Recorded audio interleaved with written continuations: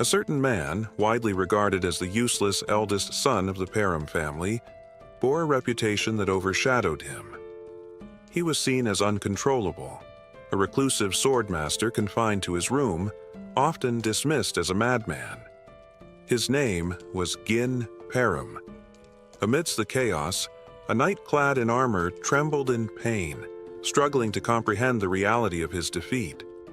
He had fallen to Gin, someone he had considered nothing more than human garbage. The thought was inconceivable. As the finest knight in the north, how could he have been bested by such a man?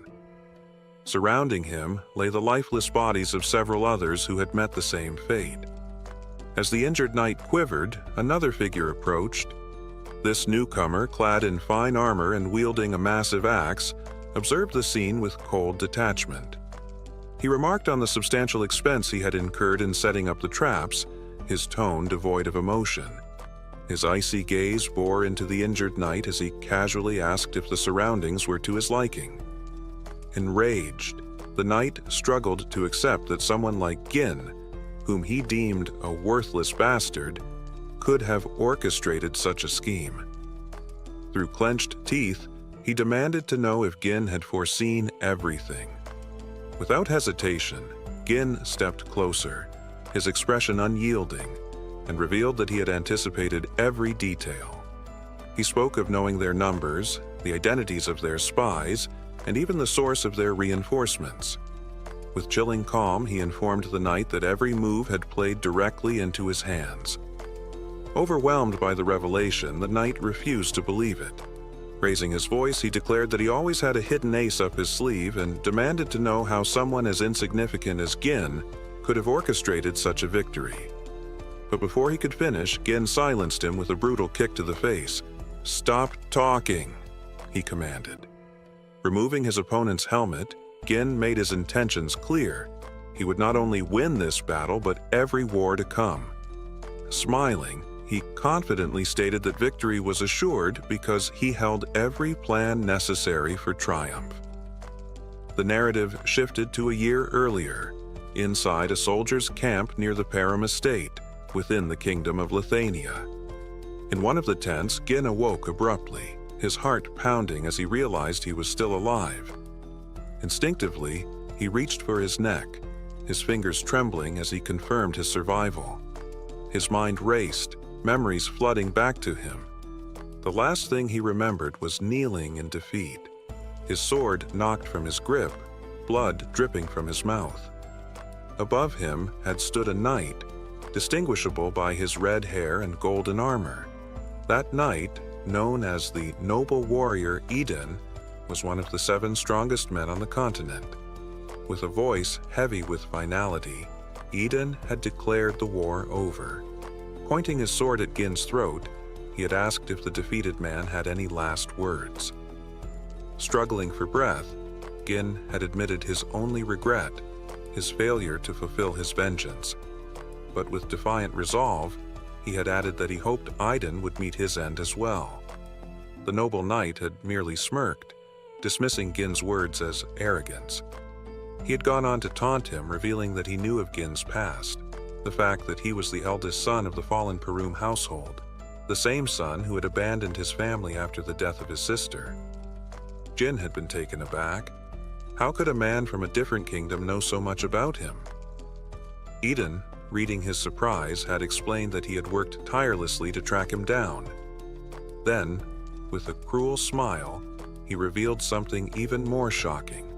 The Parum family's downfall had not been the work of one enemy alone. The Duke Deline household had not acted alone.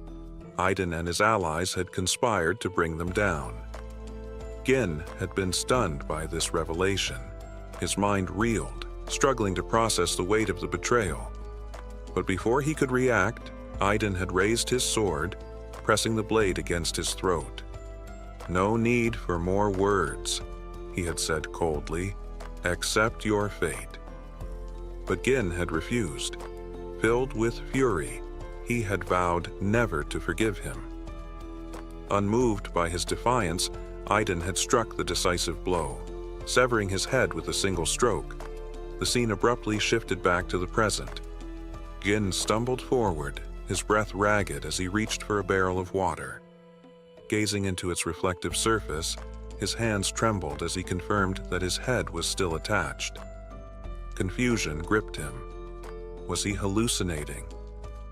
His mind struggled to reconcile what had happened. Looking around, he realized something even stranger. He appeared younger than he remembered. Suspicion gnawed at him. Had he been captured? Used as an experiment by mages? If so, he would make them pay. His eyes fell on a sword resting beside the barrel. His fingers twitched as he considered his next move. But before he could act, a voice called out to him. "Young master!" A figure entered the tent, his tone calm yet firm. He stated that he knew Gin was awake and urged him to come outside. The man, Ricardo, a soldier serving the Perham household, stepped closer. Gin reacted instantly. In a flash, he moved behind Ricardo, pressing the sword against his neck. Startled, Ricardo froze, but rather than panic, he simply sighed. "Young master," he said, his tone steady, "you're crossing a line." Gin narrowed his eyes. Despite the blade at his throat, Ricardo remained unfazed. For the first time since awakening, uncertainty flickered through Gin's mind. With surprising nonchalance, Ricardo shoved Gieson back and pointed out that he'd exhausted himself earlier with a tantrum before passing out. He then reminded Gieson of his earlier outburst about wanting to lead a raid against the orcs. Still disoriented, Gieson accused Ricardo of talking nonsense, but Ricardo remained unfazed. Picking up a bag, he instructed Gieson to pack, explaining that others were waiting. Unease crept into Gieson's voice as he asked where they were going.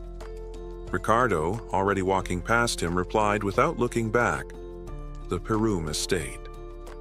Stunned, Gieson grabbed Ricardo, demanding clarification. "You mean that Perham estate?" he asked, his voice filled with disbelief. The scene shifted. Now standing atop a cliff, Gieson stared at the estate in the distance. It was unmistakably the Perham estate. But something was wrong. It looked untouched, pristine. Yet, in his memory, he had seen it burn to the ground.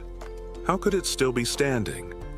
Ricardo, stepping closer, eyed Gieson with suspicion. "What's with you? Having a nightmare?" he asked. He scoffed at the idea of calling the Perham estate fallen, warning that the Count would have him thrown out for such words. But Gieson barely heard him. His mind reeled. This had to be a dream. Pinching his cheek, he winced at the sharp pain. Reality sank in. It wasn't a dream. His reflection confirmed it. His face was younger, untouched by the scars of war. His estate was whole. And in that moment, the truth hit him. He had returned to the past. Memories of his younger self surged forward. Resentment toward his family, his immaturity fueled by inferiority, the constant criticism that drove him away. He had left, survived countless battles as a mercenary, and earned a fearsome reputation. But when he finally returned home, there was nothing left. His estate, his family, gone. Now standing before it once more, intact and unscathed, relief flooded through him. A laugh burst from his lips, uncontrollable, teetering on the edge of madness. He almost wanted to sing, but the moment was fleeting. Ricardo's words from earlier resurfaced in his mind. A raid. On the orcs. His blood ran cold. He remembered that raid. The disaster. The deaths. In his past life, he had joined the mission eager to prove himself. Reports claimed there were only 3 orcs. Overconfident, he insisted on leading. But when the squad encountered over 20, it turned into a massacre. Nearly everyone perished. Not this time. He would change the outcome. He would handle the monsters strategically. Orcs weren't cunning, but their brute strength made them deadly. However, earning the trust of soldiers who saw him as a failure would be just as difficult. Lost in thought, he was jolted back to reality by a thunderous crash. a wooden guard post flew through the air and slammed into the ground before him.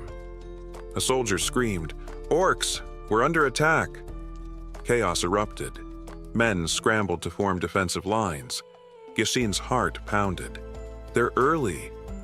This wasn't how it happened before. He watched in horror as massive, hulking figures tore through the ranks, their weapons cleaving through armor with terrifying ease. Among the chaos, a voice cut through the panic. "Hold formation!" It was Skoven, the squad's commander, clad in blue armor. He barked orders, rallying the men to stand their ground. But as he stepped forward to engage, an orc swung its massive weapon. Skoven barely managed to block, but the sheer force knocked him back. His face twisted in realization. This was an ambush. There were far more orcs than they had been led to believe. Before he could recover, another orc loomed behind him, ready to strike. A voice rang out, "Watch out!" A figure shoved Skoven aside just as the axe came down. It was Gillian. Skoven's eyes widened in shock. His young master had thrown himself into the fray. As the orc's weapon descended, Gillian moved with precision. He stabbed the creature's hand, severing its fingers in one swift motion. The beast roared in agony, staggering back. Without hesitating, Gillian followed up with a sharp slash to its thigh, halting its advance. Soldiers froze, staring in disbelief. The orc collapsed, howling in pain. But Gillian wasn't satisfied. His attack had been weaker than he expected. "Mana, I still can't use it yet." Frustration boiled within him. If only he had returned sooner. Turning to Skoven, his voice was firm. "Give me a weapon." Amid the chaos of battle, Gin turned to the commander with an audacious request. He wanted command of the squad. Skoven, caught off guard, could hardly believe what he was hearing. He had always seen Gin as reckless, but demanding leadership in the heat of combat, with soldiers' lives hanging in the balance, was beyond reckless. It was outright madness. Standing his ground, Skoven refused. The authority to lead was not something to be tossed aside, especially not during a life-or-death struggle. Gin, though annoyed, understood. If an inexperienced fool had approached him with such a demand, he likely would have reacted the same way. But before he could argue further, an orc lunged at him. "Fall back," Skoven ordered, convinced Gin had no place in the fray. But Gin didn't move. He took a stance. Then, to everyone's shock, he hurled his sword. Skoven instinctively dodged, spinning to demand an explanation, but before he could speak, a sickening sound behind him made him freeze. He turned to see Gin's blade lodged deep in the orc's skull. The beast crumpled, lifeless. The commander stared at the fallen creature, then at Gin. "How?" Gin didn't bother answering. Instead, he addressed Skoven directly. "Victory on the battlefield isn't just about skill. It's about morale.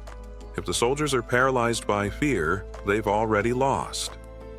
Skoven glanced at his men, shaken, hesitant, on the verge of breaking. Gin smirked and seized the moment. Without waiting for permission, he sprinted forward, yanked his sword from the orc's skull, and launched himself into the heart of the enemy. Gasps rang out as he landed atop another orc, driving his blade straight through its head. Standing on its corpse, he bellowed, taunting the remaining orcs, daring them to face him. "Come on, you pathetic beasts! I'll kill every last one of you!" The orcs snarled, their fury ignited. They turned their attention to Gin, rushing him in a frenzied charge. Unfazed, he danced between them with deadly precision, slicing open the stomachs of two, severing the arm of another, cutting through them with efficiency no one expected. Blood sprayed, heads rolled, and in mere moments, he had turned the tide. From the sidelines, Skoven watched in stunned silence. Even with his mastery of mana, he found it difficult to take on orcs with such ease. Yet here was Gin, a young man who, as far as anyone knew, lacked mana entirely, cutting them down like a seasoned warrior. But Scoven noticed something else. Gin was tiring. His movements, once sharp and fluid, became smaller, more calculated. He wasn't just swinging wildly. Every strike targeted weak points with surgical accuracy. That's when Scoven realized the truth. Gin wasn't fighting like an amateur desperately trying to survive. He was fighting like a master, a swordsman who had perfected his craft without ever relying on mana. Even as exhaustion set in, Gin didn't stop. He taunted the orcs, laughing, claiming he wasn't even warmed up yet. From the sidelines, Ricardo watched in horror as the orcs, now enraged, charged at Gin in full force. A soldier beside him pointed out what seemed obvious. Gin was retreating. Ricardo's heart pounded. Scoven! Scoven narrowed his eyes, watching the battlefield unfold. No, he muttered, he's drawing them in. Gin's sudden sprint toward the cliff puzzled Scoven. The path led straight to the edge, and as realization struck, Scoven understood his young master's intent. Wasting no time, he commanded his troops to form a shield wall and prepare to follow. At the cliff's edge, Gin braced himself against the relentless assault of the orcs, silently hoping that Scoven, with his keen strategic mind, would discern his plan. Though he would have preferred to handle the orcs himself, his stamina was nearly depleted. With a faint smile, he reassured himself that he had done enough. As if on cue, the orcs turned at the sound of advancing soldiers. Scoven and his men, spears raised, their shield wall unyielding, charged forward. The sight caused the orcs to hesitate. Seizing the moment, Gin grinned and declared the timing perfect. Without hesitation, he leapt off the cliff. The instant Gin vanished from sight, Scoven shouted the order. His troops surged forward, driving their spears into the monsters and forcing them back. Overwhelmed, the orcs tumbled one by one over the edge, their massive bodies crashing to the ground below, staining the earth with blood. As the dust settled, the soldiers stood in stunned silence, marveling at their victory. They had triumphed against overwhelming odds. But Scoven wasted no time in celebration. He rushed to the cliff's edge, calling out for Gin. Relief flooded him when he spotted his young master clinging to the rock face, his sword embedded deep to hold him steady. Gin, breathing heavily, managed a weak smile. Scoven stretched out his hand to help him up, but Gin's strength had run dry. His fingers slipped before he could grasp Scoven's hand. The sword came loose, and Gin plummeted into the abyss. Scoven and his soldiers could do nothing but watch in horror. Darkness swallowed him, and then a hazy memory surfaced. A familiar voice called his name. He knew it at once. It was Elena.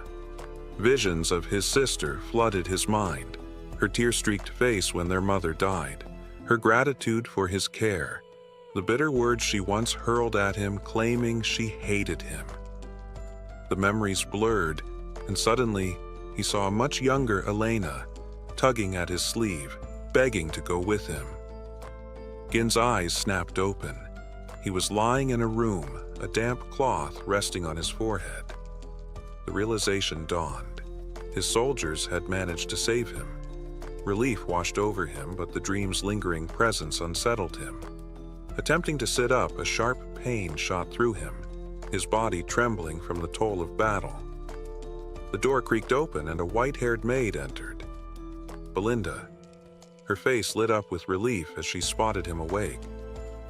Setting a bucket down, she scolded him gently, reminding him that she had warned him to leave the battle to the soldiers. Before she could say more, Gin suddenly lurched forward, pulling her into a tight embrace. Belinda froze, startled by her master's uncharacteristic display of affection. Confused, she asked if she had done something to offend him, but Gin only tightened his grip, assuring her that he was simply happy to see her. Since childhood, Belinda had been his personal tutor, standing by his side despite his reckless antics. Yet in his past life, after the Perum family fell to ruin, she had vanished. He never saw her again. Belinda, still perplexed, remarked that they saw each other every day. Why was he acting as if they had been apart for years? Gin hesitated. He felt an urge to tell her the truth. His expression grew serious as he urged her to listen carefully. A catastrophe would soon befall their family. Belinda frowned, uncertain of his meaning, and pressed him for an explanation. Gin met her gaze. "I died," he said, "and I came back to life." For a moment, silence hung between them. Then Belinda laughed, assuming he was exaggerating due to his brush with death. Gin shook his head. "I'm not talking about the battle with the orcs." But she dismissed his words, urging him instead to focus on his recovery. Frustration stirred within him. She didn't believe him. Sensing his mood, Belinda changed the subject. She playfully asked what he would have done if his injuries had kept him from attending the upcoming festival. Gin blinked. The festival? Belinda reminded him that Elena had been eagerly waiting for this day, to go to the festival with him. It was the perfect chance for them to mend their strained relationship. Gin's gaze drifted to a framed picture of himself and his sister. Memories of the annual festival surfaced. In his previous life, his trauma had kept him from ever enjoying it. "When does it begin?" he asked. Belinda smiled. "Next week." Gin's breath caught. A week from now. That was the day his life changed forever. Lost in thought, he barely registered the sound of footsteps approaching. The door opened. Gin turned and froze. Elena stood before him. Gin darted forward without hesitation, wrapping his arms around his younger sister. Belinda and Elena both froze, eyes wide with surprise. Elena, taken aback by her brother's sudden display of affection, stiffened before shoving him away. "What are you doing?" she demanded, her expression caught between confusion and suspicion. "I missed you," Gin admitted earnestly. Elena recoiled, dusting off her clothes. "Creepy," she muttered, eyeing him warily. Gin, stunned by both her words and the sheer strength behind her push, barely managed to steady himself. He'd never realized just how strong she was. Shaking off the moment, Elena explained her presence. "Belinda asked me to come," she said, her tone growing sharp. "Now tell me, what game are you playing? You think this changes anything?" Gin blinked, genuinely lost. "What are you talking about?" Elena's gaze hardened. "Don't act like you don't remember. You were the one who told me to stay out of your life. You called me annoying, said even the sound of my breathing disgusted you." The words hit him like a punch to the gut. A terrible memory surfaced, one he wished he could forget. In his past life, he had been distant, even cruel to Elena. He had never appreciated her, never realized how much he had taken her for granted. The weight of regret settled over him like a crushing tide. "I'm sorry," Gin said quietly, sincerity thick in his voice. Belinda's mouth fell open. Her master apologizing first? That was unheard of. Elena, on the other hand, looked unconvinced. "Did you hit your head?" she asked bluntly. "I heard an orc landed a solid blow on you during the raid." Gin scowled. "Why does everyone keep saying that? I wasn't beaten. I was the one who took down the orcs." No sooner had the words left his mouth than a sharp pain shot through his body. His legs buckled and he collapsed. Elena smirked, arms crossed. "Oh yes, so impressive. And yet, here you are, trembling on the floor." Belinda snickered, and Elena joined in, the sight of Gin writhing in pain apparently amusing to them both. He stared at them, bewildered, but deep down, warmth stirred within him. He had missed this. missed them. But then a dark thought crept in. He remembered the festival happening next week. In his past life, he had rejected Elena's invitation to go, using the aftermath of the raid as an excuse. That had been the last time he ever saw her. Days later, her body had been found, torn apart along with her guards. The memory haunted him. Before he could dwell on it further, a knock at the door shattered his thoughts. Two armored men entered, Jamal and Philip, Elena's bodyguards. Jamal inclined his head.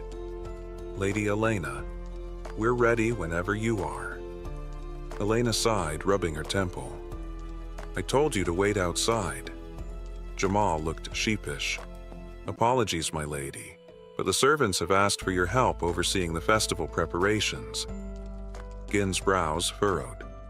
"Why are the maids asking you to do that?" Belinda rolled her eyes. "Because you're useless," she said flatly. "You spend all your time lazing around while the estate struggles. There's a workers' shortage. Genius." Gin stiffened. A shortage? That was news to him, but thinking back, it made sense. He had never once paid attention to the affairs of the estate before. Elena exhaled. "I need to go." She turned to leave, but Gin took a step forward. "I'll help," he said. Both Elena and Belinda stared at him as if he had just grown a second head. "You must have been hit really hard," Elena muttered. Later, as the town bustled with festival preparations, Gin trailed behind Elena despite her repeated protests. "You're just going to scare everyone," she huffed. He shrugged. "Is that really how you treat someone offering to help? If you really want to help, go back to the manor and stay out of the way," she snapped. Gin barely listened, his mind elsewhere. In his previous life, Elena's body had been discovered near the slums, far from the festival grounds. Someone had lured her there. But who? And why? If he wanted to prevent history from repeating itself, he needed to know every inch of the estate, every potential danger. His thoughts were interrupted when a soldier sprinted toward them, his voice carrying through the crowd. "My lord!" Gin turned, immediately recognizing the man. "Fergus!" The old soldier skidded to a stop, panting heavily. Sweat dripped from his brow, but his relief was evident. "Thank the heavens," he breathed. "You're alive." Fergus grabbed Gin's hands, his grip firm. "Forgive me, my lord. I came the moment I heard about the orcs. I am your loyal servant, always." Gin stared at him, his chest tightening. Fergus had been loyal even in his past life, yet Gin had never truly appreciated it. This time, things would be different. Gin, growing weary of the endless mentions of the raid, brushed off the conversation with an impatient wave. Elena, ever the opportunist, turned to Fergus with a knowing grin. She praised his prompt arrival before slyly adding that her brother had been acting strangely since regaining consciousness. With exaggerated concern, she pleaded with Fergus to escort Gin back to his quarters. The old soldier, seeing no reason to refuse, nodded in agreement. Gin, however, clenched his jaw in frustration. His reputation as a reckless troublemaker was proving to be more of a curse than he had anticipated. Even now, it hindered him from making decisions without interference. Realizing that pushing back would only deepen their suspicions, he chose a different approach. He would postpone his investigation of the castle for now. Instead, he turned to Fergus with a request of his own. "Take me to the old training grounds," he said firmly. Fergus hesitated, clearly taken aback. "The training grounds. Why?" Gin's expression was unwavering. "I want to train." The veteran soldier stared at him, scanning his face for any signs of deception. After a long pause, he finally exhaled and gestured for Gin to follow. Upon arrival, Gin found himself unexpectedly impressed. The training ground was in pristine condition, far better maintained than he had expected. Weapons were neatly arranged, the soil was firm but well kept, and not a single speck of dust marred the equipment. It was a stark contrast to the crude and worn-out facilities he had used during his mercenary years. Fergus watched Jin take in his surroundings before explaining, "It's always been ready, in case you ever decided to use it." His voice carried an air of quiet conviction. "I always believed you'd grow out of that reckless phase." Gin was momentarily at a loss for words. The old soldier's unwavering faith in him, despite everything, struck a chord deep within him. Smiling faintly, he reached out and tapped Fergus's armor. "I don't plan on dying anytime soon," he said, his tone lighter than before. Then his expression darkened slightly as he added, "Death is an experience I never want to go through again." Fergus stiffened at those words, studying Jin with narrowed eyes. "You talk as if you've already been through it," he said cautiously. Jin smirked, sharp as ever. He met Fergus's gaze and spoke plainly.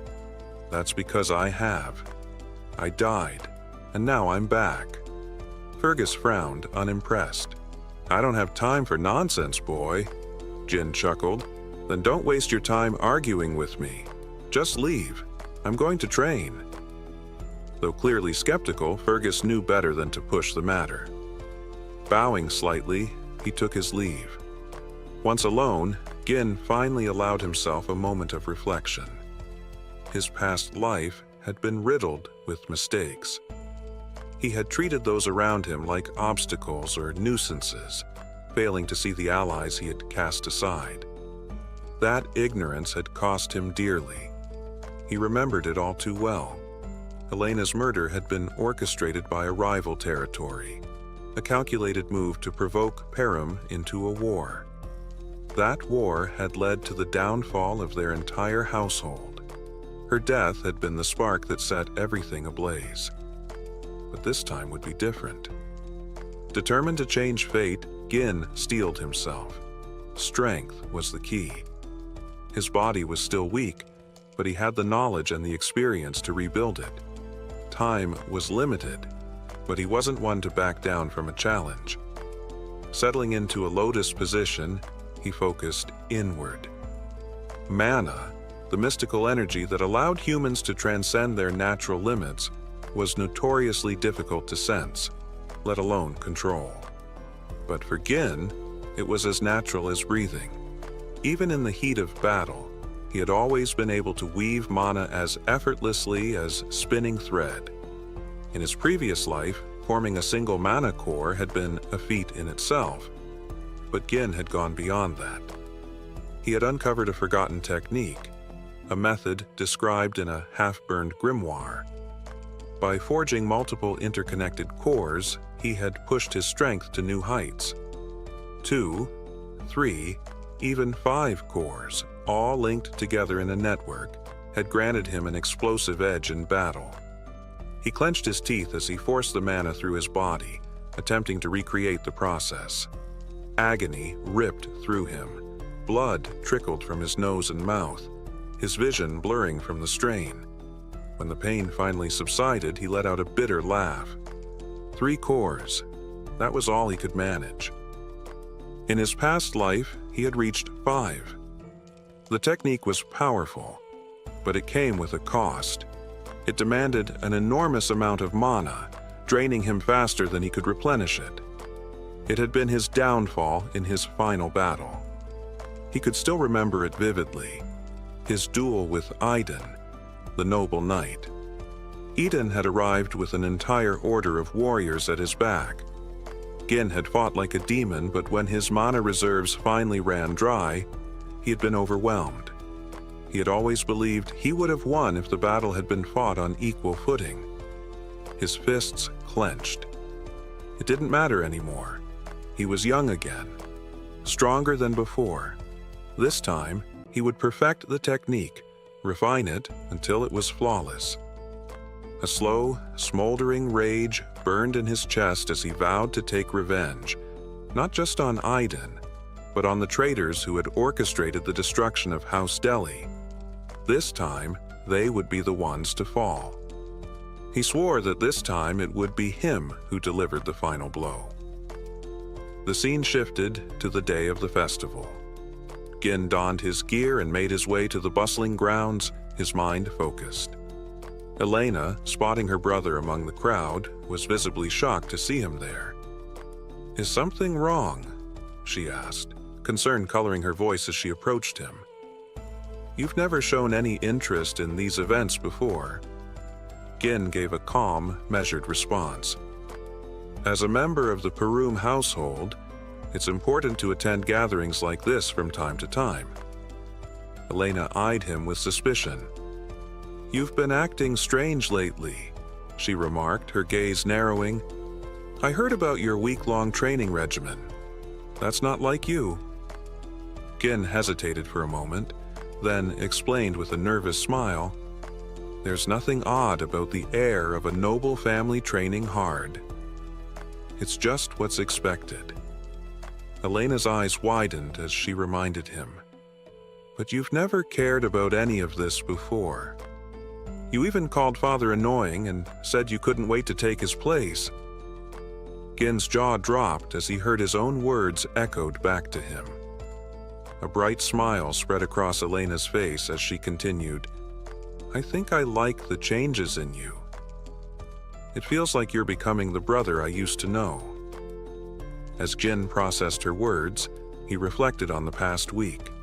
His actions had indeed begun to change the way people saw him, shaping not only how others perceived him, but also what the future might hold.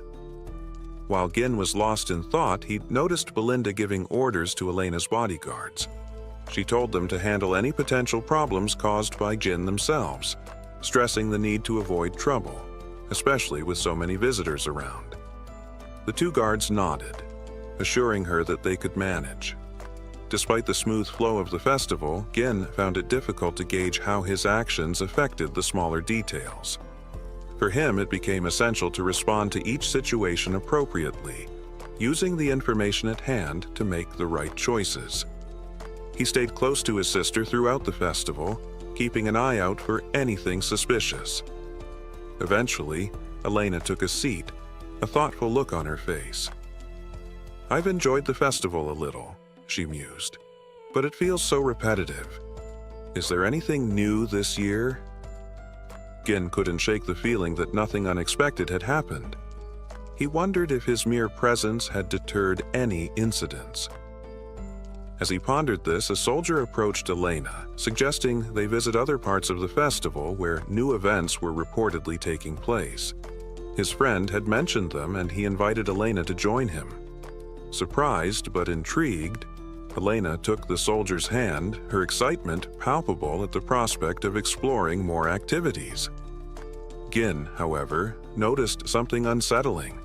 The two soldiers accompanying them, Jamal and Philip, were traitors. Gin couldn't believe what he was seeing. The men who had once been his sister's most trusted knights, the ones who swore to protect her for as long as they lived, had now turned their backs on her. They'd been her defenders, ready to lay down their lives for her. But now, they were enemies. Jamal, with a grin plastered on his face, ushered Elena forward as though nothing were amiss. But the venue before them was deserted. No guests, no decorations, nothing. It was an empty stretch of road. "What's going on? There's no one here," Elena asked, her tone suspicious. Jamal brushed it off with a nervous chuckle. "The event's a bit delayed, but everyone will be here soon." Elena didn't buy it. "A performance in a place like this?" she mocked. Gin, his instincts on high alert, scanned the area. Everything about the situation felt wrong. The exits were blocked. This wasn't an accident. It was all planned. Elena tugged on his arm. "We need to go," she said. Jamal stopped her with an urgent gesture. "Just wait.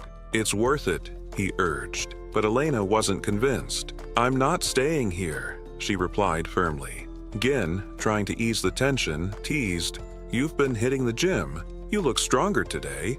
Just as she was about to respond, Philip appeared, his face grim. "Hold on," Philip ordered, his voice sharp. Elena froze. "What's going on?" she demanded, voice shaking. Jamal, now visibly uneasy, offered a half-hearted apology. "Sorry for scaring you. We just had to bring you here." Before she could react, 3 men entered the scene. 2 wore black, while the leader stood apart, dressed in blue with a matching hat.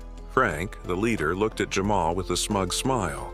"Well done," he said approvingly. "You've brought her, just as we agreed." Jamal puffed out his chest. "Our part's done. The deal's done." But Frank's eyes landed on Gin, his face darkening. "What's he doing here?" he growled. Elena stepped forward, fear creeping into her voice. "What's going on? What are you two planning?" Jamal's smile faltered. "We didn't plan for him to follow," he said. "But now he's here, he's walking into his death."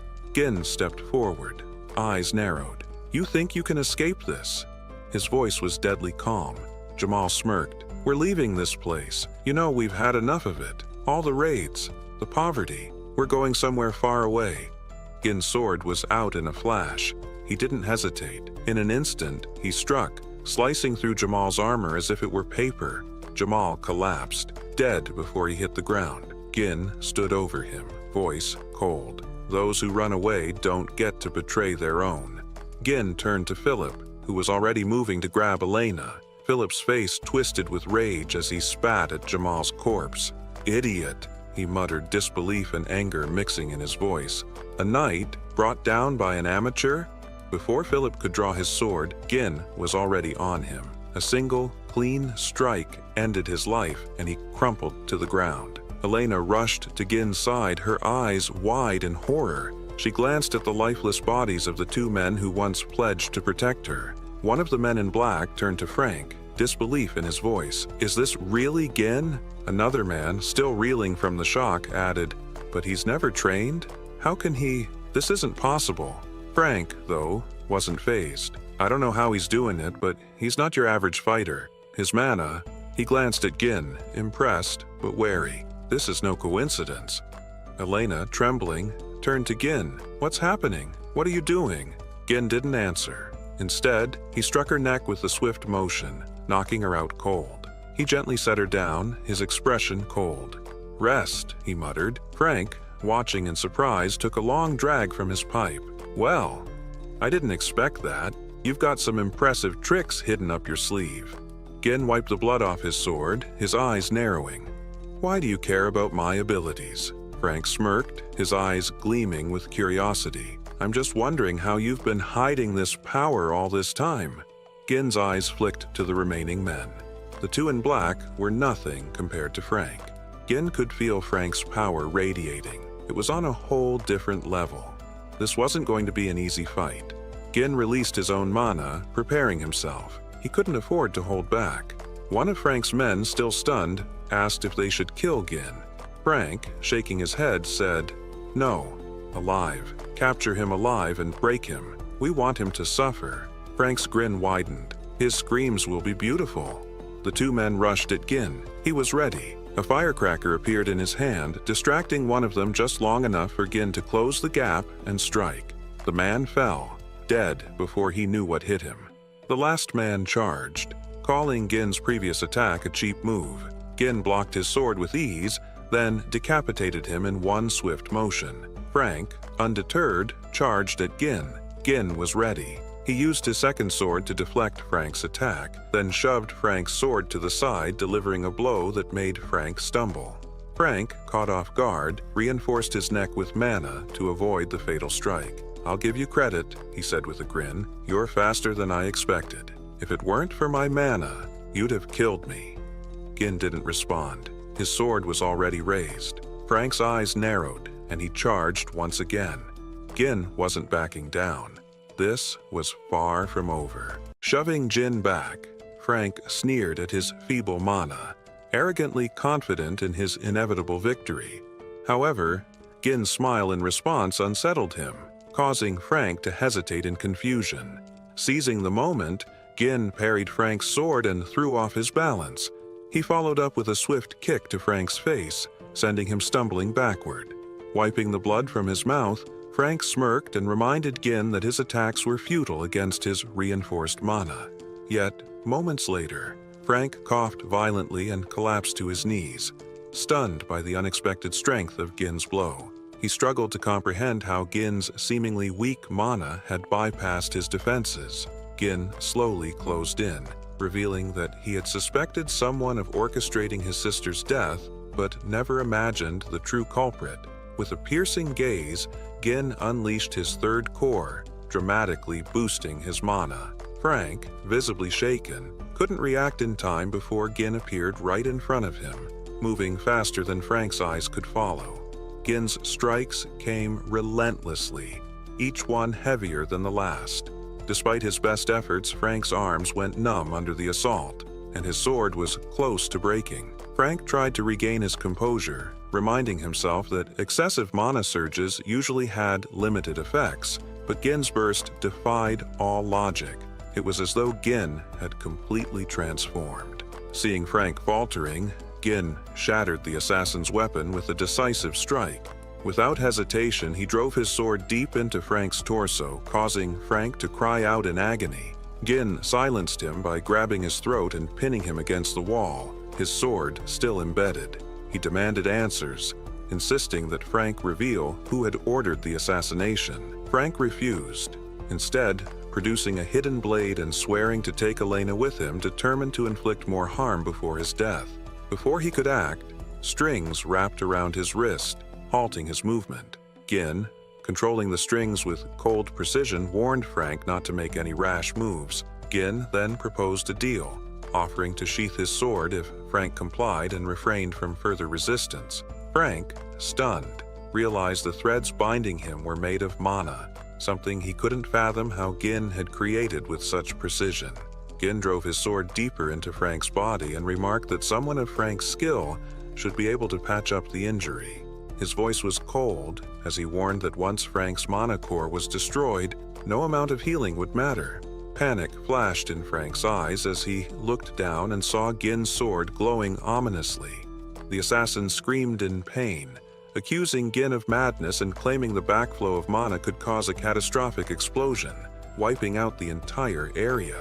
He questioned whether Gin intended to self-destruct. Gin, with unflinching calm, replied that only the unskilled made such mistakes and assured Frank that he had complete control over the situation. Frank, realizing Gin wasn't bluffing, accepted his impending death and screamed, revealing that Count Desmond had orchestrated the assassination. The Count, Frank explained, sought to ignite a war between the Perum and Deard families. Gin was taken aback by this revelation. Such schemes were usually carried out by families allied with Duke Deline. The fact that the Duke was pulling strings from the shadows, remaining uninvolved, infuriated him. Gin demanded to know if this was the reason Frank had targeted his sister, to which Frank confirmed with a grim smile. Without hesitation, Gin drove his sword through Frank's body, causing Frank to cough up blood. Frank, with his last breath, reminded Gin of his earlier promise to put the sword away. Gin smirked and asked why Frank, who had taken so many lives, was now afraid of death. Frank laughed, catching Gin off guard, and moved closer. He declared that his death would change nothing. The Deard family's mission was accomplished and Perum was doomed to ruin. He sneered, questioning whether anyone would listen to someone like Gin. As Frank taunted him, Gin grabbed his head and slammed it against the wall with a sinister smile. Gin declared that his rebirth after death meant everything would be different this time. His sword began to glow brighter, and Frank's screams filled the air. A burst of energy erupted from Frank's mouth, and the explosion lit up the sky like fireworks. Moments later, Frank's lifeless body crumpled to the ground. Gin, breathing heavily, surveyed the scene. Bodies scattered, his sister unconscious and safe. Satisfied that no one else was nearby, he discarded his sword, took a deep breath, and collapsed to his knees, coughing up blood. Wiping his mouth, Gin muttered that detonating 3 mana cores had once been effortless for him. Steeling himself, he rose, vowing not to fall here. Heading to a nearby building, he kicked open the door and found 2 bodies inside. In his previous life, a 3rd body had been discovered here alongside Elena's. This time, based on Frank's earlier words, Gin identified one of the bodies as the son of the Degard family. The boy had been murdered alongside his escort knight, their deaths staged to frame Elena. Gin moved the bodies, knowing that revealing them would undoubtedly spark a war. Deciding to eliminate all evidence, he set the building ablaze with a firecracker, watching the flames consume the damning proof. Gin then carried his sister and began walking away, determined to ensure that his enemies would never succeed in their plans. Unbeknownst to Gin, a figure hidden in the trees observed his every move. After watching for a moment, the person disappeared into the shadows. The setting shifted to a round table, where the observer informed a group of high-ranking officials about the failure of the assassination. The members of the council appeared rattled, struggling to understand how Frank and the two knights had failed in their mission. The council members interrogated the spy, accusing him of underestimating the task, assuming it would be an easy success. The spy nervously admitted that their failure was due to Gin, a revelation that stunned the men at the table. They found it hard to believe that the so-called useless bastard of the North could achieve anything noteworthy. One member dismissed the accusation, claiming that blaming Gin was merely an excuse for failure, and demanded the spy stop using him as a scapegoat. However, the spy insisted that Gin was not like the reports and rumors had portrayed him, recalling how Gin had dealt with their men. The spy explained that Gin appeared to be an entirely different person. He reassured his superiors that their plans to eliminate the D-Guard family were still intact, and that starting a territorial war would not be difficult. Pleading for another opportunity, the spy promised to fix his mistake. The council, unimpressed, silenced him, scolding him for his failure to gather sufficient intelligence on a single individual. They condemned him for delaying their plans and were outraged by his request for another chance after such a failure. The group decided to eliminate the spy, but before the order was carried out, a man sitting on a throne intervened. His voice cut through the noise, and he dismissed the commotion as tiresome, asking the spy to explain what kind of opportunity he was requesting. The spy confidently assured the man that he could eliminate Gin. When asked how, the spy proposed arranging a duel. He explained that he had someone in mind for the task, and the council demanded to know the identity of this individual. The spy revealed that his choice was Cain Lois, a young man renowned for his strength-based swordsmanship and widely regarded as a paragon of raw power. The spy argued that no one in the North could match Cain's strength and assured the council that setting up the duel would be easy, as Cain was Gin's cousin. The man on the throne, fixing the spy with a cold gaze, warned that there would be no more chances if he failed again. The spy swore not to disappoint. The scene then shifted to the training hall of the Perham household, where Fergus entered the room to inform his master that it was time for a meal. As soon as he spoke, something flew toward him. Gin, practicing with his mana thread, had wrapped the thread around the sword near the entrance and pulled it toward himself. He carefully observed his own movements, testing the thread's handling as he swung the sword, fine-tuning his control.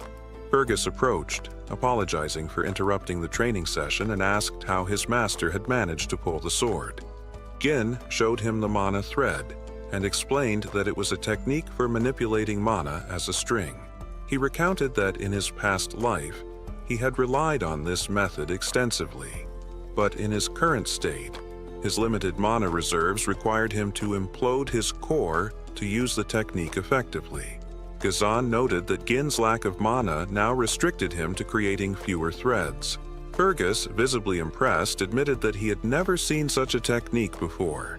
Despite believing himself to be well-trained in mana manipulation, he was puzzled by how Gin, whom he had considered unskilled and untrained, could master such an advanced method. Noticing Fergus's lingering presence, Gin asked if he needed something. Fergus replied that he had stopped by to deliver some news and bowed his head, expressing his gratitude to Gin for protecting his younger sister.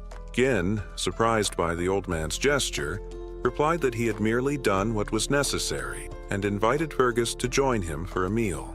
The next day, the festival was temporarily halted, as expected, following the incident involving a knight's attempt to traffic the young lady inside the castle.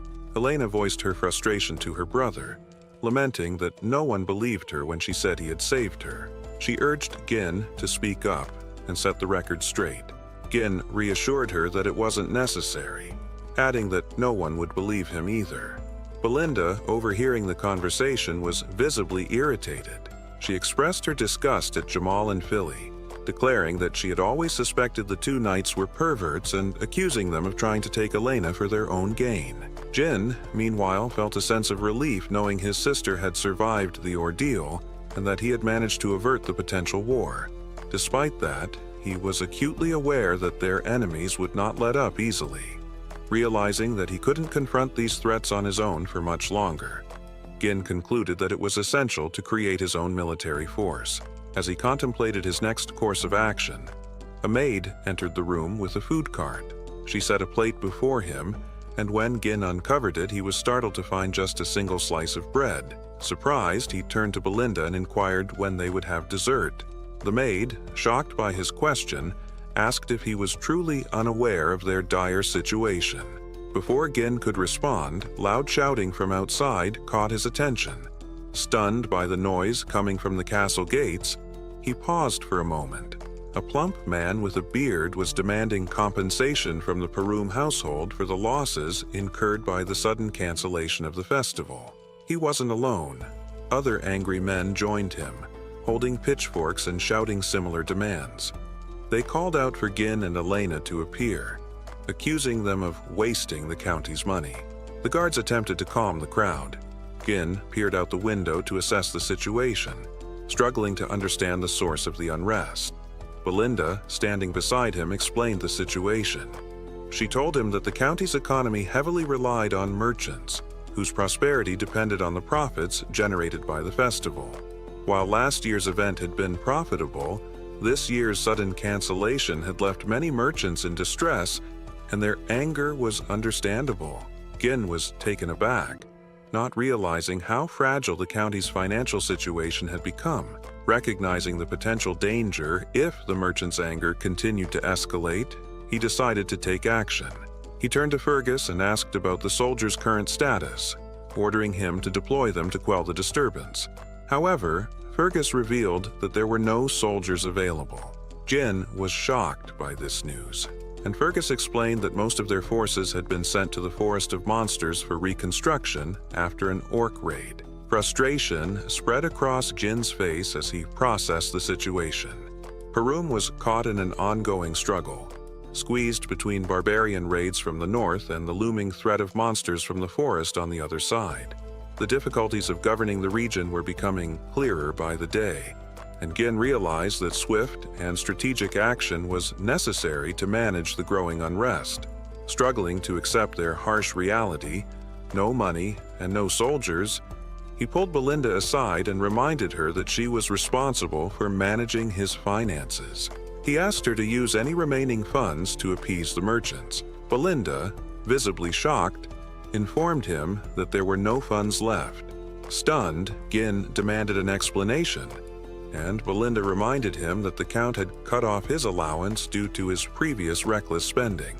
Realizing he was financially broke, Gin pleaded with Belinda to lend him some money, but she admitted that she, too, had no cash. The scene shifted to Gin, gazing out the window at the town below, his mind racing. He couldn't believe how precarious their situation had become. Without money, even his foreknowledge of the future seemed to offer no advantage. Gin began to wonder if there was anything in their current situation that could change their fortunes. As he pondered this, Ricardo suddenly burst into the room, breathless.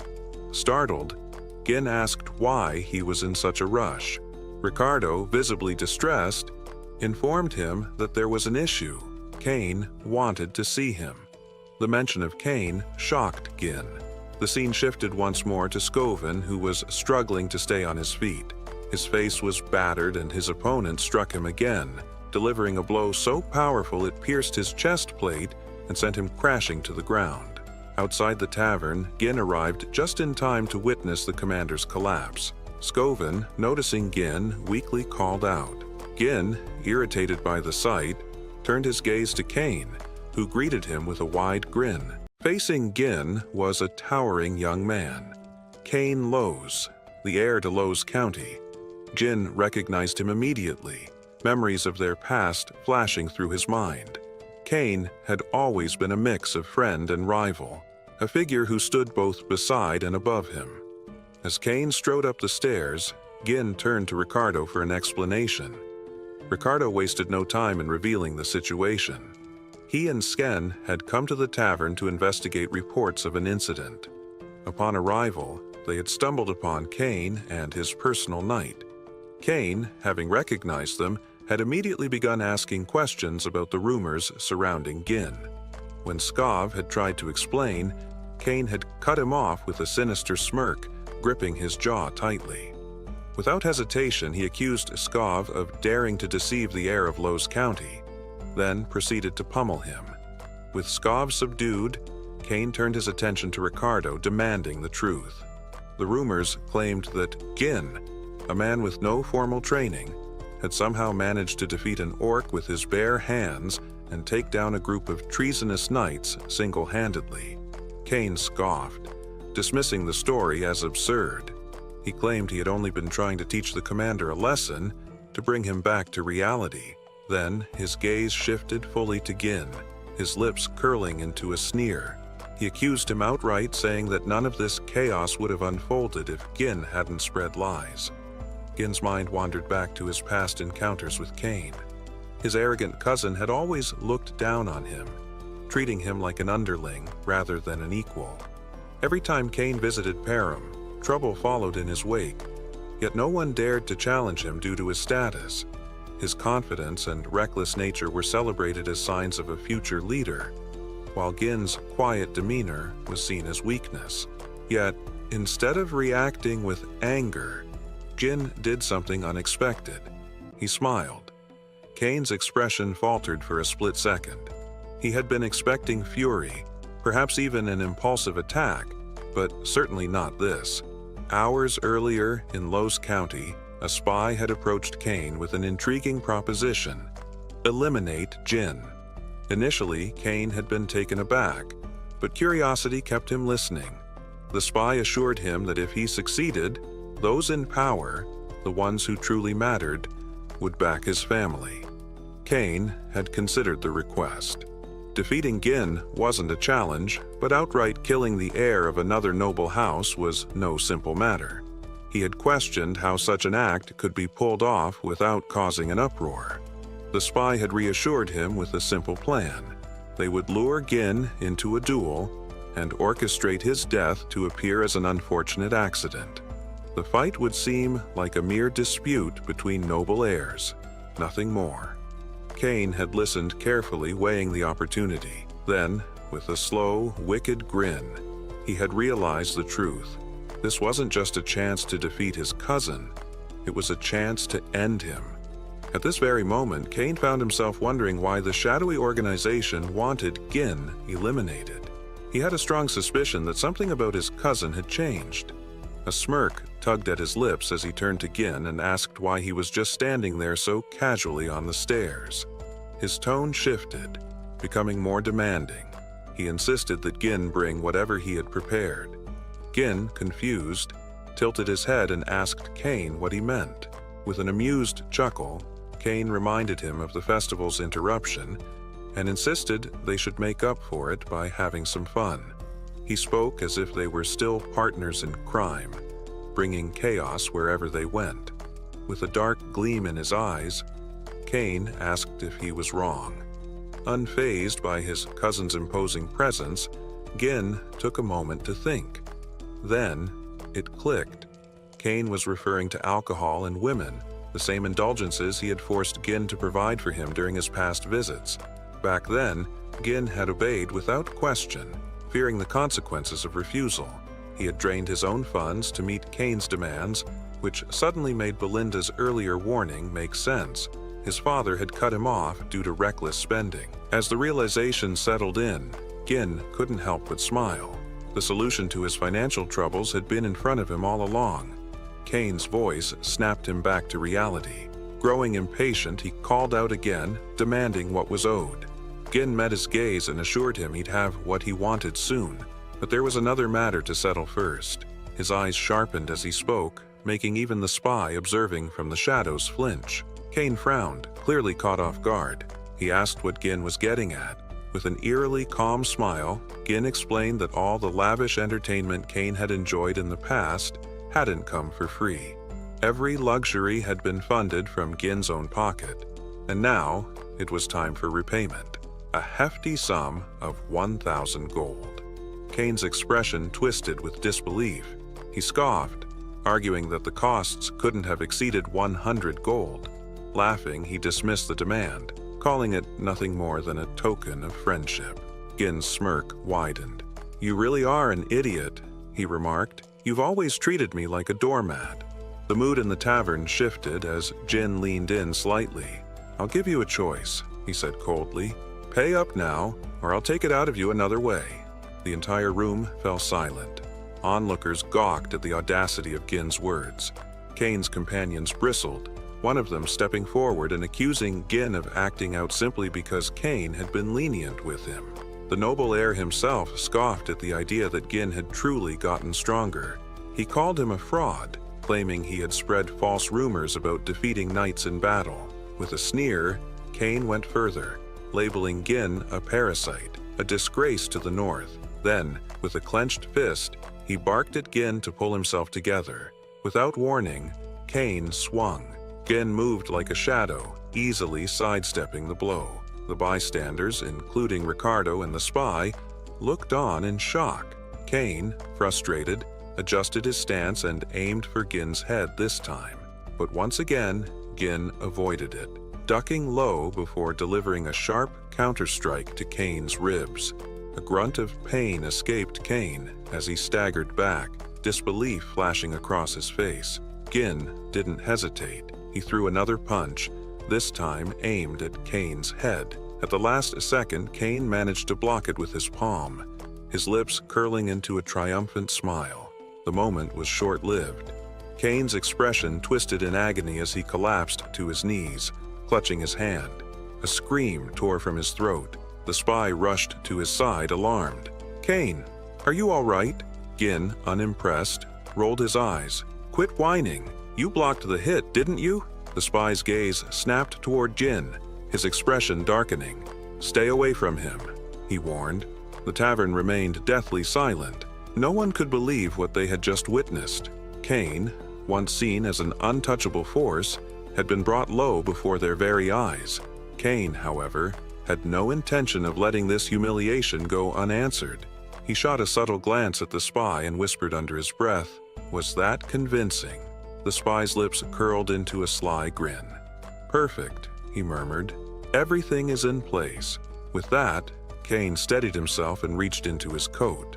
From his pocket, he pulled out a blue glove, a symbol of noble duels. He raised it high, voice steady despite the pain. "Gin, you've disgraced the nobility. You struck without provocation. You." Before he could finish, Gin's own glove smacked him in the face. The tavern gasped. Gin tilted his head, his smile unshaken. "Kane Lowes," he said smoothly, "you just insulted an heir and attacked my knight. In doing so, you've tarnished the dignity of the nobility." His eyes gleamed. "Do you intend to deny it?" Kane clenched his jaw, taking a deep breath before letting out a laugh. He had always thought Gin was a fool, but he hadn't expected him to dig his own grave this thoroughly. With a slow, deliberate motion, Kane drew his sword. "Fine," he said, his voice dripping with menace. "If you want a duel, I'll give you one." His eyes darkened with promise. "And I'll make sure you regret it." His grip tightened on his blade. "Even if it costs me my life." Gin called out to Ricardo, who immediately responded to his command. Gin instructed him to bring the merchants who were protesting outside the castle, though Ricardo hesitated, clearly taken aback. Gin, now wearing a smile tinged with madness, reassured Ricardo that the merchants would make a substantial profit from this arrangement. Gin had realized that the cancellation of the festival had left both merchants and tourists frustrated, but he was confident that an event like this would reignite their excitement and ease the tension that had built up in the town. The scene shifted to a makeshift stage where Gin and Khan stood poised for a duel. The crowd around them buzzed with anticipation, eager to witness the confrontation. Many of them were eager to see Gin humiliated. and the atmosphere was charged with excitement. Merchants had reopened their stalls, selling goods to the eager tourists who had returned for the spectacle. Among the crowd, a rotund merchant loudly encouraged people to place bets, certain that Khan would emerge victorious. Confident in Khan's superiority, the merchants placed heavy wagers in his favor. Khan, resting his enormous sword on the ground, looked at Gin and questioned why he had turned a sacred duel into some kind of marketplace display. With a sinister grin, he warned Gin that his sword would not stop, even if Gin surrendered. Gin, unfazed, simply pointed out that enough people had gathered, signaling the beginning of the duel. Just as the fight was about to begin, a spy stepped forward, halting the proceedings. He argued that the bets couldn't proceed without a proper wager on Gin's side. The chubby merchant revealed to the crowd that no one had placed a bet on Gin, a fact that didn't surprise anyone.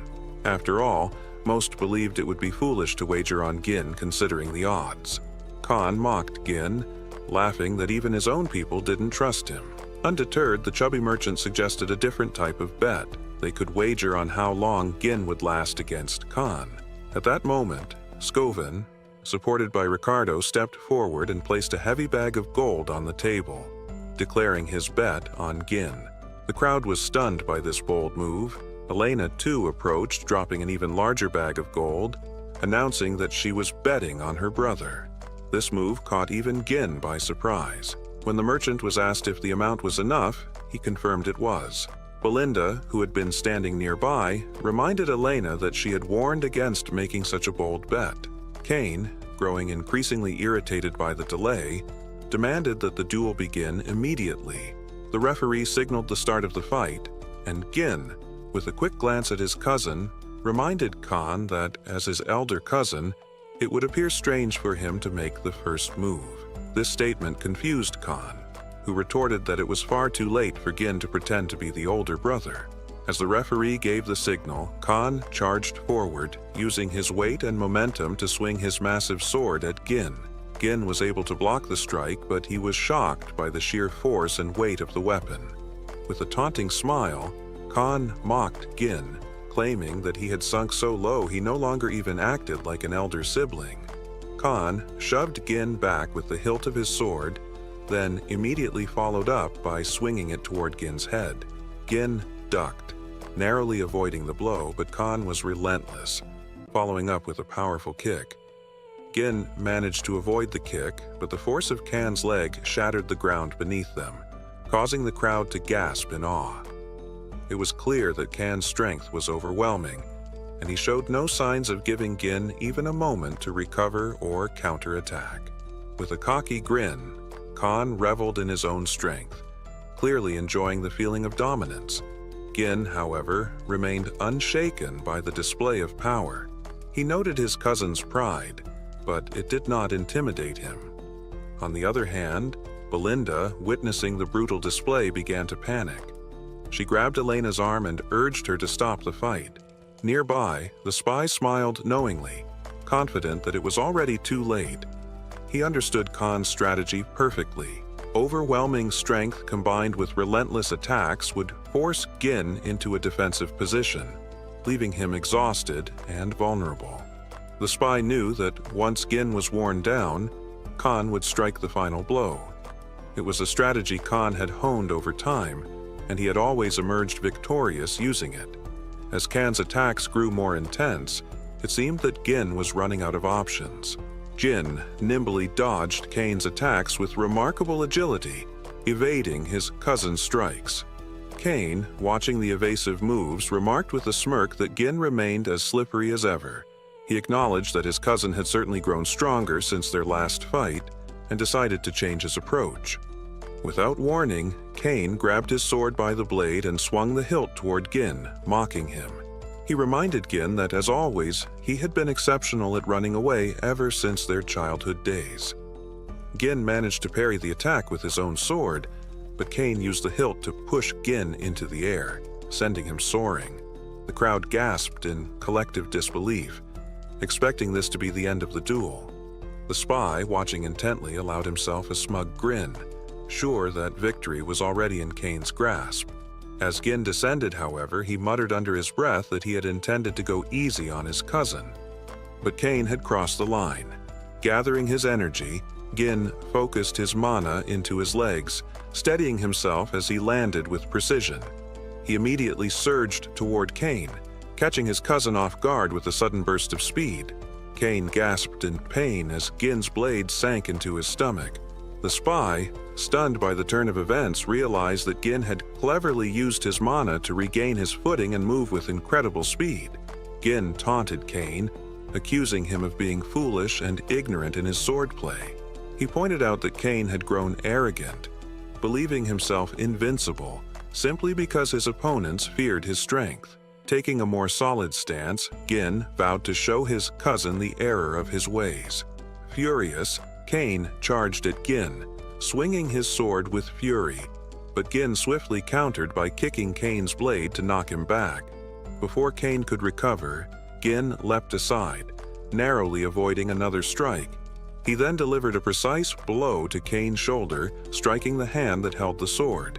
Cain, struggling to retaliate, thrust his sword forward in a desperate attempt to recover, but Gin anticipated the move.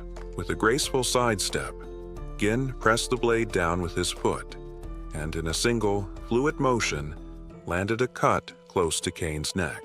Blood began to trickle from the shallow wound Gin had left, leaving the audience in stunned silence. Then, as if on cue, cheers erupted.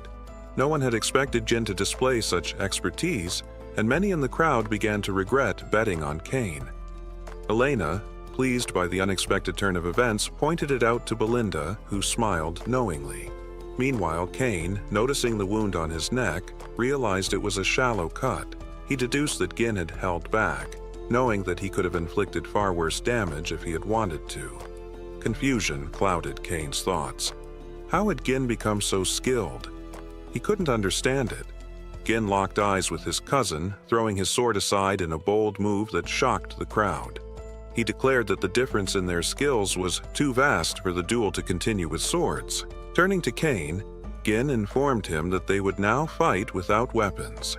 Cain, visibly irked by Gin's challenge, demanded an explanation. Gin, maintaining his calm demeanor, explained that he saw this duel as a chance to teach his cousin a lesson. Rolling up his sleeves, he declared that the lesson would be delivered with his bare hands. Cain, taken aback, was momentarily speechless. Gin clarified further, telling Cain that his swordsmanship was far superior, and if Cain wanted a real challenge, he would need to fight without a weapon. Gin suggested they engage in a hand-to-hand combat duel, an area where Cain was more skilled. With a firm and unwavering voice, Ghazan declared that he would double the original wager, boldly adding 1,000 gold. His confidence in victory was absolute. The crowd gasped at this unexpected turn, struggling to comprehend Gin's audacity in raising the stakes so drastically. Among them, the spy was the most shocked. He found it almost impossible to believe that Gin had the nerve to challenge Cain to a bare-handed fight. Yet, despite his disbelief, he couldn't help but feel a surge of satisfaction, convinced that Gin's recklessness had played right into his hands. As the fight was set to begin, the rotund merchant wasted no time, inviting spectators to place additional bets and announcing that the match had officially become a bare-handed contest. Opinions among the onlookers were sharply divided. Some dismissed Gin's decision as foolish, believing he stood no chance against Cain in raw strength. Others suspected he had a plan and placed their wagers on him instead. Cain, meanwhile, was stunned by his cousin's choice. After a brief hesitation, he simply shrugged and allowed Gin to do as he pleased. Removing his coat, he lifted his sword, his expression hardening as he made his intentions clear. Without warning, he lunged at Gin. Watching from the sidelines, Belinda clicked her tongue in frustration. "Master, pick up your weapon and end this," she urged. But Gin remained calm. As Cain's sword came slicing toward him with lethal intent, Gin dodged effortlessly, a smirk playing on his lips. It was clear to him now. Cain needed a lesson.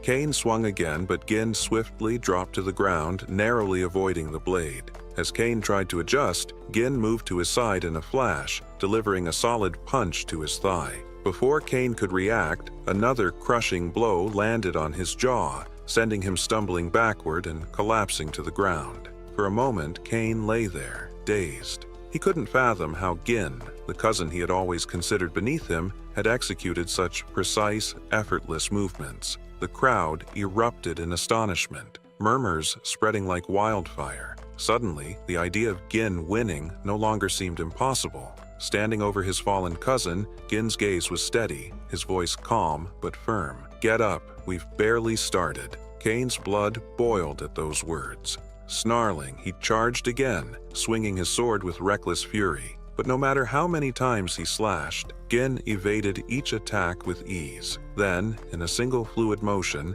Gin caught Cain's arm, twisted it sharply, and locked him in place. Before Cain could counter, Gin drove his knee into his ribs, forcing a gasp of pain from his lips. Blood splattered from Cain's mouth as he staggered, disoriented. He couldn't process it. Gin, the cousin who had always bowed to him, always stayed in his shadow, was now dominating him with ease. It was humiliating, yet Cain refused to accept it.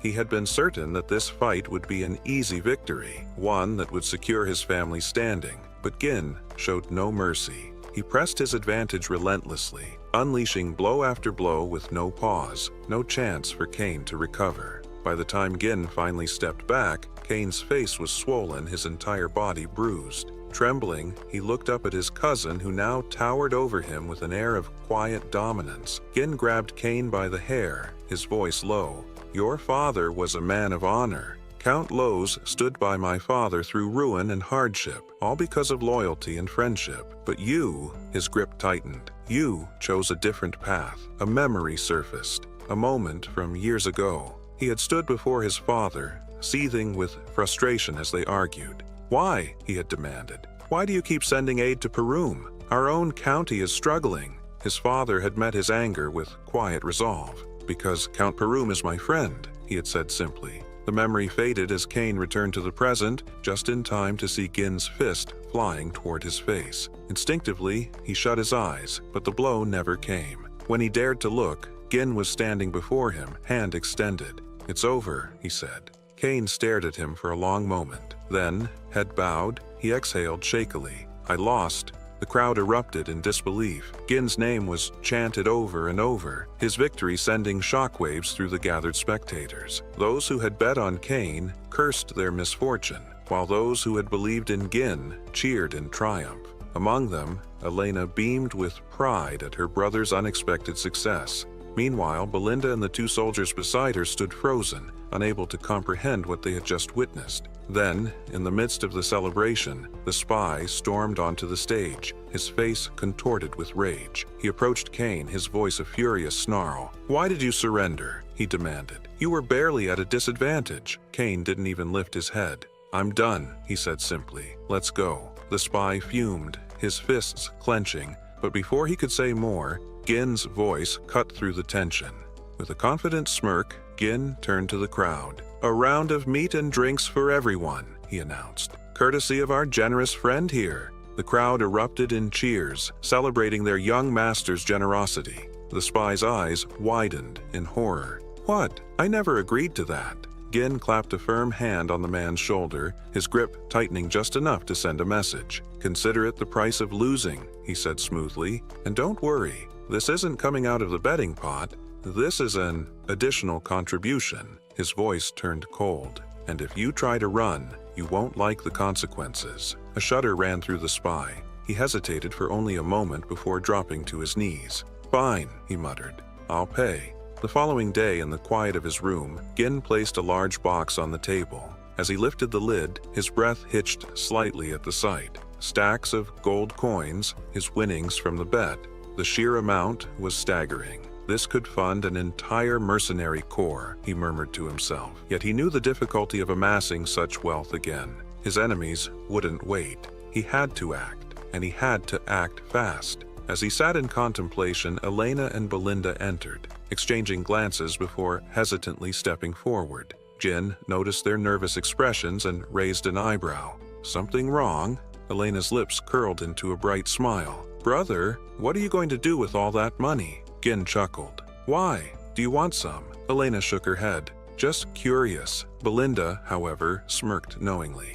I already know what you're planning, she teased. Lady Amelia's birthday is coming up, isn't it? This whole grand display. You did it just to buy her an extravagant gift, didn't you? Gin blinked, taken aback. Elena gasped. Wait, you're working this hard just to impress your fiancé?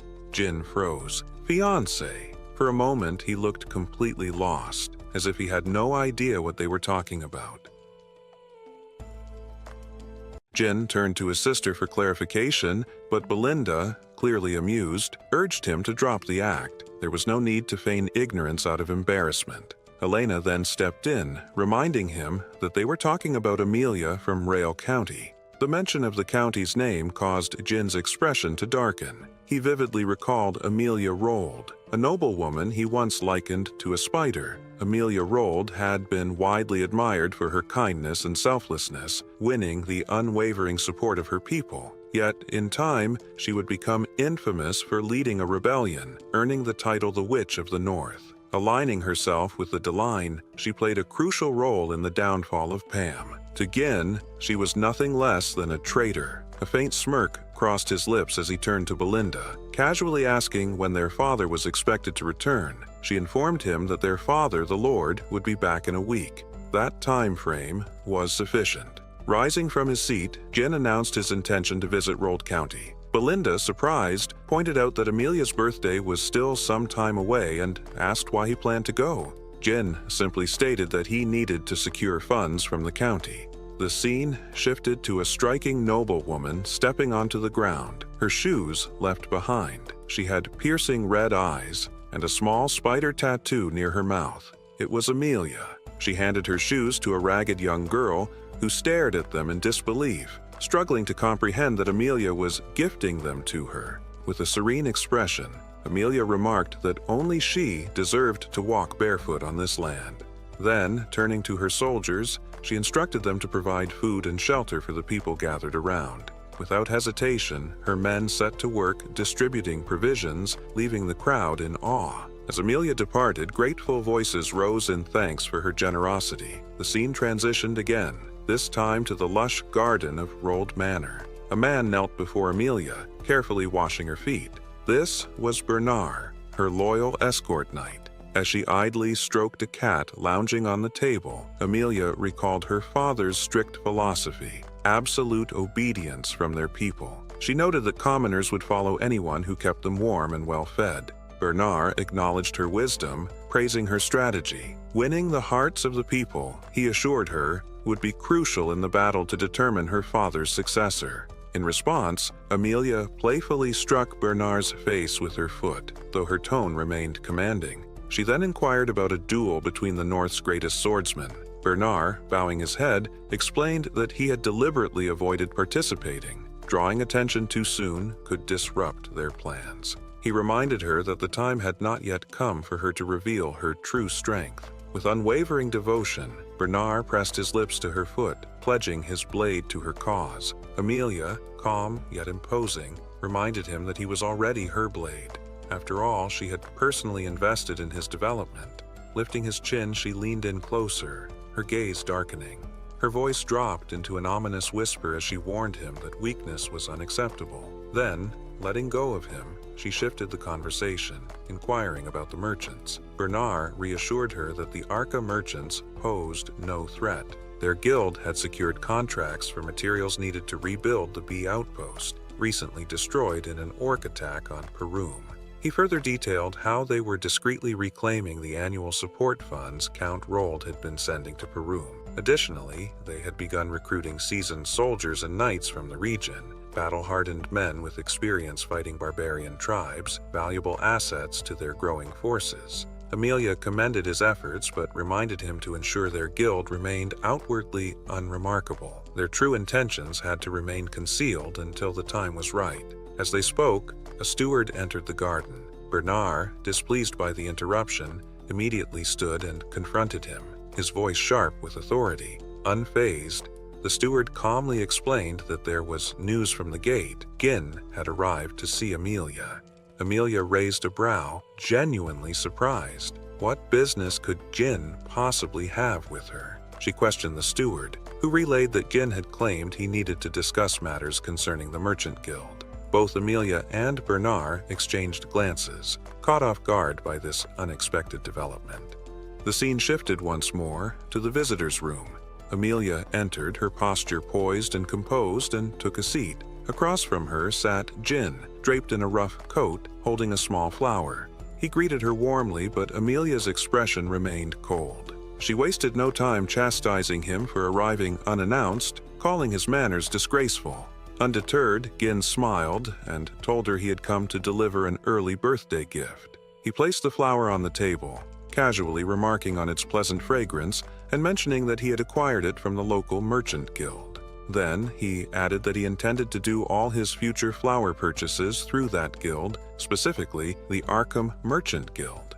Amelia listened, but her expression revealed no understanding of his underlying message. Rising from her seat, she dismissed herself, claiming she saw no reason to stay now that she had received his so-called gift. But just as she turned to leave, Gin spoke again, his tone cold and commanding. "Sit back down." A chilling energy radiated from him, freezing Amelia in place. She hesitated, startled by the unfamiliar presence before her. This was not the timid young man who once stammered in her presence. There was something different, something formidable about him. Gin lifted his teacup, his gaze never wavering. He spoke with sharp precision. "I won't waste your time. I need 10,000 gold." Amelia blinked, caught off guard. Of all the things she had expected, a sudden demand for such an outrageous sum was not one of them. "You came all this way just to ask for money?" she asked, her voice laced with disbelief. She then questioned whether their father had sanctioned this, but Gin quickly clarified that his father had no involvement. He was simply asking her to hand over the gold. Without breaking eye contact, Gin casually poured his tea onto the floor. A smirk tugged at his lips as he made a pointed remark. "You never intended to marry me, did you?" For a brief moment, Amelia faltered. Gin continued, his words striking like daggers. If rumors spread about her secret efforts to amass power, especially during such a volatile succession struggle, it could spell disaster for her. As he spoke, Amelia's cat leapt onto the table, hissing at him. Amelia scoffed, dismissing his words as nothing more than a poor attempt at intimidation. But Gin remained unfazed. He assured her that, for now, her secret was safe with him. However, his silence was not guaranteed if he left empty-handed. Amelia's lips curled into a cold smile. "That scenario will never happen." Without hesitation, she called for Bernard. The knight entered immediately, placing a hand over his chest in greeting. Gin's eyes flickered with recognition. Bernard was more than just Amelia's escort. He was one of the finest swordsmen in the north, a warrior capable of rivaling legends. Gin turned back to Amelia, his voice calm but firm. "If I die here, a war will break out. Are you ready for that?" Amelia remained unfazed. With a serene expression, she replied, "If a ruffian barged in, caused chaos, and was cut down by my knight, that's the story the world will hear." Then with a smile, she gave Bernard a simple command. "Kill him." The knight moved without hesitation, drawing his sword in a fluid motion. Gin's expression hardened. There was no room for negotiation now. With a steady hand, he reached for the hilt of his own blade, ready to meet the challenge head-on. Just as Gin prepared to act, Bernard's knowing smile caught him off guard. Before he could process it, a sudden clatter shattered the tension.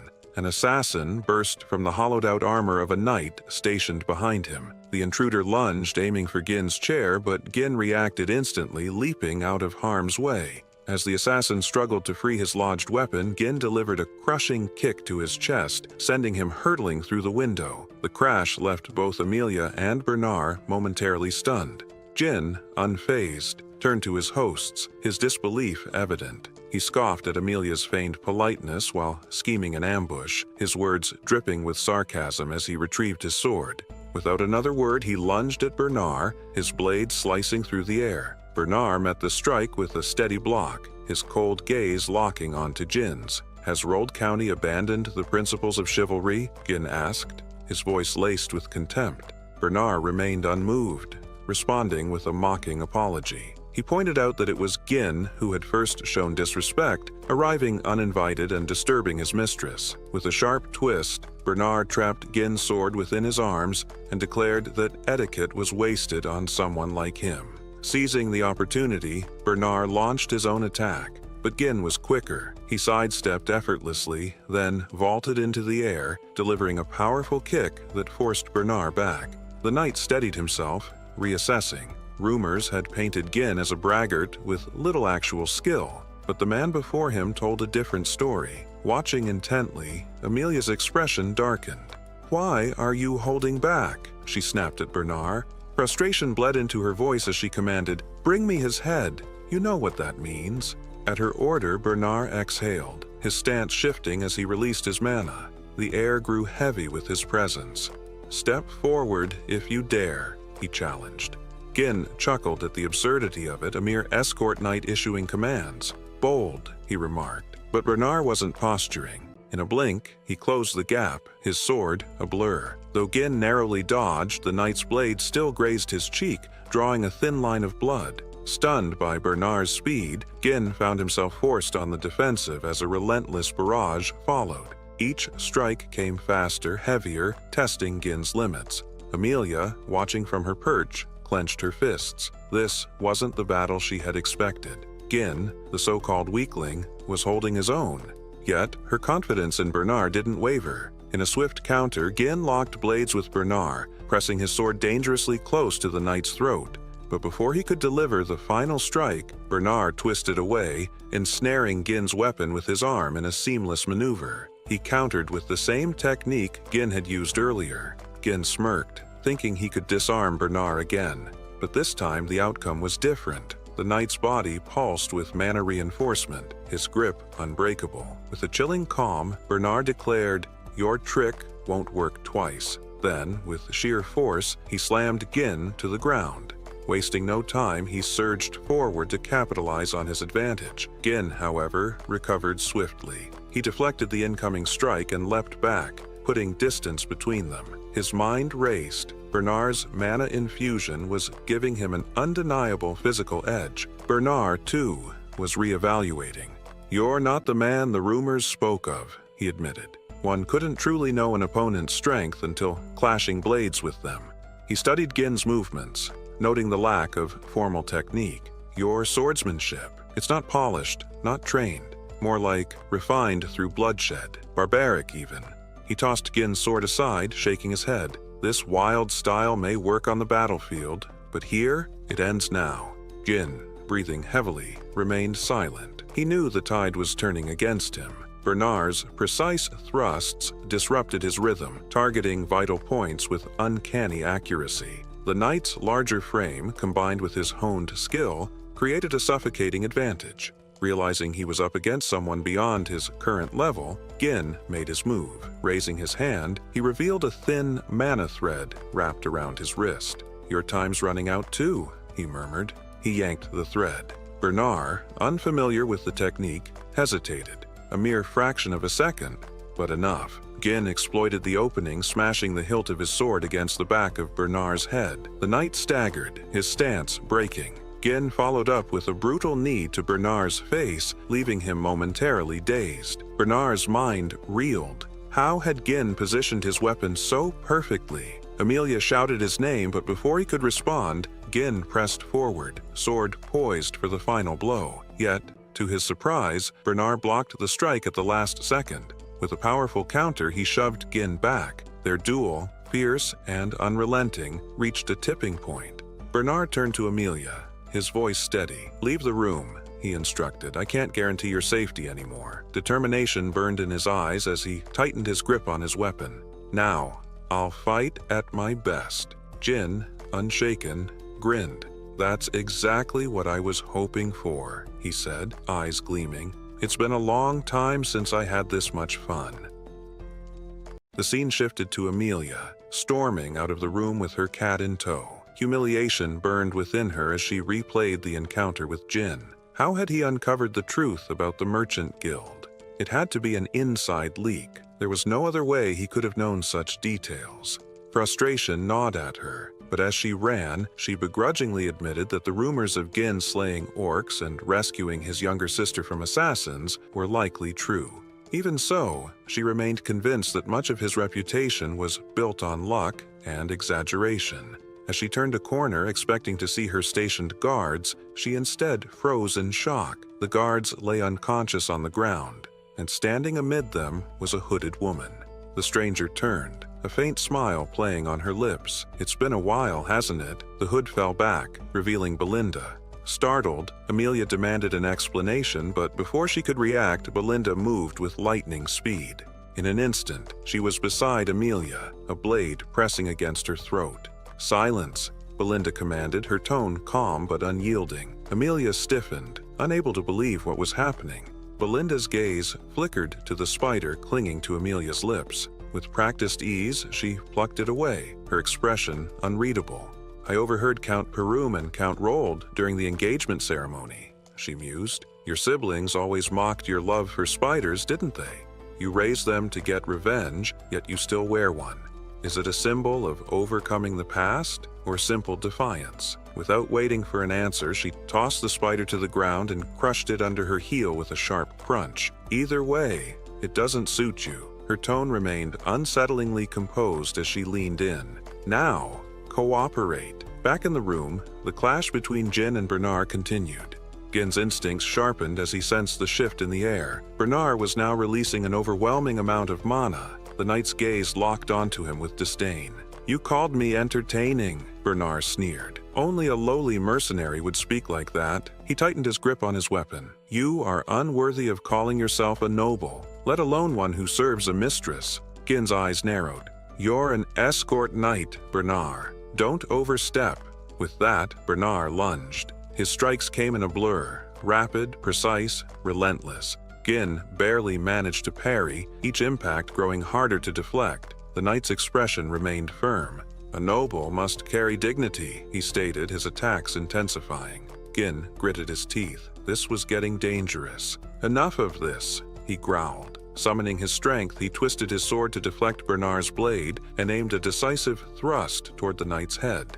But Bernard reacted instantly, redirecting the attack and forcing Gin to retreat. Then, with blinding speed, Bernard drove his sword forward, his blade slicing into Gin's shoulder. The knight's confidence wavered when he realized what had happened. Gin had deliberately taken the hit, using the impact to knock Bernard's blade aside and create an opening.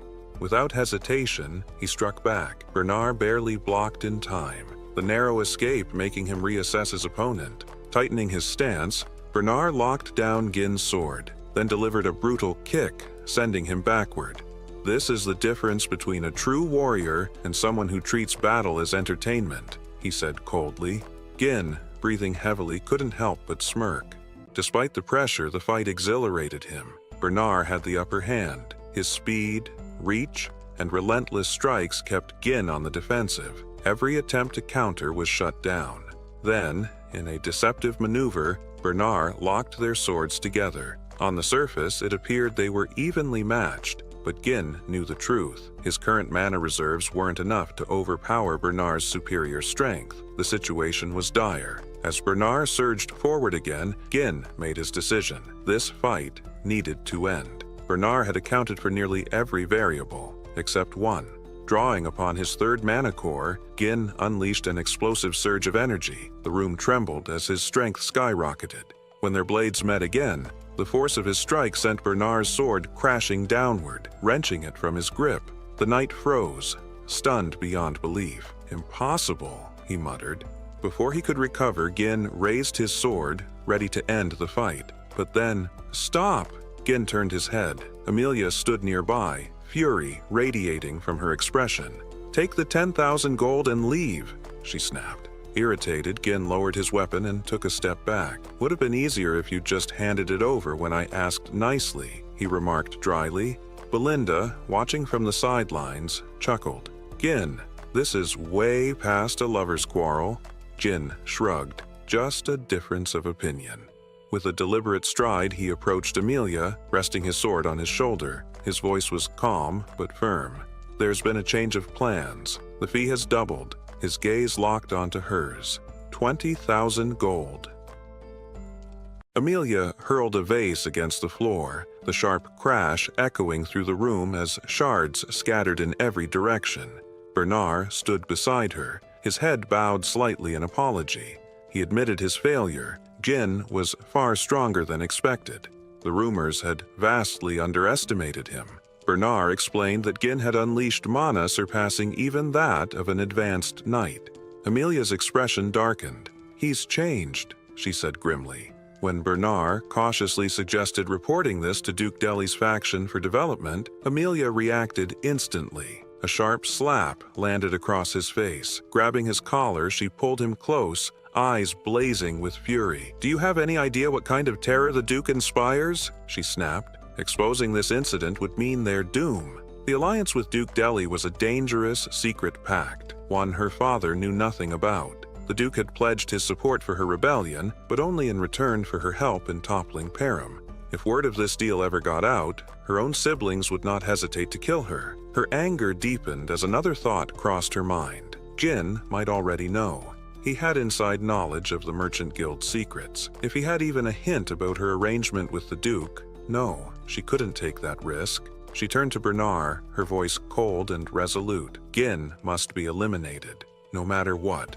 Bernard nodded without hesitation, accepting the command. Amelia then inquired about Gin's injuries. Bernard explained that while he had inflicted minor cuts across Gin's body and a deeper wound on his shoulder, the explosive burst of mana Gin had used would likely leave him weakened for some time. However, using knights from their own forces would be too risky. It would leave a trail. Amelia acknowledged the problem. "That's why I trained them," she murmured. Bernard immediately understood. "The Wild Cats?" She nodded. This elite group was composed of war orphans, outcasts, and those without noble status. Only the most naturally talented in mana control had been selected. Amelia placed a flag on the map before her, marking a specific location. "Send a dozen of them here, only those with mastery over mana." Bernard studied the map. The ravine she marked was the only narrow passage between Rail Territory and Parum County, a remote, treacherous landscape. It was the perfect place for an ambush. "Understood, my lady," he said. Amelia's eyes burned with determination. "Gin will pay for what he did to me." Meanwhile, inside a carriage, Gin sat quietly, wrapping a cloth around his injured arm. His mind churned with thoughts. He could feel it. Amelia was already planning her next move. Across from him, Fergus studied his face. "You all right?" Gin offered a small, reassuring smile. "Just surface wounds." Reflecting on his recent battle, Gin acknowledged he had pushed himself to his limits, but it was worth it. The 20,000 gold he had taken from Amelia was more than enough. It would serve as the foundation to rebuild Parum.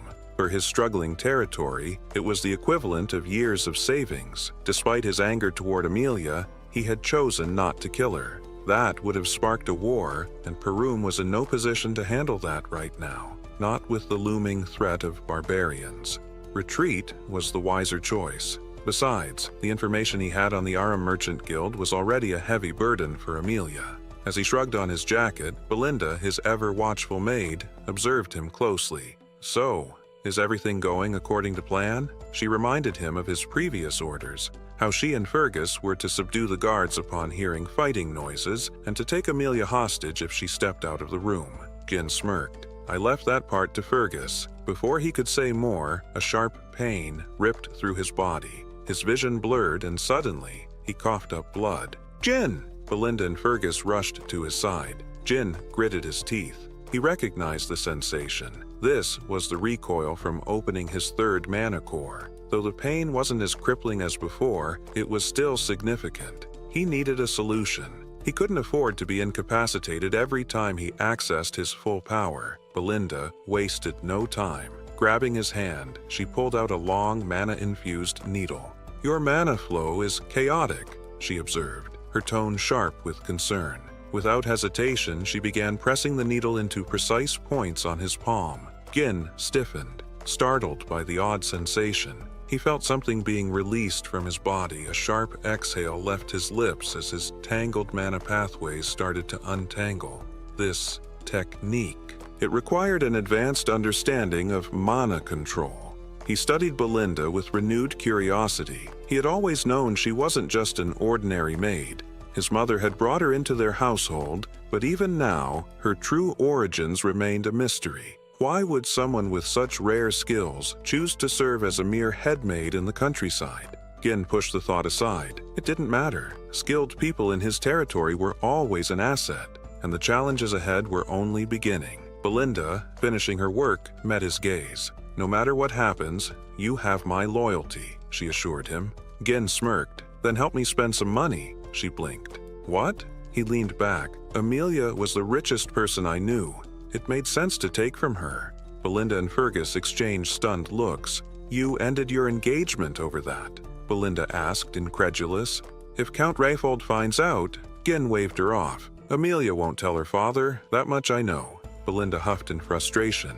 "Then at least tell me what you plan to do with it." Gin's expression shifted. "I'm going to conquer the forest of beasts." Silence filled the carriage. Belinda's eyebrows shot up. Fergus scoffed. "That's been impossible since your great-grandfather's time." Gin merely smiled. "That's why we need him." Fergus hesitated before speaking. "The man you asked me to find, he's at the designated location, but..." He hesitated. "Gin, he's not stable, he's not in his right mind." Gin's eyes gleamed. "Doesn't matter. If he's alive, he's useful." Belinda crossed her arms. "You're in no condition to travel." Gin sighed. "You think Amelia will just let us walk away?" Belinda clenched her fist. "I can fight. So can Fergus," Gin agreed. "But this isn't about battle. It's about expertise, and for that, we're going to meet the vanguard."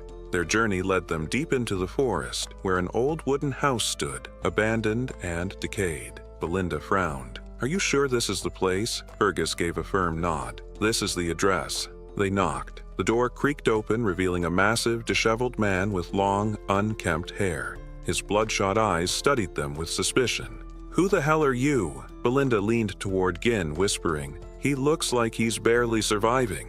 But Gin remained unfazed. The man scoffed, dismissing Gin as just another bored noble. "Go away," Gin's voice cut through the air. "Ex-captain of the Ratatosk mercenaries. Gillian." The man froze. Slowly, he turned back, eyes narrowing with a mix of caution and recognition. Gin smiled. "I've been looking for you." The group stood frozen in shock, struggling to process the revelation before them. The man they had believed to be a mere vagrant was none other than the former leader of the Ratatosk mercenaries, a once legendary force whose members were required to master nearly every weapon. Though the group had long since disbanded, their reputation endured. Their name still whispered with reverence even in foreign lands. Without warning, Gillian suddenly hurled an axe straight at Gin. The blade missed by a hair's breadth, slicing through his jacket.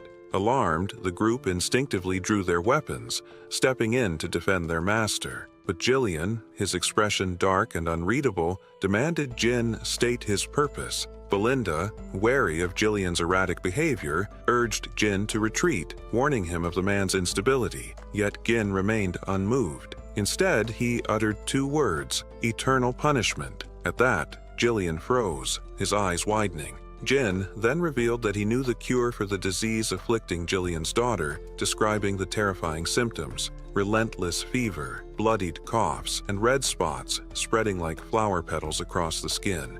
The illness was so excruciating that it had earned the name Eternal Punishment. Gin's voice was calm but firm as he asked Gillian if he was willing to listen. After a long pause, Gillian grudgingly stepped aside, allowing the group entry. Inside, agonized screams filled the air. Rachel, Gillian's daughter, writhed in pain upon her bed. As Gin observed her condition, he quickly determined that there was still time to act. Memories from his past life surfaced. He had once sought out Gillian to recruit him, but by the time he found him, it was too late. Rachel had died. Gillian had sold everything in a desperate bid to save her. And in his grief, he had ultimately taken his own life. The near-barren house, stripped of all but weapons, was proof that history was repeating itself. Rachel, sobbing, begged her father to end her suffering. Realizing there was no time to waste, Gin removed his jacket and announced that treatment would begin immediately. Before he could act, Belinda grabbed his shoulder, urging him to reconsider. She admitted she had no idea what he intended, but reminded him that priests had failed, declaring the disease a divine curse. How could he possibly succeed where holy power had failed? Gin brushed her hand aside, unwavering. He assured her he could save Rachel. Belinda remained skeptical, calling out once more. Gin turned to face her, reminding her of the promise she had made to trust him. The reminder silenced her hesitation. Without further delay, Gin handed her a list of medicinal herbs and instructed her to procure them at once. Though surprised by the requested ingredients, Belinda obeyed, swiftly returning with the necessary supplies. Survival, for mercenaries like Gillian, often depended on knowledge. Though eternal punishment was deemed incurable in the present, Gin knew that a cure would be discovered in the future. Armed with this foresight, he prepared to put it into practice. The remedy itself was surprisingly simple to create, though obtaining its key component, the rare and costly fairy's blessing, was the greatest challenge. With precise movements, Gin finely chopped the herbs, packed them tightly into a bottle, and submerged them in distilled alcohol. He shook the mixture thoroughly, letting it settle before adding the remaining ingredients and stirring them together. The final product glowed with an eerie purple hue. Gin handed the vial to Gillian, instructing him to administer the medicine to Rachel immediately. Desperate and out of options, Gillian complied. Within moments, the red splotches on Rachel's skin began to fade. The group stood in stunned silence, barely able to believe what they were witnessing. Gillian, more shaken than anyone, stared in disbelief at his daughter's transformation. Gin, composed as ever, simply remarked that the outcome had been expected. With a trembling voice, Gillian demanded to know how this was possible. Even divine magic had failed. How could Gin succeed where the gods themselves had not? Gin explained that while divine power could bolster a body's strength and aid in recovery, it was not a true cure. The disease required more than just holy intervention. It needed the right remedy. Gillian's hands trembled as he clutched Gin, his voice raw with emotion. "Then, she will be healed," Gin reassured him. Rachel would recover completely, though it would take a few months. Overwhelmed, Gillian stepped back, lowering his head in gratitude. He understood now. Gin had come to this place with a purpose. Stripped of everything, Gillian had nothing left to offer but himself.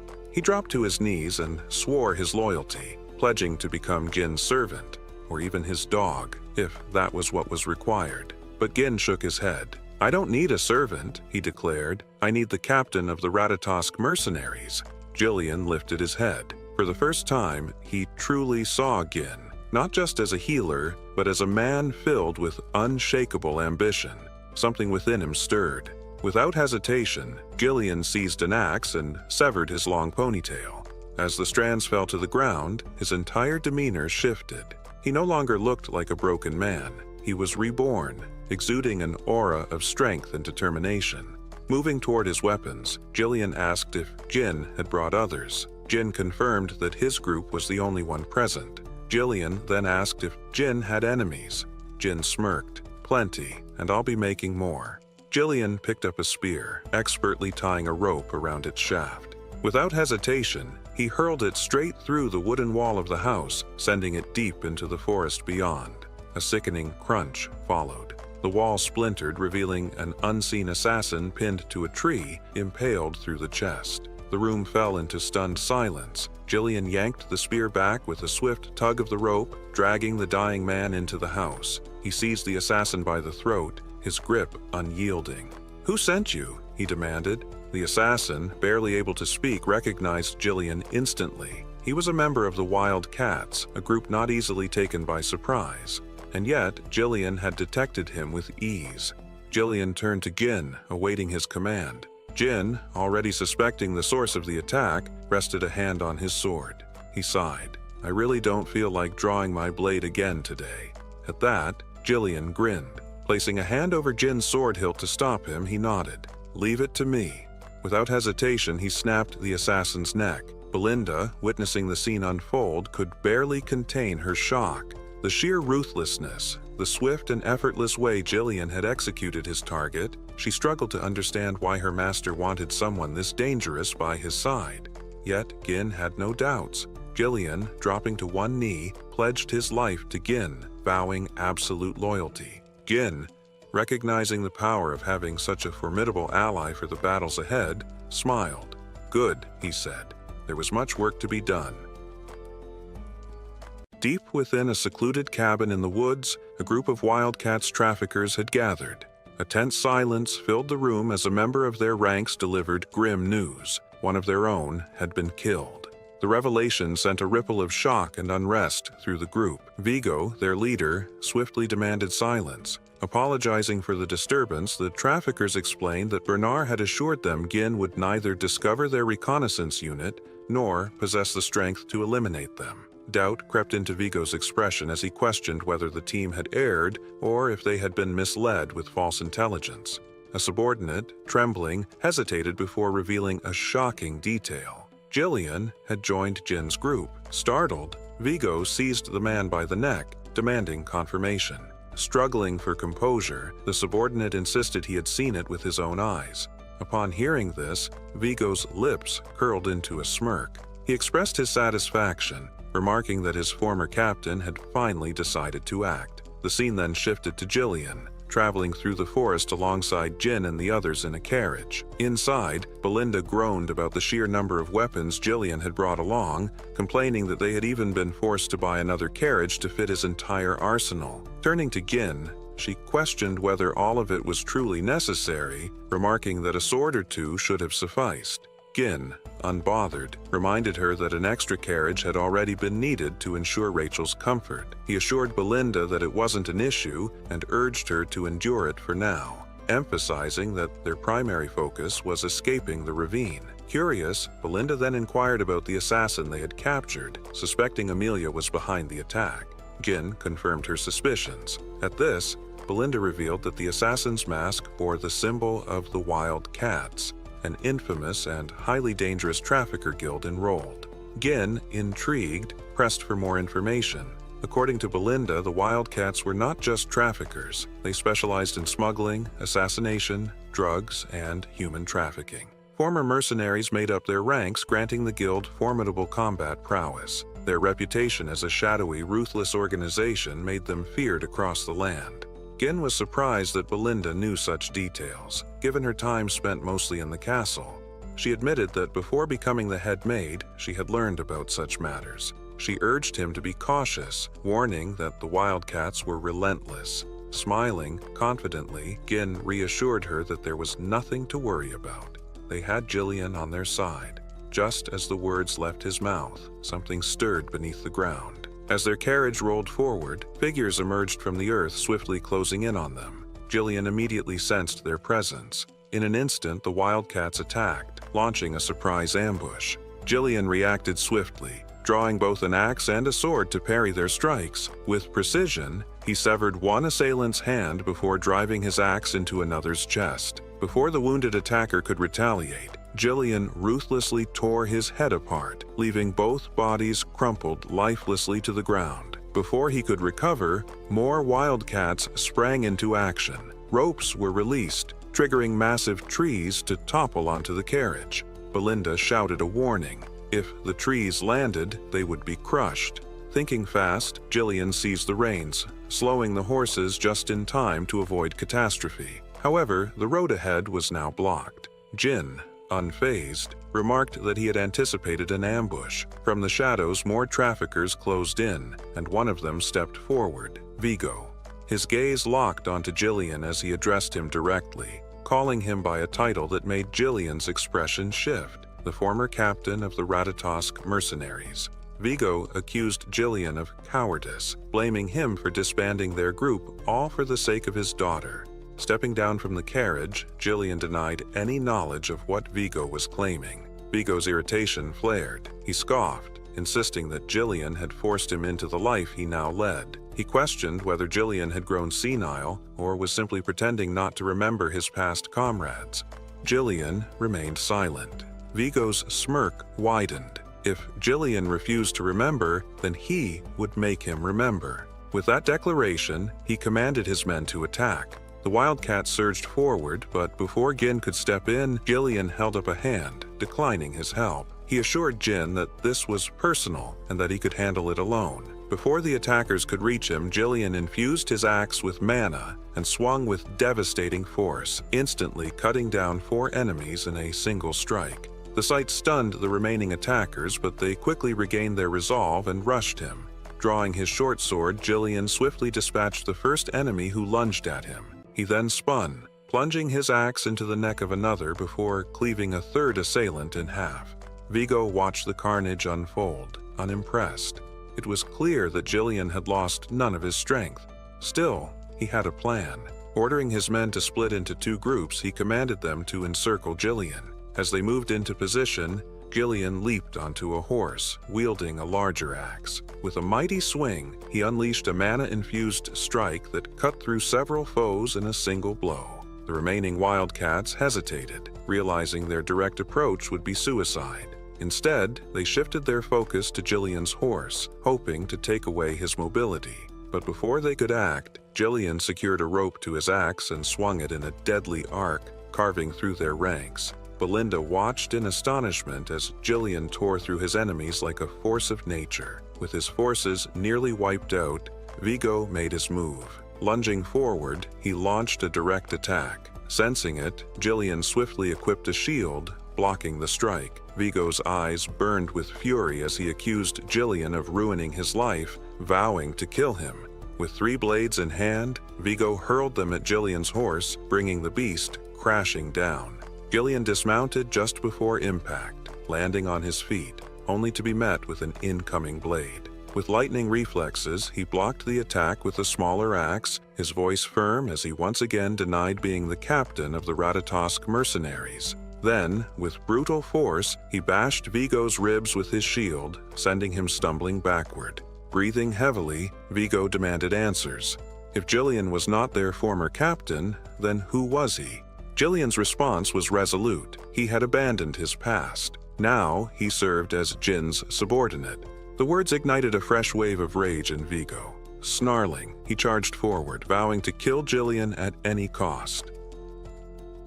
Gillian skillfully parried Vigo's attacks as the 2 men clashed, with Vigo pushing his sword into Gillian's shield. He revealed the disheartening truth. After Gillian had left, the mercenary company had disbanded. Vigo lamented how he had lost his purpose, descending into a disgraceful existence, just struggling to survive. With a swift motion, Gillian deflected the sword and countered with a powerful swing of his axe. Vigo dropped low to avoid the strike, then quickly retaliated with a kick. Gillian blocked it with his wooden shield, but the shield shattered under the force. Vigo, frustration evident in his voice, explained how he had dedicated his life to making the Ratatosk mercenaries the greatest force in history. He could hardly believe that his former captain had abandoned everything to become a mere pawn for a spoiled noble. Drawing several blades, Vigo imbued them with mana and threw them at Gillian. Gillian intercepted with his axe, but Vigo, closing the gap, tried to stab him. Gillian narrowly dodged and countered with an overhead swing. Vigo blocked the strike with his sword, smiling as the intensity of their fight escalated.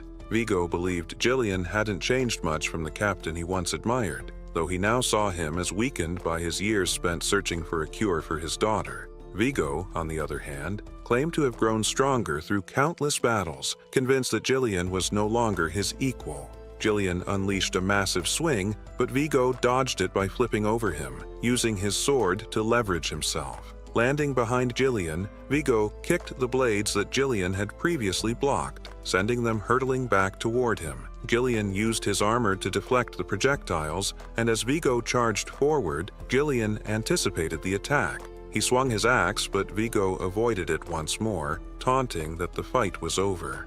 In response, Gillian channeled mana into his hand and caught Vigo's strike, stunning Vigo in the process. He realized Gillian had been holding back.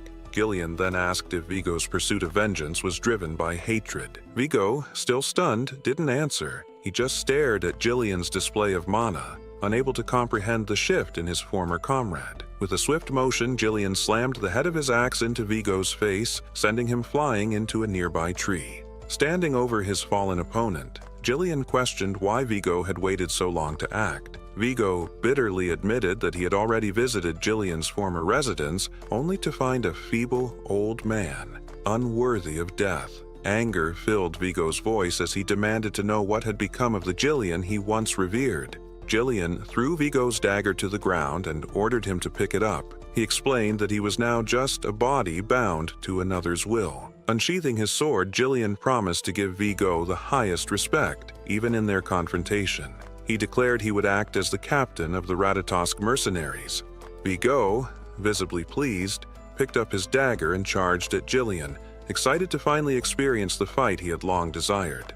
The battle intensified as Vigo attacked more fiercely. Gillian stood firm, blocking Vigo's strikes with his axe. He then aimed to end the fight with a powerful swing, but Vigo dropped low, countering with a swift strike. Gillian parried the attack with his axe, forcing Vigo's dagger downward, and then drove his sword into Vigo's ribs. Despite the injury, Vigo gritted his teeth and retaliated. Gillian evaded, raised his axe high, and paused for a moment to acknowledge Vigo as the 5th Unit Commander of the Ratatosk Mercenaries, calling him by his full name, Vigo Volos. Vigo smiled, but it was fleeting. Gillian plunged his blade into him, ending his life. With Vigo's lifeless body at his feet, Gillian picked up the dagger and stood silently, gazing at his fallen comrade. Ghislain commended Gillian's effort, and Belinda remarked that looting the wildcats could be quite profitable. Gillian, apologizing to Gin for the delay, was reassured by Gin, who expressed admiration for Gillian's skill.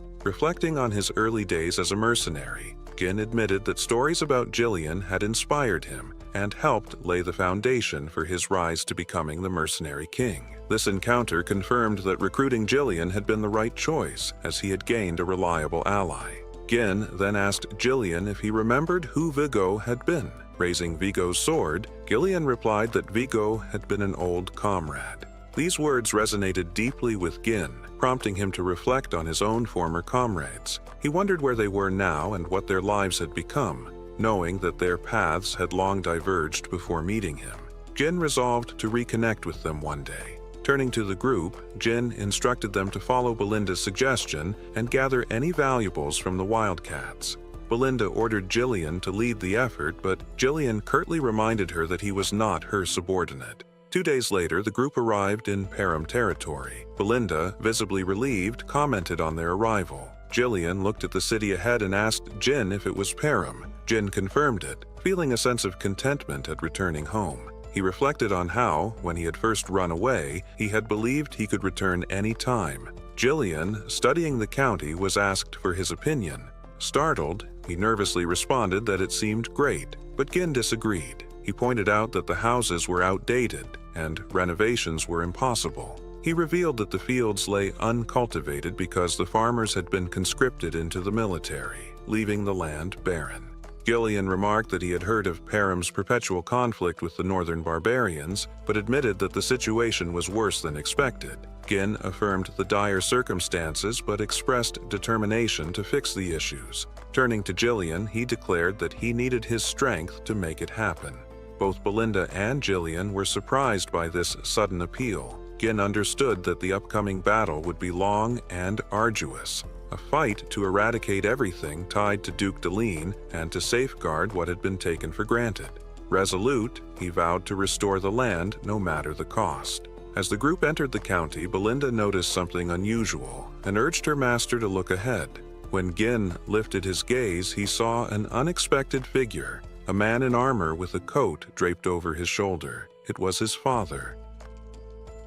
At Param Castle, a tense discussion unfolded as a group of men gathered before the Count. The topic at hand was a surprising one. He proposed reducing their forces. Shock rippled through the room. One man immediately objected, arguing that maintaining the front lines would become nearly impossible with fewer troops. Another suggested seeking aid from the Rold family, but the general administrator delivered grim news. The Rolds had not only cut financial support, but were also amassing soldiers and stockpiling supplies instead. This revelation left the knights visibly unsettled. Another pressing issue was raised: the need for funds to rebuild the Forest of Beast garrison, recently ravaged in battle against the orcs. One knight pointed out that reducing their military strength wouldn't ease their financial burdens enough to justify the risks. Jin observed the heated debate, unsurprised by the tension. Among those present were Randolph, the stern and commanding knight captain, Albert, the bearded and ever-serious treasurer, and Homer, the composed but pragmatic general administrator. As the debate raged on,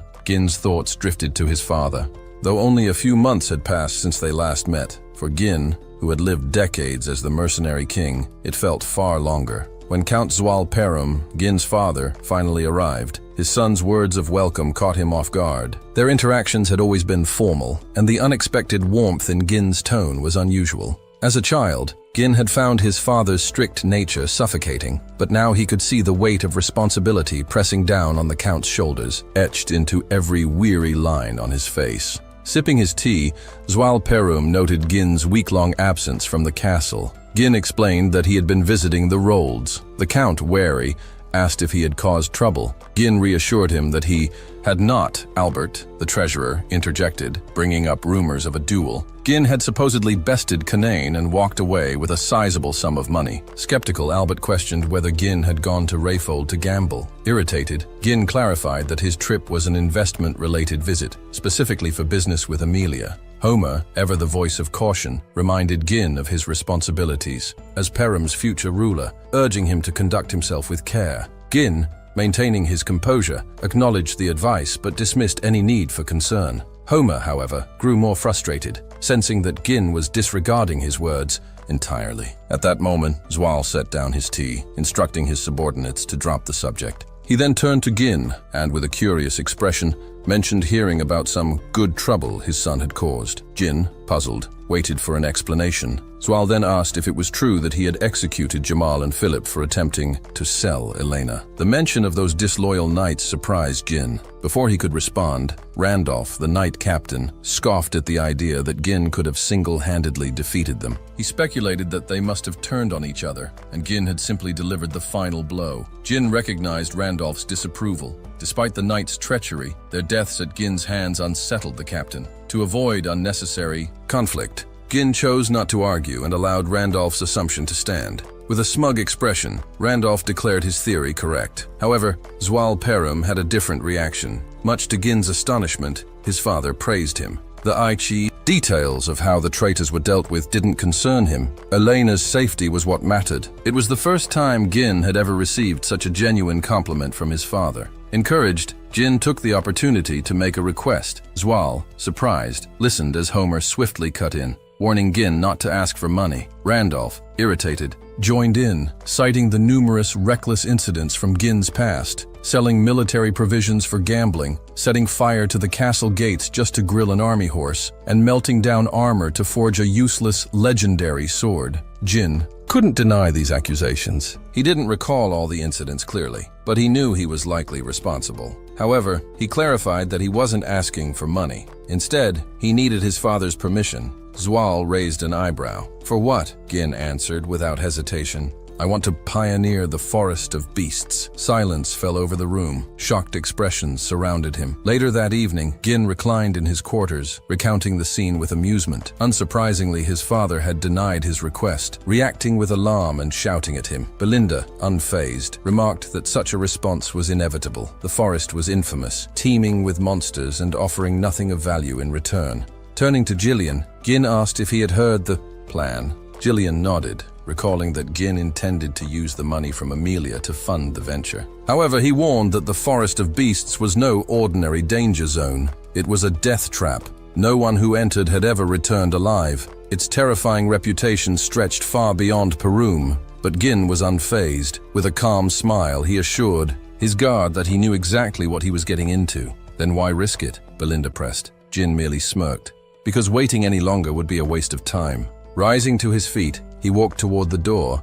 signaling that it was time to depart. Belinda, arms crossed, reminded him that the Count hadn't granted permission. Gin glanced over his shoulder, his eyes unwavering. That was just a courtesy. I don't need his permission. Belinda frowned. Then, what are you hoping to find in that forest? Gin didn't answer right away. The truth, if revealed too soon, could be disastrous. Buried near the entrance of the forest lay something invaluable, a hidden vein of runestone. When infused with mana, it produced runestones, an extremely rare mineral sought after by mages for crafting magical tools, barriers, alchemy devices, and powerful enchantments. In his previous life, Duke Deline had discovered this treasure trove, but in this lifetime, only Gin knew of its existence. Belinda, still unable to understand her master's determination, sighed and chose to trust him. Fine, she relented. You must have a plan. Gillian, ever loyal, reassured Gin of his commitment. Gin nodded. Belinda, head to the nearest guild and hire 200 mercenaries. Belinda's eyes widened. 200? You're willing to spend that much after nearly dying to earn it? Gillian, frowning, warned of the dangers of hiring mercenaries in large numbers. They were notoriously unruly and known for betraying their employers if the opportunity arose. Jin acknowledged the risks, but explained that he and Gillian would personally select the most reliable fighters. Gillian hesitated. Where exactly? Do you plan to find such mercenaries? A knowing smirk spread across Gin's lips. We're heading north to find the best small-scale mercenary group. Realization dawned on Gillian. His expression darkened. The Mad Dogs? He asked warily. Jin nodded. Gillian grimaced. The Mad Dogs, also known as the Curious Mercenaries, were notorious. Skilled, yes, but they had a reputation for turning on their employers the moment things went south. Yet Gin remained confident.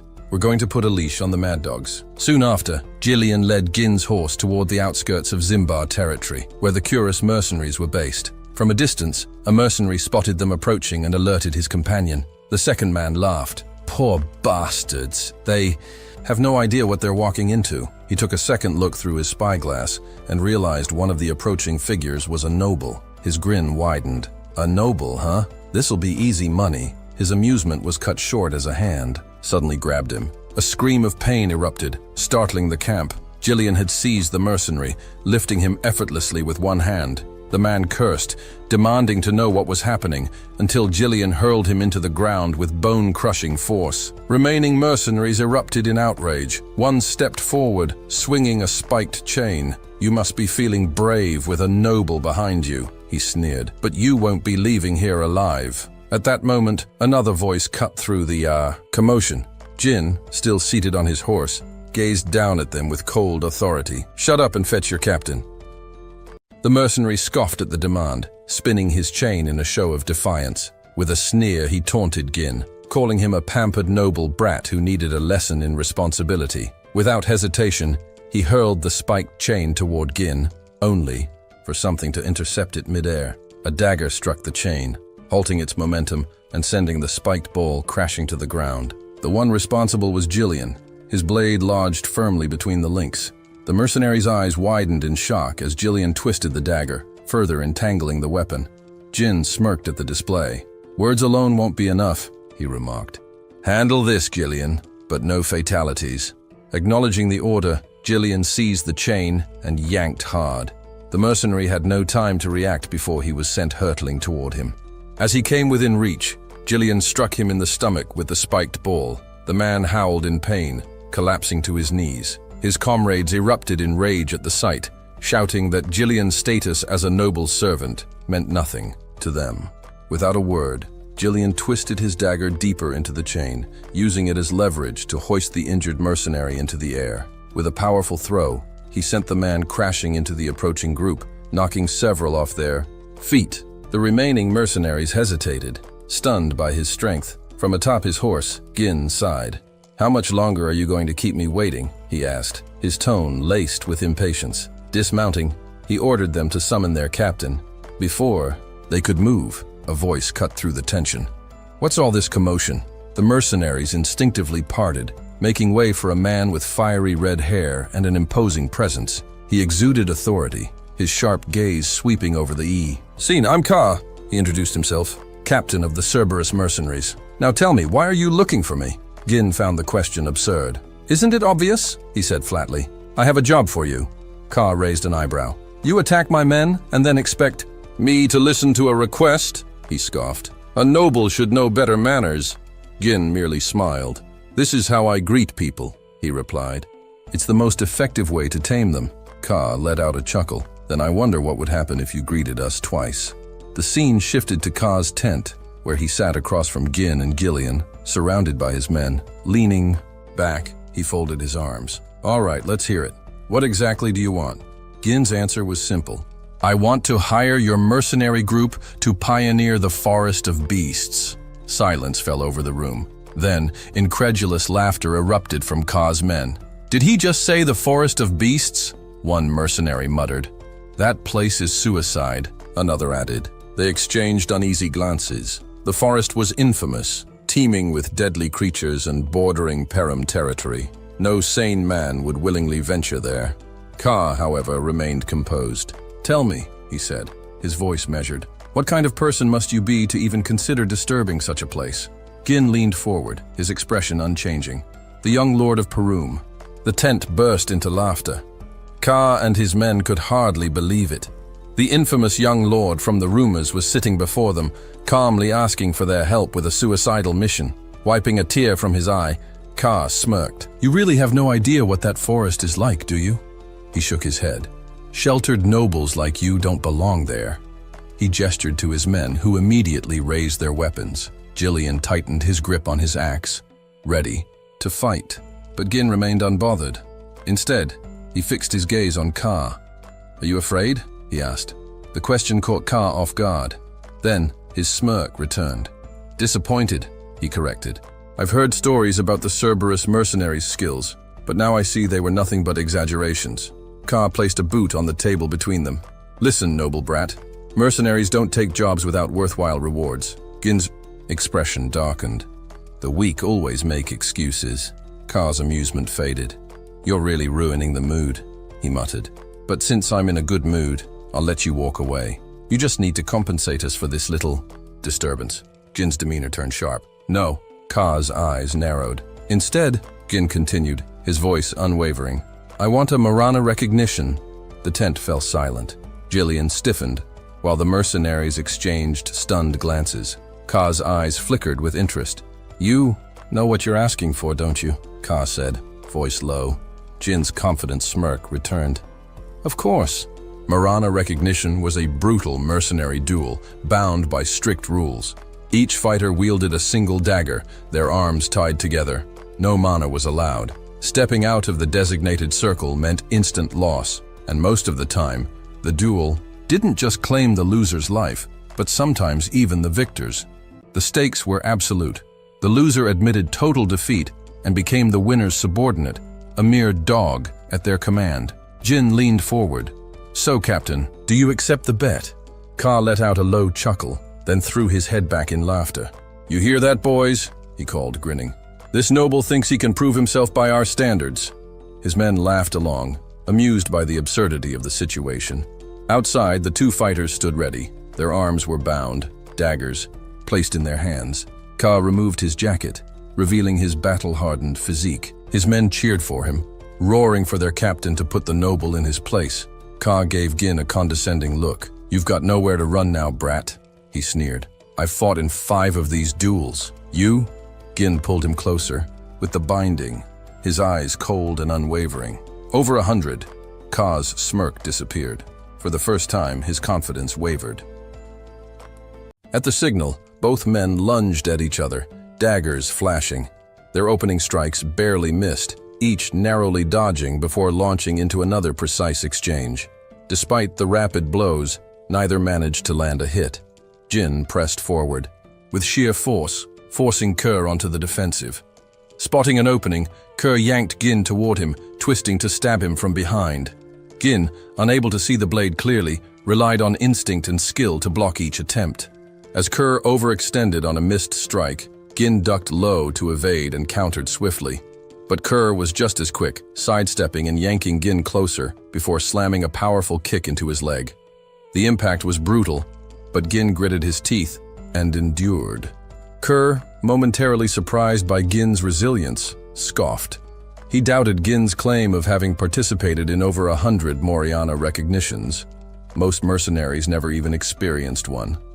Charging again, he sneered, mocking Gin for making such an outlandish bluff. This time, he refused to give his opponent a chance to counter. The Cerberus mercenaries cheered for their captain, urging him to end it. But their enthusiasm died under Gillian's sharp glare, silencing them instantly.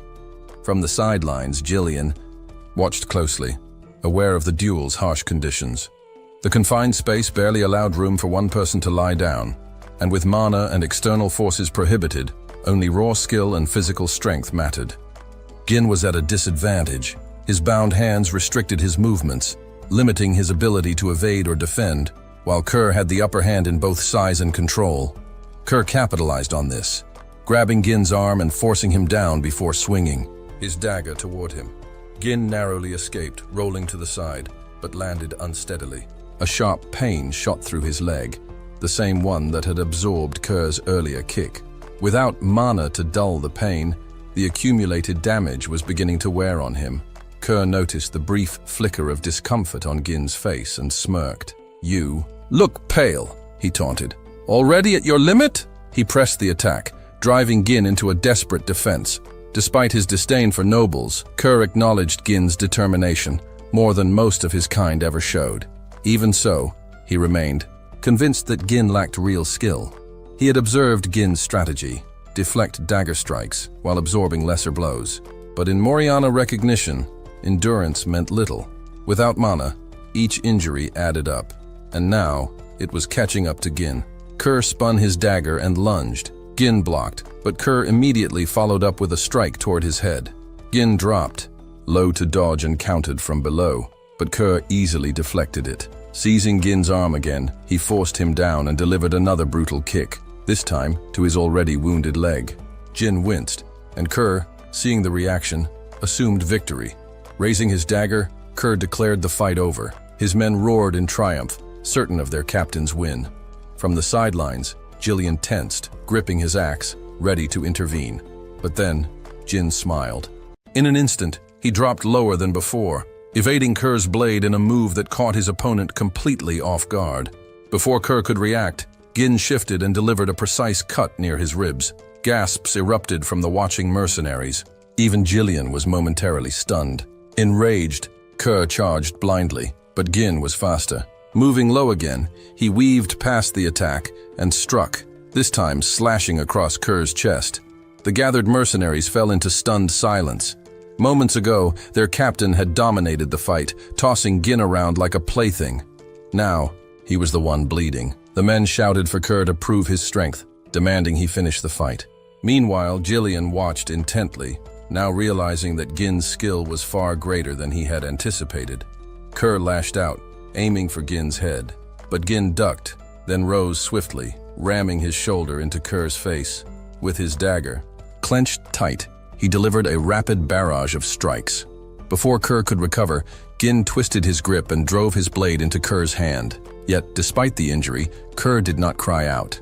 Instead, he roared in defiance and charged once more. But Gin sidestepped easily. The shift was undeniable.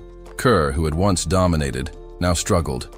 Gillian's eyes narrowed in understanding. Kerr had relied too much on brute strength, stiffening his body with every swing. His movements had become predictable and sluggish. Meanwhile, Gin had never tried to match him head-on. Instead, he remained fluid, letting Kerr's own momentum turn against him. Recognizing the inevitable outcome, Gillian quietly rested his axe back in its sheath. Kerr panted, his stance unsteady. His men jeered, telling him to stop playing and finish. Gin, watching his opponent struggle, nodded in approval. "I'll give you credit. You didn't break the rules and resort to mana," he said. "Most would have." Kerr, smirking despite his exhaustion, replied, "You talk like someone who's actually fought in 100 Moriana recognitions."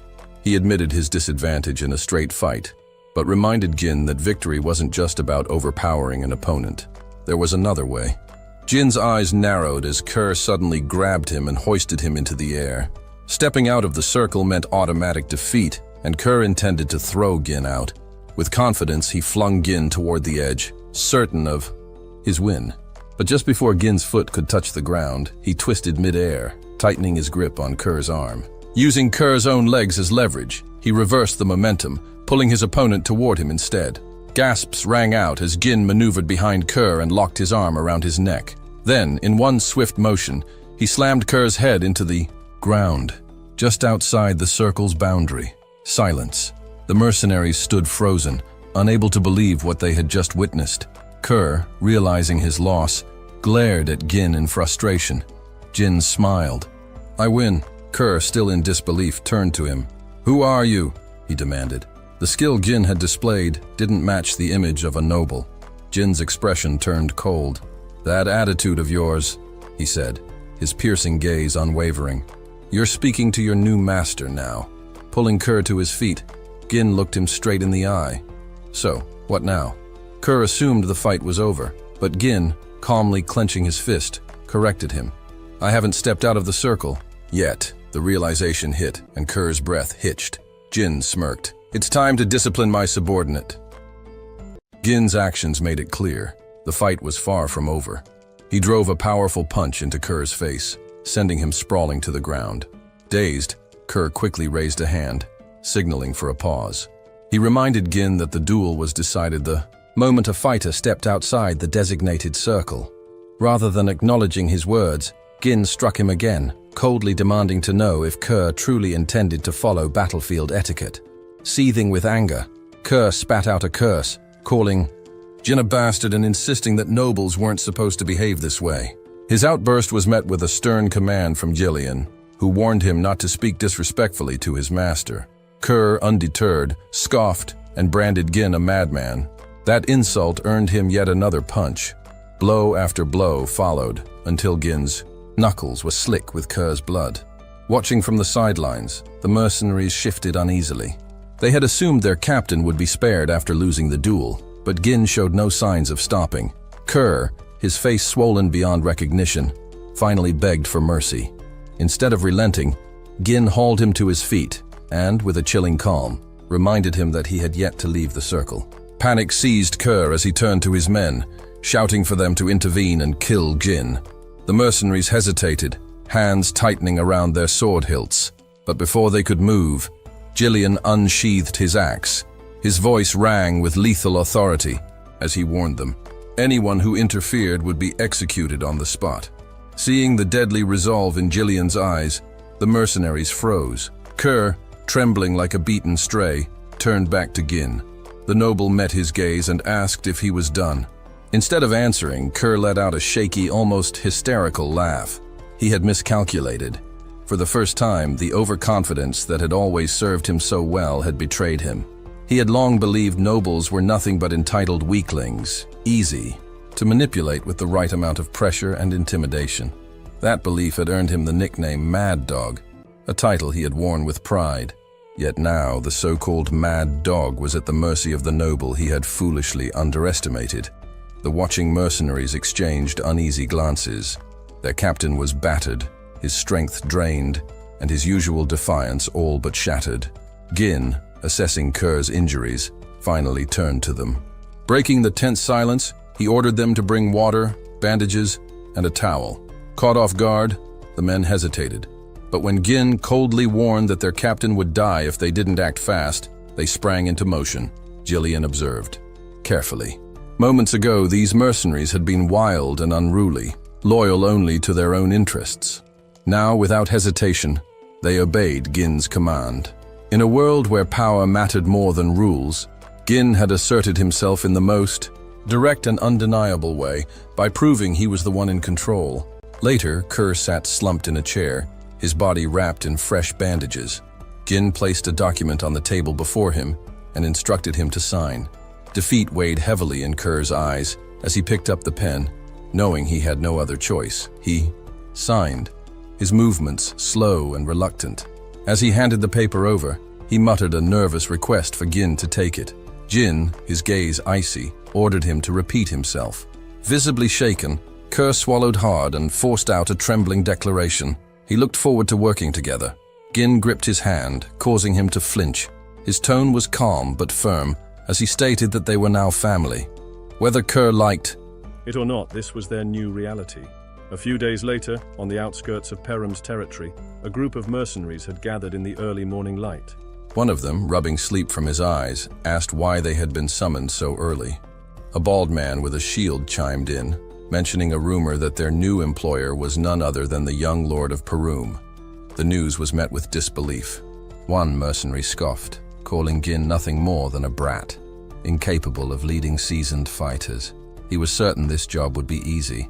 At that moment, a towering, muscular mercenary clapped his hands to draw their attention.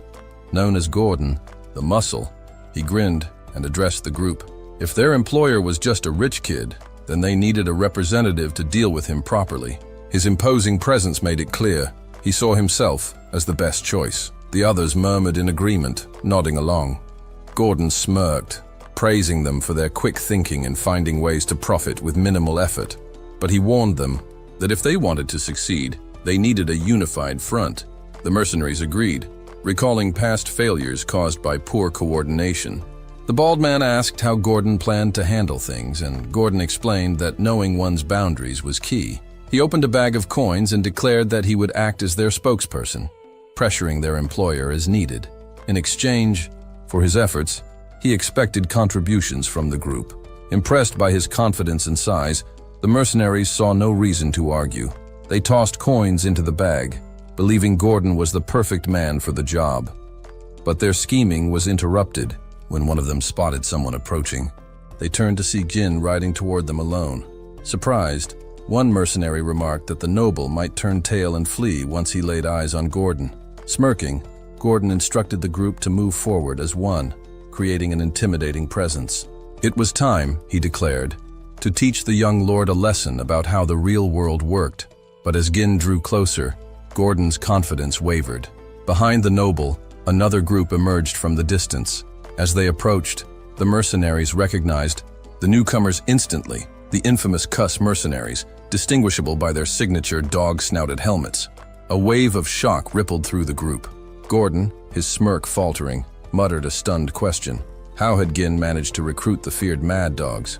Jin finally reached them, his expression unreadable. Instinctively, the mercenaries stepped back. He turned his gaze to Gordon. "Are you their representative?" he asked. Gordon, suddenly less certain of himself, nodded stiffly. Jin studied him for a moment before continuing. "Your name?" Swallowing, Gordon answered, "Gordon the Muscle." Jin smiled faintly. "Interesting name," he remarked, tapping Gordon's broad chest. "Pretty cool." Then his expression hardened. "I am Gin, young lord of Perum," he declared. His voice left no room for argument. "Gather the mercenaries. We begin the pioneering of the Forest of Beasts today." Belinda fastened the last piece of Jin's armor, ensuring he was fully equipped. The expedition was finally ready. Their temporary base had been established, supplies secured, and most importantly, the troops had been gathered. Before moving out, Gin instructed Belinda to conduct a final head count. She promptly reported the numbers. 148 mercenaries contracted through the office, and an additional 41 he had personally recruited. Their total force stood at 192. Gin nodded in approval, commending her efforts, then asked if Skav had been properly informed. Belinda reassured him. Skav had not only been notified, but had also taken an unexpected initiative. Despite her concerns that he might resist, the knight had stepped in to ensure their passage through the Forest of Beasts remained undetected. As the commander of the forest post, Skav's involvement put her at ease. She urged Gin not to worry, and her confidence brought a slight smile to his face. Without further delay, Gin summoned the mercenaries and addressed them. "The land ahead is ours to claim," he declared. "I know you've heard the rumors about this forest. It's a place of unknown dangers, filled with creatures beyond imagination. But I refuse to let fear stop us. We will conquer it." A murmur spread through the ranks. The mention of the Forest of Beasts unsettled the mercenaries. Whispers of dread filled the air. Some claimed they hadn't been warned about such dangers. Others feared for their lives. Belinda stepped forward and silenced them with a sharp glare. "Do not interrupt your leader," she commanded. Jin, unfazed, offered an ultimatum. Anyone unwilling to proceed could withdraw, no questions asked. However, if they succeeded in this mission, he promised to pay them triple their current wages. A stunned silence followed. The offer was almost too good to be true. Belinda, stepping closer, leaned in and whispered, "Master, we've already spent everything on preparations. How do you plan to pay them?" Gin remained composed. "A promise like this is necessary to keep morale high," he said. He was confident in their success. The rewards would come in time. "Do you trust me?" he asked. She exhaled, knowing she had no choice. "I do." Nearby, Kerr turned to Gillian. "Our master's lost his mind," he muttered. "How does he expect to pay up?" Gillian smirked. "He always has a plan." With that, Gin officially named them the Forest of Beasts Expedition Team and ordered the march forward. As they advanced, the group wasted no time cutting through the dense foliage. Even Gin worked alongside them, wielding an axe with precision. When he finally felled a tree before him, sunlight broke through the thick canopy. Raising his hand, he directed the men. "Clear the path ahead," he commanded. "Chop the fallen trees into logs, load them onto the carriages, and dig out the stumps." Jin had prepared well. In his past life, he had obtained a Forest of Beasts developmental journal, a rare resource detailing the land's hidden potential. If properly managed, this forest could be transformed into a thriving region. But for now, his priority was clear: securing the quickest route to the runestone Vin. The wealth from this expedition would be crucial in stopping the conspiracy surrounding Perum. As they worked, Kay observed their employer's unusual dedication. "Strange," he mused. "Why is he working so hard?" One mercenary shrugged. "Probably just putting on a show to maintain his noble dignity." Another scoffed. "Nah, he'll give up soon enough." Belinda overheard and shot them a withering glare. "Enough gossip, get back to work." Though they obeyed, their dismissive attitude irritated her. She approached Gin. "Master, you went through great trouble hiring these men. Why do this yourself?" Gin wiped sweat from his brow. "The faster we finish, the better. Staying here longer than necessary is a risk." She studied him for a moment before sighing. "You speak as if you already know what's ahead." Kay, watching their interaction, chuckled. "Imagine that. Our employer has someone worrying about him, while I'm willingly walking into danger. Like a loyal dog." Gillian, overhearing, smacked Kay with a log. "Hey, you trying to start something?" Kay grumbled. Their bickering continued, but the expedition pressed on. The Duchy of Deline had long sought to develop the Forest of Beasts, but Gin had never uncovered the Duke's true motivations. Still, he had managed to acquire invaluable records, maps, pinpointing key resources, and detailing the monster ecosystem. This knowledge gave him an edge. Among the supplies, one mercenary noticed an unusual abundance of oil lamps. "Why so many?" he wondered. "Wouldn't torches be cheaper?" Guinea didn't answer. Something was off. The deeper they ventured, the more unsettling the atmosphere became. "Stay sharp," he warned. As the sky dimmed unnaturally, a mercenary paused mid-swing and frowned. "Is it night already?" Another smirked. "Still no. Monsters. Maybe the rumors were just that, rumors." His companion chuckled. "At this rate, we're getting triple pay for an easy job." A bald mercenary slapped Gordon on the back as he carried a log. "Hey, maybe you should give the boss a refund." Gordon, however, wasn't laughing. Something felt wrong. Turning, he scanned their surroundings and spoke slowly. "We've cut down a lot of trees, right?" The others nodded. His face darkened. "Then why is the path behind us blocked?" Silence fell. The mercenaries turned in unison. Their escape route had vanished. Thick trees now stood where they had just cleared moments ago. Panic spread. Jin's voice rang out, firm and commanding. "Stay together. Weapons ready." Tension thickened as the realization sank in. The mercenaries who had mocked the dangers now gripped their swords, eyes darting through the eerie gloom. Jin turned to Gordon. "Move slowly. Come back toward us." Gordon obeyed, but his foot caught on a root, sending him sprawling. "Idiot," someone muttered. He turned back. Nothing happened. No monsters, no attack. Confused glances were exchanged. A bold mercenary let out a laugh. "All this panic for nothing. The trees just look similar, that's all." He scoffed at Gin. "You're overreacting, boss. This forest is nothing but dense trees and scary stories." Jin's expression remained unreadable. "Step forward," he ordered, "if you want to live." The mercenary sneered. "You're trying to scare us." And then, without warning, something coiled around his waist. His breath hitched, and in an instant, he was gone. Before he could react, the vines coiled around him and yanked him upward, lifting him high into the air. His frantic struggles were futile as he was dragged toward the top of a towering tree, where a monstrous, gaping maw lined with razor-sharp teeth awaited. In a single horrifying instant, the colossal tree-like beast swallowed him whole.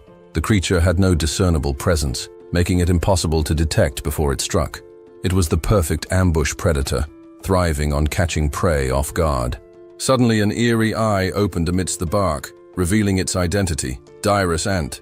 Gin's eyes darted around and his stomach dropped. More of them. Countless Dirus ants encircled the group.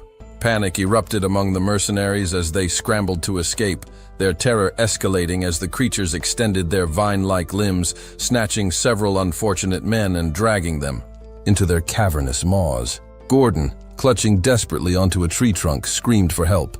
One of his comrades rushed toward him, axe in hand, urging him to hold on. Swinging the axe with all his strength, the mercenary's expression turned to horror as the blade merely glanced off the vine, leaving it unscathed. While deep cracks splintered through his weapon, He barely had time to process his failure before the vine yanked Gordon even higher, inching him closer to his doom. Just as Gordon's fate seemed sealed, Gin sprang into action. Channeling his mana, he infused his sword with raw energy and slashed cleanly through the vine. As he landed, he drove his blade directly into the creature's eye. A deafening shriek erupted as blood sprayed from the wound. The mercenaries, frozen in awe at their employer's display, quickly realized the truth. Their best chance at survival lay in targeting the direst ant's eyes. Drawing in a sharp breath, Gin barked a command that cut through the chaos. He ordered the mercenaries to stop running and form a tight shield formation. Scattering would only make them easier prey. His decisive tone snapped them out of their panic, and they hastily complied, one of them muttering through gritted teeth that he refused to die here. Jin sprinted toward the carriage and demanded an update from Kerr. "Do we have the oil lamps?" Kerr nodded, realizing immediately what Gin had in mind. Without hesitation, Gin ordered him to light them and hurl them at the creatures. As the flames flickered to life, the purpose behind bringing so many lamps became painfully clear. Just as Kerr and his men prepared to throw, a warning rang out. "They're watching us!" There was no time to hesitate. "Throw them now," Gin commanded. One by one, the lamps were hurled toward the monstrous beings, but the direst ants reacted swiftly. Their vines lashed out, swatting the projectiles away before they could make contact. Stunned, one of Kerr's subordinates muttered in disbelief. "It's not working." A vine lashed toward them, but before it could reach, Gillian intercepted it with a powerful cleave of his axe. Belinda, steadying her aim, fired her shots directly at the creature's eyes, each impact causing an agonized shriek. Jin seized the moment. "Gillian! Belinda! Get ready for a coordinated attack!" He turned back to the mercenaries, raising his sword high. "I'll draw their attention. Cover me!" Without another word, Gin charged forward. The direst ants responded instantly, vines whipping toward him from every direction. Belinda shouted a warning, but Gin was already moving, weaving through the onslaught with remarkable agility, his blade slicing through the relentless tendrils. Then, one of the creatures raised a massive leg, preparing to bring it down and crush him. The mercenaries held their breath, convinced their leader was done for. But Gin did not falter. Channeling his mana once more, he slashed upward with all his might, severing the colossal limb in one clean strike. Using the momentum of his leap, he drove his sword deep into the monster's eye. A ripple of horror passed through the remaining direst ants as their attention snapped toward him. Gasps echoed among the mercenaries, but Belinda kept her composure. "Now, throw the lamps again." This time, the mercenaries acted without hesitation. The lamps shattered against the creatures, flames erupting upon impact. Ear-piercing shrieks filled the air as fire crawled across their bark-like bodies. A cheer rose from the Cerberus mercenaries, but Gin was quick to cut it short. "Don't stop. Keep throwing until they're all burning." The fire spread rapidly, engulfing the monstrous creatures, their agonized howls ringing through the battlefield. A nervous murmur ran through the group as one of them voiced a new fear. At this rate, the whole forest might go up in flames. Gordon, attempting to mask his own unease, scoffed. "They're just weak to fire. Nothing special." Gin's sharp command snapped them all back to reality. "Stay focused. This fight isn't over yet." The urgency in his tone sent a fresh wave of tension through the mercenaries. Then, as if responding to his words, the direst ants unleashed a dense cloud of steam, blanketing the battlefield. Confusion rippled through the group. "Did the fire go out already?" someone muttered. Belinda and Gillian rushed to Gin. "What's happening?" His expression was grim. "Their outer shells burn easily, but inside, they're different. The fire reached their moist cores. That's what's causing the steam." As the thick vapor dissipated, the mercenaries recoiled in horror. The direst ants stood transformed, their grotesque true forms emerging from the burnt husks of their previous appearances. The creatures released guttural, bone-chilling screams, more terrifying than before. Disbelief spread like wildfire among the men. "They're still alive?" Gin wasted no time. Raising his sword high, he called out with unwavering resolve. "Ready? Your weapons. We're taking this fight to close quarters." With a battle cry, he launched himself toward the creatures, leading the charge, his unshakable determination igniting the will of those who followed. The true battle had only just begun. Gin advanced alone with unwavering confidence, while the mercenaries behind him hesitated, the weight of their task pressing down on them. Fear was evident in their eyes. One voiced his disbelief. Attacking such a colossal beast at close range seemed beyond reason. Another muttered that a single mistake would mean certain death, while a third admitted outright that facing such creatures felt impossible. Yet Kerr didn't hesitate. He sprang forward, shouting for Kerberos to advance, his energy bursting forth as if he had been waiting for this moment. The others followed, drawn by his fearless charge. Belinda, worried for her young master, moved after him, while Hurley kept close. Gillian turned to the frozen mercenaries, his voice cutting through their fear. "What are you waiting for?" he demanded, his tone sharp. He reminded them that the order had come directly from their young master, Gin. Trust him. Obey him. His words carried reassurance, promising safety if they followed Gin's lead. The sight of Gin standing alone against the advancing Dyrus rekindled their courage. A mercenary raised his weapon, rallying the others with a defiant cry. What would happen? Would happen. Another added that if disaster struck, the young master would find a way to save them. Gordon roared a battle cry, and the group surged forward, forming squads to take on each dais. Jin's instructions rang clear. Strike the creature's burned shells. Without mana, they were now vulnerable. "They're nothing but oversized scarecrows," he said, dismissing their fear. At the front, Kerr, Gillian, and Belinda took position, weapons ready. The battlefield erupted into chaos, yet their attacks were systematic. Mercenaries struck wherever they could. Jin soared into the air, his superhuman strength allowing him to land powerful blows on their weak points, while Belinda stayed close, guarding his back. Gillian met the herd head-on, unwavering, while Kerr darted between the creatures, felling them one after another. Jin steeled himself. Hesitation meant death. With unshakable resolve, he lunged toward the gaping maw of a dais and delivered a devastating upward slash, splitting its jaws apart. His final strike signaled the end of the last creature in their path. For a moment, silence hung in the air. The mercenaries stood tense, scanning for more threats. Then, realization set in. They had won. Heavy breaths filled the clearing. Jin stepped forward, addressing the group. He acknowledged the dangers of the forest of beasts. They had barely crossed its threshold, and had already faced such formidable foes. A somber tension settled over them, but Gin's voice was resolute. "I'll always be at the front," he assured them. "Trust me, follow me." Their previous hesitation vanished, replaced with a unified affirmation. They pressed on. Not long after, they came across a massive boulder containing a runestone. Jin glanced at it but chose to ignore it for now. Clearing the path forward was the priority. Their journey brought them into battle once more, facing herds of orcs and swarms of flying monsters. Kerr fought with reckless enthusiasm, but even in the chaos, he felt a sting of jealousy at how Belinda fussed over Gin. Then, they encountered a new threat, a towering rat-like monster, 3 meters tall, its razor-sharp teeth gleaming as it screeched, eyes fixed on them as prey. Gordon stepped forward, taking the vanguard. Frustration rippled through the group. Another monster? How many more lay ahead? Before they could react, the beast lunged. Kerr and Gillian moved instantly. Kerr struck first, severing one of its legs with a powerful swing, but the creature still charged. Gillian stood his ground, an immovable force, intercepting the attack. Jin seized the moment, driving his blade into the monster's gaping mouth, silencing it for good.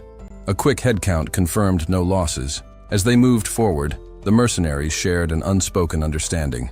Survival hinged on following their master's command. Together, they could overcome anything. Gillian noted their progress. "They're starting to look like a real unit," he observed. "Nothing teaches better than real combat," Kerr added. Jin nodded. "Then let's move. Clear the path ahead."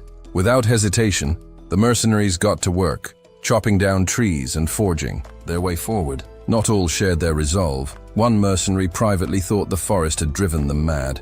By nightfall, they reached a pristine lake. The exhausted mercenaries rushed to wash their faces and fill their water pouches. Ever watchful, Belinda stayed close to Gin, her worry clear. Gin surveyed the area and determined the lake would serve as a crucial waypoint. They would camp here for the night. As fires were lit and food was shared, tension simmered among the group. Some whispered doubts about the mission, wondering what greater horrors lay ahead.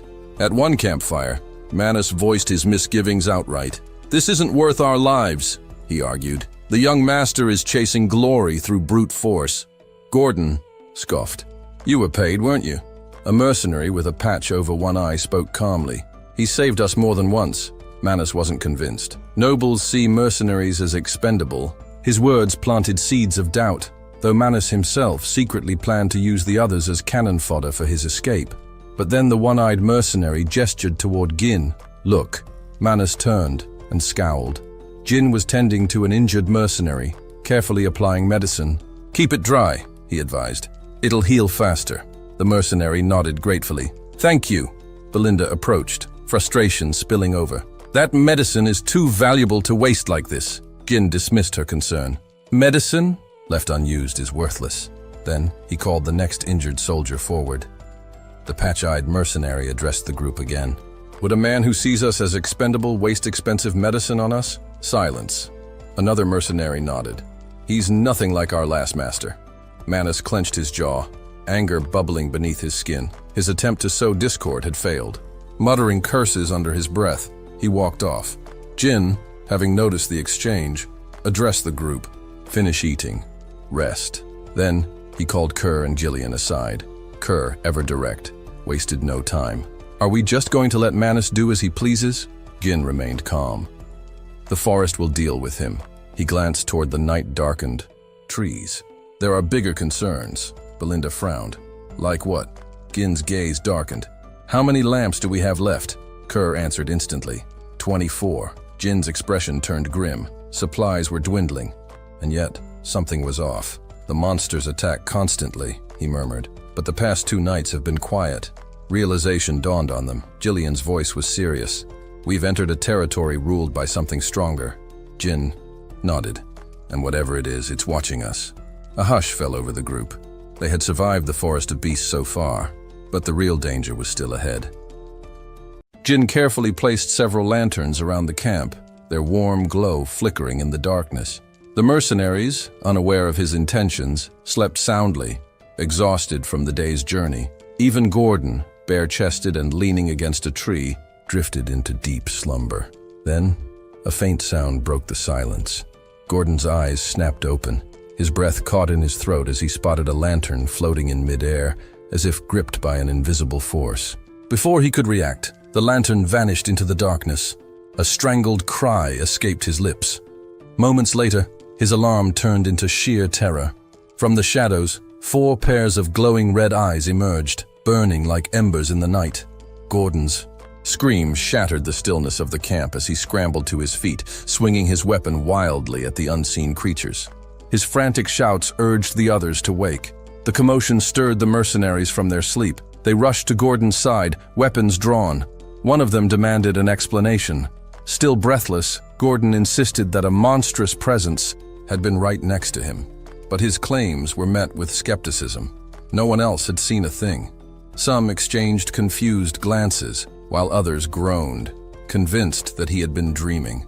Gordon's pulse pounded as he scanned the darkness. He knew what he had seen, but as his eyes adjusted, the creatures were gone. One mercenary grumbled about the needless panic, while another suggested cutting Gordon some slack. After all, their recent encounters with monsters had been unnerving. Then, a voice cut through the doubt. A third mercenary admitted waking up to see a lantern vanish before their eyes. Murmurs spread through the group. Someone mentioned hearing a chilling laugh. Unease tightened its grip on the camp, as more mercenaries shared similar eerie experiences. A one-eyed veteran finally spoke, his tone grave. Something is here, he said with certainty. His words, calm yet firm, steadied the rising panic. At that moment, Jin stepped forward. The mercenaries instinctively parted to let him through, their respect for him evident. At his side stood Gillian and Kerr. Without hesitation, Gin issued a command. Regroup. The mercenaries obeyed, forming a defensive circle. The high-ranking members gathered inside a tent to hear Gin's explanation. Gordon, still shaken, demanded to know if they were truly surrounded by monsters. The one-eyed mercenary voiced his concern. The creatures were invisible, and if they couldn't see them, how could they fight? Jin nodded grimly. They're shadow hunters, he explained. Powerful beings that thrive in darkness. Physical attacks won't harm them. They steal light, turning it into a hunting ground where they control the fight. A heavy silence fell over the group. Gordon swallowed hard. How many are there? Jin's gaze darkened. Hundreds. Gasps rippled through the tent. Belinda's eyes darted to the remaining lanterns, her voice barely above a whisper. The light. It's dimming. Kerr clenched his fists. They're toying with us, he growled. We should strike first. Gin shut the idea down immediately. Attacking blindly will only escalate their harassment. We need to wait for the right moment to counterattack. Belinda frowned. But if we wait, the light will be gone. If we act recklessly, Gin countered, they'll force us into a battle we can't win. We need to strike all at once, and decisively. Skepticism flickered in Gillian's eyes. How do you fight something you can't see? Jin's expression remained steady. With these, he reached into his pack and produced several magic scrolls. Belinda, you've prepared them, she nodded, distributing the scrolls to each mercenary. As Gin knelt, he drew a plan in the dirt. The mercenaries crowded around, listening intently. The creatures are circling us from 3 sides, using stolen light to tighten their grip, he explained. We can't defend the entire camp. We'll be flanked, but the lake at our backs keeps them from surrounding us completely. Gillian nodded, grasping the tactical advantage. So we use that to our benefit? Gin's lips curled into a smirk. Exactly. We hold the initiative. Belinda hesitated. How? We'll divide into 3 units, Gin continued. A shield unit to absorb their attacks, a crossbow unit for ranged suppression, and an elite assault unit, led by me. The shield and crossbow units will form a tight formation at the center, while the assault team will break through their left flank. Once we regroup, we'll encircle them and wipe them out in one decisive strike. Gordon furrowed his brow. Will that really work? Kerr clapped him on the back. As long as the center holds, we can pull it off. Belinda, ever sharp, raised a critical point. But we can't even touch them in the dark.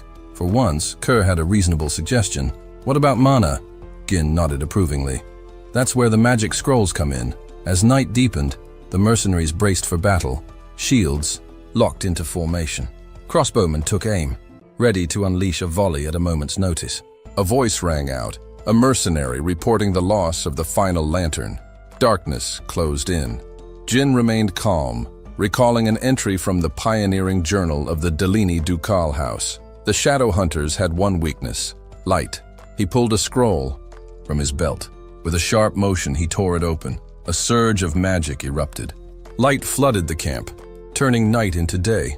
A collective gasp followed. For the first time, the mercenaries saw their enemy. The shadow hunters, eel-like creatures with shifting, grotesque forms, screeched as they were exposed. Gordon's face twisted in a mix of horror and resolve.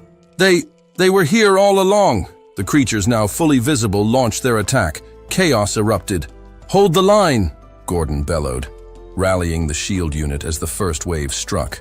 The crossbowmen loosed their bolts, their projectiles slicing through the monsters now stripped of their camouflage. Jin's sword flashed in the artificial daylight. Assault. Unit, with me! Gillian charged at his side without hesitation. Kerr grinned, relishing the battle ahead. Belinda, ever vigilant, stayed close to Gin, ready to watch his back. With a single commanding motion, Gin raised his sword.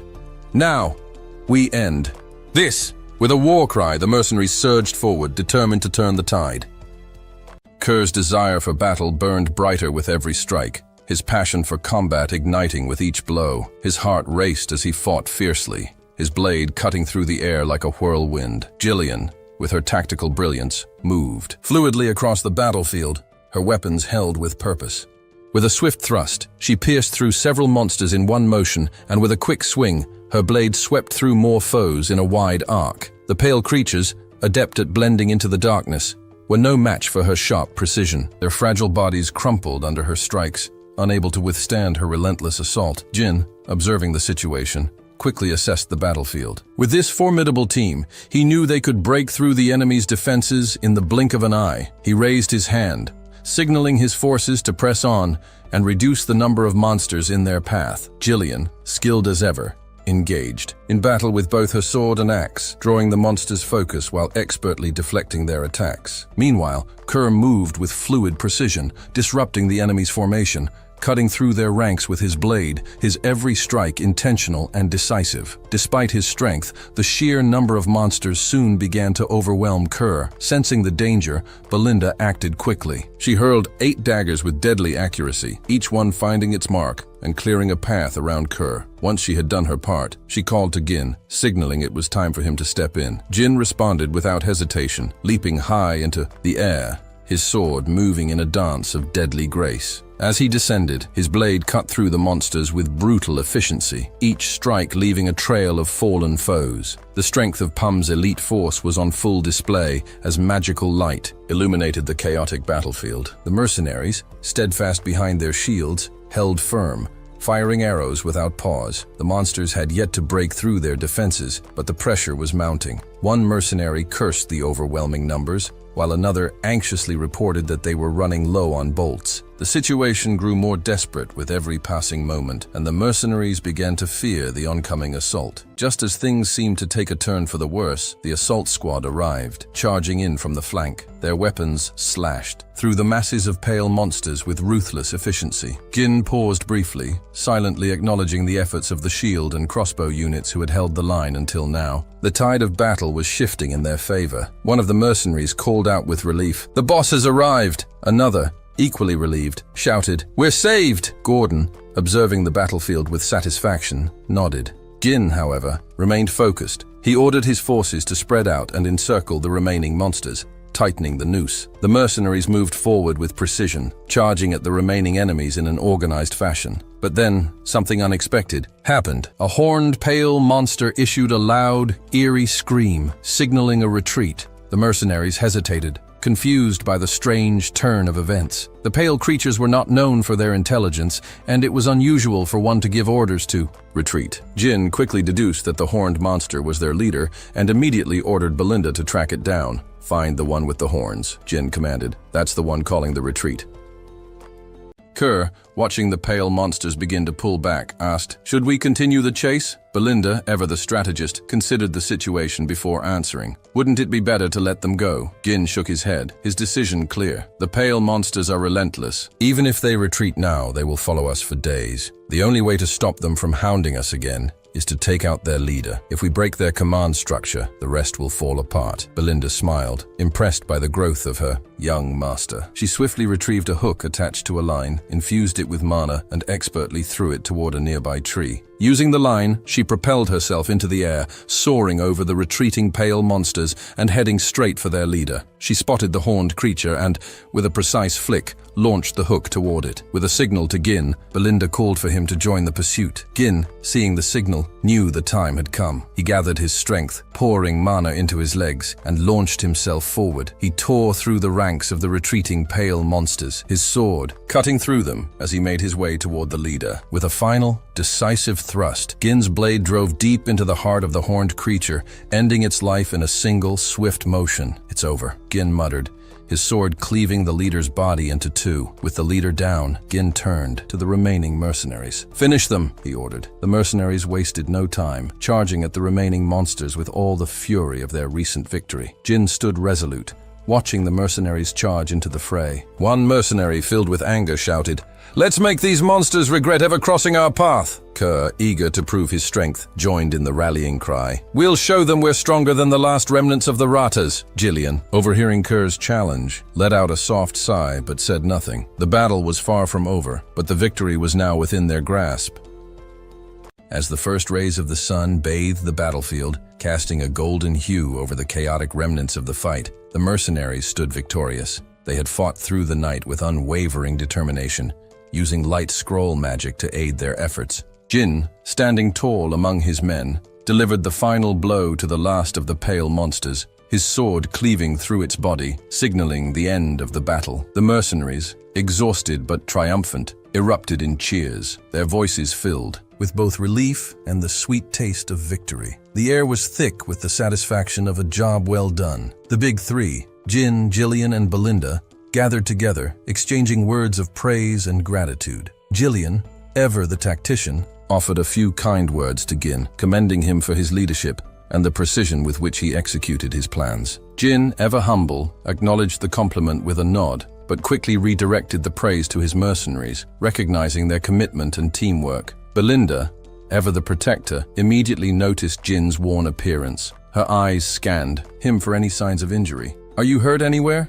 she asked, her voice laced with concern. Jin, always focused on the task at hand, gave a quick wave of dismissal. "Check the head count, Belinda," he instructed, his voice steady. He then turned to Kerr. "Get the Cerberus mercenaries moving, no rest. We need to clear the area." He looked to Gillian and continued, "We'll scatter the corpses of the pale monsters around the camp to drive off any other creatures." Kerr, confused by the plan, asked, "What's the point of scattering the bodies?" Jin, with his usual calm demeanor, explained, "The scent of these corpses will repel other monsters. The pale are high-ranking creatures, especially around the forest of beasts, and their remains will act as a natural deterrent." Gillian, with a mischievous glint in her eye, added, "And it'll keep this camp safe. I wouldn't want to sleep in a place full of these monsters, would you, Kerr?" she teased, calling him kid in her usual playful manner. Kerr, always ready to rise to the challenge, shot back with a grin. "You want to settle this today, Gillian?" His posture was ready for a challenge, but it was clear that he relished the banter more than the fight. Jin,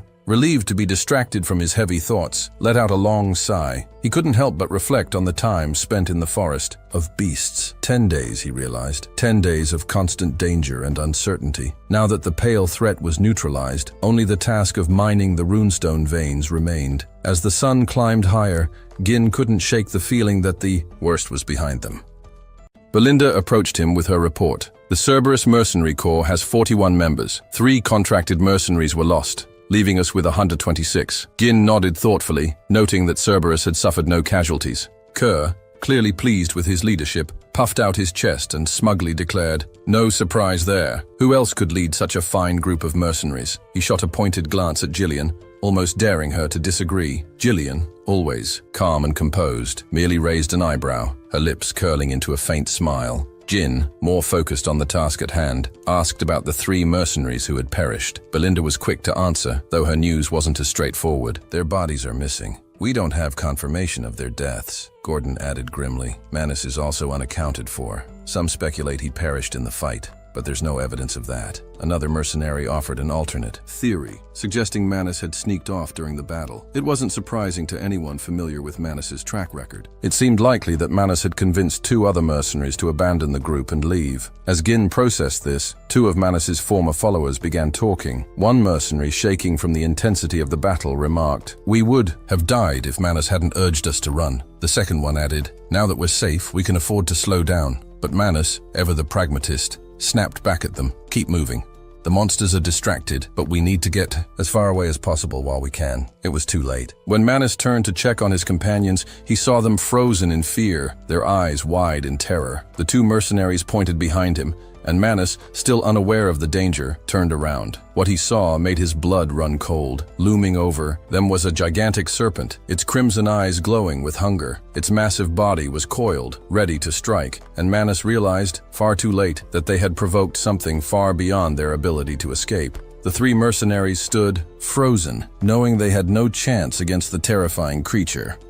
The blood python, instead of devouring the 3 fleeing mercenaries, carried them in its powerful coils. It tossed them carelessly into a massive heap of corpses at the heart of its lair, nestled within the runstone vein Jin had been searching. For Gin had been right all along. His journal, the one he had retrieved from his memories, proved accurate. The runstone vein lay just a short distance deeper into the forest, as he had suspected. The mercenaries, once grumbling and irritable, now worked with surprising discipline as they forged a path through the dense woods. They began by cutting down trees and carefully trimming them into manageable logs. Kerr stood back in astonishment, watching them work with no need for instructions. It was the first time he'd seen these mercenaries display such focus and efficiency. They had always been lazy, but today they were methodical and determined. Gillian muttered under his breath, sensing that this moment had been inevitable. Curry nodded in agreement, noting the irony. He then voiced a thought aloud, wondering if the mercenaries would disband once the mission was over. It would be a waste to use them only for this one expedition. Gin, focused on chopping through a tree, casually replied that he planned to hire them all as his personal soldiers. The mercenaries, through their experience on this journey, had shown potential beyond their usual roles. Gin believed they could form the core of a new force that could help him expand his influence. Gazelle approached with a report, informing Jin that monster corpses had been scattered near the clearing, as per his orders. Kerr acknowledged the report and nodded in approval. The tactics had worked. There hadn't been any signs of monsters between their camp and their current position. It was a good sign, a confirmation that their approach was effective. His gaze flickered briefly toward Gin. While the animosity from their past encounters seemed to have faded, an uneasy feeling lingered with Gin. He couldn't shake the sensation that something wasn't quite right, but he tried to ignore it.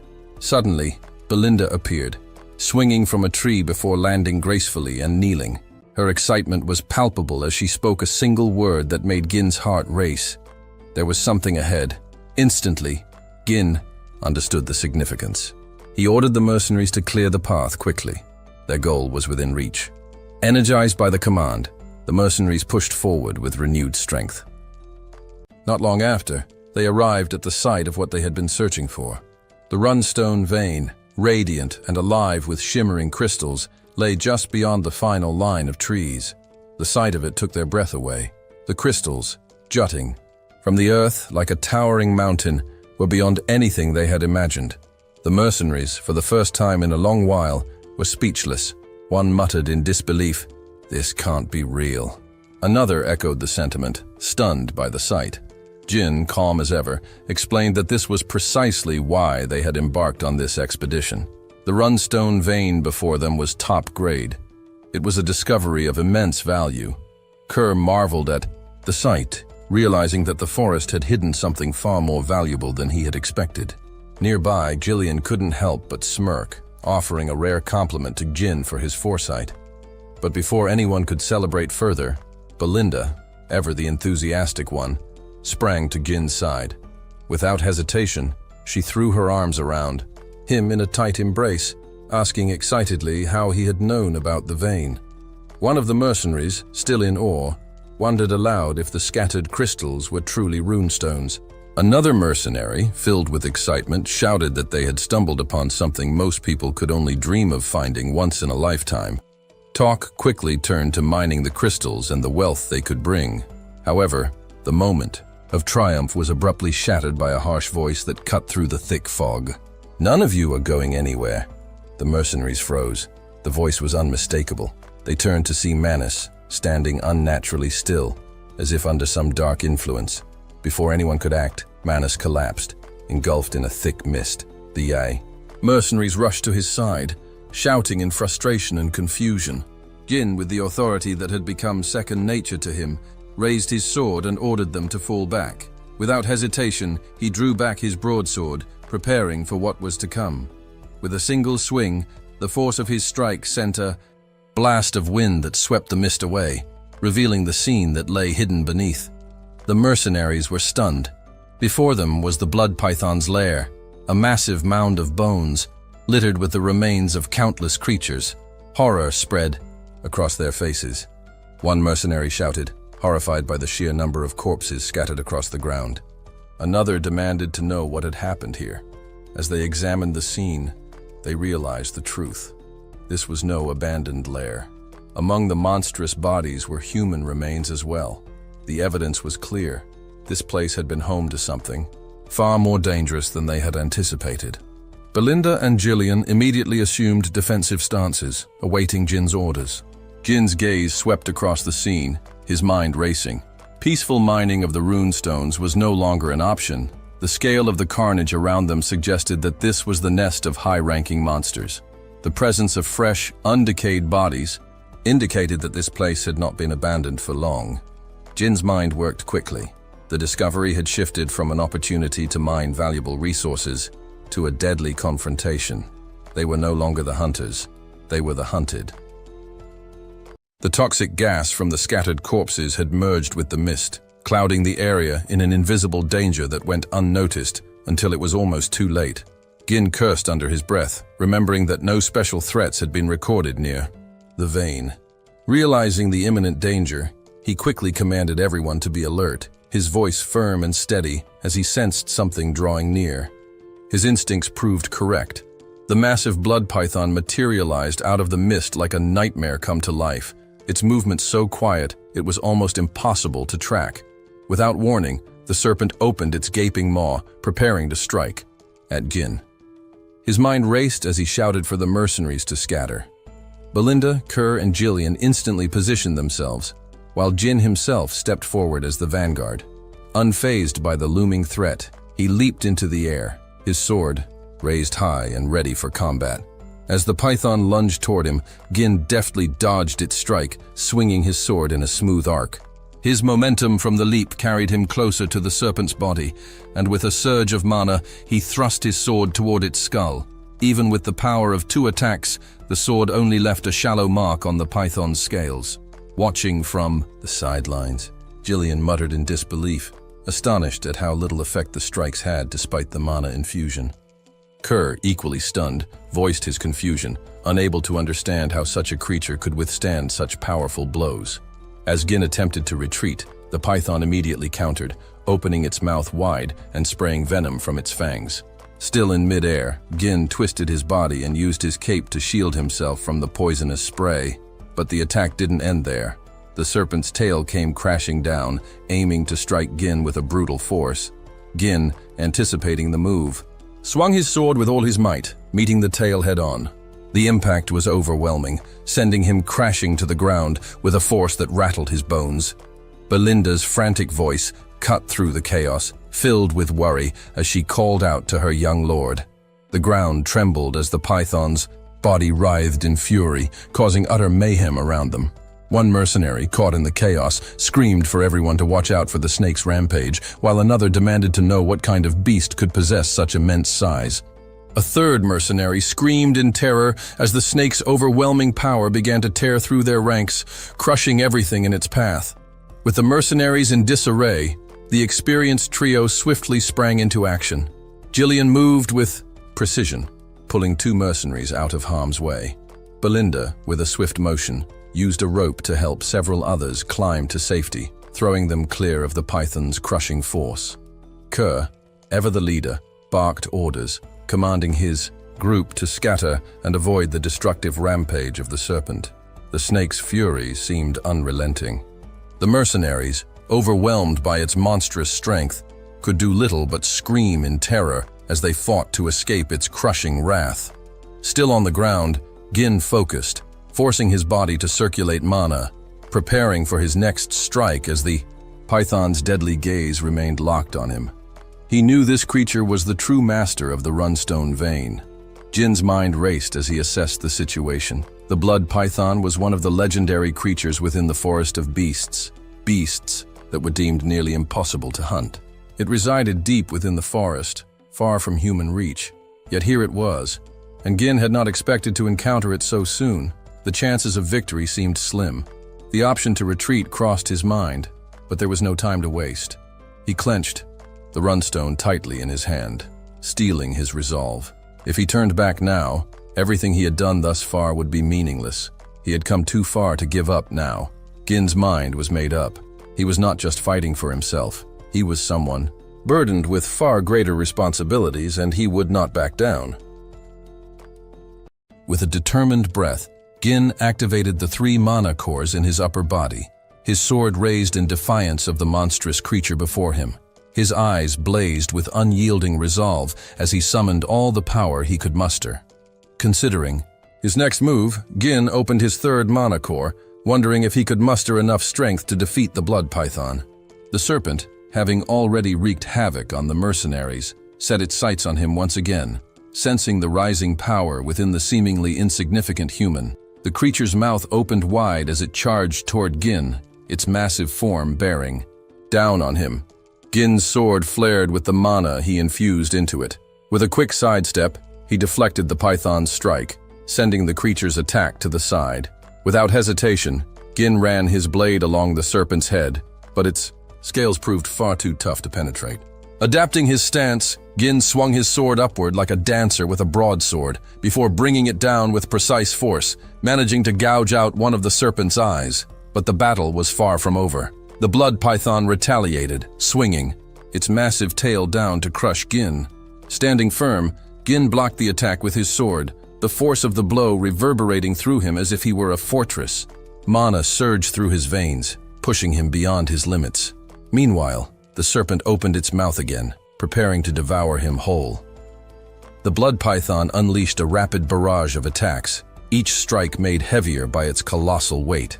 Jin, relying on both his strength and the power of his third mana core, managed to hold his ground, refusing to yield.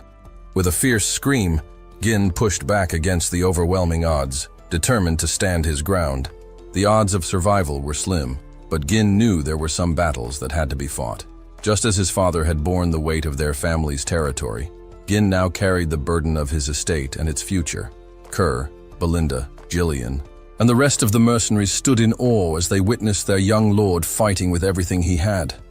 It was the first time they had seen Jin unleash all his strength in battle, and they couldn't help but marvel at the sheer intensity of his will.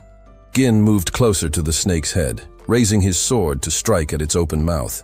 This was the moment he had been waiting for, the moment he would fulfill his responsibility. After putting some distance between himself and the python to catch his breath, Jin observed the creature closely. It showed no signs of faltering. The thought crossed his mind that keeping his third mana core open for too long was dangerous. He might run out of energy before he could finish the creature off. To his surprise, the mercenaries, whom he had led into battle, charged forward to help him. Belinda shouted for him to turn toward her, and Jin saw Gillian standing in front, ready to face the enormous serpent. Even Kerr stepped forward, preparing to fight alongside him. Belinda checked Jin for injuries and urged him to fall back to safety, pleading for him to retreat while they held off the serpent. Jin's response stunned them all. He commanded the mercenaries to leave immediately, to retreat from the battle. Kerr and Gillian paused, confused by the unexpected order, and Belinda was left bewildered. She wondered what Jin meant, her mind racing. Gordon questioned aloud whether their boss had truly given that command, while Gillian also spoke up, seeking clarification. Jin explained calmly, his voice resolute. He knew that even with all his power, he couldn't guarantee everyone's safety. Against such a monstrous foe, he couldn't afford to lose anyone here, not after everything they had done to get this far. He made it clear that he valued their lives far more than the battle itself. Belinda was still in shock. She couldn't believe he was willing to push himself even further, especially when surviving this long already felt like a miracle. She silently wondered why Jin would go to such lengths, but her question went unanswered. Jin's aura flared. Once again, mana surging through his veins and into his sword.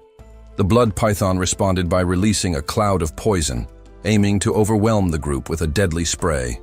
Jin shouted for the mercenaries to flee immediately, but instead of retreating, they moved forward, raising their shields to protect him from the onslaught. Jin was taken aback by their unexpected response, unable to comprehend why they had chosen to fight rather than run. One mercenary shouted, expressing their willingness to fight alongside him. Another declared that they had never met an employer like him before. Gordon chimed in, affirming their loyalty, saying that they had survived countless battles thanks to Jin, and they would do so again. Kerr, with excitement in his voice, added that the treasure waiting for them was theirs for the taking if they could bring down the serpent. Belinda, with a voice full of conviction, vowed that she would not leave him behind. Gillian, the first to swear his loyalty, offered to create an opening by distracting the serpent. He told Jin that just as they believed in him, he should now believe in them. Jin steeled himself, fully understanding the risks. He knew that he might lose one of his men in this fight, but retreating was no longer an option. He warned them of the blood python's size, its poison, and the impenetrable scales that could deflect even mana-imbued blades. If the serpent landed, even a single blow, one of them would surely die. But Jin was resolute. This battle was his, and he would finish it, no matter the cost. Belinda was still in shock, struggling to comprehend why Jin was so determined to defeat the serpent. Her mind raced, but then Jin's gaze shifted toward the blood python's mangled right eye and the exposed wound. In that moment, the opportunity became clear to him. He knew he could strike.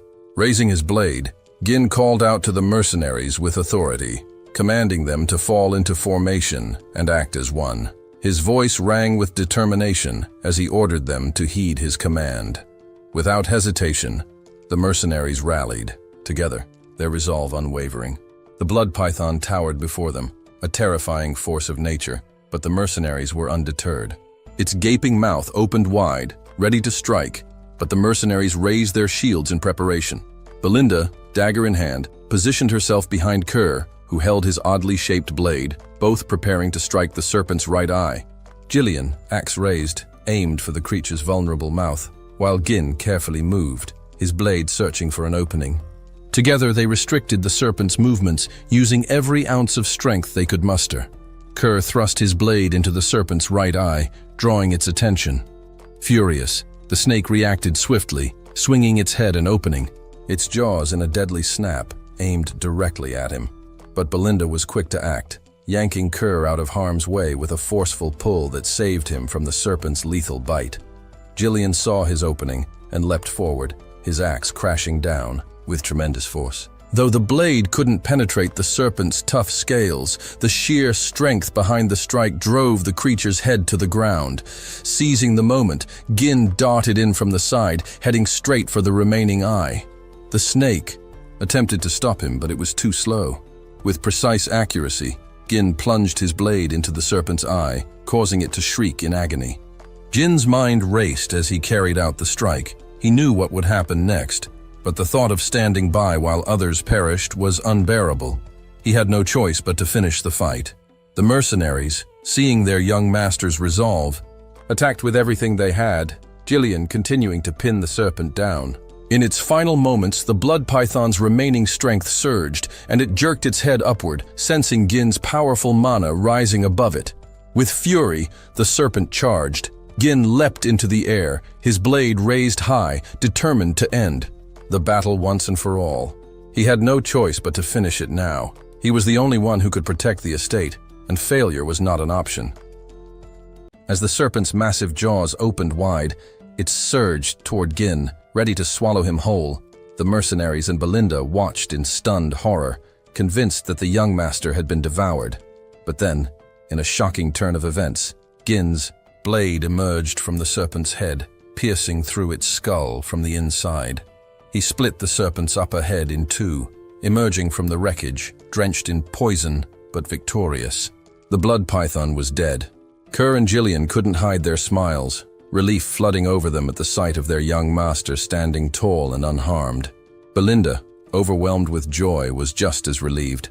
Gin had survived the impossible. He had done it for them, for the future of Perum. Gin knew that he couldn't allow the expedition to fail. As the mercenary king, he couldn't let those who followed him die without purpose. With the blood python defeated, the expedition to the runestone vein was a success. But back at Perum Castle, Albert was in a fury. He raged about Gin's defiance, condemning the young lord's actions as nothing short of treason. Entering the forest of beasts without permission was a direct challenge to authority. Walter, the Count of Perum, and Homer both tried to calm Albert's rising anger. Homer, knowing full well the young lord's reckless nature, mused that if Gin thought he was now the ruler, they'd have to handle it. Albert's accusations were sharp, his voice full of frustration. Homer sighed, trying to reason with him, explaining that there was no point in getting worked up now. Gin had been in the forest for over 2 weeks. If Skov had not falsified his report, they could have intervened earlier. Homer still couldn't understand why Skov had risked his knighthood to help Gin, though he understood the young lord's impulsiveness. Albert, growing more furious, insisted that they could no longer ignore Gin's actions. The lord had to act swiftly before Gin caused even more chaos. Homer reluctantly agreed, adding that once Gin returned, he would need to be imprisoned and severely punished. Walter remained silent, his mind racing. He couldn't fathom why his son had stirred up so much trouble. Suddenly the door swung open, and Rand, the captain of the Perum Knights, rushed in with urgency. The atmosphere shifted immediately, and everyone in the room sensed the weight of his words. Rand revealed startling news. The young lord had returned. Outside, Gin strode confidently toward Perum Castle, fully aware that meeting his father would come with consequences. But as he walked, he was certain that once his father saw the results of his actions, everything would be fine. He had secured the future of the estate, and no matter the consequences, he would stand by his choices. Gin walked into the room, his expression calm, as he approached the seat before his father, Walter, and the other officials, including the Knight Captain Albert.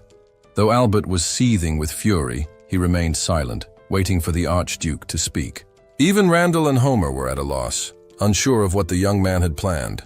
Walter, though visibly relieved that his son had returned safely from the Forest of Beasts, couldn't conceal his displeasure. Gin had blatantly disobeyed his orders, and that was not something easily overlooked. Jin, unbothered by the tense atmosphere, spoke first, his voice light and almost childish as he explained his return. He casually reminded his father that he had done what was necessary. Walter, his face hardening, calmly reminded Gin that he had explicitly told him not to go into the forest. Gin, in turn, apologized, but stood firm in his reasoning, stating that it was something that had to be done. Homer, still confused, demanded clarification. What exactly did Gin mean by, "it had to be done"? Randall quickly followed up, pointing out the gravity of the situation and questioning whether Gin truly believed it was worth disobeying orders. He reminded Gin of the perilous risk, not just to his own life but to the estate itself. If monsters had emerged from the forest and attacked the estate, it could have led to a catastrophic outcome. Gin, unfazed by their scolding, simply replied that he was still alive and that no monsters had attacked the estate. His calm response seemed to only fuel Homer's frustration, and Randall, his voice rising, demanded to know how Gin could be so reckless. Albert, who had been silent until now, spoke up, his voice tinged with frustration. He sarcastically asked if Gin found the situation amusing simply because no incidents had occurred in the forest. His tone suggested that, while angry, he might be willing to let this pass. However, Albert quickly put a letter on the table, signaling that this matter was far from over. Gin immediately recognized the letter as coming from Count Rayfold. Albert confirmed it, explaining that he had suspected something might go wrong when Gin visited Rayfold without warning. The situation was even worse than he had feared. Gin had extorted 20,000 gold from Lady Amelia, who had been sending support funds to Perum. This had enraged Count Rayfold, leading him to sever all ties with the estate and call off the engagement. Albert's words were harsh, underscoring the severity of the issue, which could shake the very foundations of the estate. Gin paused for a moment, contemplating. He wasn't troubled by the details of the report. Manipulating a greedy count was hardly a challenge, but he realized that Amelia's connections with the enemy had been her downfall, and her leverage over him had evaporated. The real issue, Gin understood, was that if he had delayed his mission any longer, he would have been trapped within the estate. As he processed this, Walter placed the letter back on the table, urging Gin to speak. Albert questioned him coldly, demanding to know if Gin had anything to say in response. Homer, never one to hold back, suggested that the 20,000 gold should be returned immediately. Randall, equally displeased, remarked that the sum would have been enough to cover the knight's expenses for quite some time. Gin simply replied that he had already spent it all. The room fell silent as the others exchanged bewildered glances. Gin, unfazed, explained that the money had been used to develop the Forest of Beasts. Albert, unable to believe what he was hearing, demanded to know if Gin had truly spent the entire amount on a forest full of monsters. Gin, refusing to make excuses, simply apologized for the situation with Rayfold. The apology did little to calm Albert, who grabbed Gin by the collar, cursing him as a reckless fool. He reprimanded Gin for jeopardizing the future of the estate with his actions. Homer, growing even angrier, declared that Gin was no longer fit to be the Archduke of Perum and insisted that he should be restrained and thrown into prison. Gin, however, remained calm and indifferent, responding in a nonchalant tone. He calmly assured them that he would personally provide the necessary support funds moving forward, including the 20,000 gold. Walter, clearly perplexed, asked his son what he meant by that. Without hesitation, Gin called out to Belinda, who had been waiting outside the room. She entered, holding a box in her hands. Gin explained that if his goal had merely been to enter the Forest of Beasts and return, he would never have started developing it in the first place. Belinda walked up to the table, placing a box gently down before opening it. The older men gathered around, their expressions puzzled as they gazed at the glowing crystal inside. Walter, however, recognized it instantly, his eyes widening with understanding. Gin explained calmly that it was a top-grade runstone. Those familiar with such rare treasures knew immediately of its value. Albert, seeing the crystal for the first time, was taken aback, his surprise evident. Homer, intrigued, picked it up and examined it closely, his voice full of curiosity as he asked Gin where he had found such a valuable item. Randall, still processing the discovery, quickly shot a skeptical look at Gin, accusing him of trading the 20,000 gold for it. Gin, unfazed, shrugged and explained with a casual tone that he had mined it himself from the forest of beasts. Belinda, standing nearby, shot an exasperated glance at the older men for doubting Gin's word. Albert, still recovering from the surprise, commented that while the runstone was indeed precious, it wouldn't be nearly enough to sustain the estate on its own. Gin nodded thoughtfully, agreeing with Albert but assured them that this was only a small part of the haul. With that, he led them outside to the estate's outskirts, where the full extent of his expedition was laid out before them. Massive piles of high-grade runstone were stacked up, with more being brought in by carriage. The bodies of various monsters, valuable for their remains, were being sorted by the mercenaries Gin had hastily gathered for the mission. Homer, astonished by the sheer scale of the operation, asked Gin how much of this had been collected in just 15 days. Randall, his eyes wide with disbelief, questioned whether he was seeing things correctly. Z. Walter, equally surprised, turned to Belinda, seeking confirmation that all of this had indeed been gathered during the expedition. Belinda nodded firmly, stating that Gin had personally led the effort and secured everything himself. Gin, his voice full of pride, explained that the haul included the remains of dangerous creatures like the dirus int and the blood python, though the runstones were just a fraction of what had been mined from the vein. He stressed that the goal of all this was to benefit the estate, and as such, everything collected should be used for its advancement. Albert, taking in the situation, estimated that with this much material, they would no longer have to worry about financial support. The realization hit Randall and Homer, leaving them both stunned and impressed. Their expressions softened, and they approached Gin, offering praise for his outstanding success. Randall, acknowledging Gin's exhaustion from the expedition, spoke first, offering his admiration. Homer quickly followed suit, adding his own compliments. Both men even massaged Gin's shoulders in gratitude. However, before he could fully accept their praise, Gin outlined his conditions. The first was that Scoven and Ricardo, who had only followed his orders, be immediately released. His second condition was that access to the Forest of Beasts remain restricted to prevent harmful rumors from spreading about the estate. Homer, after a brief moment of thought, agreed that these requests seemed reasonable. But Gin's third condition was more contentious. He insisted that he should personally recruit and manage the mercenaries and security forces, arguing that any interference with troop movements would only cause delays. Alarmed by this, Homer immediately raised his objections, demanding to know if Gin was suggesting the formation of a private army. Randall, equally concerned, questioned what Gin might do with such a force. Albert, maintaining a calm demeanor, intervened to clarify the situation. He reminded Gin that his current position required him to seek forgiveness, not make demands. Gin, however, remained unfazed, calmly explaining that his conditions were necessary to replace the financial support previously provided by Rayfold. He added that any delays in these operations would only hurt the estate's finances.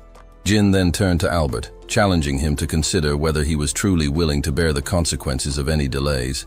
Albert stood frozen for a moment, unsure of how to respond. The tension in the air was palpable. In that moment, Albert turned to Z. Walter, urging him to step in and take control before Gin's demands put the future of the estate at risk. However, Z. Walter remained silent, observing the situation unfold without intervening. Just as the atmosphere grew more tense, a voice broke through from behind, calling out to Gin. Everyone turned to see Gillian approaching, smiling warmly. Kerr, standing nearby, also greeted Gin with a smile. Gillian praised Gin for his efforts, and Gin responded with a nod, acknowledging the compliment.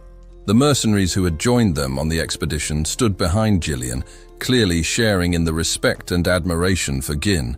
Gillian then reported that the loading of the runstone was nearly complete and that they were waiting for further instructions. With a single command, the mercenaries were prepared to move at a moment's notice. Kerr, speaking with newfound respect, reported that, as instructed, the dirus int bark had been stored without preservatives. He then asked for guidance on what to do with the blood python. Gin, without hesitation, issued the necessary instructions, detailing how to dismantle the creature's body, separating the venom, blood, flesh, and hide in order to prevent decay. The mercenaries acknowledged his orders, ready to carry them out immediately. Z. Walter, observing the mercenaries, was visibly impressed by their presence. However, he couldn't quite grasp how Gin had managed to command such an elite group. He commented on their formidable appearance, prompting Gin to turn and acknowledge the remark. Gin explained that while the mercenaries were indeed impressive, their assistance had been crucial to the success of the expedition. Without them, the mission would have been nearly impossible. As Z. Walter looked at his son, he saw him in a new light, recognizing his growth and capabilities. The moment was brief, but it marked a turning point in their relationship. Z. Walter then gave the command for the officials to return to the estate. As he began walking away, the others hesitated momentarily, but Z. Walter gave no chance for argument, and they followed swiftly behind him. Before departing, Z. Walter addressed Gin, choosing to overlook his recent actions. He reminded his son that if he ever defied his orders again, there would be consequences. Gin, both grateful and resolute, responded with a firm yet respectful tone, thanking his father while also expressing that one day he would inherit the estate as its rightful successor. As he walked away, Z. Walter remarked that Gin had the spirit of the Northern Wolf, a title given to the Count of Perum, who had long defended the northern frontier of Lithuania. Gin's father had led a lonely life, managing an estate in poverty and defending the northernmost boundary of the kingdom with a weak military force. He had dedicated his entire life to safeguarding the estate, even without the company of his wife, Elena, or his son. In the end, Z. Walter had passed away, his death solitary and largely forgotten, a stark contrast to the legacy he had hoped to leave behind. With the immediate tension fading, Kerr let out a relieved sigh, remarking that they could finally afford a moment of rest. However, Belinda, still concerned for Gin, asked if he was planning to head straight back to the castle. Gin shook his head, explaining that he couldn't rest yet. He instructed Belinda to prepare everything for departure, as they needed to be ready to leave at any moment. Surprised, Belinda asked if he wasn't going to rest after everything he had just endured. Gillian, noticing the weariness in Gin's demeanor, suggested that he take some time to recover, pointing out that it was nothing short of miraculous that he had survived being inside the blood python. Belinda, recalling the effort it took to detoxify him from the venom, sternly reminded him of the toll it had taken on his body and urged him to rest. Despite the exhaustion weighing on him, Gin placed a reassuring hand on Belinda's shoulder, expressing his gratitude for her support. He also assured her that he was relying on her, but deep down, he knew he couldn't afford to waste any time. The mining operation was a crucial part of securing the estate's future, and he was aware that word of the runestone vein would spread fast. Soon, it would reach the ears of those who might seek to take the estate for themselves. Determined to press on, Gin turned to leave, though each step grew more difficult. His breathing became shallow, and his body felt heavier with each passing moment. The urgency of strengthening their forces weighed heavily on his mind, as he knew they needed to reach a level of power where no one would dare to challenge them. But just as he was about to take another step, his body betrayed him. With a sharp intake of breath, he collapsed, unconscious, to the ground. Belinda cried out his name in panic, and though there was no immediate response, a wave of pain washed over everyone who had witnessed Gin's sudden fall. The sight of the once unyielding Archduke now lying motionless on the ground struck a deep chord in their hearts. In the dim glow of a candlelit chamber, a lone pigeon descended through the shadows, a scroll clutched tightly in its talons. It landed gracefully on the arm of a man seated upon an imposing throne. The room was vast, the air thick with the scent of old parchment and burning incense. As the man untied the scroll, his sharp eyes flickered with intrigue. Partial reclamation of the Forest of Beasts confirmed, the message read. Commence territorial war with the Daigold family and wipe out Perdium. After that, the ducal house will step in. A smirk played on his lips. The destruction of Perdium, huh? He mused aloud. Are you saying we should turn it into a lordless land? A voice from the shadows answered. The time has finally come. This means the ducal house intends to appoint a new ruler for Perdium. His gaze shifted toward the round table before him, where his most trusted retainers sat in silent anticipation. "How many of our people remain in Perdium?" he inquired. A man with graying hair leaned forward. "2 retainers and 1 knight, my lord." "Send the retainers to Digald's territory," he commanded. "The death of Digald's missing heir in Perdium will be justification enough for war." The room fell into murmurs until another voice spoke, tinged with hesitation. "And who shall lead the campaign, my lord?" The man on the throne leaned back, his fingers tapping against the armrest. "Victor will take full command of this operation." A hushed silence followed, then a scoff from one of the men. "Victor? I can't believe we're bringing out Desmond's strongest card this soon." Another man, younger and more cautious, interjected. "If Frank had done his job properly, Perdium would have collapsed on its own." One of the older retainers spoke next, his tone laced with concern. "My lord, Victor will undoubtedly succeed, but isn't it premature to reveal our strongest asset? We've played our hand cautiously until now. This move feels rushed." The man on the throne studied him for a long moment before responding. "Why does the ducal house, which has always operated in the shadows, now interfere directly in Perdium?" No one spoke. "Because of the forest of beasts." The tension in the room shifted immediately. "The forest of beasts," one man echoed, his voice carrying a hint of alarm. "Every decision follows Duke Belfine's will. Do not question any orders. Prepare for war." The figure in the throne rose, his dark cloak billowing. At last, his identity was clear. Count Desmond. The murmurs in the chamber ceased. This was no ordinary territorial dispute. This was a calculated maneuver orchestrated by a far greater force. "Harold Desmond," he continued, addressing one of his closest advisors.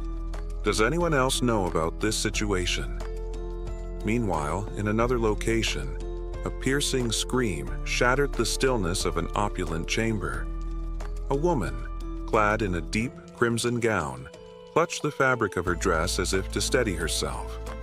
"Giselle Perdium!" she screamed, her voice laced with fury and anguish. A man hurried forward, placing a firm yet gentle hand on her shoulder. "My lady," he said softly, trying to console her. Her breath came in ragged gasps. "That bastard secured the runestone mine, using the 20,000 gold he took from me." The man's expression darkened. "Even after sending the wildcats, they failed to kill him. I even bowed my head to that damn father to cut off Perdium's funding, and still, he lives." She clenched her fists, her nails digging into her palms. "This makes me look like a fool." The man beside her didn't flinch. "This isn't like you, my lady." Her chest rose and fell with measured breaths. "You're right," she admitted, forcing herself to calm. "I let my emotions take over. What's done is done." "Then give the order," the man urged. "Now that Perdium has found the runestone mine, they'll soon escape their financial troubles." She turned to him, eyes alight with calculation. "It might seem like a victory for them, but the key detail is that they haven't sold the runestones yet." "Haven't sold them yet?" he echoed. A smirk curled her lips. "According to our latest intel, they secured the runestones no earlier than 2 days ago. That's not nearly enough time to establish a supply chain." The realization dawned on him. "We'll exploit that weakness." "Exactly. We know where they'll try to sell them." His brow furrowed. "And where is that?" Her voice was sharp, precise. "There's only one place in the north where they can sell runestones." She stepped toward the window, gazing out over the moonlit expanse. The Northern Tower, ruled by the 7th Circle Archmage Delmod. A pause. Then, with a slow, satisfied breath, she spoke the name that would determine the next battle. The Tower of Advancement. Runestones are the lifeblood of magical research, a resource so vital that the great magic towers guard their supply chains with ruthless efficiency. In the depths of a candlelit chamber, a cloaked figure laid out the plan before his gathered allies. "The Tower of Advancement is our target," he declared, "not Giselle. Our focus is on the workers transporting the runestones." Another figure, draped in a dark hood, nodded in understanding. "We strike swiftly, hit and run, disrupt their supply lines, cut them off before they reach the tower. And in the chaos," a third voice added, "we seize the runestones for ourselves." Yet a murmur of uncertainty arose. "But what about the Crimson Tower in Brivant territory?" a man questioned. "Shouldn't we consider splitting our efforts?" A woman stepped forward, her expression unwavering. "That was the past. Things have changed," she said firmly. "The Crimson Tower has been in decline ever since it lost its top position. No mage in their right mind would choose it over the Tower of Advancement, not even Giselle Perdium." Her eyes darkened with cold determination. "This time, I will take everything from you, Giselle," she vowed.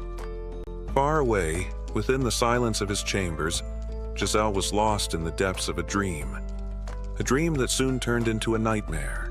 A monstrous creature loomed before him, its jaws widening as it swallowed him whole.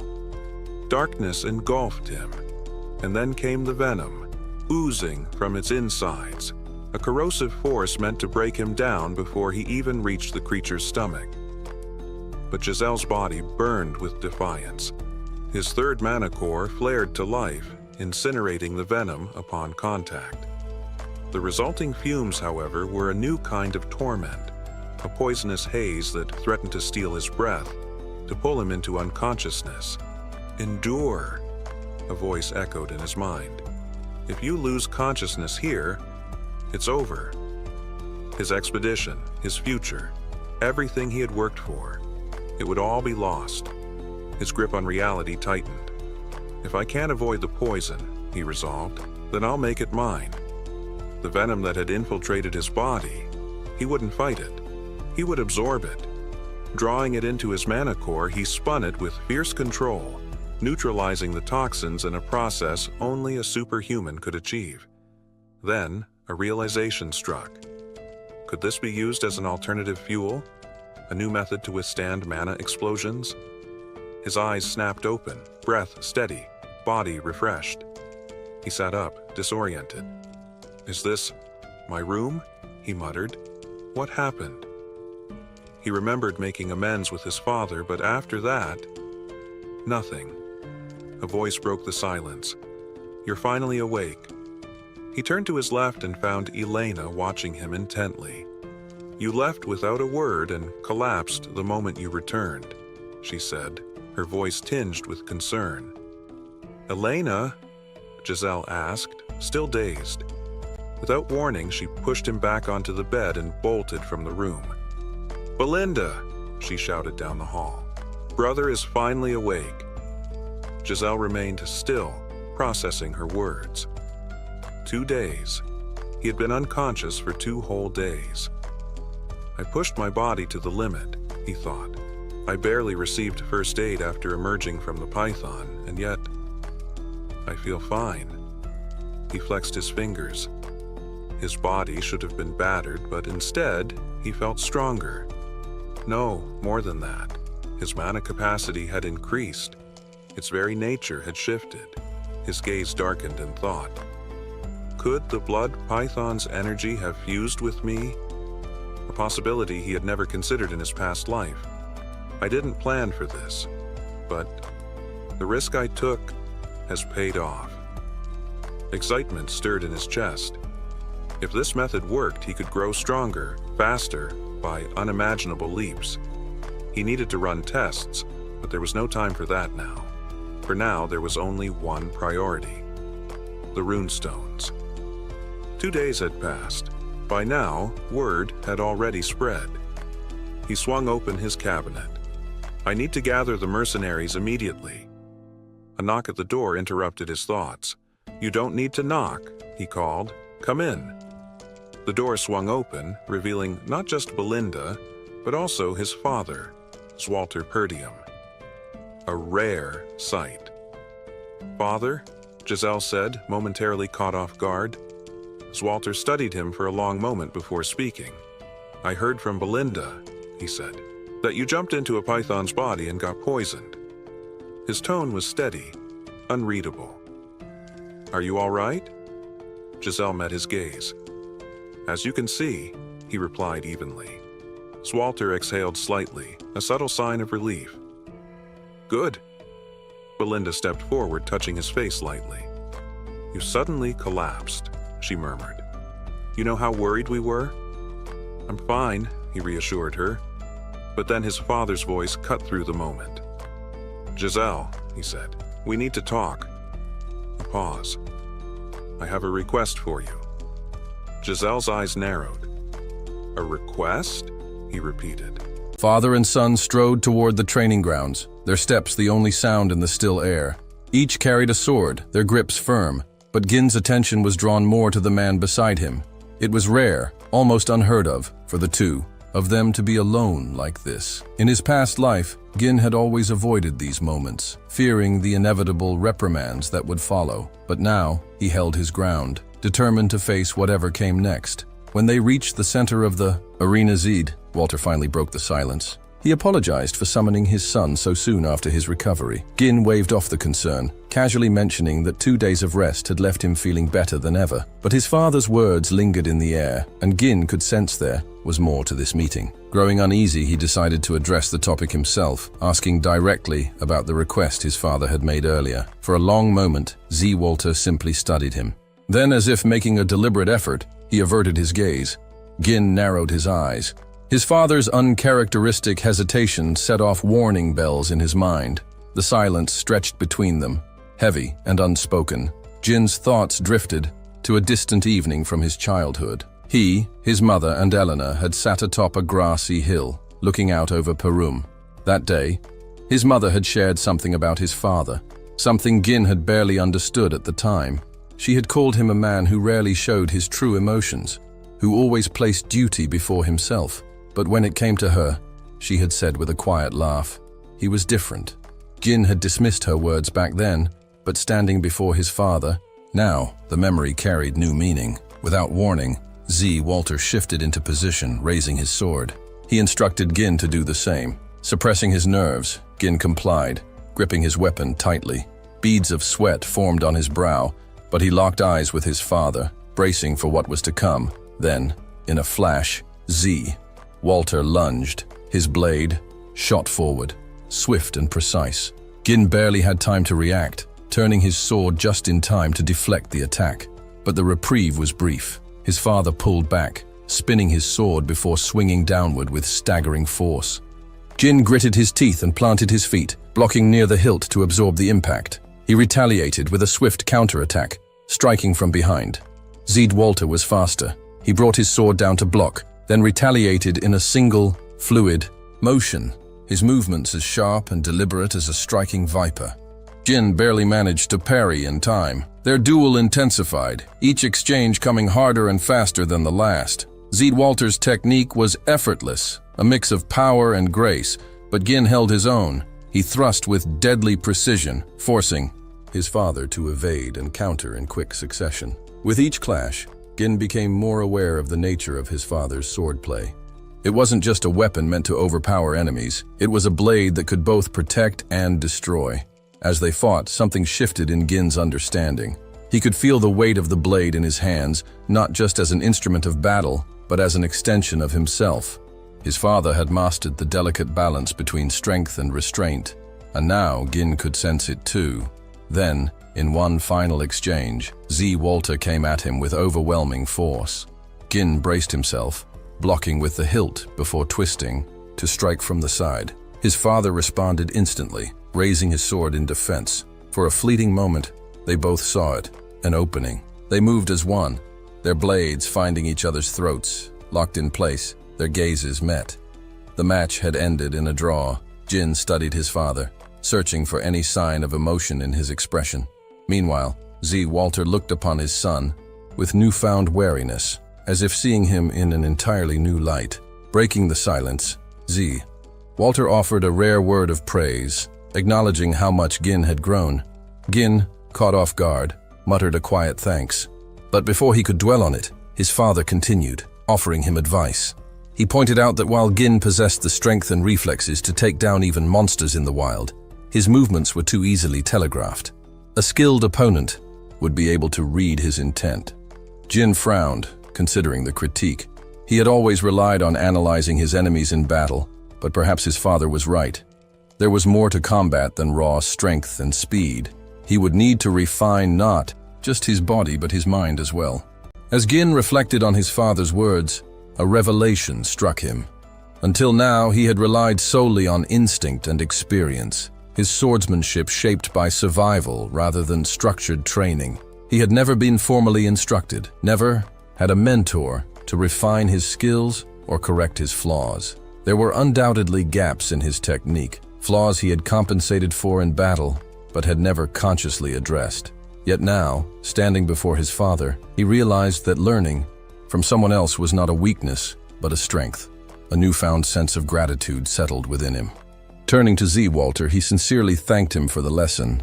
His father, however, remained silent, his expression unreadable. After a long pause, he finally spoke, admitting that his initial intention had not been to instruct Gin, but to reprimand him. This revelation caught Gin off guard. Walter explained that no matter how skilled or capable a person was, breaking the rules had consequences. If merit alone justified disobedience, order would collapse and chaos would reign. Gin listened, without protest. He was no longer the reckless youth he had once been, blindly challenging authority. He was evolving, and his father saw it too. "You've changed," Walter remarked. Unlike others who sought personal gain or recognition, Gin's motivations ran deeper. He wasn't merely chasing accolades, he was preparing for something greater. With a measured tone, Walter urged him to stay the course, to consider not only himself, but the people of Perum. His role as the estate's successor came with responsibilities that could not be ignored. The weight of that word, responsibility, settled heavily on Gin. Though he did not say it aloud, his resolve had been set the moment he had woken in the barracks. Before his father departed, Gin remembered the request Walter had alluded to earlier. Pressing for an answer, he was met with uncharacteristic hesitation. Finally, his father turned and asked, almost reluctantly, if Gin had any money. The funds were needed for the reconstruction of the northern fortress. Later, draped in his cape, Gin strode toward the Forest of Beasts encampment. His mercenary force awaited him, the strongest of them standing at the front in silent acknowledgement of his arrival. As he approached, the ranks straightened, and a chorus of voices greeted him with practiced unity. A rare smile crossed his lips at the sight of them. He asked how they had fared in his absence, and the mercenaries responded with fervent energy, their admiration evident. Kerr noted how well Gin appeared, while Gillian, his voice tinged with concern, inquired about his condition. Gin reassured them, apologizing for the delay in his return. His next question was about Rachel, Gillian's daughter. The answer pleased him. She had recovered beyond all expectations. With a grateful bow, Gillian expressed his heartfelt thanks. With pleasantries exchanged, Gin's expression hardened. His voice carried an undeniable authority as he addressed his closest subordinates. "The estate is in danger," he declared. His words cut through the air, and his men immediately understood the gravity of the situation. They had fought beside him in the Forest of Beasts, had witnessed firsthand the battles he waged. If Gin was warning them of an impending threat, it was not to be taken lightly. Inside the confines of a tent, he laid everything bare. He recounted the attack on Elena, the forces conspiring in the shadows, the sinister plot aimed at igniting war. No detail was withheld. His subordinates listened with unwavering attention, knowing that whatever came next, they would stand at his side, prepared to fight. Jin's mind churned as he processed the grim reality before him. The corpse of the Dal Prince, the encroaching threats upon Perum, and the unsettling realization that spies had likely infiltrated the estate long ago. His pulse quickened. If enemies had been lurking in the shadows for so long, Then how much had they already seen? How much had they already planned? Belinda, sharp as ever, finally understood why Gin had been in such a rush. She had assumed that uncovering the runestones would bring a rare moment of peace, but it was clear now, there was no time for respite. Perum had always been a place of turmoil, and now its newfound wealth made it an even greater target. Kerr, ever eager for conflict, smirked. After the mess in the Forest of Beasts, war seems like the only logical next step. Gillian nodded grimly. With the runestones discovered, our enemies won't just sit back and watch. They'll move fast. We've only delayed the inevitable. Jinai confirmed their fears with a firm nod. They won't let Perum be. Belinda, practical as always, suggested alerting the retainers and the Lord immediately, but Gin's expression darkened. No, he said, shaking his head. Even Elena's own knights turned on her. There could be spies among the retainers as well. If we revealed too much, we might be handing our enemies the advantage they need. A heavy silence settled over the group. They had bought some time by saving Elena, but the discovery of the runestones had likely forced their enemies to act even faster. A storm was coming. Kerr was the first to break the silence. Say the word, and I'll follow. His usual reckless demeanor had disappeared, replaced by unwavering resolve. Gillian followed. I pledged my loyalty long ago. I'll see this through to the end. Belinda crossed her arms. If anyone's guarding you, it'll be me. Ginny exhaled slowly, a rare smile forming at the edges of his lips. Their loyalty wasn't in question. These three had proven themselves countless times. But now, they would need to be more than just loyal. They would need to be ruthless. His voice turned steely as he laid out the stakes. The greatest threat to Perum wasn't just a faceless enemy. It was the Duke of Deligny, a man who had long sought to bring Perum under his control. Count Desmond and Amelia, two cunning manipulators under the Duke's command, were already making their moves. Gin had no intention of letting them succeed. The next step, he revealed, is to head south to the Scarlet Flame Tower. Kerr's grin widened. So it's time to sell the runestones? The thought of the fortune they'd rake in clearly excited him. Belinda, however, furrowed her brow. The Crimson Magic Tower is closer. Wouldn't they pay more? Gin shook his head. Perhaps. But dealing with them would create more complications than we can afford right now. The Scarlet Flame Tower will be the safer bet. Gillian, always the tactician, nodded in agreement. Handling high-value goods like this requires more than just a good price. It requires careful planning. We should assume we won't be the only ones interested in this transaction. Belinda tensed at the implication. An ambush? Gin's gaze sharpened. It's possible. Last time we tried something like this, we barely escaped unscathed. The Scarlet Flame Tower had once been the dominant force in the south, but after Delmont of the Crimson Magic Tower achieved the level of a 7th Circle mage, the balance of power had shifted. Now, the Scarlet Flame Tower struggled to maintain relevance, but Gin's interest in them wasn't just strategic, it was personal. There was someone from his past life, someone he needed on his side. The towering Scarlet Flame Tower loomed ahead, its imposing silhouette cutting through the sky like a monument from a forgotten age. The structure, far more advanced than anything around it, stood as a testament to an era of magical prowess. Inside, its vast library, nestled between towering shelves lined with ancient tomes, a lone woman sat trembling, her fingers clutched tightly around a staff as she whispered her teacher Wanat's name, her voice barely audible. She gazed into the distance, wondering when the light her mentor had spoken of would finally pierce through the darkness. Meanwhile, the party pressed forward toward the Scarlet Flame Tower, their expressions shifting as they took in its grand presence. Belinda and Kerr were visibly astonished, their eyes tracing the tower's immense height. Jin took the lead, ensuring he would not be burdened with paying the merchant's share. Among them, Gordon, the seasoned warrior, could hardly contain his awe. He had heard of the tower countless times, but never imagined he would witness it in person. One of the mercenaries echoed his sentiment, marveling at finally seeing the legendary structure up close. As they walked, Gordon made an observation. There was a stark divide between the lives of those within the tower and the struggling people of Perum. The world beyond the tower's walls seemed vastly different, almost like a separate reality. Magic. Towers often fostered thriving trade, and the Scarlet Flame Tower was no exception. Unlike the dirt-ridden streets of lesser settlements, the surroundings here were pristine, reflecting the wealth and influence of the mages who resided within. This tower, still standing among the great magical strongholds, was known for producing powerful magic scrolls.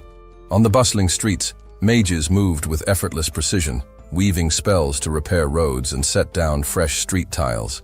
They worked not as mere scholars, but as craftsmen of the arcane, their gestures as fluid as master artisans. One mercenary gaped in disbelief, questioning how such labor could be done purely through magic. Another was even more astounded, having only ever seen magic channeled through scrolls, never as freely wielded as this. As the party continued onward, the mages working nearby took notice. Their gazes, cold and scrutinizing, briefly settled on the mercenaries with an air of quiet disdain. Then, without warning, their hands moved in unison, conjuring blue flames that crackled through the air. The fire coiled around them, not with destructive fury, but with an eerie, consuming intensity. Within moments, the mages vanished from sight, dissolving into thin air as though they had never been there at all. The mercenaries exchanged stunned glances. One muttered in amazement at what they had just witnessed. Gin, ever composed, explained with a measured tone, it was merely a concealment spell. The mages had no intention of being observed. Kerr scoffed, unimpressed. He chastised the others for their reaction, rolling his eyes at their amazement. Belinda, though shaken, could not deny her admiration. Even if the Scarlet Flame Tower had lost some of its former prestige, its influence remained undeniable. Gillian, the pragmatist, interjected. Bryant was among the wealthiest regions in the kingdom, after all. It was only logical that such a tower still commanded importance. But Gin remained deep in thought. Outwardly, the tower still carried an air of grandeur, yet something beneath the surface told a different story. A tale of decline, hidden beneath its polished exterior. At last, they reached the massive gates of the Scarlet Flame Tower. Standing before its formidable entrance, they paused, taking in the sheer scale of the structure before them. Gin allowed himself a small nod of satisfaction. They had finally arrived. Kerr craned his neck upward, struggling to take in the tower's full height. With a wry chuckle, he muttered that if he kept looking, he might just snap his neck trying to see the top. Lines of mana etched into the air, snaking toward the armored figures. At once, the lifeless suits of armor sprang to life, shifting into defensive stances. Their axes gleamed menacingly as a deep, hollow voice bellowed from within the enchanted. "Steel! State your names and purpose." Belinda observed the moving armor with suspicion. "They're like puppets," she muttered. Kerr snorted. "Lazy mages. Can't even be bothered to come down and speak to us in person." Gillian stepped forward, speaking with authority. "This is Gin, Archduke of Perum. We request an audience with the trademaster." The mages on the gate sneered. One scoffed, his voice dripping with disdain. "Perum, that backwater place. You expect us to waste time dealing with shoddy materials and third-rate potions? Leave." Belinda bristled at the insult. "You cowards! At least face us properly." The mages ignored her, motioning for the enchanted guards to take an offensive stance. The axes gleamed as they raised them higher. Gillian turned to Gin. "What now?" Gin studied the mages calmly before reaching into his coat and retrieving a small stone. He held it up, letting the light catch its intricate runic carvings. The mages squinted, unimpressed at first, until realization dawned on them. Their expressions shifted from scorn to disbelief. An entire carriage of runestones? Gin smirked. "Are you sure you want to turn this away?" The mages exchanged hurried glances before the gates creaked open. Moments later, Gin and Belinda were escorted inside to meet the trademaster. Two men greeted them with respectful bows, one introducing himself as Cylon, the tower's trading overseer. Cylon was quick to assure them of his assistance, but Gin was uninterested in pleasantries. "I need someone with real authority. I want to meet the tower master." Cylon faltered for a moment before nodding. "I will arrange it at once." Belinda, still fuming, whispered bitterly, "They should have treated us with respect from the start." Before another word could be spoken, a deep explosion shook the tower's foundations. Jin's gaze sharpened. "What was that?" Cylon waved it off. "Nothing unusual. Just another experiment in the research lab." Jin didn't press the issue, but his mind lingered on a particular thought. Elsewhere, Deep within the research lab, a heavy door creaked open. 3 figures strode in, their robes marking them as high-ranking disciples of the tower. The air was thick with residual magic, and on the ground, a lone figure lay motionless. A blonde-haired mage stepped forward, his voice sharp with condescension. "How many times have you been warned? You don't belong here." His sneer deepened as his gaze fell upon a black-haired girl. "You have no magic, and yet you think you deserve a place here?" He glanced to his side, where another disciple stood, a man with dark hair, his smirk matching the blonde's. He chuckled. "I suppose we shouldn't be surprised. After all, she was taken in by that teacher." The girl remained silent, her grip tightening on her staff. The air in the lab grew heavy. Something was coming. A blonde-haired man sneered, his voice dripping with arrogance. "You should be grateful we even let you set foot in the Scarlet Flame Magic Tower," he scoffed. The black-haired girl lay crumpled on the cold stone floor, her body weak and disheveled. She gasped for air but managed to force out a reply. Her voice, though strained, carried defiance. "As a mage, I have just as much right to use the research lab as anyone else," she declared. Aloy let out a cruel chuckle, his lips curling into a smirk. "Calling yourself a mage? How amusing." With a flick of his wrist, crimson flames burst to life around his staff, the heat distorting the air. He raised his hand and cast his spell, fire gathering into a deadly sphere. "If you're truly a mage, then block this," he challenged, hurling a blazing fireball toward her. The girl struggled to steady herself, raising her trembling hand in a desperate attempt to cast a defensive spell. But as the fireball hurtled closer, her strength wavered. She wasn't going to make it. Then, in an instant, a caped figure appeared between them. A flash of steel cut through the haze of flames. Jin moved like the wind, his sword slashing cleanly through the fireball, dispersing it before it could touch the girl. His presence alone shifted the energy in the room, the oppressive tension melting into stunned silence. He turned to the gathered mages, his expression unreadable. "Is this what passes for research in the Scarlet Flame Tower?" he mused, his tone laced with quiet disdain. "Bullying the weak instead of advancing magic?" Meanwhile, in the Tower Master's conference room, chaos of a different kind was unfolding. Hubert, the master of the Scarlet Flame Magic Tower, clenched his fists, his frustration barely contained. "Our supply of runestones is nearly depleted," he repeated, his voice rising with every word. "How could this happen?" His head throbbed as he stared down the elders, who stood before him in uncomfortable silence. The reality was dire. Without runestones, their magical research would stagnate.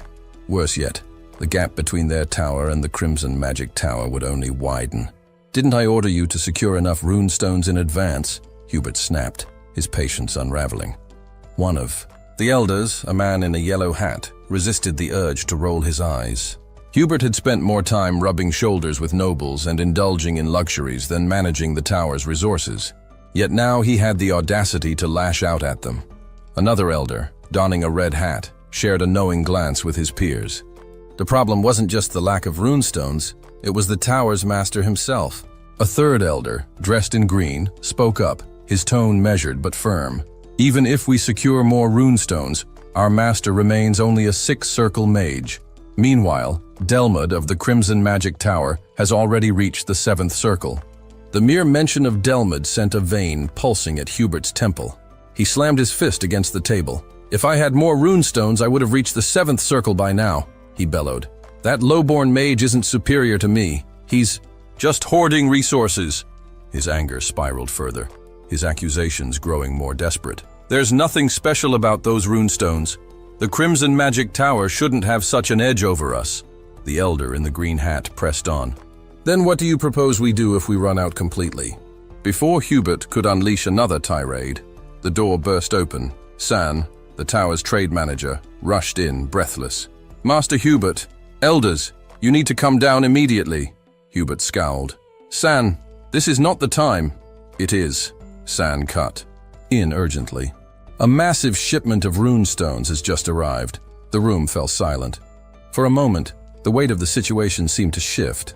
The elders exchanged glances, their initial skepticism turning into cautious hope. Back in the research lab, the fight raged on. Aloy, his frustration mounting, launched another series of fireballs at Gin, determined to overwhelm him. Yet Gin moved effortlessly, his blade cutting through every attack with infuriating ease. Each failed strike only fueled Aloy's anger. Grinding his teeth, Aloy poured every ounce of his mana into a final massive fireball. Flames roared as he hurled it toward Gin with all the force he could muster. Gin, unshaken, simply raised his sword. With a single downward slash, the fireball split cleanly in half, its energy dissipating harmlessly around him. The room fell into stunned silence. The gathered mages watched, wide-eyed, unable to process what they had just witnessed. Aloy's strongest attack, rendered useless. Aloy staggered back, his face a mix of rage and disbelief. "Who the hell are you?" he demanded, before he could receive an answer. A thin wire of energy coiled around his limbs, tightening with lethal precision. His breath hitched as he realized he was completely immobilized. From the shadows, Belinda stepped forward, her cold gaze locked onto Aloy. "Attacking." "My young master," she mused, her voice as sharp as a blade. "A mistake you won't be repeating." She pulled the wire tighter, watching as Aloy's earlier arrogance crumbled into fear. Aloy struggled against his restraints, panic creeping into his voice. "What? Who are you people?" Before anyone could respond, a commanding voice rang through. "The lab! Enough!" The room tensed as Hubert strode in, his expression a storm of barely contained fury.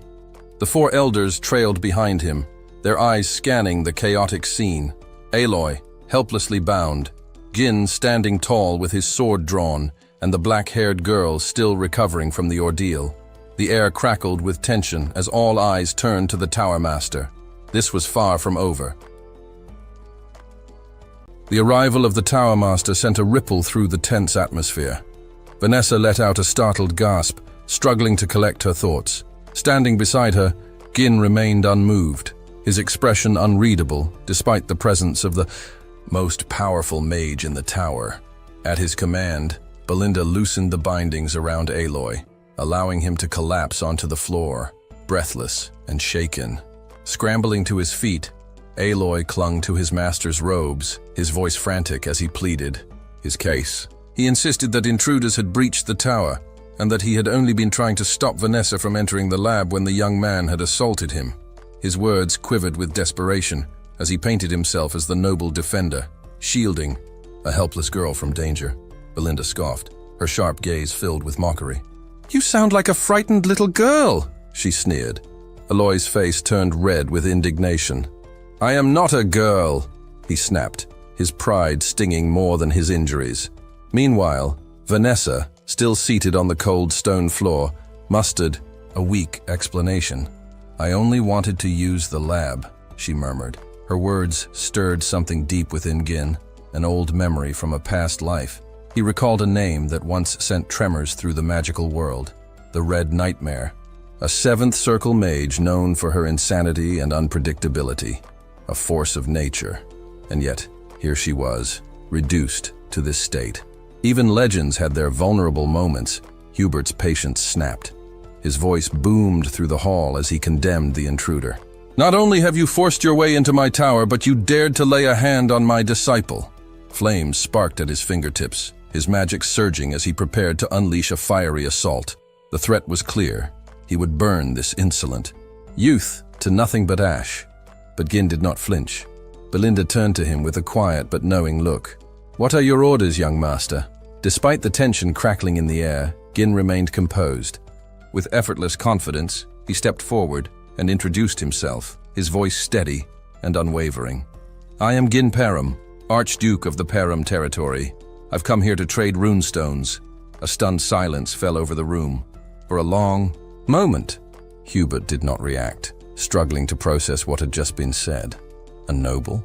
Trading runestones? The absurdity of it all left him momentarily speechless. Aloy, his earlier indignation forgotten, gaped at Gin. You actually brought runestones here?" Gin smiled, as if the answer was obvious. "Would you like to see them?" Without waiting for a response, he led the group outside.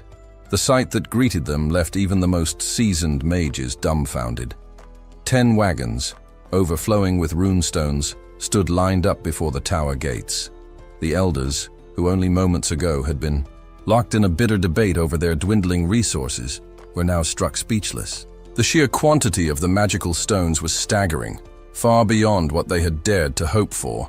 The first to break the silence was the Blue Hat Elder. This can't be real," he muttered in disbelief. The Red Hat Elder was equally shaken. "Where in the world did someone so young acquire this many runestones?" The Yellow Hat Elder turned to Hubert, awaiting his decision. "Tower Master, what should we do?" Hubert, however, did not answer immediately. He stood motionless, his face unreadable, but behind his composed exterior, his mind was whirling. This was no mere trade opportunity. This was power. If he secured these runestones, he could finally crush the Crimson Magic Tower once and for all. The mere thought of it sent an uncontrollable thrill through him. A slow, maniacal laugh threatened to escape, but he forced himself to remain calm. Outwardly, he maintained his dignified demeanor, but within, his ambition burned hotter than ever. From the sidelines, Kerr's grip tightened around his sword. The audacity. They had risked everything to deliver this cargo, and now Hubert had the gall to act unimpressed. Vanessa, hesitant but earnest, spoke up. Even just one of these wagons would be enough to sustain the tower for weeks, but Hubert cut her off with a sharp glare. Silence. His voice dripped with disdain. "You've already caused enough trouble." His gaze flicked toward Ma, her with cold indifference. "Your late master left behind nothing but a burden," Gin observed silently, his expression unreadable. "So this is how they treat her." Hubert turned to the elders. "Well?"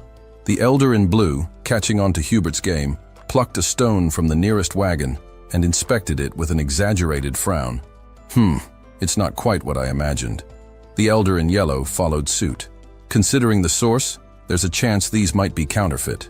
Belinda's eyes flashed with anger. "Are you seriously suggesting that our Lord brought fake runestones?" Jin remained unshaken, watching their performance unfold. The elder in green shrugged. "We must be cautious. Scams are everywhere these days." Jin, finally speaking, let his words cut through the tension like a blade. "So you're saying you won't buy them?" The elder stiffened. Hubert's smug expression faltered. Jin turned on his heel. "We're leaving." Belinda, her lips curling into a smirk, shot the elders a look of pure mockery before following Gin's lead. Hubert's mind raced. No. If they walked away now, this unprecedented opportunity would slip through his fingers. "Hold." He forced a chuckle, signaling to the Blue Hat Elder, who quickly fell into step with his charade. Now, the elder said smoothly. "Perhaps we spoke too soon. Out of respect for your efforts, we might be willing to negotiate." Hubert, regaining his composure, nodded. "Yes, perhaps we were too hasty. As a gesture of generosity, we will purchase all of your runestones, at a slightly reduced price, of course." Jin barely reacted, his expression calm. "Ah, I see the misunderstanding now." He turned to Kerr. "Leave one wagon. The rest, take them back." Kerr hesitated for only a second before smirking. "Understood." Hubert's face paled. The elders stiffened. Jin crossed his arms. "We only ever agreed to sell one wagon's worth." Panic rippled through the Scarlet Tower's ranks as realization sank in. If they let the rest slip away, their chance at securing the upper hand against the Crimson Tower would vanish. Seizing the moment, Kerr turned to the mercenaries. "Move the wagons. Now." The mercenaries obeyed immediately, their efficiency catching the elders off guard. Hubert, suddenly desperate, barked, "Wait! What is the meaning of this?" But Gin merely smiled. "I believe we're done here." And with that, the wagons, save for one, began their slow but steady departure, leaving Hubert and his elders scrambling to regain control of the situation they had so carelessly thrown away. Gin sighed, shaking his head as he offered an explanation. "It seems there was a simple miscommunication about the quality of the runestones. One of my subordinates misjudged them," he said smoothly.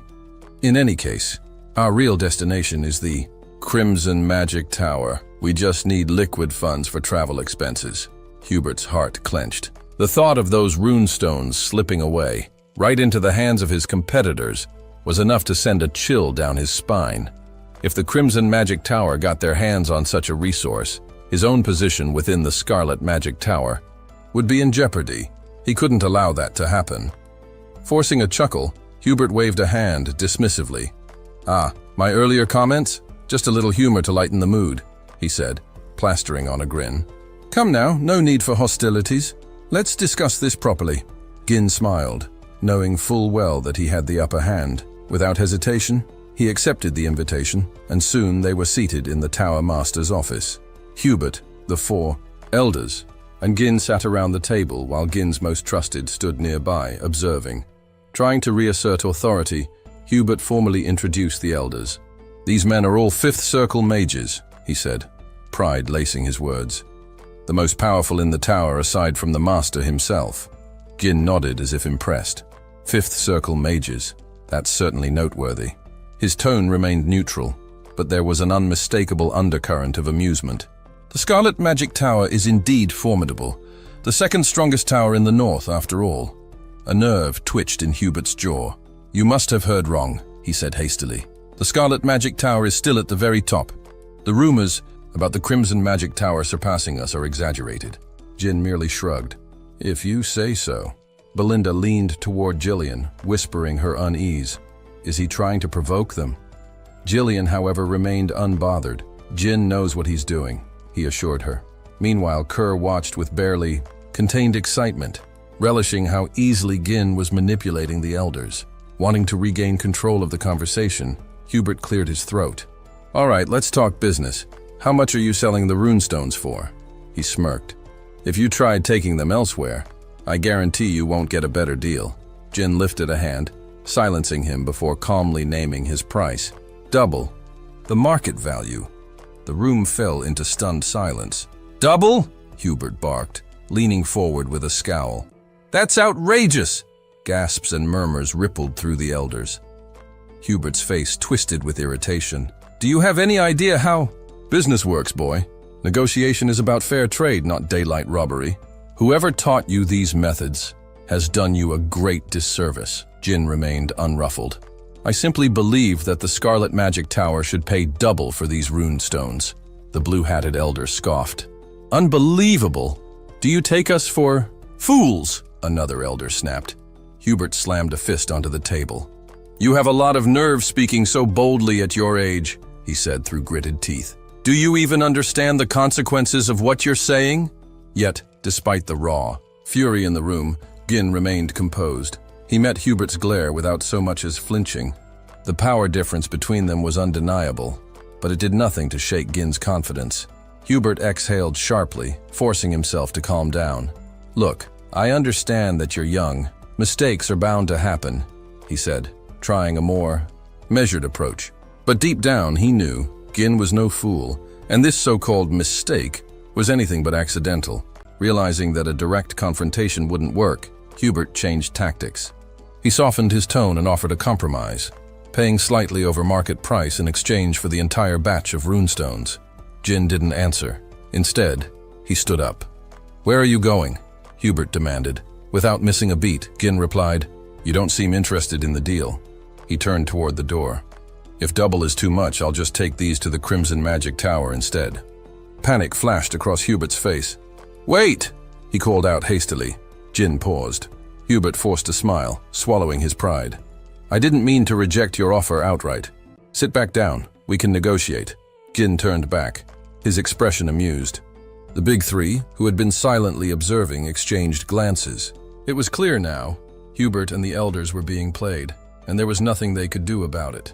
Grinding his teeth, Hubert sighed in frustration before conceding. Fine, we'll pay double. Gin nodded, pleased. Good, but I'll only sell 1 wagon load. Hubert's patience finally snapped. Are you joking? Sell everything! Gin remained unfazed. If word gets out that the Scarlet Magic Tower paid double, the Crimson Magic Tower might offer triple, he explained coolly. Why should I sell everything for just double? Hubert's face twisted with rage. You're pushing your luck! Gin simply stood up again. Fine, Hubert shouted. Triple! We'll buy everything for triple. A small smile played on Gin's lips. He turned back and settled into his chair once more. Now we're speaking the same language, he said smoothly. He threw in a half-hearted compliment. I suppose the Scarlet Magic Tower does deserve its reputation as the strongest magic tower in the north. That flattery was enough for Hubert to rise, eager to retrieve the money and finalize the deal. But as he moved toward the door, Gin's voice stopped him. One more thing. Hubert froze. His shoulders stiffened before he turned back, his patience hanging by a thread. What now? Gin leaned back in his chair, his expression unreadable. I want Vanessa handed over to me. The room fell into a stunned silence. With no seasoned negotiator present, the room remained still. No one dared take the lead. Then, without warning, Gillian broke the silence with a request that stunned everyone. He wanted Vanessa. The words hung in the air like smoke. All eyes turned to him. Hubert was the first to react. His voice cut through the tension. "You're serious? You want Vanessa?" Gillian didn't flinch. He turned to the Tower Master and nodded. "Yes, I'll take her as my personal mage." As he spoke, flashes of a distant life stirred in his mind, visions of smoke and laughter under the stars. Back when he commanded a mercenary band, he'd once used a sword as a makeshift grill. They were camped for the night between campaigns, stealing rare moments of peace. Beside him sat Claude, a trusted companion, more than a soldier, his favorite slave. Claude's right hand was a hook, the mark of countless battles. The meat on the blade had started to blacken, and Gillian had scoffed at the mess. With a mix of irritation and sarcasm, Claude shot back. "You expect a one-handed man to cook dinner?" "Properly?" Gillian answered with a raised fist, silent and deliberate. Claude chuckled and waved it off as a joke. Then, shifting the topic, Claude had mentioned a name that made Gillian pause. "There's a new rumor going around about someone called the Red Nightmare. Ever heard of her?" "Vanessa." Gillian had shaken his head, and Claude had gone on, lowering his voice. "They say she's a mage who torched half of northern Lithuania, 7th circle level, supposedly mad as a hatter but terrifyingly strong." "7th circle?" Gillian raised a brow, intrigued. "That title's a bit theatrical, don't you think?" Claude nodded. "Maybe, but the reports are consistent. She didn't use the usual mana circle path. Instead, she took up mana cultivation, like a warrior. That's not just rare, it's unheard of." "Why would a mage abandon the circle method?" Gillian asked. Claude answered without hesitation. "Because she lost her mind. They say she left scorched cities, dead nobles, and economic ruin in her wake. She's the reason behind the latest extermination mission." Even then, sitting by firelight with the sound of crackling wood in his ears, Gillian had smiled. She sounded more like a force of nature than a person. "We should find her," he had said to Claude. Claude had stared at him like he'd lost his mind. That plan never bore fruit. By the time Gillian located Vanessa, her magic had spiraled out of control. She was barely alive. But something in her hadn't faded. Even broken, she still had the capacity of a 7th circle mage, perhaps even more if given guidance. Now, with the wisdom of another life and a seat in Pertium's hierarchy, Gillian had made a quiet vow. He would protect and refine her. Under his care, she would reach her true potential. Back in the present, the group surrounding him began to murmur. Gillian frowned. "You mean that girl from earlier? She didn't exactly look powerful." Carr scoffed. "She seemed average at best." Belinda leaned closer and whispered, "Please, just let me know ahead of time next time you bring someone in. Some warning would be nice." Whispers rippled through the gathered mages. In a far corner, an elder wearing the red hat smirked. "Perfect outcome," he whispered. "She's been a liability for ages." The yellow hat elder gave a slow nod. "We've done our duty to Leonardo. Caring for her until now should be enough to repay that debt." With a deep breath, Hubert stepped forward. "Vanessa is one of our tower's most exceptional mages," he began formally. "She represents—" "Spare me," Gillian interrupted, his tone suddenly harder. "You're not just giving me Vanessa. I want 3rd circle or higher combat mages sent to Pertium as well." Hubert froze. The words struck him like a slap. His chest tightened. What is he planning? A fortress? A war? You need them for construction? He asked bitterly. No, Gillian said plainly. For territorial defense. Battles are coming. That statement sent a chill through the room. The elders stiffened, eyes darting to one another in alarm. Whatever peace they thought they had, Gillian had just rewritten the terms. Combat mages were not cheap. They earned hazard pay for a reason. Battlefield deployment of their kind was no small matter. And now the Scarlet Flame Tower was being asked to provide them for free. Gillian stood firm, his voice cold and unwavering as he laid out his demands. Triple the market rate. Third circle or higher mages stationed in Pertium for a full year. Vanessa, assigned to him personally. Not one of these terms was negotiable. The trio of elders across from him stiffened. Just the demand for triple price was outrageous, but Gillian hadn't stopped there. He'd piled on. On the other side of the chamber, a slow burn of fury spread through the elder mages. Their glares sharpened. Hubert's thoughts swirled. Sure, the runestones were urgently needed, but this felt like outright extortion. With a sharp intake of breath, Hubert summoned a rush of mana. The entire chamber seemed to tremble under the weight of his magic. The other elders joined him, unleashing their power in unison, a tide of invisible force crashing toward Gillian like a silent storm. Yet the young lord remained seated, calm, untouched. Hubert's voice cracked through the charged air, thick, with anger.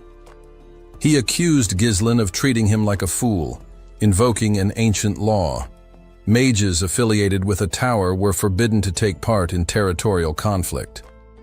Calling for core mages to deploy in Pertium was not only illegal, it was insulting. To demand such a thing, Hubert snarled, is worthy of execution. I should turn you to ash where you sit. And on paper, Hubert had a point. Gillian had made the first aggressive move. The tension in the air rose to a breaking point. Belinda, Gillian, and Kaer readied themselves, magic brimming at their fingertips. Their opponents were 5th and 6th circle mages, powerful beyond easy measure. Even united, the odds weren't in their favor. Still, Gillian didn't flinch. Instead, he calmly asked the question that gave Hubert just enough pause. Are you absolutely sure you won't regret that? The room held its breath. Then, without theatrics, Gillian dropped his ace.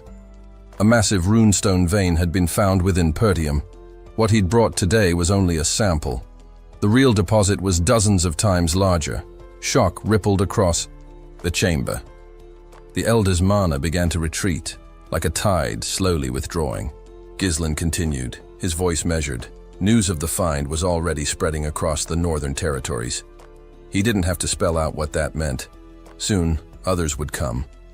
Gillian's tone softened, almost cordial. The Scarlet Flame. Tower has the opportunity to act first, help us endure this phase of growth, and will offer exclusivity. All of it, the full vein, yours alone. Hubert's eyes narrowed.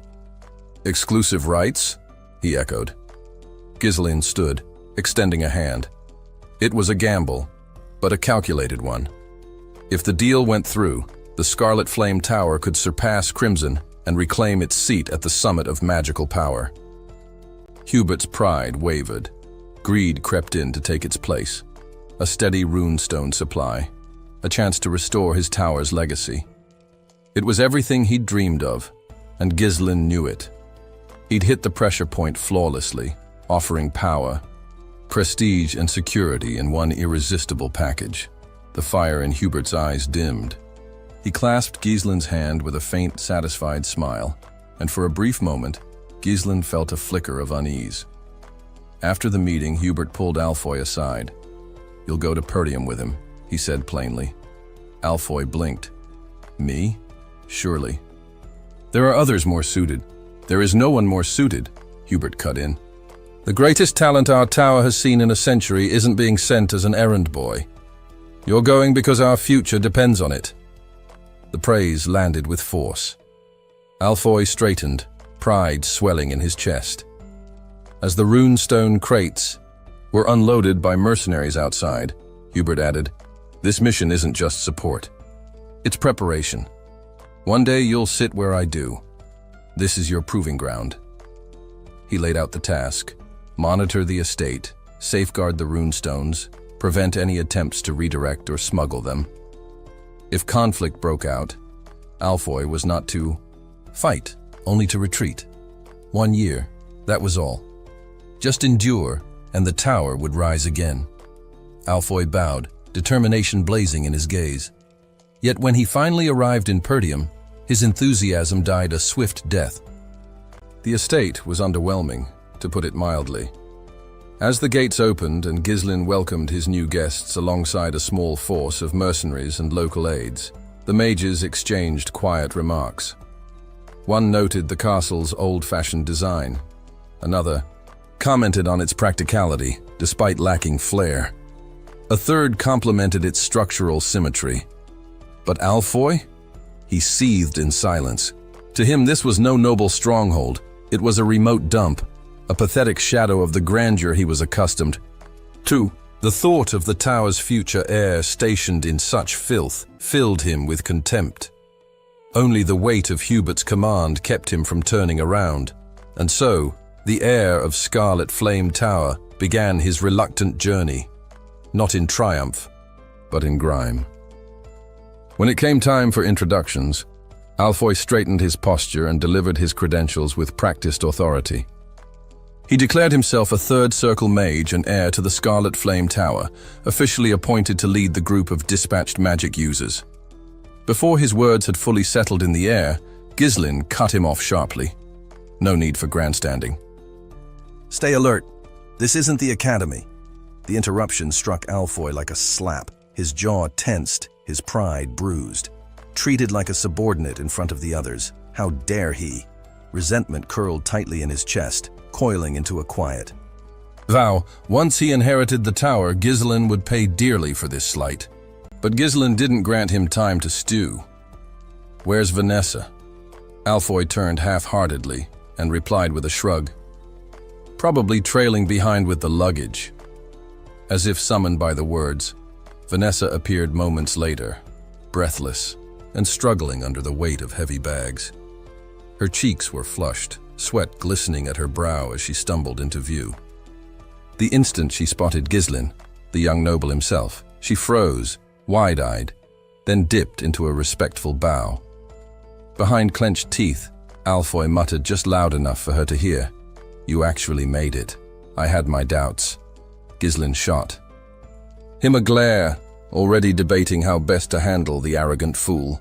Humiliating the heir of a powerful tower could cause political backlash, but ignoring such disrespect was out of the question. Instead, he turned to Vanessa and beckoned her forward.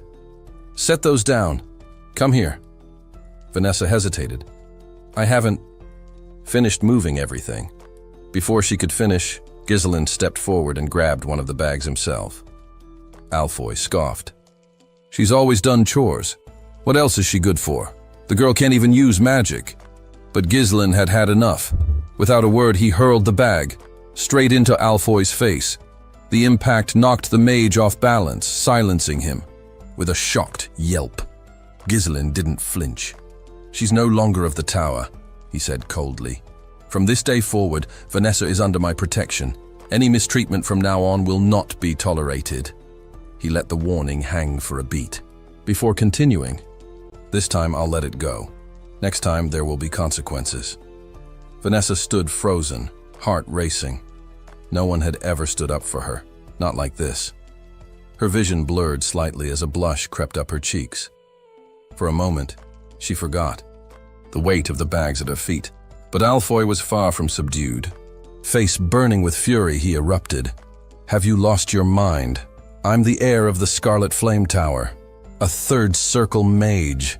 How dare a backwater noble treat me this way?" His voice rose, rallying the other mages. "This estate could be reduced to ash if we so much as raise a hand. Are we to swallow this insult? Rise, mages, don't let them disgrace us." But Gillian merely sighed and raised a finger. Instantly, the mercenaries stationed nearby moved.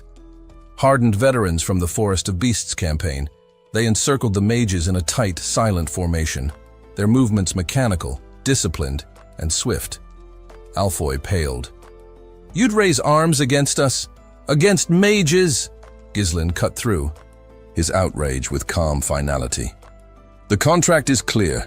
You're mine to command for 1 year, signed and sealed by your own tower master."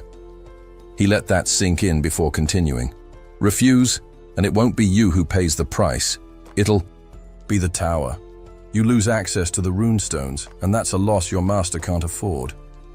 The fight drained from Alfoy's stance. He stared at Gillian, knowing the truth of it. The Scarlet Flame Tower needed those runestones. You're here to serve as mana reservoirs. That's your role. Accept it or leave. Alfoy seethed, teeth grinding. But there was nothing he could do. Humiliation settled over him like ash. Gillian turned away, issuing new orders. "Kyre, Gillian, make sure they understand their position." Kyre's eyes gleamed with amusement. "Life must have been soft in that tower." Gillian smirked. "They'll adjust. Quickly." Alfoy clenched his fists, trembling with barely contained rage, but still, he did nothing. Off to the side, Vanessa watched the scene unfold, torn between shock and something dangerously close to hope. Then Gillian turned to her again. "From now on," he said, "you answer to me alone." Her breath caught. She blinked in disbelief. "Me? But I can't. Even use magic. How could I be your personal mage?" Gillian extended his hand toward her, firm and unwavering. "That's something I intend to change." His voice was quiet, but sure. "You have potential. I'll help you unlock it." Vanessa stared at his hand, unsure whether to cry or laugh. Since the death of her old master, she'd been ignored, overlooked, and discarded. No one had offered her anything more than scraps, until now. Vanessa had once clung to the cold stone walls of the tower like a lifeline. Even if she had to endure the humiliations of a servant's life, it still meant access to the arcane texts, to her pursuit of magic. Leaving that sanctuary behind felt like cutting ties with her only purpose. But fate had other plans. Now bound to follow Gillian, the young lord of House Pertium, she accepted his offer of help with quiet reluctance. His promise to assist with her magical progress stirred more suspicion than hope. After all, what could a swordsman know of the mysteries of mana? She was deep in thought when Gillian's voice called her back to the present. "Yes, my lord," she answered, straightening. His tone was gentle, almost curious. "Tell me, how far did you advance in your magical training?" With a hint of hesitation, Vanessa admitted she had reached the 5th circle, on paper. Her understanding, she added quickly, was largely academic. Theory and formulas, not actual spell work. To her surprise, Gillian smiled approvingly. "That's no small feat," he said sincerely. "You've already climbed higher than most." Vanessa blinked, caught off guard by the praise. Praise wasn't something she'd heard much in the tower. There, she'd been an outsider, tolerated but never respected. She lowered her eyes. "It doesn't mean much. I've never been able to cast a single spell." Gillian already knew this, but he still asked, "Is there a reason? Something blocking you?" Her reply came softly, a fragile truth she barely dared to speak. "I've never felt mana, not once. Not since I was a child. I studied harder than anyone, hoping that if I just learned enough, maybe something would change. But it never did." Her mentor, Leonardo, had been the only one who believed in her. He had since passed away, and after his death, so too had any remaining patience the tower had for her. She wondered aloud if that loss had sealed her fate. Gillian listened quietly, then nodded with conviction. "That ends now. From this day on, I'll teach you how to cultivate mana properly. With your existing knowledge, That alone could push you to the level of the tower's elders. Vanessa blinked, uncertain whether to feel hope or doubt. Gillian's certainty unsettled her, but also intrigued her. He remembered her from another life. In that world, she had become a formidable mage, not by rote memorization, but by unlocking her own understanding of magic's deeper structure, its patterns, its purpose. She had once reached brilliance, though it had come at great cost. Magic wasn't just about formulas. It demanded intuition, discipline, and relentless testing of one's limits. She had the intellect, but lacked the inner spark, until now. Gillian believed she'd simply walked the long road, but she hadn't failed. A memory echoed in his mind. Claude, muttering about a formidable maid from his previous life. A woman from northern Lithuania who'd reached the 7th circle, only to fall to madness. Her error? Mixing mana cultivation with magic without mastering either. She had become infamous, her power matched only by her instability. Gillian swore he wouldn't let Vanessa meet the same fate. "I'm going to show you how to cultivate mana properly," he said at last. Vanessa stiffened. Her body tensed like a bowstring. The very idea made her uncomfortable. Her old teacher had tried to guide her through a cultivation technique once. It had gone poorly. The memory of that failure still haunted her. She frowned. Why would a mage need such a method? "Because both cultivation and spellcasting are rooted in the same source," Gillian explained calmly. "Mana." She stared at him. He was a noble, a swordsman, and yet he spoke like someone who understood. Still, her skepticism held strong. She had studied these techniques before, but always under rigid, inflexible instruction. The idea of receiving this kind of training from someone without a formal magical background seemed absurd. She shook her head.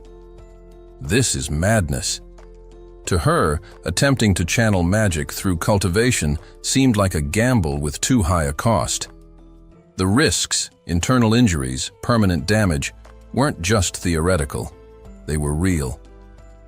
Gillian simply smiled and offered her his hand. "Vanessa," he said, his voice calm and steady. "It's time." There was a tenderness in his gaze, a certainty that steadied the chaos inside her. He wasn't dismissing her fears, but he was asking her to trust him. And beneath that invitation was something more.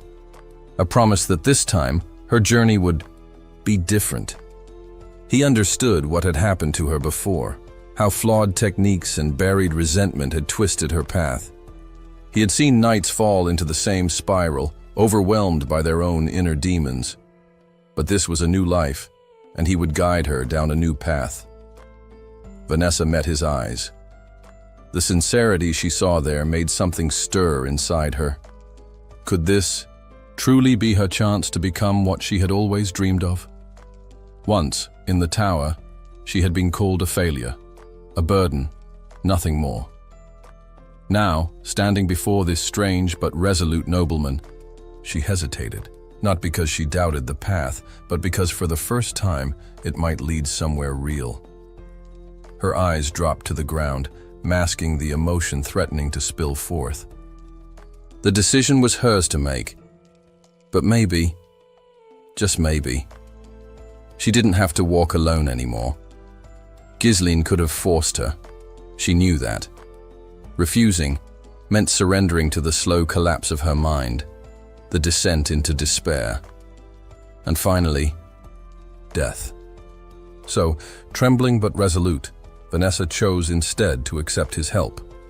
If there was even a sliver of hope to touch real magic, she would take it.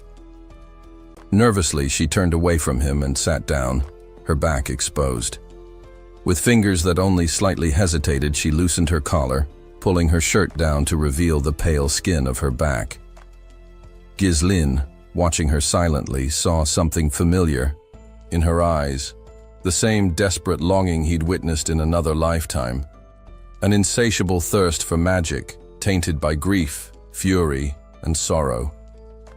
In that other world, She had clawed her way toward power with bloodied hands, ultimately becoming a creature consumed by it. But this time, he was here, early enough to change that fate. Without a word, he placed a steady palm against her back. The procedure was dangerous, precise, and excruciating. A single misstep could tear her apart from within. But Gillian's hand didn't tremble. Mana pulsed from him in a steady stream, humming low as it flowed into her. Vanessa gasped. The burning pain was immediate and immense, as if her very nerves were being scorched. The current traveled like fire through her veins, spiraling down into the space just below her navel. Gillian guided it carefully, his voice sharp and urgent. Silence. Your channels are starting to tangle, he explained. This mana was not her own. She had to anchor her focus to it, trace it, feel it, and stay connected to its rhythm. If she lost track of it, the transfer could destroy her. Nodding through clenched teeth, Vanessa shut her eyes and focused. She had to surrender completely to the sensation, to become one with the flow now threading through her. Normally, a novice would be eased into the process, taught the feel of mana slowly before attempting core formation. But Gillian knew time was not a luxury they had. Instead, he immersed her directly in the full force of mana, pushing her beyond the edge. Her task was to circulate that torrent through her internal pathways and begin compressing it into a core. And then something incredible happened. Her eyes flickered open, glowing faintly with recognition. She felt it. Mana. For the first time, it was real. Alive. Present.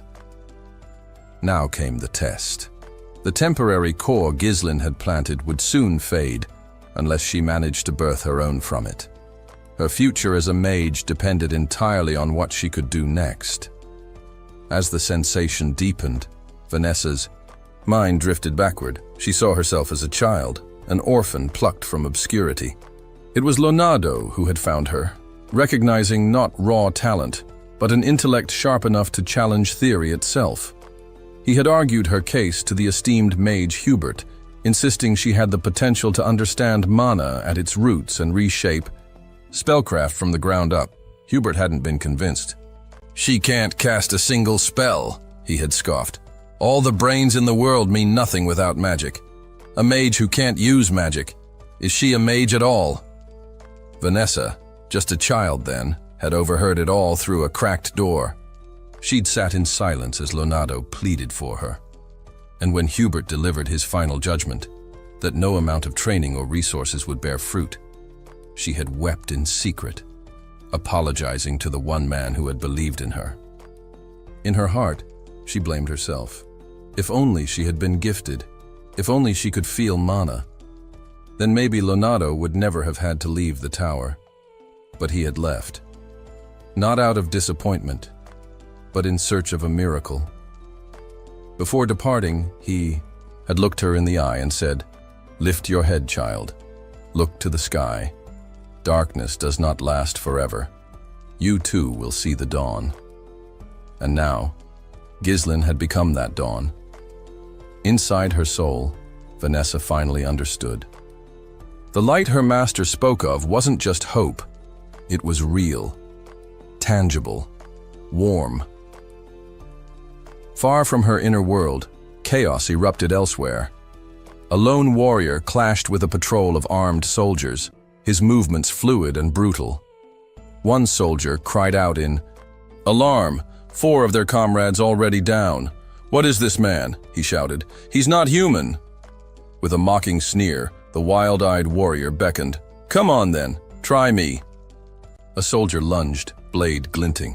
The warrior sidestepped effortlessly, grabbed the attacker by the arm, and slammed him into the ground with bone-rattling force. Another soldier tried to exploit the moment and attack from behind. But the warrior moved like lightning, swinging the first body like a weapon, crashing both of them through the barracks wall. Standing over them, unscathed and amused, the warrior cracked his neck.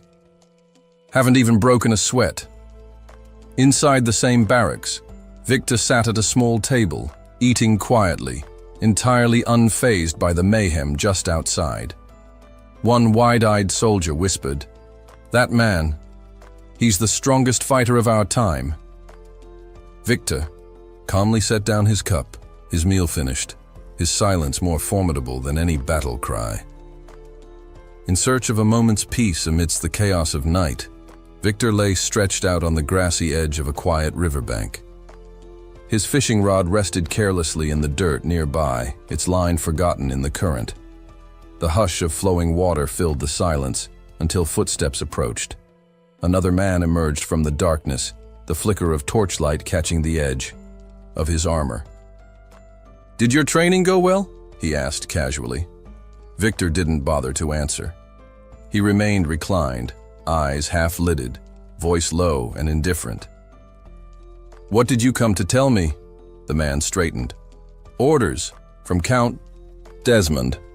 For a moment, Victor said nothing. The gentle hush of the river filled the air again. He closed his eyes briefly, letting the last threads of calm slip away. Count Desmond's summons were not the kind one refused net if you valued your life, your honor, or your station. With a sigh that carried no surprise, only resignation, Victor sat up and reached for his helmet. The cold metal met his hands like an old companion. He fastened it in place and stood, the calm in his chest replaced by something sharper, more purposeful. Back at the barracks, the aftermath of violence greeted him. His men, bruised and bloodied from a recent scuffle, loitered in disarray. Victor gave them no more than a passing glance. Discipline would come later. He had grown tired of waiting, tired of the stale routine that dulled his instincts and corroded his patience. But now at last there was movement, a mission, a name to chase. Victor didn't need to ask who the target was. If Count Desmond had chosen one, that alone gave it weight, and Victor intended to hunt. Count Dild's sudden declaration of war hit Perseum like a thunderclap. A royal messenger, breathless and dust-covered, delivered the sealed letter straight to Zwalter's estate. In his study, Zwalter stood reading it with a cold intensity. While his brother Randolph waited beside him, tense and silent, Zelter's expression darkened with each line. The declaration was thick with lofty rhetoric, listing a cascade of justifications, claims of betrayal, disrespect, and violations, of ancient accords, but at its heart, it was clear Count Dild was accusing the young Lord Gillian Perseum of murdering Gilmore Diold, his heir, and for that, he demanded vengeance. ZW Alter didn't hesitate. "Call the vassals," he said to Randolph, his voice grim. "We must convene at once." Soon, the chamber was filled with the voices of Perseum's lords. Randolph paced the room, fuming. "Have the Duolds lost their senses?" he spat. "There's no way Gillian killed that boy. This is madness." The others were no calmer. To declare war over a fabrication, one of them snapped, "This is more than an insult, it's treasonous," said another, disbelief in his tone. "And now Dield turns on us. What could they hope to gain?" asked a third. "This is suicide." While his council boiled with rage, Zwalter said nothing. He stood still, eyes focused on a distant thought. Unlike many lords, Zwalter had always ruled with honor. He'd refused to enslave his people and served as the bulwark between the north and the wild raiders who prowled the edges of the kingdom. War was not something he took lightly. His focus returned when his son Gillian stepped forward. "Father," Gillian said calmly, "do you remember the runist?" Zwalter frowned. "Two of our envoys visited Diold. While I was at the tower," Gillian continued, "those men betrayed you as if they leaked what they learned.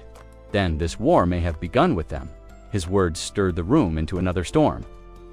One vassal shot to his feet. "You're accusing our own envoys. What proof do you have?" But Gillian didn't flinch. His composure was unnerving, more like a seasoned veteran than a young heir. Zwalter studied him in silence. There was something deeper in Gillian, now a strength not born of youth. Though the others didn't know it, his son had once lived another life, carrying the title of the mercenary king. Now that soul stood before him, calm and prepared. Randolph slammed his fist against the table. "We're wasting time," he growled. "They want to fight. Let's give them one. We have the numbers and experience. We'll crush them." But before anyone could respond, a knight burst into the room, panting and mud-splattered news from the gates. the knight shouted, "Diold's army has arrived." A hush fell over the chamber. Then disbelief turned to dread. Leading the vanguard was Victor Eyre, to Count Desmond, a knight said to be on the verge of transcending humanity. Clad in resplendent silver armor, Victor had been trained from boyhood to master the blade. Now, he marched under Diold's banner, his blade destined for Persium soil. Though Diold's lands were modest, the same couldn't be said for Desmond's. His house had quietly aligned itself with the duchy's growing influence. Meanwhile, in Raymond, Amelia, backed by the same duchy, was fanning the flames of rebellion. One by one, Persium's enemies were being drawn into the fray, all under the thin veil of revenge. Randolph stared, incredulous. How did they arrive so quickly? How long have they been preparing this? Albert, usually stoic, shook his head. It's as if this was set in motion long before Gilmore even died. Still, Walter remained pensive, calculating. The pieces were falling into place. Another soldier arrived, breathless. 6,000 confirmed troops, he reported. A supply division of at least 1,000 more is marching behind them, and siege engines, a full deployment, is underway. Panic rippled through the room. Homer, pale and stricken, turned to Randolph. This is a full-scale invasion, he said, voice quivering. What in the God's name is happening? The disparity in power was staggering, impossible to ignore. Albert, equally baffled, broke the silence. How is this possible? He asked. Diold is just as destitute as Persium. How could they field an army this size?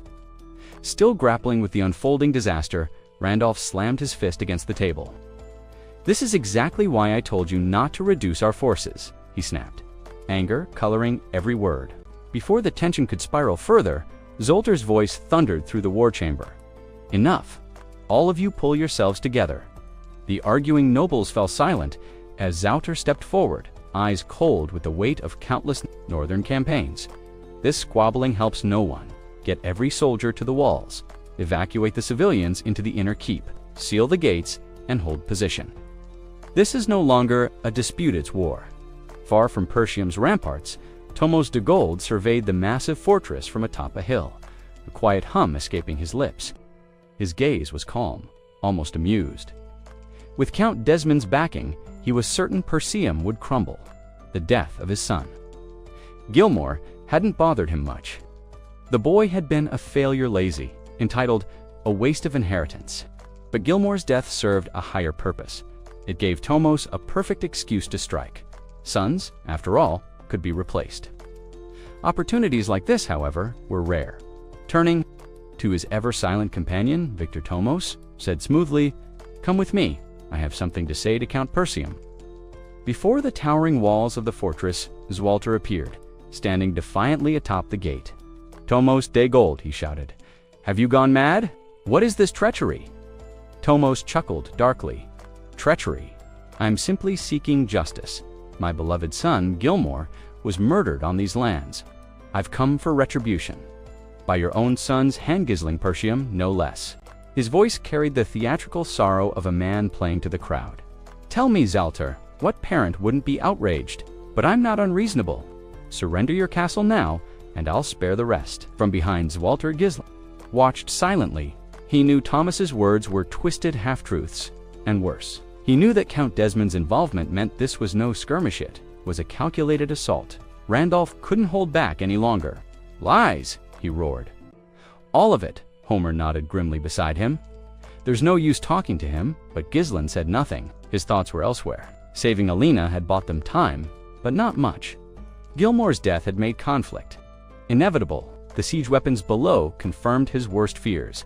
Diold wasn't here to negotiate. They intended to obliterate Persium. Zwalter stepped forward once more, voice like steel. "Gislen did not kill your son, but even if he had, I wouldn't. Hand him over. If you care for your life, Tomos, turn back." The look in his eyes was fierce, forged by years of fending off barbarian raids in the unforgiving north. Tomos faltered, if only slightly. Victor, as ever, remained silent, though a flicker of respect passed through his gaze. So this is the Northern Wolf, he thought. Zwalter Persium, guardian of the frontier, a man worth fearing.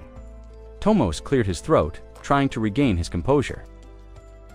As expected of the famed northern wolf, but foolish nonetheless. You'll regret this decision.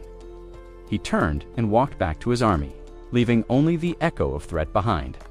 Inside the fortress walls, Zwalter's expression darkened. He knew exactly how grim the situation was. Persium was poor, its land barren, its supplies low, and its defenses thin. A siege could break them.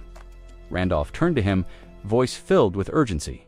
"Let me command the troops, my lord. We don't need numbers, we need strategy. I'll cut through that rabble like butter." Albert shook his head. "You're strong, Randolph, but this isn't a duel. Their numbers alone could bury us." Homer joined in, his voice low. "One misstep, and we lose everything." But Randolph wouldn't back down. "We can't just wait for death." Zwalter said nothing. The weight of leadership hung heavy on his shoulders. The vassals began to speak all at once, pleading for reinforcements, proposing alliances, even suggesting they abandon the castle and retreat to the northern keep. Their voices blended into a storm of desperation. Zwalter stood still in the eye of it all, silent but thinking. Always thinking. The sudden outbreak of war had struck with terrifying precision and ambush, executed by an enemy that was not only prepared, but overwhelmingly so. The scale of Diggle's forces defied logic. No one should have been able to raise such a massive army in such a short time. Lord Zwalter, standing atop the battlements of his ancestral keep, stared grimly into the horizon and could not help but wonder who was backing them. As a noble honor bound him to remain. As a father, his instincts cried out for justice. Gillian, his son, had been accused of killing Gilmore, and accusations Zwalter did not believe for a second. Yet surrender, under these false charges, was unthinkable. His thoughts were interrupted as Gillian approached and calmly recommended they prepare. The castle for a siege, Zwalter turned slowly, surprised by his son's composure. Amid the swirling panic of the court and the chaos of impending war, Gillian stood still, focused, resolute. Like an island in a storm, Gillian broke down the numbers. Diold's army stood nearly 7,000 strong. Persium, at best, could rally 2,000. The odds were staggering. Diggle's forces were organized, well-supplied, and carried high morale. In 15 days, they would complete their siege equipment and mount a full assault. In 15 days, Diggle's forces, now rumored to have support from Desmond's territory, would descend upon Persium. But Gillian had no intention of playing by the rules. That same evening, Gillian donned his armor a deep obsidian hue that shimmered faintly beneath torchlight. It was time to gather his closest allies, Gillian, Cor, and Belinda. Gillian, a former mercenary not yet knighted, fought with the precision and presence of a seasoned warrior. He would later earn the name White Lion of Fenris for the way he tore through enemy ranks. He was the first to swear loyalty to Gillian. Cor, known later across the Shadow Mountains as the King of Leather, had once been a wild, unruly blade, that is, until Gillian broke him down and rebuilt him through brutal training. Then there was Belinda. Shrouded in mystery, she had come to Persium through Gillian's mother, an assassin by trade. Belinda had been entrusted with watching over Gillian and his sister Alina after their mother's passing. Her loyalty was as deep as her secrecy. The war, as far as Gillian was concerned, had already begun in his previous life. Gillian had risen to the title of Mercenary King, one of the 7 most dangerous individuals on the continent. His raw power wasn't the strongest, but his tactical genius placed him among the top 3. If time permitted, he would have tracked down Claude, his most dangerous companion, the man who once brought kingdoms to ruin at Gillian's side. But there was no time now. He had to work with what he had donned, with a mind sharpened by memories from another life. That would be enough. Gathering his team, Gillian laid out the plan. Strike the supply lines. Without them, Diold's siege would collapse under its own. Wait, simple in theory, dangerous in execution. Belinda raised the obvious concern. The area outside the castle was crawling with enemy patrols. Any suspicious movement would be spotted instantly. Gillian turned to Cor and Gillian. "Are our preparations complete?" Cor nodded. "We've already stationed a unit at the Forest of the Beast. They're deep enough in the trees to stay, hidden, just like you ordered." Gillian followed up. "The ponchos made from Dyrison bark are distributed. The material blends perfectly in darkness, ideal for night ops. Gillian pointed to a map spread across the table. A large force would be noticed, but a small, elite unit in camouflage. That's our window. We strike fast, vanish faster. Even with his unwavering tone, Belinda couldn't hide her worry. She'd watched him grow. Beneath his armor and tactics, he was still young, still human. Yet the fire in Gillian's eyes made her hesitate to voice further concern. There was still one major unknown, the location of Diggle's supply unit. As Gillian laid his strategy bare, Lord Zwalter stood surrounded by his vassals, silent and grim. Despite the numbers, despite the enemy's advantage, he could feel something had shifted. The tides of war had begun to churn, and Gillian, reborn with memories of failure and a future no longer written, had just started to rewrite history. Gillian's voice cut through the stillness like a blade. Belinda, locate the Duel supply unit. I want their position immediately. Belinda blinked, momentarily stunned by the sheer audacity of the order. Her breath caught as she processed what this mission truly meant, venturing into enemy territory, risking everything. She glanced at the young lord, her eyes narrowing with concern. He's willing to gamble this much just to end it all. But there was no room for doubt. Straightening, she gave a sharp nod. Understood. I'll handle it. As Belinda disappeared into the shadows to begin her reconnaissance, Gillian watched her go, a flicker of tension hidden behind his cold demeanor. He knew full well the risks behind enemy lines was no small feat, but if anyone could pull it off, it was her. His trust in Belinda was unwavering now. All that remained was his final move, the trump card he had kept hidden until the time was right. Vanessa, in his former life, she had been known as the Red Nightmare, a woman feared and revered across kingdoms. After ascending to the rare rank of 7th Circle Mage, she had crushed the kingdom of Lithania almost single-handedly. Her unique erratic mana cultivation had made her a living weapon, one now aligned with Perseum, the last stronghold. Standing in Gillian's way, she had become the cornerstone of Perseum's defenses. But Gillian had planned for this. Every step, every risk call for the chance to deliver the final blow. A few days later, far to the north at the Diggle supply encampment, night fell heavy across the land. Thick clouds choked the moonlight, leaving the camp in deep shadow. Inside a well-lit tent, Baron Foe laughed heartily, raising a golden goblet high into the air. Finally, he boomed. The war begins in earnest. I can already taste the land Desmond promised me. Around him, other retainers, former nobles of Perseum, who had defected to Duel, cheered. One clapped him on the back. Best move we've ever made, he said. Desmond rewards loyalty. Unlike the old crown, with a wide grin, Foe toasted again. To the fall of Perseum, may it be buried in dust, and may the spoils be ours to divide. Laughter echoed in the tent as wine flowed freely, the officers oblivious to the threat crawling ever closer in the darkness. In the forest that rimmed the supply camp, a quiet force stirred. Gillian crouched low, scanning the campfire lights in the distance. Around him, his mercenary army, hardened, loyal, and silent, waited for his signal. The objective was clear: annihilate the DLD supply unit, severing the flow of resources to the enemy's main force before they reached Perseum Castle. Without supplies, the enemy would collapse. One strike, and the war would tilt. Belinda stood nearby, eyes on the sky. The weathers turned sour. Can't see a damn thing in this darkness, muttered Seer, adjusting his cloak. Gillian, helmet in hand, smirked. Perfect night for a massacre. With a practiced motion, he pulled down his visor and drew his blade. The steel caught the faintest glint of firelight from the camp. No prisoners, he growled. Cut them all down. With that, he surged forward like a shadow-given form, his army following behind like a tidal wave. There was no hesitation in Gillian's eyes-only fire. The memory of Desmond County's betrayal burned in his blood, and the ducal forces that once exiled him would feel his wrath tonight. The time for words was long past. Anyone standing in his path would fall, and by morning, the Duel supply line would be nothing more than ash. Disguised beneath the banners of Duel, dressed as recruits and mercenaries, the massive force pressing into the region was unmistakable to anyone paying attention. It was outside interference, a hidden hand pushing into the bitter war between Perseum, and Diggled. Under the thick veil of night, their approach was silent, concealed. No one in the Diggled camp noticed until it was far too late. The ambush descended like a shadow storm, and from within it, Gillian's forces surged forward. From the darkness, Kay stormed ahead with a gleam in his eyes and a savage grin curling his lips.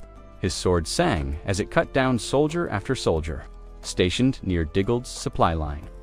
On his flank, Gillian swung a long-handled axe with devastating precision. Each strike sent bodies flying, cleaving through armor and bone alike.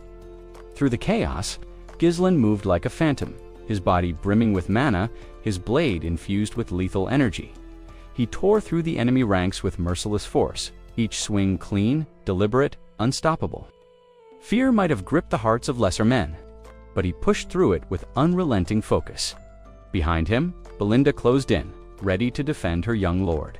Her heart was heavy with concern. It was his first true battle against human foes, but she remained steady, her blade ready. She would not let anything reach him.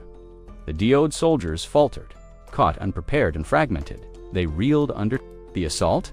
They had underestimated Perseum's capability, never imagining such a coordinated strike. Their tactical arrogance would cost them dearly. Gillian and Gillian moved like avatars of war, no hesitation, no mercy. This wasn't a battle, it was a purge. Gillian's past life as a knight commander guided his decisions, each move deliberate and deadly.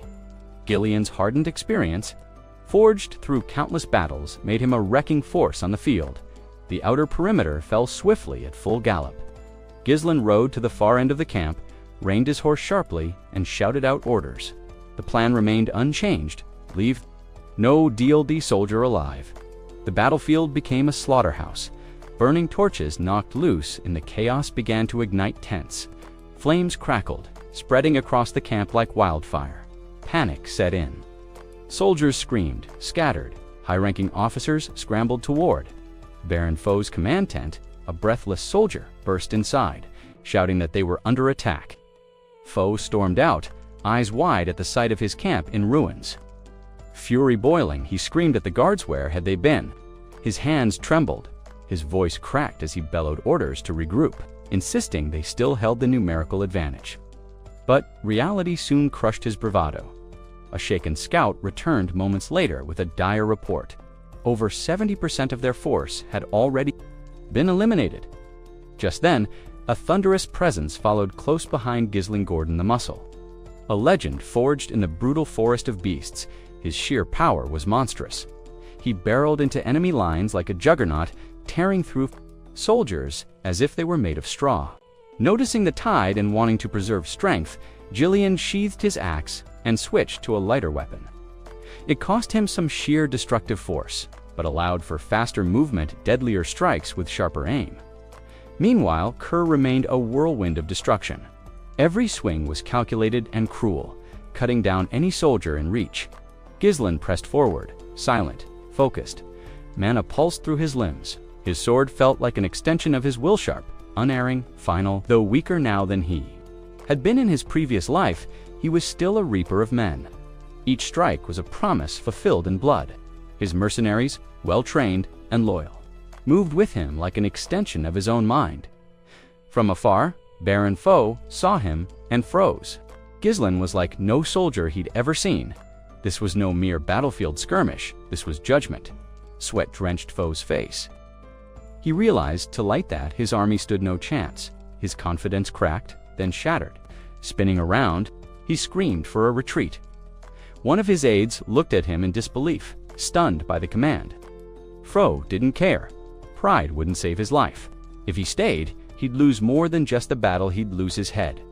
Before the aide could speak again, a blade flashed from the smoke and struck his neck cleanly. He dropped without a sound. Shock flickered across Fabro's face as he stood frozen, paralyzed by the brutal efficiency of the ambush. The precision, the sheer speed of it was unlike anything he had expected. Though untouched himself, his knees buckled from sheer terror. And he collapsed to the ground as the dull thud of his aide's lifeless body echoed beside him. Belinda had arrived, perched atop her horse. She surveyed the burning remnants of the camp with cold detachment. Her voice, calm and sharp like a blade, cut through the chaos. "Well, what an unexpected meeting," she said icily. "A vassal of Tium... ... In such disgrace, Fabro's mind spun. His army, over 1,000 strong, was gone. He had relied too much on numbers, not enough on strategy. Smoke choked the sky, tents smoldered, and the stench of blood filled the air. He'd waited too long to retreat, and now there was nothing left to retreat to. Dagold's supply lines had been annihilated. Fabro was the sole survivor and a bound one at that, kneeling before Gillian and his mercenaries. Fabro bore the weight of his defeat. Though a noble by birth, tradition dictated that captured lords were spared execution and held for ransom. There was a flicker of hope. Maybe he could still survive this. That flicker vanished when Belinda dismounted and slammed her boot onto his head, pressing his face into the dirt. "This man," she said to the gathered mercenaries, "was no mere soldier. He served as an envoy to Duel and doubled as their supply commander. He's been feeding them intel for months." Panic surged through Fabro. He turned to Gillian, desperation rising like bile in his throat. "Please," he cried, "I surrender willingly. Spare me. I'll serve Persium again. I swear it." It hadn't occurred to him until now that the young lord of Persium, mocked as the northern scoundrel, could field such a terrifying force. He had miscalculated everything. Gillian remained impassive. He calmly inquired whether Fabro had been bribed. Eager to preserve his life, Fabro confessed instantly. "It was Count Desmond.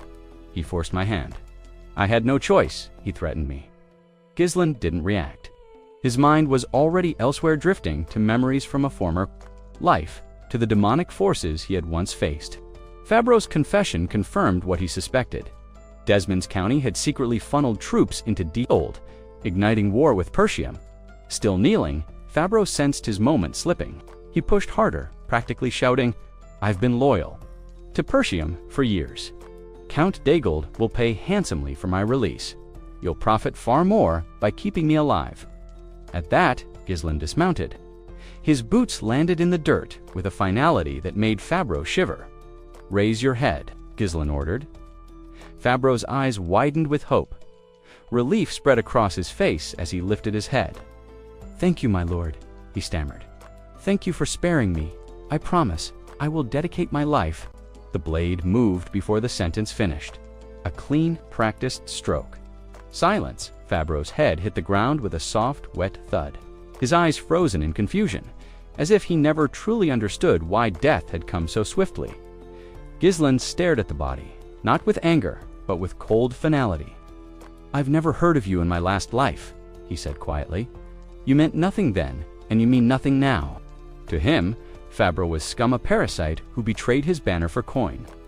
Gillian turned toward his troops. "I don't make deals with men like him. I don't honor cowards in the field." His voice hardened with conviction. "Anyone who raises a sword against Persium will find death at the end of mine." Without another word, he led his mercenaries away from the ruins of Duel's supply camp. Despite having faced a full battalion, his forces had sustained little more than fatigue. No real losses. The victory had been absolute. Belinda remained quiet as they rode. Her gaze lingered on Gillian, troubled. This had been his first real battle, and yet he had waded through it with eerie ease, as if the killing of men came as naturally to him as drawing breath. She had seen warriors cleave through monsters, but slaughtering humans was different. It should have been harder. Cheer rode up beside Gillian. "What's next?" he asked simply.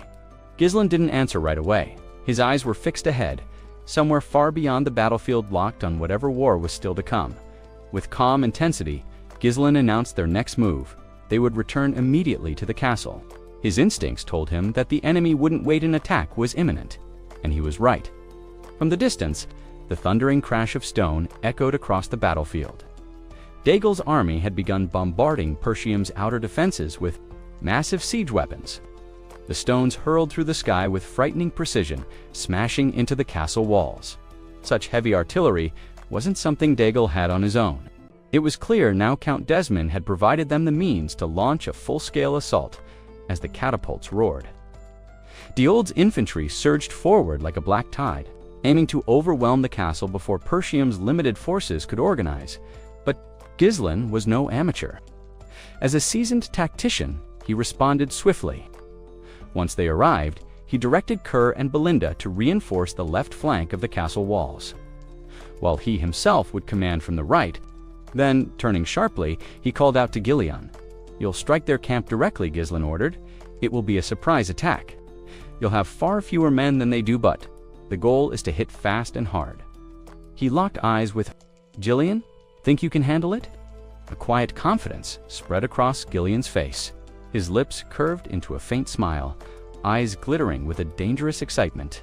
"Of course," he said. No hesitation, Ghislain allowed himself a rare smile. Gillian was no ordinary mercenary. He was a dormant predator, silent and lethal. Waiting for the right moment to pounce off to the side, Kyer scoffed. "The old man always gets the fun jobs," he grumbled. "Blinder? More practical. Raise the obvious concern, then who's defending the gate?" "Leave it," Ghislain said flatly. "No explanation." Despite the uncertainty in his tone, none dared question him. Ghislain wasn't just a noble playing at Morhe, was once known as the Mercenary King, a man who had raised kingdoms and survived where others had perished. There was always a plan buried beneath his silence. Still, among his aides, confusion lingered. Ghislain was young, after all famous for his ruthless past as the Northern Scoundrel. Yes, but this was his first time officially leading an army. They had expected him to falter. Instead, his cold composure and rapid orders hinted at something far more dangerous. He didn't elaborate. He simply said, "This battle will mark a turning point in Persium's legacy." Elsewhere, Zualter, one of Persium's noble Heil knights, stood tall at the edge of the crumbling battlements. His voice rang out, commanding the defenders to brace for the next wave. Across the wall, Randolph, his brother and fellow knight, led the archers in relentless volleys, their arrows darkening the sky. But no matter how many fell, the enemy kept coming. Diold's forces were vast, and their determination unshakable. With ladders raised, the enemy began to scale the walls in droves. The sheer number of invaders was overwhelming. "Engage them," Zualter roared, drawing his blade. He plunged into the fray just as the first attackers crested the battlements. Randolph followed, sword flashing beside his brothers. Together, they fought to stem the tide. Far from the chaos, the commander of Duald's forces looked on, laughter rising from his throat like smoke from fire. He clapped his hands with glee, drunk on the thrill of impending victory. "This is it," he declared. "Even without sending out our best knight, the walls will fall." But not everyone in Duald's camp shared his arrogance. Victor, a shadowed figure at the rear, remained silent, eyes locked on the battlefield. As the catapults prepared to fire again, he murmured to himself, "Time for the Northern Wolf to die." He had longed to cross blades with Zualter, but now, watching from afar, it seemed he wouldn't even need to raise a sword. The battle was already leaning in Diold's favor. Within the walls, Zualter the so-called Northern Wolf faced wave after wave of enemy fighters. These were not ordinary soldiers. Mercenaries disguised in Diold's colors surged toward him with bloodlust. In their eyes, with precise footwork, Zualter sidestepped a thrust and countered with a clean strike across the ribs. Another enemy fell, but for every one he felled, two more took their place.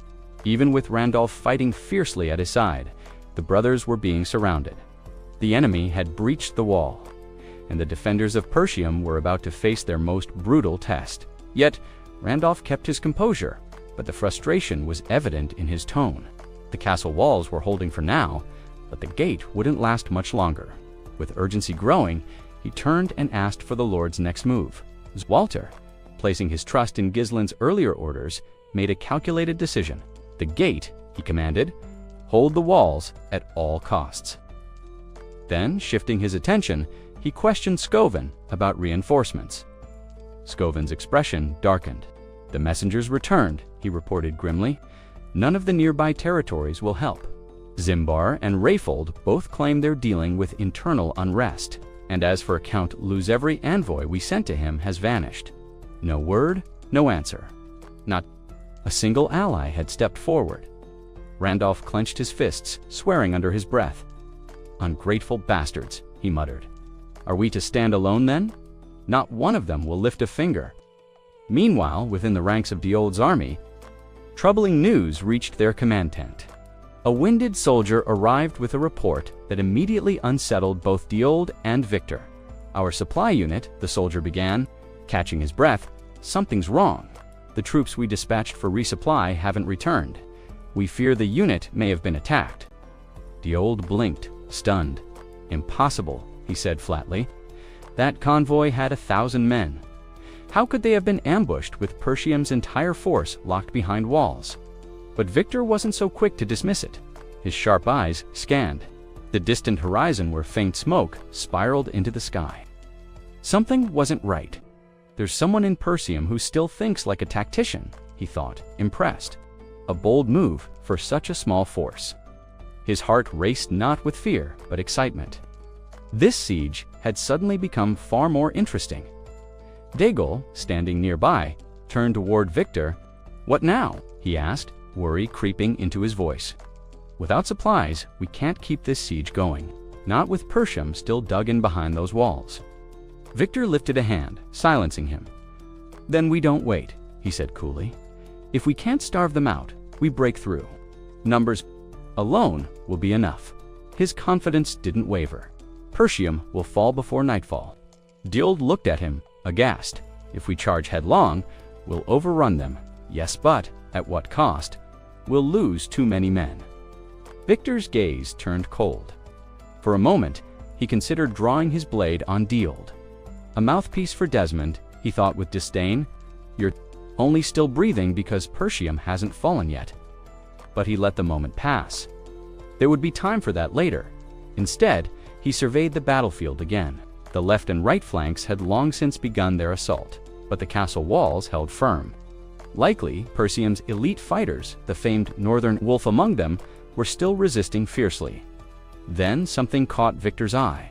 The front gate, it was exposed, unmanned. He narrowed his eyes. Why would they leave the gate undefended, unless... He smiled, raising his sword high. He shouted to the remaining soldiers with all the conviction of a man certain of victory. "Charge! By dusk, this castle will be ours." Behind Victor, Desmond's army disguised in the armor and banners of Duel's, soldiers advanced with grim precision. Towering siege engines rumbled across the field, their silhouettes casting long shadows over the land. The scale of the invasion was staggering far beyond anything the defenders of Persium could hope to match. Victor surveyed the unfolding battle from his position, eyes fixed on the mass of troops charging toward the castle gates. He gripped his reins tighter, the clamor of war echoing around him. Though he was already celebrated as one of the finest swordsmen in the northern realms, Victor yearned for something more enduring. Titles, recognition, perhaps even a noble lineage, something to carve his name into history resolved. He summoned one of his most trusted subordinates. Moments later, the thunder of hooves signaled Adon's approach. Adon was not a man of subtlety. In peacetime, he found pleasure in combat, for amusement's sake, using his brawn to dominate others. But on the battlefield, he was all discipline and steel. Towering and broad-shouldered, he carried a long-handled greatsword that few men could even lift. He dismounted and awaited Victor's command with unusual restraint. All traces of his usual arrogance vanished in the presence of his commander. Victor issued orders swiftly. He himself would lead the charge to the castle gate, while Adon would remain behind to anchor the formation. It was a precaution. Victor knew that, while one warrior might suffice to hold the rear, the Persium defenders would not go down easily. They were holed up behind stone walls and would make any assault costly.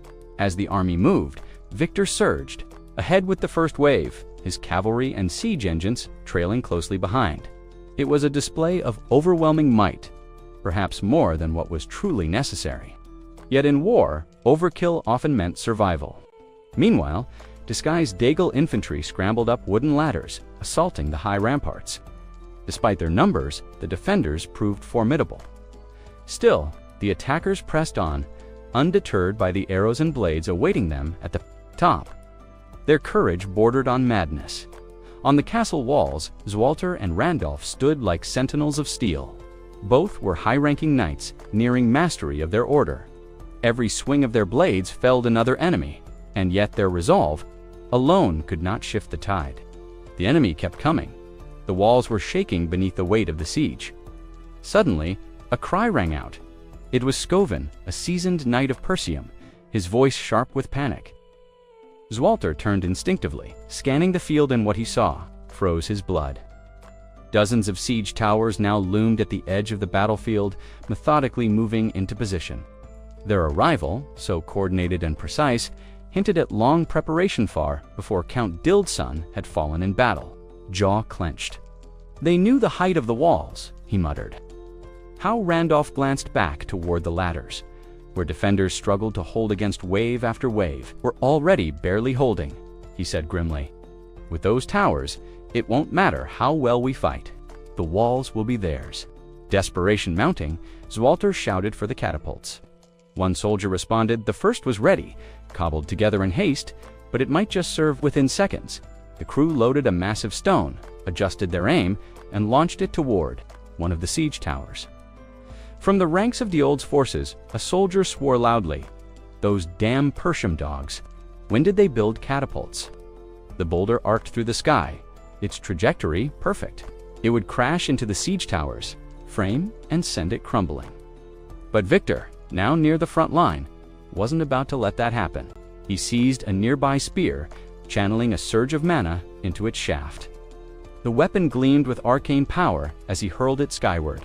The air cracked as the spear struck the stone mid-flight. The resulting explosion was thunderous. The stone fragmented into dust, dispersed by the force of Victor's magic.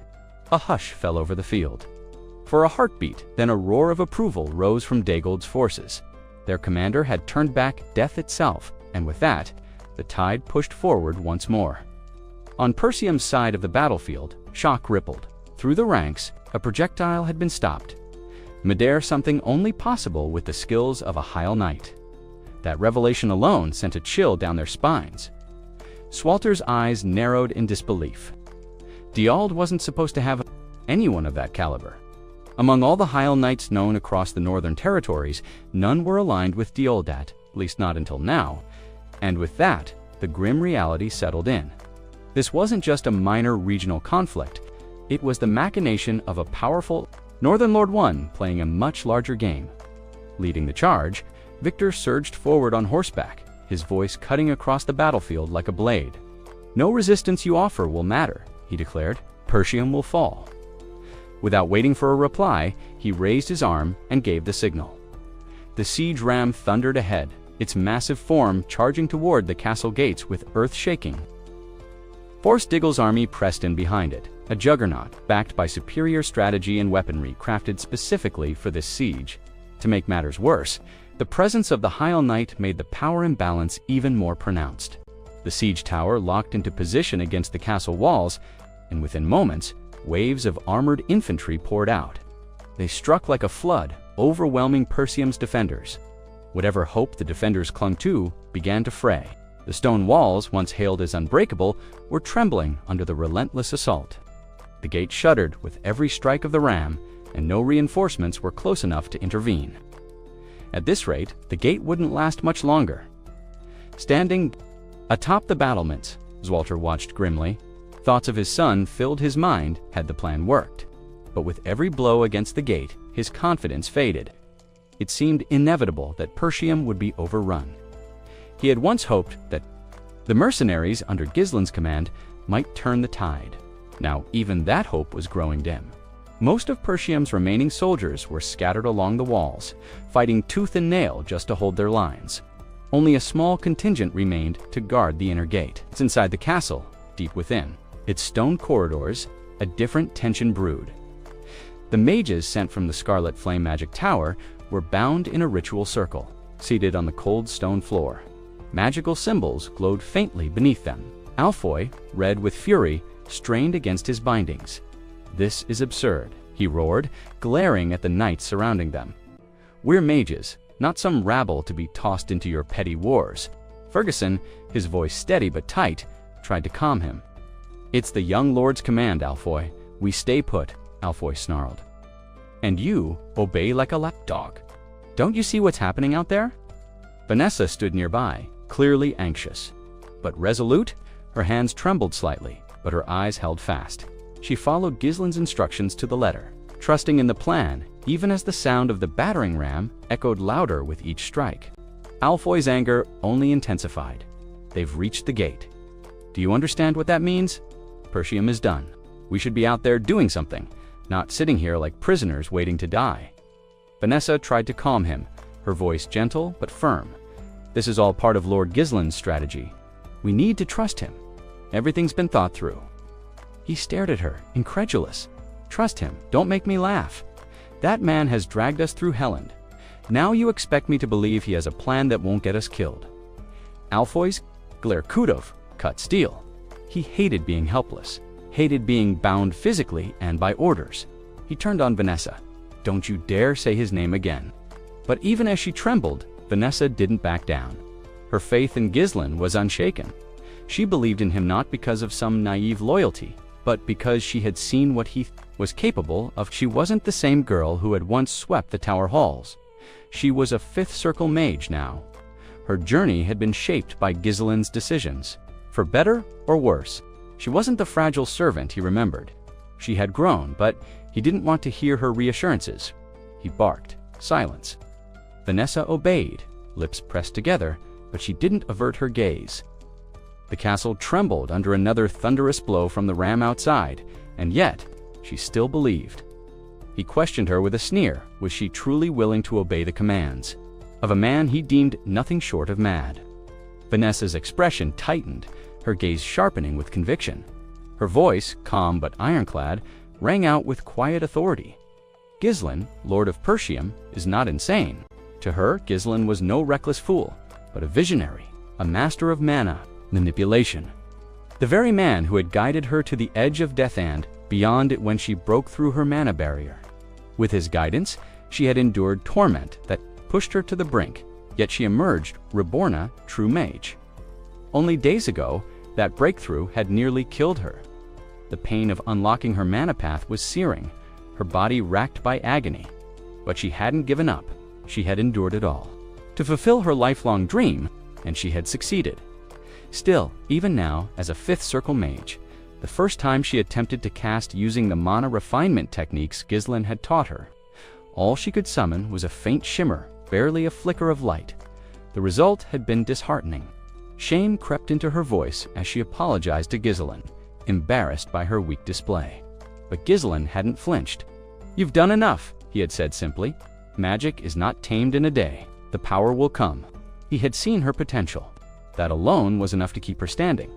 Now, as the two walked together toward the castle's outer ring, the air carried the sound of grunting effort. Mages, proud men and women, once cloaked in prestigeware, bent over, digging furiously into the earth. A bizarre sight, almost surreal, buried in those trenches were runestones rare, powerful, and priceless. Gillian had ordered them buried outside the fortress walls, and not by common laborers, but by the mages themselves. They had balked at first, insulted. Yet here they were, sleeves rolled up, dirt on their robes, stripped of their dignity. The heart twisted at the sight. She understood the necessity, yet it pained her all the same. To see mages, once symbols of nobility, reduced to shoveling mudit, was jarring. But it was the sight of the runestones themselves disappearing beneath, the soil that stung the most. Just then, a loud voice cut through the wind. "Have you lost your damn mind?" Vanessa flinched at the venom in his tone. The man who had once tormented her now looked like a shell of himself, disheveled, red-faced, and fuming. He stormed up to Gillian, shouting furiously, "Why in the world are the mages doing this? We have soldiers. If the runestones must be hidden, why not move them outside our borders?" But before Gillian could utter a word, another voice interrupted. The man, the myth, the headache. Gordon stepped between them with a smirk, chiding Alfoy for speaking so brashly. Alfoy spat curses under his breath, but backed away. Vanessa turned to Gillian, unsure. "What's all this for?" she asked softly. Unbothered, Gillian responded without hesitation. "This is war preparation. I didn't sell all the runestones to the Scarlet Flame Tower.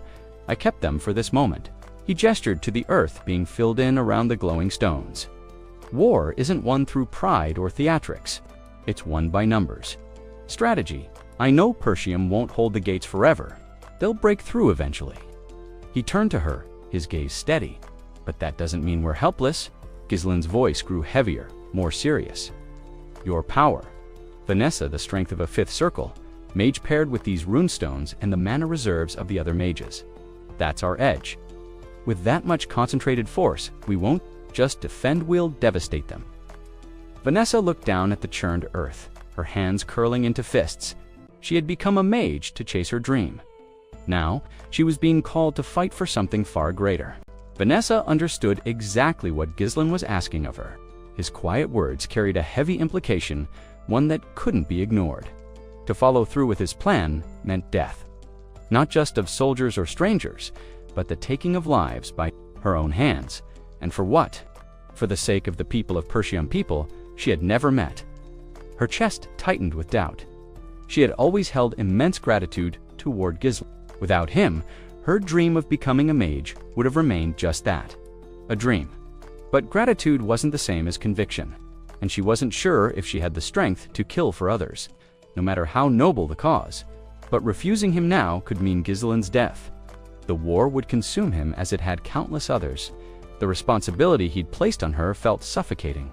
And yet, when the time came, Vanessa stepped forward. She stood before the ancient runes etched in the stone floor and activated the magic circle. Her fingers trembled only for a moment before a surge of determination took over. There was no more room for hesitation.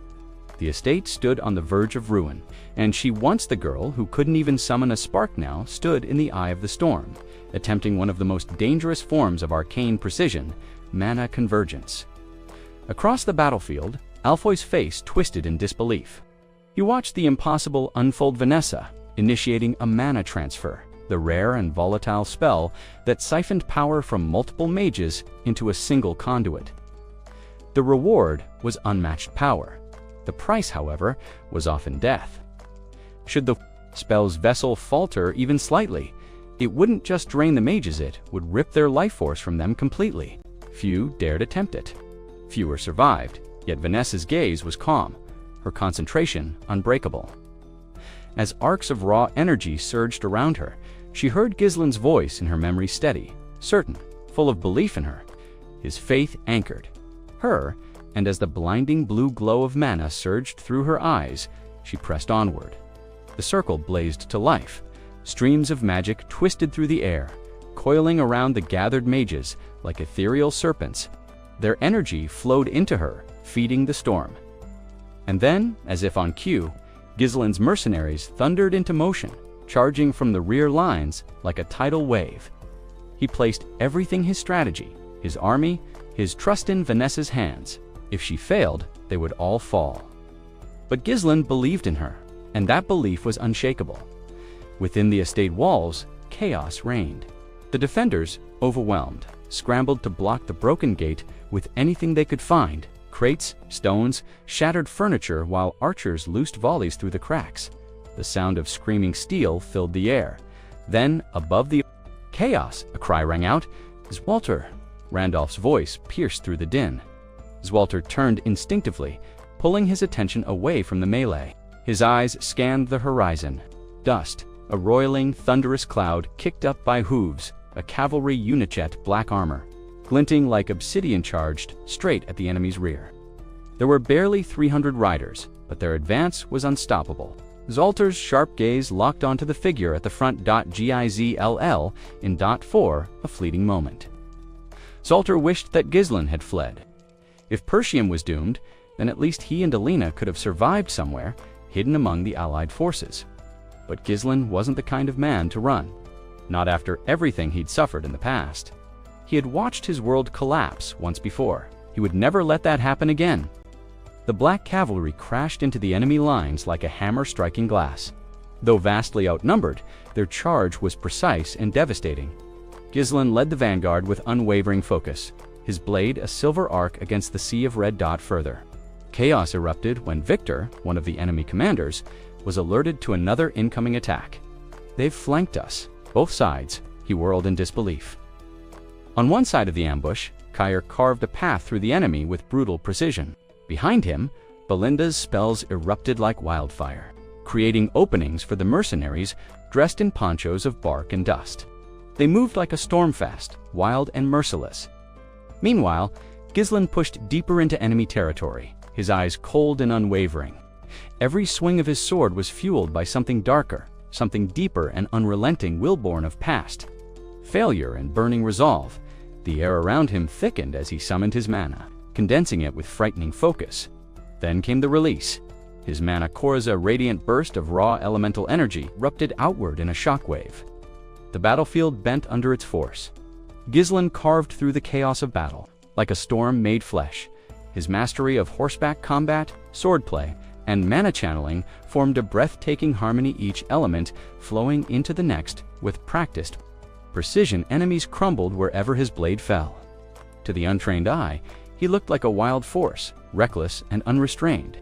But in truth, every strike, every movement, every shift of weight was calculated to perfection.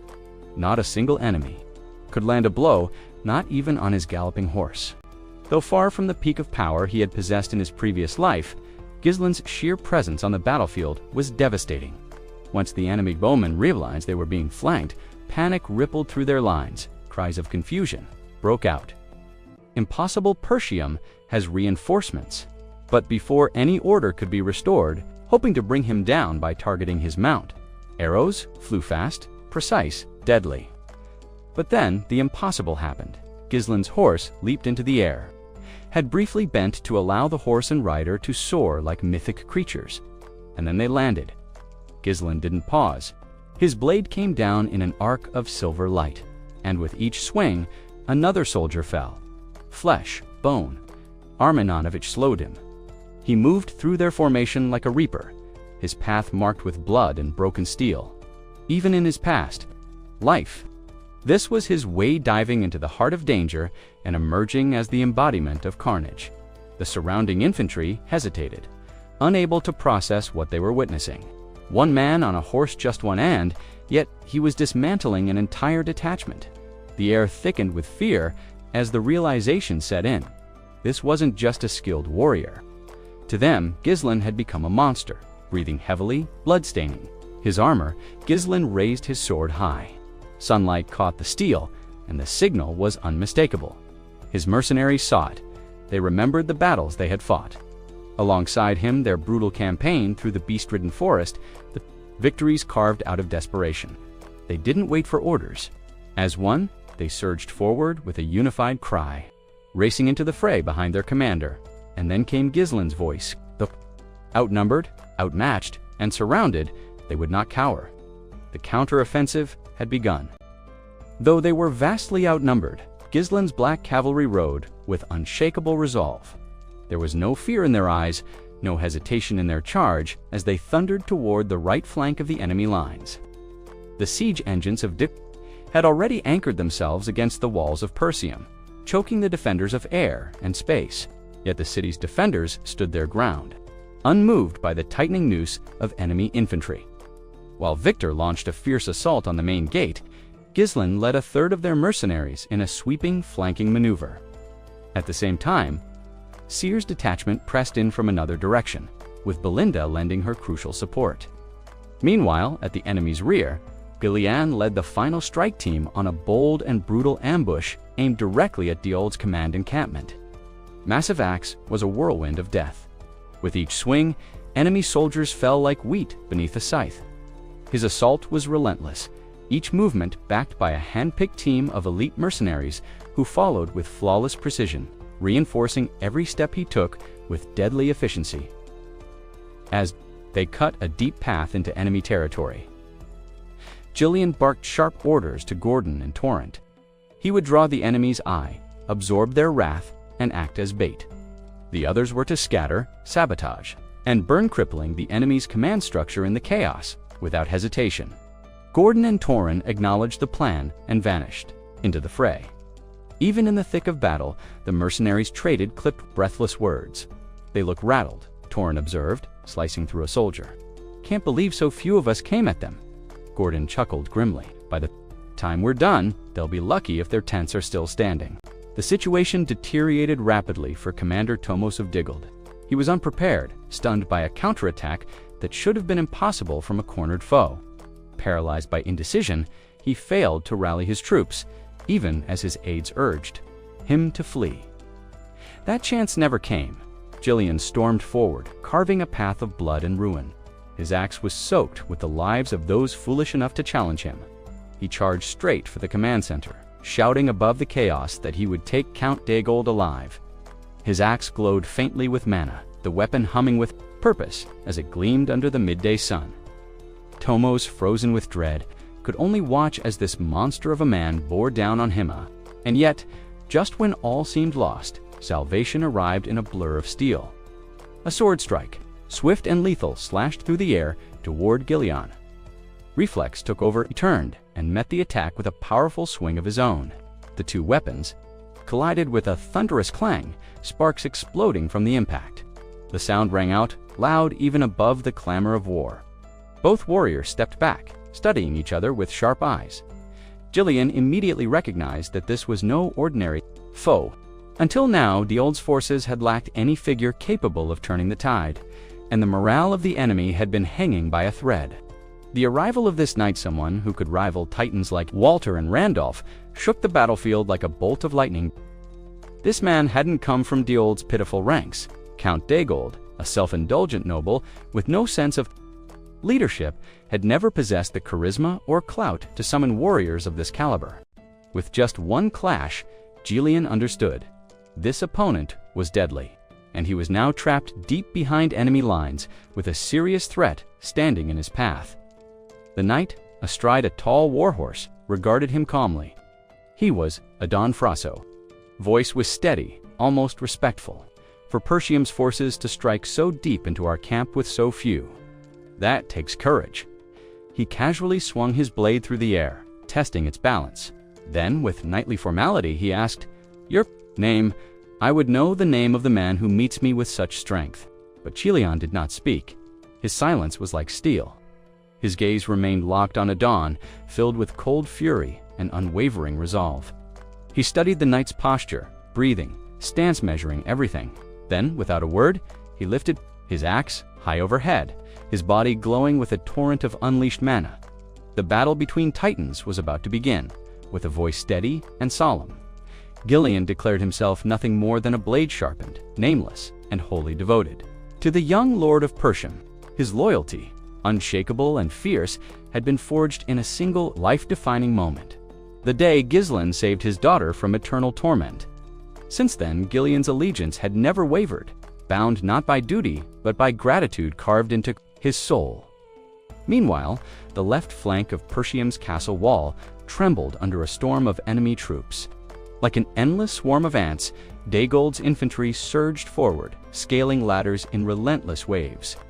But Persium's defenders held their ground not because they were the strongest, but because they were survivors. Battle-hardened from brutal clashes with the northern barbarians, they had learned to endure. Surrender was not in their blood. Among them, Belinda fought with the resolve of someone who knew the stakes. She moved with purpose, striking hard to buy the defenders time. If the wall fell, so would the city. Spotting two enemy soldiers climbing close, she lashed them together with a sweeping blow and flung them through the air straight toward Cheer, who rode the flank like a storm given form. Cheer's eyes lit up as the bound enemies spun toward him.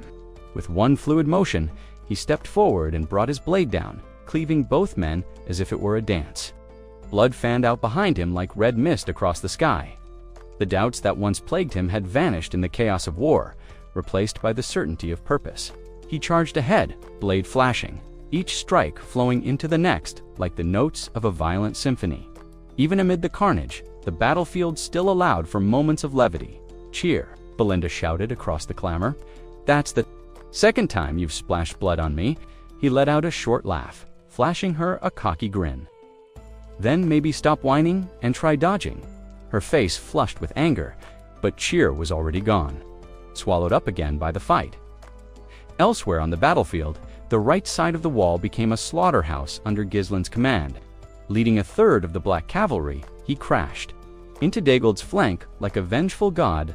Every swing of his blade shattered enemy lines. Even Daygold's elite infantry, clad in thick iron, crumpled beneath his attacks as if they wore nothing at all. Here was the mercenary king unveiled, grim, unrelenting, magnificent. Fighting at the heart of danger, Gillian breathed in rhythm with the second mana core he'd long since mastered. Each breath fueled his power, conserved his strength. The enemy could see it, feel it the way he tore through their best, as if they were made of paper. No one wanted to face him head-on. Numbers meant nothing. And when the mercenaries finally punched through Daggold's front, confusion spread like wildfire. Gillian raised his sword high and shouted for the final push. His soldiers obeyed without hesitation, trained by countless battles in the Beastwood. They knew what survival required: absolute faith in their leader. They charged with fury, fear forgotten. A Daggold captain watched helplessly as his formation disintegrated. Cursing under his breath, he saw once-proud warriors flee in panic before the unstoppable tide of black armor. Gillian pressed on, spurring his mount toward the siege tower, now fixed to the castle wall. As he neared it, he exhaled a calm before the storm, his eyes narrowed with ice-edged focus. What followed would be nothing short of devastation. The black cavalry rallied behind him, closing in. Not one slowed, not one doubted. Ahead, a line of spearmen braced themselves, the last barrier before the tower. Blood stained the earth in Gillian's wake, yet still he advanced. His horse moved like an extension of his will. With elven grace, the spears struck out in perfect unison, a wall of death. For the first time that day, they made contact. Gillian had chosen not to evade, and then he was gone. The spearmen blinked, confused. The rider they struck had vanished into the air. His horse continued on, untouched, slipping between spearheads like mist. Before the soldiers could even shout, Gillian came down from the sky like a falling star, landed atop one of the spearmen with crushing force, locking the man in his legs as he dropped. Using the stunned body as an anchor, he twisted mid-air and unleashed a devastating arc with his blade, cleaving through the ranks like wheat before a scythe. Steel screamed, blood splattered, and in the middle of it all stood Gillian the Storm. That would not be stopped. Gillian moved like a tempest, silent, smooth, and absolute. Each step was calculated, each motion honed by ruthless instinct. There was no time for indecision. In this blood-soaked chaos, even a moment's hesitation meant death. As his spinning momentum carried him through one final arc, he released the body of the spearman he had used as a fulcrum and sliced cleanly across another soldier's throat. The man's eyes widened for a second, then the blood came. His sword dripped, crimson and heavy, coated in the lives he had stolen. Not one had survived his path. The battlefield behind him was a shattered grave, strewn with corpses, mangled limbs, and the brutal aftermath of his unleashed might. Formations had crumbled before him. No tactics or steel walls could withstand the power of his fully awakened second mana core ahead. His next obstacle loomed: a siege tower, massive, grotesque, a metal beast vomiting Daggold's heavy infantry onto the crumbling ramparts. At its base, a thick wedge of enemy soldiers had formed, their bodies a wall of flesh between Gillian and the tower. He showed no fear, no hesitation. His gaze was pure, honed like a blade. There would be no mercy. Not here. Not today. He assessed the battlefield in a glance. The outer wall was deteriorating faster than he'd expected. At this rate, it would collapse before the main gate even fell. His black-armored cavalry had fought like demons, breaking through wherever they could, but the tide of enemies was endless. If they stumbled even slightly, the entire front would be swallowed whole. But there could be no retreat. Drawing a slow breath, Gillian steeled himself once again. His will hardened. Even if the sky fell, he would not break. Not until every last enemy was ash under his boots. A voice rang out over the clash of steel, a Daggold corps captain rallying his forces. He had seen the Black Knight. He knew who needed to die. The siege tower had reached the walls. The moment of collapse was near. They charged. Gillian raised his sword, its edge stained and eager.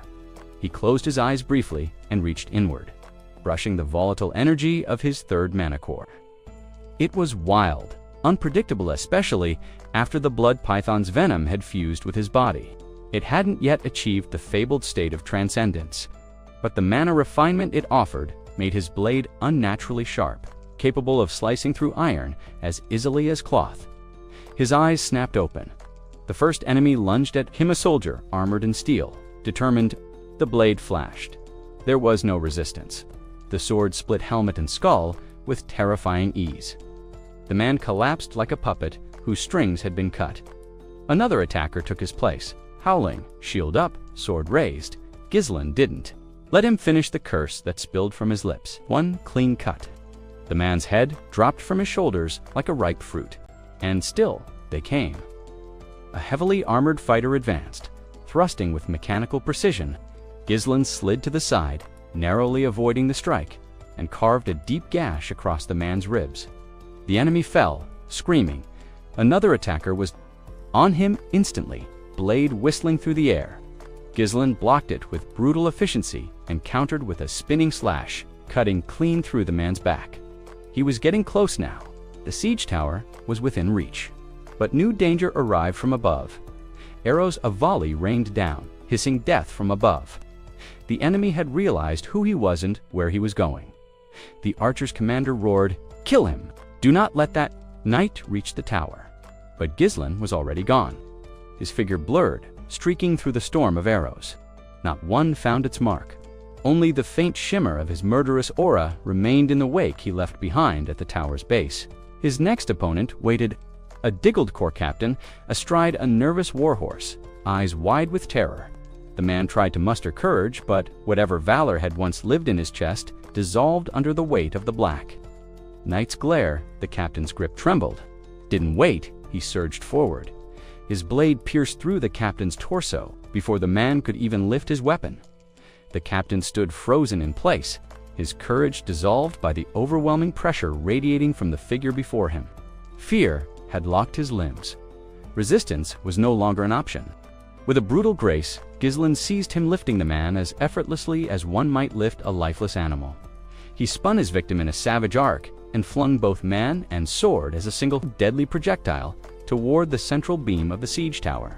The crashing impact shattered the resolve of the defense line. The captain's body slammed into the wood with a sickening crack, the blade burying itself deep into the structure. Crimson sprayed across the platform, a grotesque mural drawn in blood and bone. Archers on the upper levels, still struggling to notch fresh arrows, paused in disbelief. One of their own leader had just been hurled like refuse, used as a weapon to punctuate the Black Knight's wrath. No one dared move. Silence fell, but Gillian did not wait. With a flick of his fingers, he pulled on a thread of manan, invisible tether that connected him to the hilt of his blade. In an instant, the cord tightened, and his body launched upward like a shadow in flight. What the defenders witnessed next defied comprehension. The dark figure soared through the air, rising like a summoned nightmare toward the tower's peak. As he reached the summit, his hand met the embedded sword. Without pause, he tore it free, and with the same motion, brought it crashing down in a sweeping arc. Terror gripped the soldiers above. They remembered the tales of the slaughter he had left in his wake, the corpses piled where resistance once stood. None had stopped him then. None would stop him now. With a surge of raw force, Gillian invoked his third mana core. Fury erupted through his veins. His eyes gleamed with pitiless clarity as he split the tower's upper platform in two. The entire top buckled and collapsed beneath the weight of his strike. There was no counter, no answer to his power. This siege tower, so critical to Victor's battle strategy, positioned with meticulous precision, was suddenly, devastatingly, useless. Its defenses had been spread too thin across the front lines, and Gillian's intervention had arrived in the narrow window where chaos had peeled back the veil of order to the soldiers on the ramparts still struggling for survival. His action was nothing short of divine intervention. A small, crucial reprieve, but among the invading forces, shock rippled through the ranks. The tower had been brought down not by artillery or sabotage, but by one man in black armor. Yet not everyone viewed it as a triumph. Some whispered it was recluse a desperate gambit that would leave him exposed. Once the tower fell, they believed he'd be overwhelmed and cut down. Just a man, after all, alone amid enemy lines. Victor, observing the scene from a distance, betrayed no emotion. He studied the crumbling ruin, quiet and pensive. His thoughts turned to a question. Was this the same black-armored commander who had shredded their flanks earlier? As dust billowed into the air, shrouding the battlefield in a ghostly haze, Gillian emerged from the wreckage. His stride was steady, his resolve sharpened. He had not acted out of careful calculation, but from an instinct honed in countless battles, a sixth sense that had spotted the flaw in Victor's formation. He had read the tempo of the chaos, felt the enemy's heartbeat, and struck before hesitation could take root. Victor turned to one of his men. "Has the gate been breached yet?" the soldier stammered, clearly rattled. "Not yet, sir. It's more reinforced than expected. Internal resistance slowed us down. We estimate 10 more minutes." Victor narrowed his eyes, lips pressed into a thin line. 10 minutes. Enough time for the Black Knight to do serious damage. That delay was unacceptable. "I'll handle this myself," he said coldly. Without waiting for a reply, he stepped forward. Orders rang out in his wake. The gate must fall within 5 minutes. While they breached the walls, he would engage the enemy commander directly. Then, just before vanishing into the mist of war, Victor cast a chilling glance over his shoulder at the hesitant soldier. His eyes gleamed with silent fury, a promise of retribution if those 5 minutes were wasted. The message was clear as steel. Fail, and death would not come from the enemy. His voice trembled as he stammered out his confirmation of the grim command, eyes wide with fear. Just then, a figure broke through the haze of war. A lone rider emerged from the thick swirl of dust. Grime streaked across his armor, ash clinging. To his cloak, he sneered as he approached, shouting taunts toward Victor and mockingly referring to him as a winged tin can. The mounted warrior made his presence known with theatrical flair, clearly in no hurry to back down. His horse stamped the scorched earth as he leveled his sword at Victor, issuing a challenge with unmistakable confidence. Victor's eyes narrowed. Slightly, he didn't flinch, but his gaze sharpened as he spoke. "Who are you?" The man grinned wider, his voice carrying through the chaos. "Name's Kair," he said, "commander of the Cerberus mercenaries." He pointed his blade directly. At Victor, a rush of battle lust coursed through him. Kair had stormed through the crumbling front lines of Duel's forces to reach the Koran now, standing face to face with the most formidable warrior on the field. He could no longer hold back the thrill of confrontation. He had found the strongest, and now he wanted nothing more than to test his strength against him. With a fiery gleam in his eye, Kor urged his horse into a full gallop, charging straight at Victor like a force of nature, though he knew his foe held the upper hand in power. There was not a trace of hesitation in Kor's expression, only the wild thrill of battle. Victor, unshaken and watchful, met the redhead's approach with quiet confidence. His sword already in hand, his stance unflinching.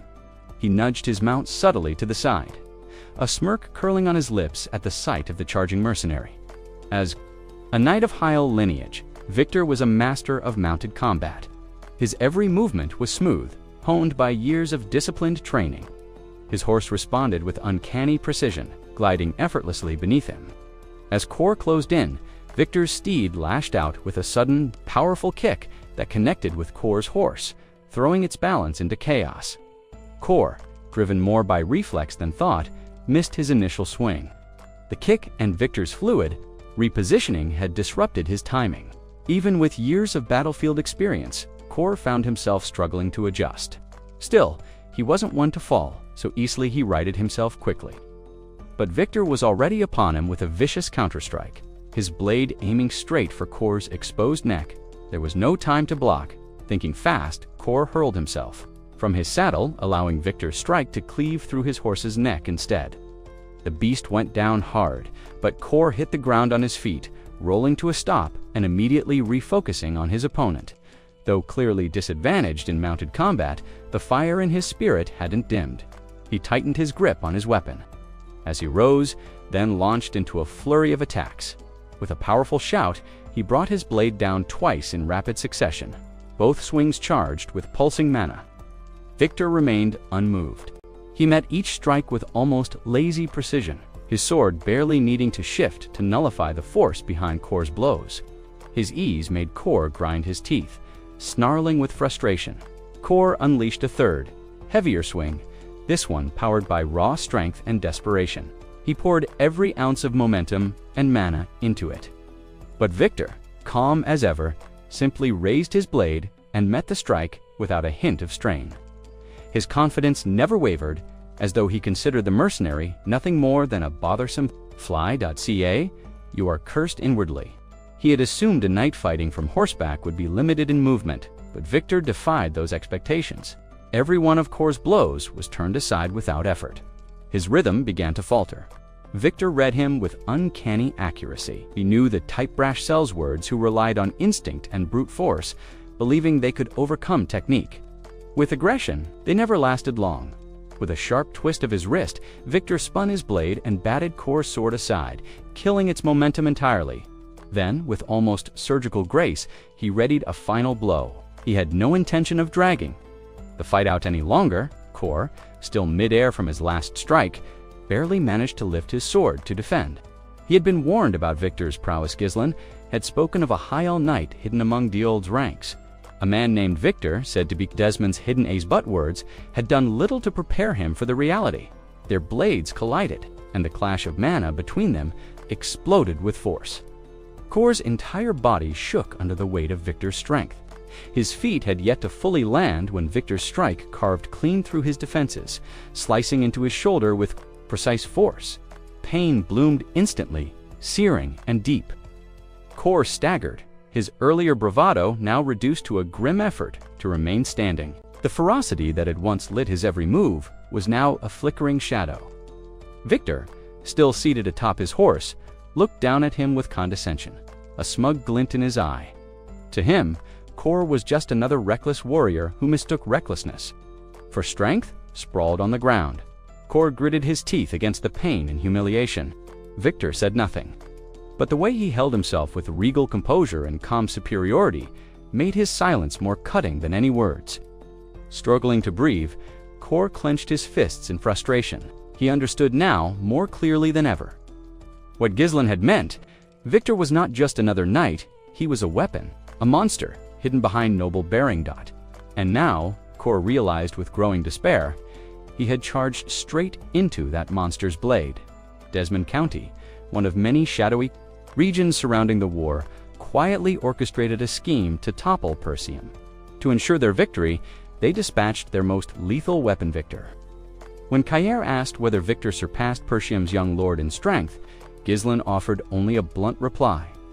Victor was the fiercest opponent Seer would ever face, except for Gillian himself, who once left Victor battered and broken during the Marana trials. No one had ever matched Victor's sheer might.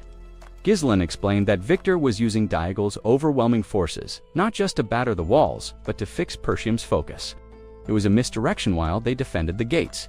Victor would carve a path straight through them. Knowing this, Gillian had deployed Vanessa inside the castle to prepare a devastating surprise. Yet he warned that if Victor breached the gate prematurely, their strategy would collapse.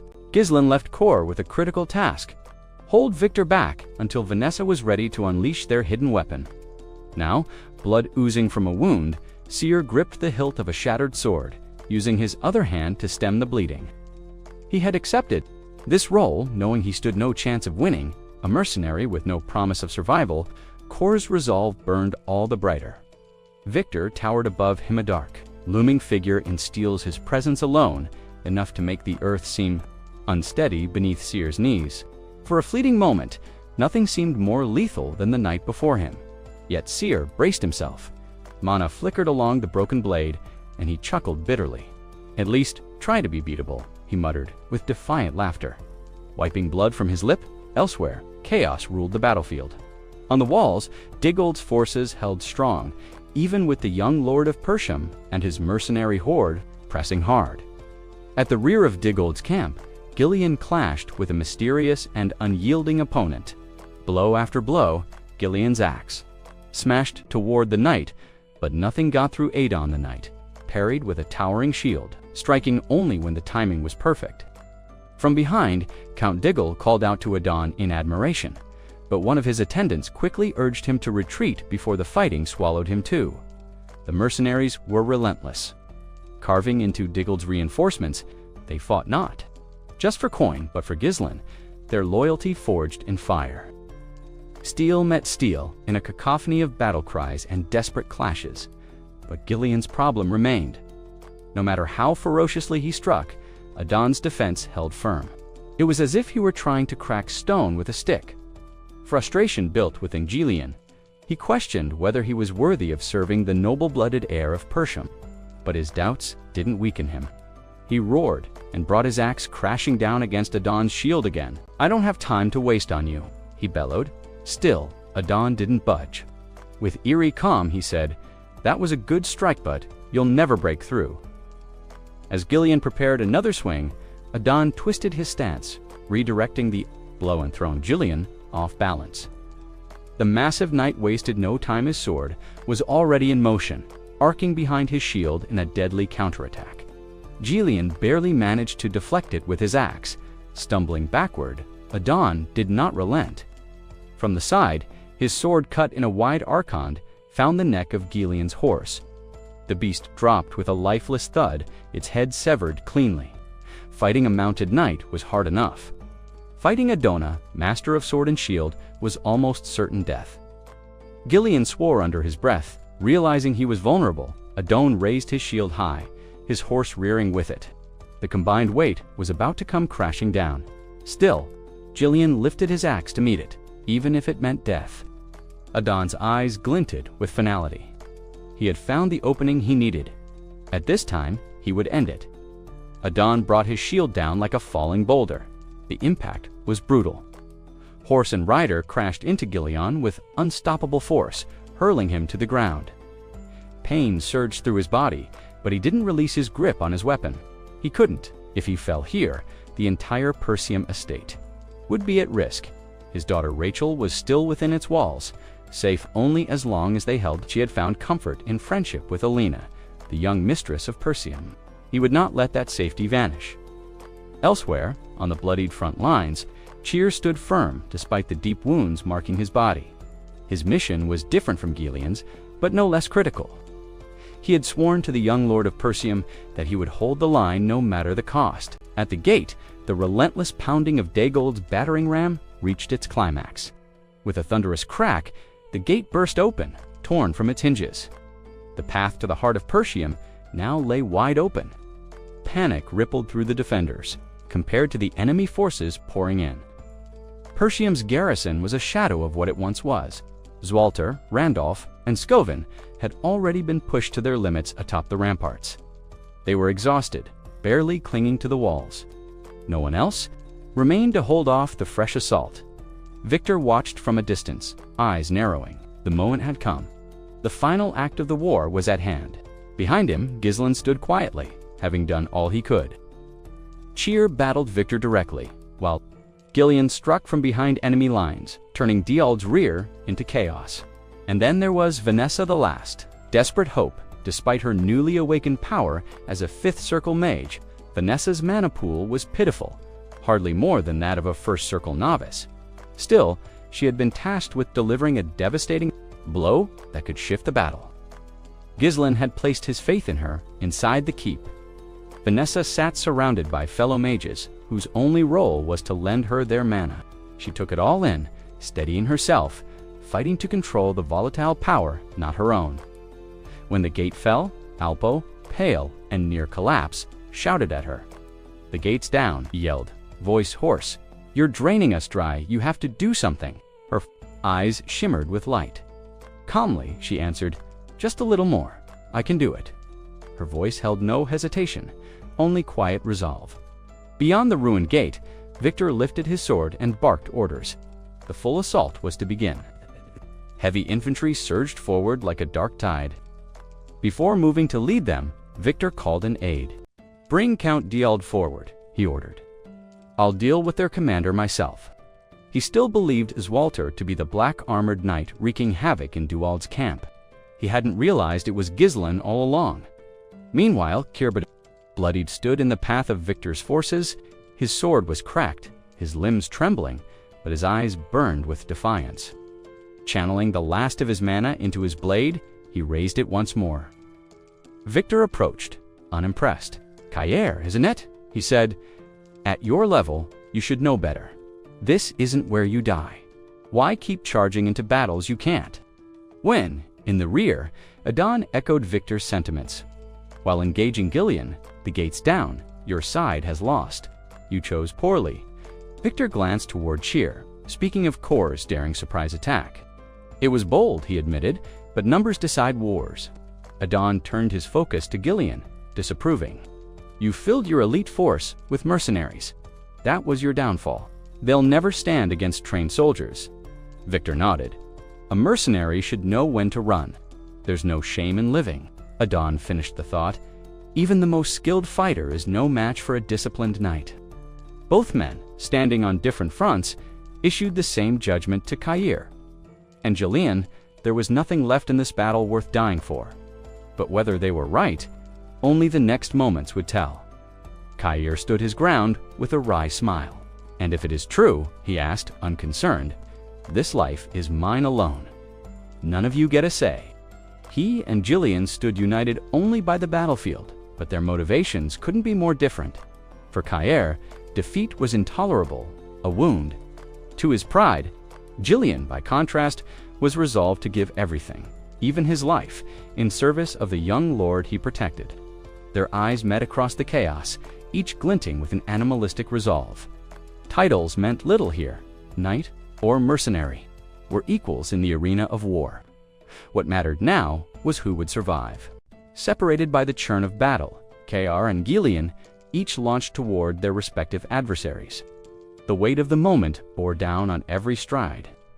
Pain howled in their minds, yet neither man slowed.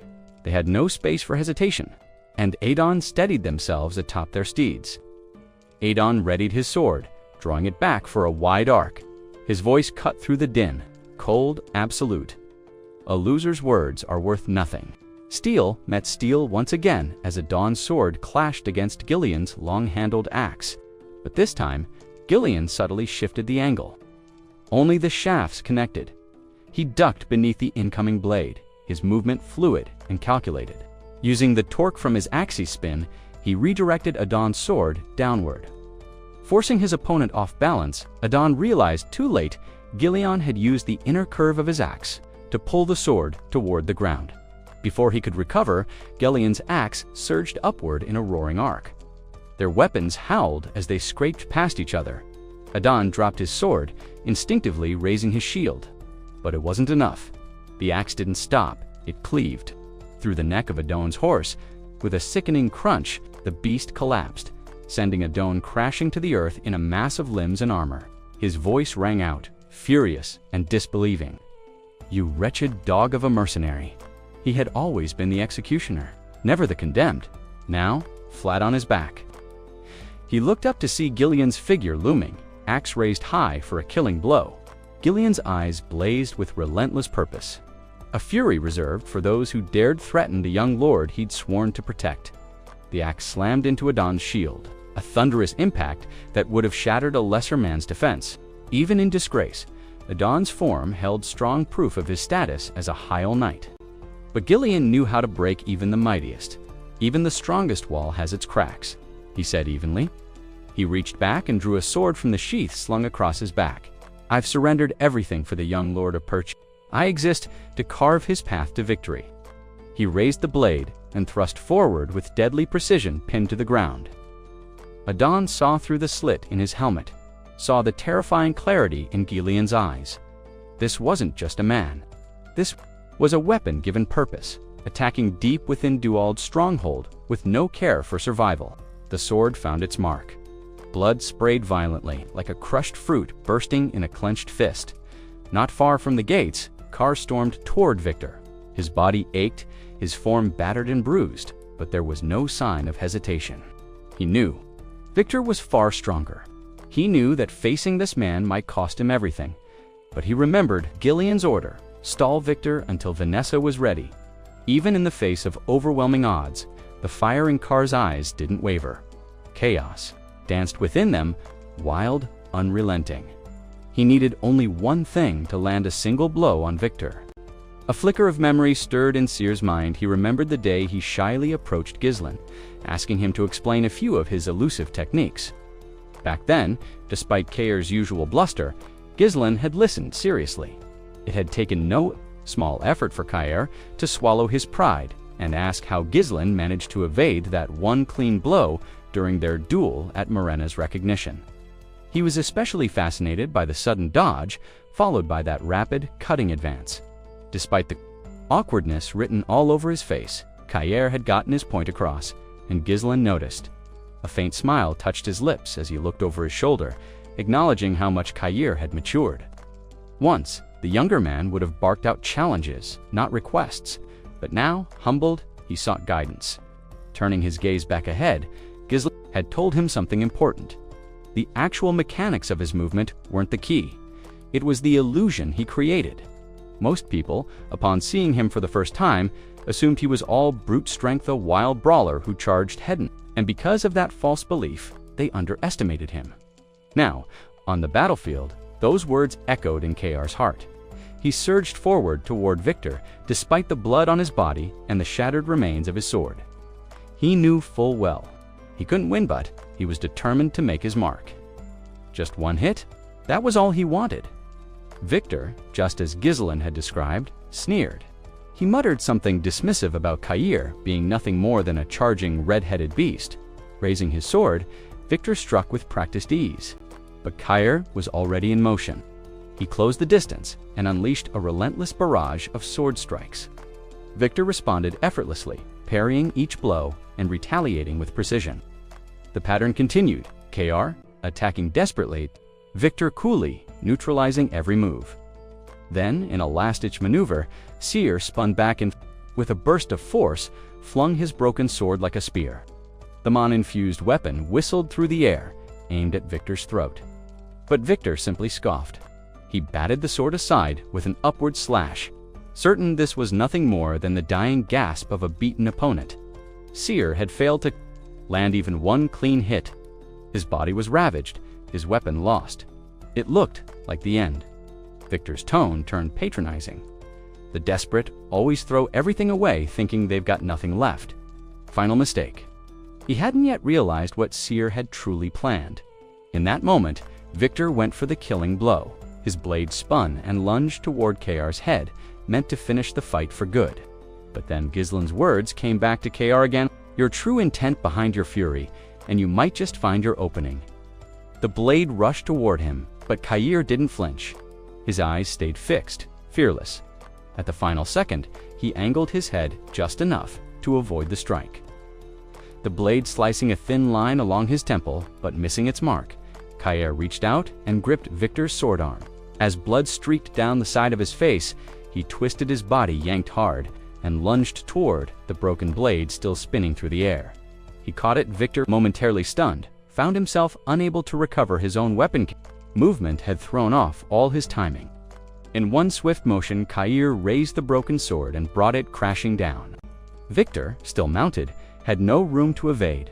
He knew it in that instant. Kair was about to land a real hit.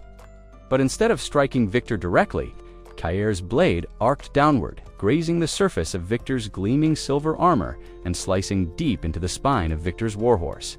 Blood erupted as the creature buckled. Victor had assumed his sword would always be enough. Victor never anticipated the redhead's unpredictable gambit.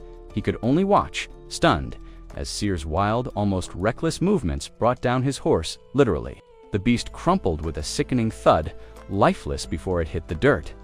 Forcing Victor to dismount with a rough, agile leap. Nearby, Kay landed face first in the mud with a graceless thump. The last of his strength drained after his explosive. Offensive. His chest heaved with each strained breath. His limbs betrayed him, unwilling to rise again, despite his ragged state. Victor couldn't help but recall the astonishing move the moment Seer had snatched a blade from midair after deflecting it. It had been more than desperation. It was strategy born of someone willing to die for even a sliver of hope instead of ending it. Victor hesitated. He approached slowly, sword raised, but voice almost curious. You're not just a mindless brute after all, he said, almost impressed. Kair still couldn't lift himself, his body stubbornly refusing to obey. Victor had every opportunity to strike him down. And yet, he paused, standing over the red warrior. Victor spoke of how warriors sometimes transcend their limits when the veil of death closes in. But Kay's final attack had missed just barely. His sword, now broken, remained clean of Victor's blood, except for when it pierced the horse. In contrast, Victor's own blade gleamed red, baptized by Seer's blood. The grounded man, asking if he had any last words, Seer whispered something under his breath. Barely audible, but Victor flinched. Even through his heavy iron helm, the twitch in his body betrayed him, and Seer caught it. A triumphant, almost gleeful smile spread across the redhead's bruised face. Got you. Despite everything, he had landed a solid blow. Had Victor not been clad in full armor, that shattered sword could have been buried deep in his chest. Then came the knives. They sang through the air sharp, precise, deadly. Victor's instincts kicked in, and he pivoted just in time, dodging them with minimal effort. The blades embedded themselves into the earth a breath away from Seer's skull. Belinda appeared as if from nowhere, a specter in a maid's garb, swinging effortlessly above the battlefield with a hooked line. It was a bizarre sight. Attire in the chaos of blood and steel, but every step she took was honed and lethal. With a snap of her wrist, the hook latched onto Seer's torn clothing, and she gave Victor a scoffing glance.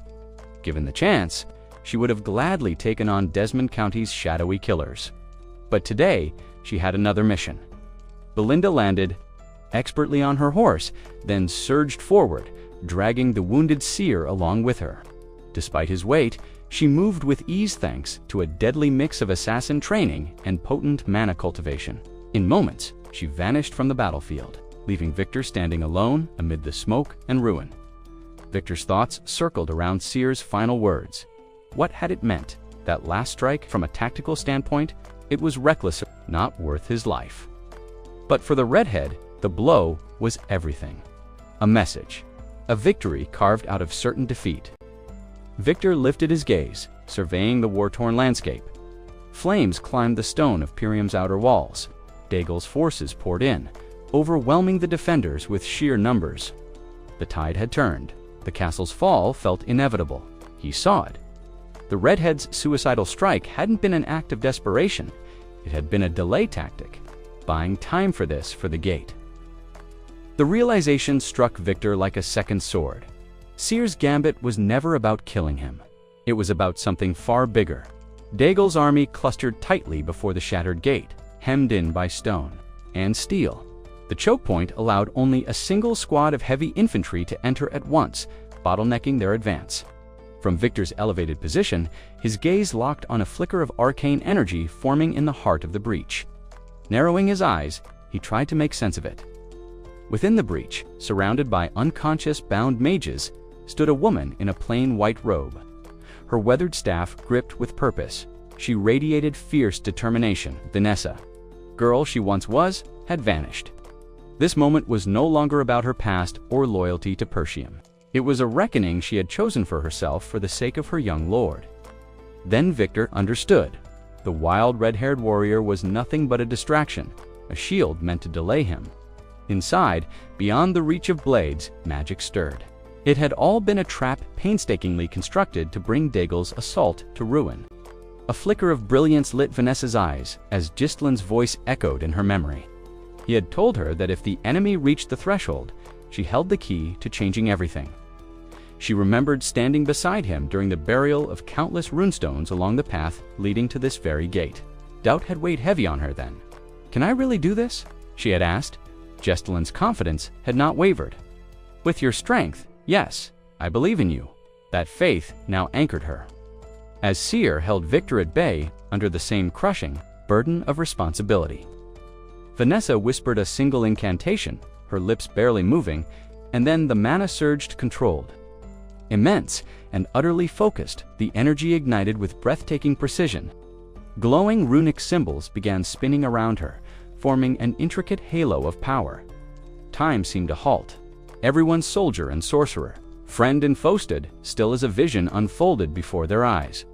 From the ground beneath Vanessa, where the buried runestones waited in silence, a crimson veil rose like a living tide. It shimmered with the last rays of the setting sun. The barrier pulsed once, then erupted. A wave of flame burst forth, roaring with untamed fury. The gate, now open, became a furnace. The spell Gislin's final gambit had only ever been possible through Vanessa's unique talent. A spell, born of the Eighth Circle, far beyond the reach of most mages. Flames consumed Daegel's vanguard instantly. The earth trembled beneath the unrelenting blaze. But the inferno did not strike blindly. Every measure had been precisely tuned. Persium's defenders remained untouched as the torrent of fire crashed outward, swallowing siege engines, ladders, and the unlucky souls caught between retreat and advance. It wasn't a single explosive detonation. Instead, the magic built steadily, emanating power like a living entity. A pillar of fire stretched skyward, growing taller with each heartbeat. Walter said nothing. Randolph could only gape, struck. Dumb by awe, Belinda gripped the reins of her mount, keeping herself from being thrown off by the heat blast. Kair had to steel his body just to keep watching as the smoke and light danced skyward. Gillian stepped toward the gate, calm and curious, studying the aftermath. Nearby, Ghislain watched quietly, as if this was always the outcome he expected. Vanessa had shattered her limits, channeling the magic of a mage who had reached the outer edge of what humans could become in a single breath. Daigle's offensive crumbled. The soldiers at the front were pinned, unable to advance, yet unable to flee, and those behind. They ran, panicked, driven mad by the screams and searing heat. What had begun as a breach now burned as a monument to Vanessa's power and Ghislain's faith in her. From the side of the battlefield, a storm of black thunder surged Ghislain's cavalry. His riders burst through the haze of smoke and flame, crashing into Daigle's fractured ranks with unrelenting fury. The enemy's morale shattered. Soldiers bolted in all directions, discarding weapons and comrades alike in a mad dash. To escape, Ghislain carved through the panicked crowd like a scythe through dry grass. Those who hadn't already been consumed by the fire were swiftly claimed by his blade. Without hesitation, Ghislain called out crisp, brutal orders to his mercenaries. He directed them like a conductor leading an orchestra of death, circling withdrawing units like wolves, hemming in weakened prey. The battle's rhythm had changed, the outcome now unmistakably tilting toward Persium's favor. But Ghislain didn't let up. His eyes held the cold finality of a man who believed mercy was for fools. From here on out, only a cat and its master had any hope of walking past him unscathed.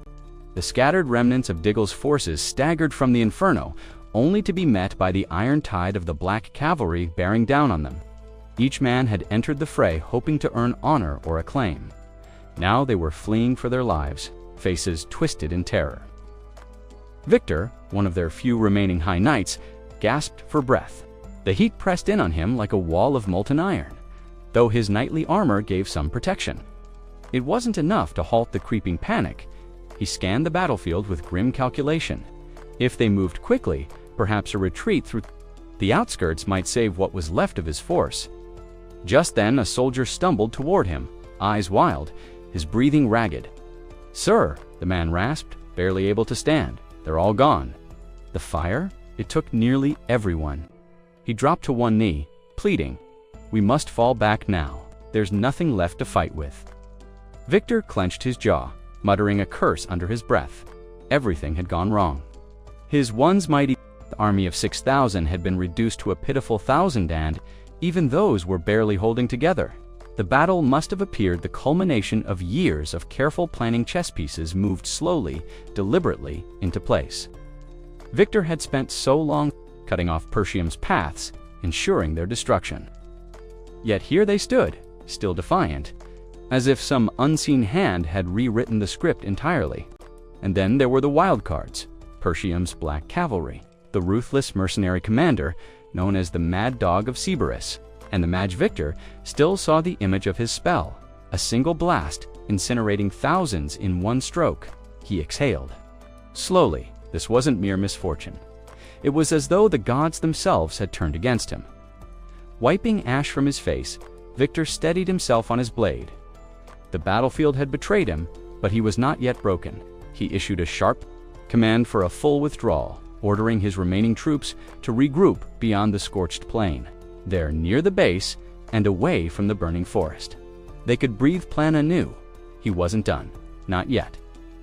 "Send word to Aden," he said, voice sharp with restrained fury. Before his messenger could move, a figure appeared emerging from the smoke like a specter. Victor turned. Through the narrow visor of his helm, his eyes widened in disbelief.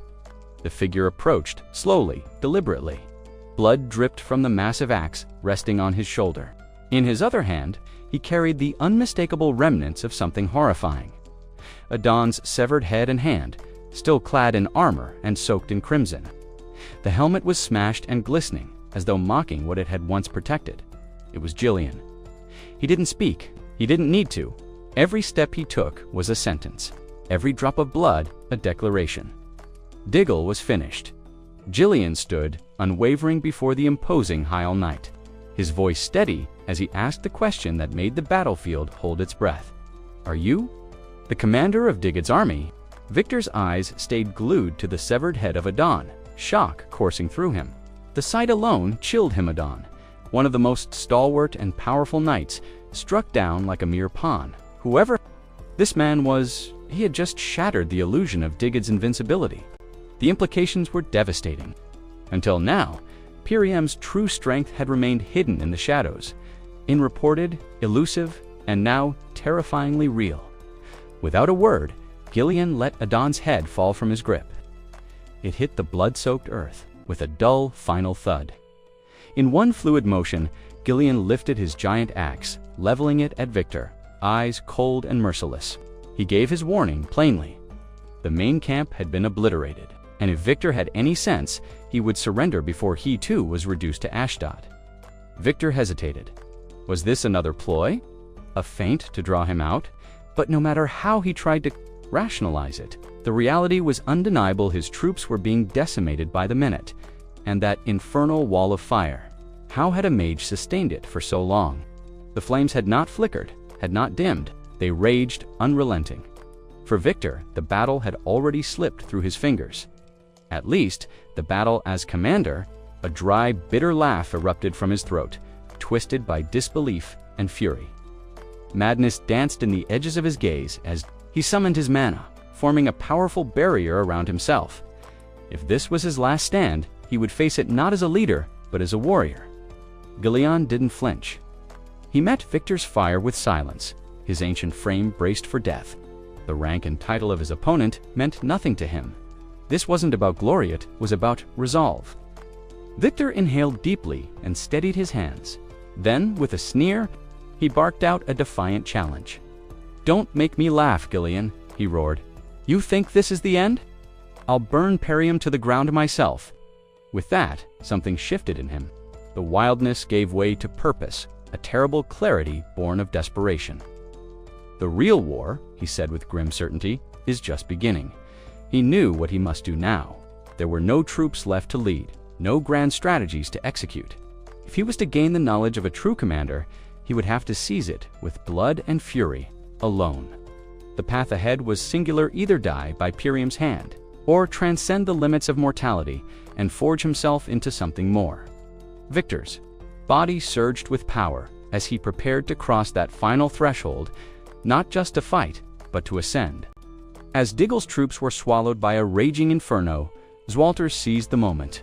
Sensing Perseum's surge in momentum, his voice thundered across the battlefield with unflinching authority.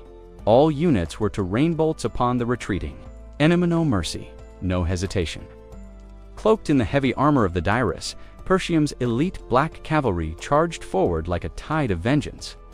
Their advance was relentless, sweeping through the ranks of Diggle's soldiers with deadly precision.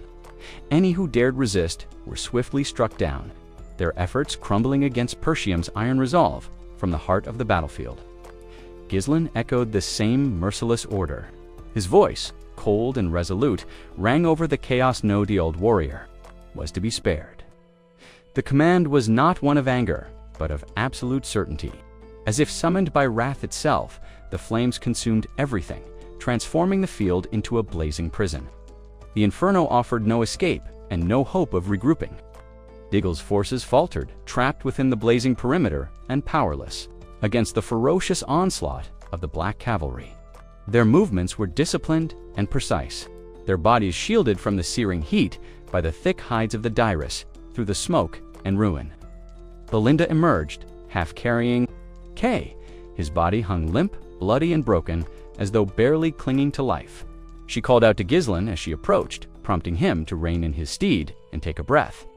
He was surprised when her words brought no news of tactical developments or impending threats. She had simply come to check on him. Her worry wasn't For the battle, it was for Gillian himself. He met her concern with quiet composure, assuring her that he was untouched, not even grazed. With a faint smirk, he asked how they were faring. Belinda, ever the irreverent one, even amid slaughter, responded with her usual sarcasm.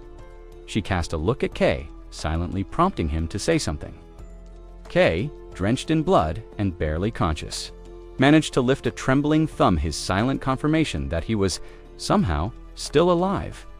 Gillian let out a low chuckle. The fire in his gaze remained, but his expression softened briefly. There was a strange comfort in the stubborn survival of his companions. Belinda kept her tone sharp, remarking that if they had delayed Gillian's plan even slightly, it would have ended in disaster. She remembered how mad it had sounded at first. He gave a simple nod, satisfied that it had worked. She added with a weary sigh that she never wanted to attempt something like that again. The cost had been monstrous. Burning through so many runestones had taken a toll on her conscience. Still, she admitted, it had changed the course of the battle. With a crooked grin, she told Gillian he should give Vanessa some credit for coming. Up with the idea, Gillian had no objection. He had already planned to, but his mind was elsewhere. He asked about Gillian, puzzled by his absence. Gillian had been tasked with assaulting Diggle's main camp, and there had been no sign of failure. Gillian reasoned that he had probably found another enemy force too. Engaged. Belinda's face tightened with concern. She had no answers, but she too reached the same assumption.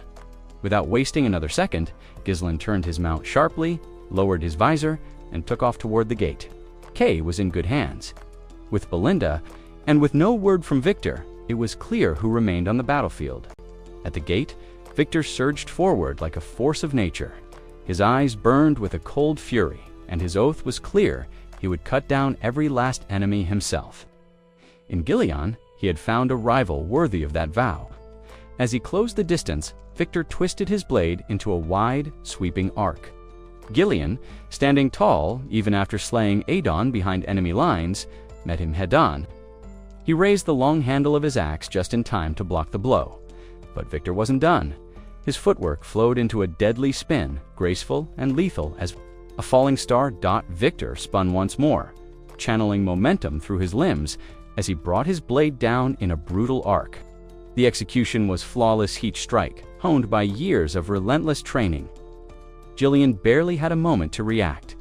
He raised his axe just in time to absorb the impact, the shock of the blow rattling through his bones. There was disbelief in his eyes. Victor's power was far beyond anything he had anticipated. Each strike landed heavier than the last, as if fueled by a compounding force. This wasn't brute strength, it was rhythm turned deadly. Victor pressed forward, his assault, a flurry of rapid, punishing strikes that left no room to counter. Though both men were battle-hardened, Victor moved with the efficiency of a man built for war, his blade an extension of a killer's will. Gillian, in contrast, was the weathered lion's guard by a life of mercenary toil. He stood firm, slower, but grounded, every stance a testament to years of survival. His body bore the punishment, but his spirit refused to yield. Just when it seemed the tide would consume him, Gillian found an opening. With sheer grit, he retaliated. His massive axe, whipped through the air in a wide, calculated arc, came squarely at Victor's neck as the swordsman closed in. But Victor moved like lightning. In an instant, he leaped into the air, soaring above the killing blow. His body turned mid-flight, the sword spinning with him, gathering deadly inertia. Before his feet touched the ground, he had already aligned, his blade for an upward slash. His eyes gleamed, sharp, cold. Certain. The strike came the moment he landed. Gillian twisted just enough to avoid a fatal hit. But the blade ripped across his shoulder, blood spraying as the force tore away the iron guard from his arm. He let out a guttural growl, a mix of pain and defiance. Even as his body screamed, his mind raced. Victor, this so-called hidden blade of Desmond County, was a monster cloaked in speed and precision. There were no openings, no pauses, no rest. Victor surged forward once more, blade already in motion, forcing Gillian to raise his defenses again. At their level, a single misstep was death. There was no room for hesitation. Each strike from Victor came faster, harder. Once disgraced, as a commander, He now fought like a knight reborn in the crucible of blood. Every forward step drove Gillian backward, step by punishing step. Though battered, Gillian held the line, but Victor's patience began to unravel. He had thought to break the old warrior easily. Now, frustration crept into his thoughts, tainting them with contempt. Inwardly, he cursed Gillian, called him a filthy rat, a pest clinging to life. But Gillian ignored the venom. He knew the battlefield, knew pain, and swung his axe again steady and fierce. The weapons clashed. Victor's sword angled upward, deflecting the crushing force. In a flash, he twisted his blade into the notch of the axe, seizing control. Too late, Gillian realized what was happening. His grip faltered. The axe wrenched free from his hands, spinning away and crashing onto the ground out of reach. Behind them, firelight flickered, casting monstrous shadows over the duel. Victor stepped forward with grim purpose, blade lifted high for the final blow. His thoughts brimmed with disdain. This would be the end. Yet Gillian's eyes didn't waver. He tracked every muscle in Victor's frame, calculating the next move, grasping for any chance. Then it came. The thrust. Victor drove his blade forward, straight into Gillian's midsection. Blood burst from the exit wound. But Gillian hadn't stood idle. His instincts, forged in 100 close calls, had screamed just in time. He twisted mid-strike, guiding the blade away from his vital organs. The pain was searing. Blood poured from his mouth, but he lived, and Victor saw it too. Gillian's sudden movement dulled what would have been a killing blow. Now wounded and weary, the mercenary clung desperately to the sword, impaled in him, gripping it with raw defiance. For the first time, Victor hesitated. He reassessed everything. This wasn't mere luck. Gillian had defeated Adon, not by chance, but by strength and sheer will. Adon had been no minor foe. To survive that battle, and still resist now, battered as he was, revealed something deeper. Perhaps it was recklessness, perhaps desperation, but to Victor, it demanded respect. In that moment, he realized that even Adon would not have begrudged falling to a man like Gillian. Decision made, Victor didn't retreat. He pressed forward, driving the blade deeper into the mercenary's chest, pouring mana into the steel to finish the job with finality. He would not leave this to fate. The old lion would die here, but instinct flared a flash of danger. Without warning, a blade laced with mana cut through the air with terrifying speed, heading straight for Victor's skull. Abandoning the finishing blow, he acted on reflex. He lashed out with a vicious kick, hurling Gillian's body away, and ripped the embedded sword from the mercenary's weakening grip in the same motion. He vaulted backward, landing hard, breath heaving as he turned to face the source of the attack. And then he saw him. A figure approached from the smoke-choked battlefield with measured grace, confident, unyielding. Victor's mind raced. This man, he wasn't in any of the intelligence reports. No name, no warning, not even a whisper. Yet he moved with the composure of a veteran and the threat of a storm. Gillian, crumpled and bleeding on the scorched earth, exhaled in relief. He recognized the approaching warrior at once. It was the young Master Gillian. Silent, focused Gillian paused only to lift the massive, long-handled axe that had once belonged to Gillian. He spun it once in his palm, effortlessly adjusting to its weight, then rested it against his shoulder as he strode forward. Each step sent waves of pressure through the ground. His breathing was steady, his eyes cold and resolved. Behind him, the firestorm blazed, but Gillian didn't flinch. This chaos, it was where he belonged, to those who had survived his fury before. He was more than a warrior. He was an omen of ruin. Victor's eyes widened with dawning recognition. This was the force that had annihilated Duel's lines alongside the dreaded Black Cavalry. This was the unaccounted-for anomaly that had shattered the balance of the battlefield. Then, without visible command, a surge of power burst from within. Gillian, his third mana core, ignited. Mana coursed through him in a refined pattern forged by years of discipline. His gaze locked onto Victor, no words needed. Retribution burned. In those eyes, he moved Dot to ordinary soldiers. It was as if he vanished, reappearing 30 paces closer in the blink of an eye. But to warriors like Victor, time slowed. In those seconds, every shift in muscle, every ounce of intent became visible. The axe in Gillian's hands glowed with deadly promise. Its edge gleaming crimson from the blood of past battles, He leaped upward. Rising with the poise of a predator, drawing back the axe, he harnessed momentum beyond anything Gillian had ever mustered. A flicker of satisfaction passed over his face. He had grown stronger since the regression, strong enough to strike down any threat to Pertiem. Victor responded in kind, instincts driving him.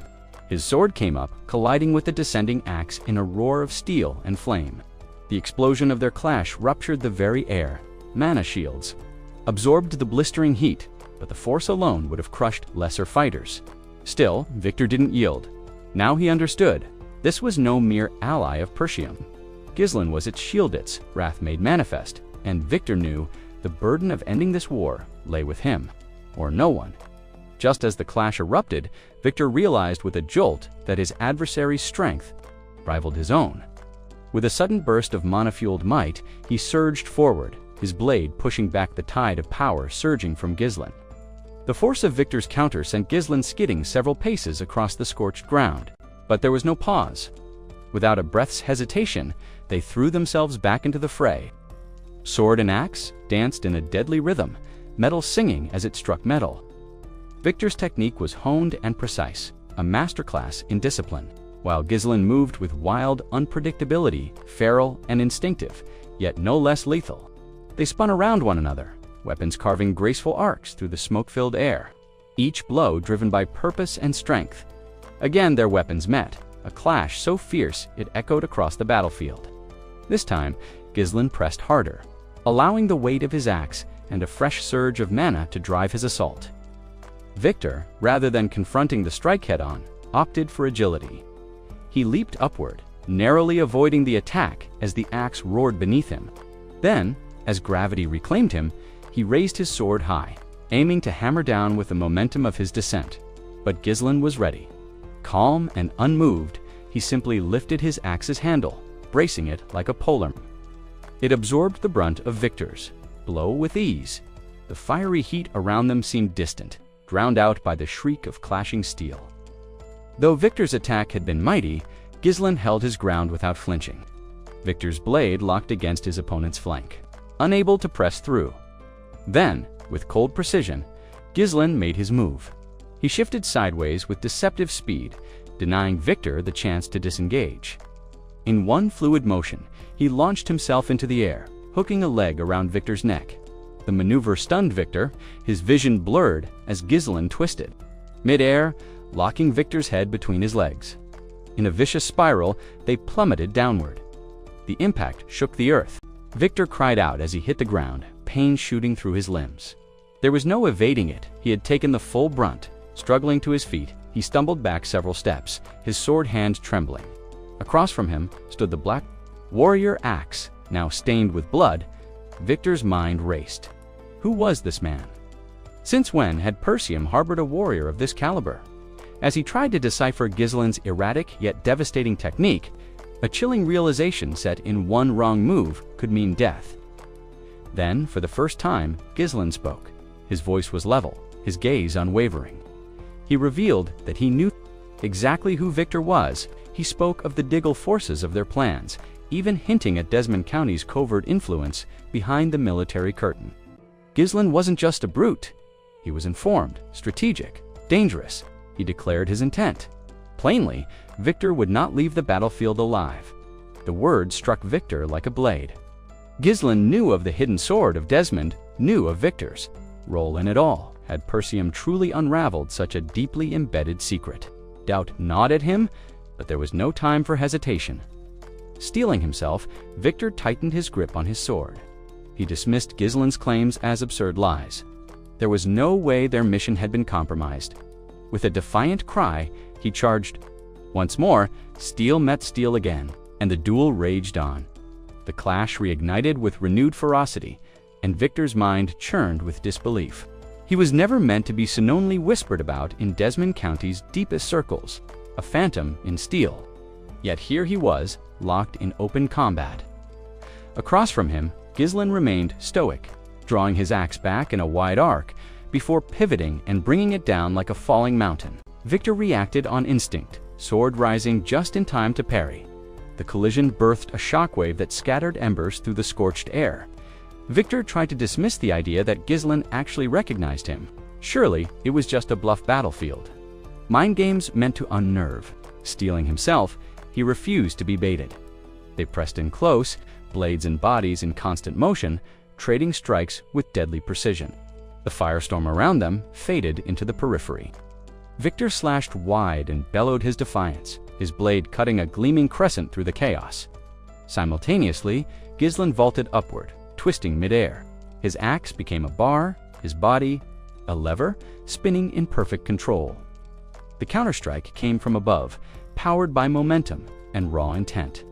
Victor rolled aside at the last second, narrowly avoiding the axe's bite as it smashed into the earth. Seeing his chance, Victor lunged, sword descending in a powerful overhead slash. But Gillian adapted instantly. Using the buried axe as an anchor, he twisted around the handle, fluid as a dancer. The motion propelled him just beyond Victor's reach, and as he spun, he gathered mana into his leg. The kick landed like a hammer, crashing into Victor's helm and launching him backwards. The force turned the world into a blur of sound and pain. Metal shrieked, his helmet caved under the blow, the ringing in his ears deafening. But Gillian didn't relent. Harnessing his remaining momentum, he whipped his axe free and swept it sideways in one fluid motion, drawing a brutal arc aimed straight at Victor's center. The blow was more than a technique, it was destruction incarnate, honed through fury and discipline. Victor barely got his sword up in time. The weapons met with a deafening clang that sent vibrations through the battlefield. Victor dropped to one knee under the pressure, every tendon straining. But the assault continued. It felt as though the axe had a will of its own, bearing down with relentless purpose. His defense finally shattered. Steel groaned. Then came the final. Earth-shaking strike mana exploded outward in a flash as the axe slammed onto Victor's helm. The helmet split. Blood sprayed the ash-covered ground. Gasping, Victor clung to his sword, still kneeling, his armor fractured and soaked. This war had devoured entire battalions. 10,000 lives lost in the blaze of 1,000 warriors. And now, in single combat. He was faltering before an enemy he didn't even recognize. Gillian strode forward with eerie calm, moving toward the greatsword he had cast aside earlier, his weapon of protection for Gillian. Smoke and flame licked at the edges of the field, but the knight walked through it undisturbed. His black armor shimmered ominously, a harsh counterpoint to Victor's silver. The sword and gave it a smooth spin, refamiliarizing himself with its weight. Though the axe had served him well, this was his true weapon. Crimson light danced along its edge, and in that moment, he ceased to be a knight. He became executioner. Even Victor Desmond's phantom blade had failed to shake him. Breathing shallowly, Victor finally asked the question that lingered heavy. In the air, who are you? Gillian already knew Victor's thoughts. He planned to retreat, to salvage what he could of his shattered army, but no such retreat would be allowed. The trap was already sprung, the end inevitable. So Gillian answered. He removed his helmet and cast it aside. Revealed beneath was the face of a young noble serene, untouched by war. Not a drop of blood, not a flicker of weariness. His gaze cut through the smoke like a blade of its own. "And the young lord of Persium," he said quietly. "The scoundrel of the north." Victor stood motionless, the weight of the revelation crashing down on him like a collapsing fortress.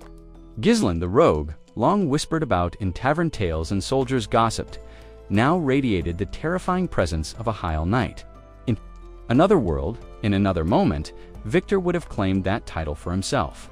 He had always believed he was the North's pinnacle of strength, the sword all others measured against. Yet here stood Gillian, his hidden strength undeniable, his reputation till now utterly absent from any intelligence Victor had ever reviewed. A dry, breathless laugh tore from Victor's throat. He had masked his true self for years, yet it seemed Gillian had done the same, far more effectively. The absurdity of it burned in his chest. How had this ghost, this shadow of the North, managed to bring him so low? His breath quickened as disbelief turned to fury. Gillian had never even registered as a threat, and now he stood victorious. It was humiliating. Dizziness washed over Victor, his footing faltering before he snapped back into stance, whispering bitterly to himself, the great northern knight, bested by a man once written off as a mere scoundrel. Gillian's eyes glowed with intense, silent, deadly, resolute. Without a word, he declared the end of this duel, this rivalry. He wasn't just here to win. He came to rewrite the legacy of the North. He wanted the title Victor had long claimed in silence. And he made it clear he knew exactly who Victor was. The sound of his own name, spoken aloud by this man, cut through Victor's spiraling thoughts. His smirk twisted into something sharp. The arrogance in Gillian's voice irked him, but it also sharpened his mind like a blade plunged into ice. Water. Victor couldn't comprehend how Gillian had engineered this confrontation so perfectly, but it didn't matter. War had no regard for fairness. Only one truth reigned: victory belonged to the last man standing. Sword in hand, Victor summoned what little remained of his strength. His body throbbed with exhaustion, mana flaring and breaking within him. His armor, forged for protection, now scorched and cursed him with searing heat. His blade felt heavier, with every breath threatening to collapse from the strain. Still, his eyes were clear. He knew the stakes. Across the field, Gillian mirrored his resolve. He moved like a tide about to crash his silent, steady, unstoppable. His third core was fully open now, and with it came a surge of power so overwhelming it warped the very air around him. Victor's aura shimmered with cold blue light, while Gillian's pulsed with a deep, violent crimson violet, like a wound that refused to close. Their stares met and locked, neither flinching. Despite the rage simmering beneath his skin, Gillian stood calm, detached, as if already victorious. With a tilt of his blade, he offered a silent invitation to battle. Above. On the ramparts, cloaked in chaos and smoke, Zoltar's voice rang out, commanding and unshaken. Randolph and Scovin pressed into the fray beside him, their blades cleaving through what remained of the enemy. Belinda and Kerr fought like storms through Diggle's broken forces, cutting down stragglers with precision and fury. Among the ruins, Gillian, bloodied and barely upright, managed to flee atop a stolen mount. Within the gates, Vanessa lay unconscious, her body spent from casting a spell no Fifth Circle mage should have dared. Her strength had burned away completely. Now only Victor stood final pillar against the storm. Gillian had swept the battlefield clean, scattering Diggett's armies like ashes in the wind. And for this final challenge, he had come in person. With no signal given, both men exploded into motion, closing the distance in a blink. Their blades met in a deafening crash, the shockwave ripping through flame and rubble alike. They wove around each other with ruthless grace, swords slashing and clashing with precision born of countless battles. Though Gillian's power was immense, he lacked the endless reserves Victor still commanded, impervious to flame, letting him move through fire as though it were smoke. And so they danced in destruction, each stroke bringing them closer to the end. Their duel raged on, neither showing signs of fatigue or surrender. Gillian, though initially skeptical, began to accept what others claimed. Victor had truly earned his title as the North's greatest knight. There was strength behind his blade that couldn't be denied. Yet Victor, for all his precision and discipline, couldn't quite grasp how someone like Gillian, emerging from the quiet obscurity of Perseum, could possess such power. Warriors of that caliber weren't forged in isolation, or so he thought. There, Victor advanced with newfound intensity. His strikes became a blur swift, surgical, honed. By years of noble training, each swing embodied elegance and lethal intent. Despite Victor's advantage in mana, Gillian's unyielding brute force kept him in the fight. Regaining his stance, Gillian subtly rotated his body, redirecting Victor's momentum with a defensive twist. He countered swiftly, bringing his blade down in a sweeping arc aimed at Victor's head. Victor responded instantly, his blade rising to block with unwavering resolve. The clash echoed like thunder. Victor's sword then pulsed with raw mana, as he pushed forward, attempting to overpower Gillian's weapon, but his technique, drilled into him by the legendary Herald himself, stood strong under pressure. Spotting a fleeting gap in Gillian's defense, Victor stepped into striking range, swinging horizontally. But Gillian was faster. He lifted one leg and halted Victor's arms mid-motion. His movement spoke of hard-earned experience, the kind carved from 1,000 battles. Using Victor's halted motion as leverage, Gillian propelled himself upward. Seizing the tempo of the battle, Victor found himself exposed, his weapon mid-air and out of line. Gillian spun, his other leg sweeping across in a wide arc. The kick connected with Victor's face, blood streaking from his nose as the force sent him stumbling. Still, he held on, refusing to falter. Though unable to land a decisive hit, Victor sharpened his senses, tracking even the faintest twitch in Gillian's posture. Gillian, now in rhythm, twisted into another attack, his sword launching upward with brutal elegance. Victor scrambled to raise his weapon in time, intercepting the strike just as it crashed against his blade. This time, Gillian pressed the advantage. Blow after blow rained down in a furious barrage, their weapons clashing with deafening intensity. Each strike forced them apart, only to pull them together again in the next heartbeat. Between their grunts and the ring of steel, Victor snarled, frustration leaking into every word he hurled at his opponent. Sensing an opportunity, or perhaps driven by desperation, Victor gathered every ounce of remaining mana. He poured it into his sword with reckless abandon, unleashing a primal roar as he lunged. The burst of power slammed into Gillian's guard, finally sending him airborne. He hit the ground several meters back, boots dragging deep grooves into the dirt as he stabilized himself. Pain burned across Gillian's arm, a fresh cut, shallow but stinging. He knew the battle's end approached. There wasn't time to prolong it. Calm and control would decide the victor now. Victor, meanwhile, felt the thrill of finally drawing blood. But even with that small victory, he still couldn't comprehend how Gillian reached such a peak, especially from such an obscure place. Nonetheless, his respect had been earned, as if by silent agreement. Both fighters paused, chests heaving, blades lowered for a brief moment. Amidst the shimmering heat and smoke curling around them, their gazes locked. No words were exchanged, but the truth was clear in their eyes. They acknowledged one another as equals, warriors standing alone at the pinnacle of their craft. The clash demanded everything they had. Without hesitation, Victor sprang into action. In a burst of speed, he closed the gap, his figure a blur as he raised his sword for a powerful upward strike. A surge of mana deepened the glow around him to a vibrant, electric blue. He swung upward from behind, meeting the force charging at him with unshakable intent. Gillian didn't yield. His blade came crashing down, matching Victor's power, but Gillian wasn't done. Pivoting mid-motion, he twisted his grip and brought his weapon down a second time. Victor barely had time to adjust, raising his sword. Again to block. In that brief breath of space, Victor spun sideways, letting his cloak flare out to veil the angle of his next move. It was meant to distract Gillian's gaze just long enough for an edge. Gillian wasn't fooled. He launched himself into the air, dodging Victor's sweeping slash by inches.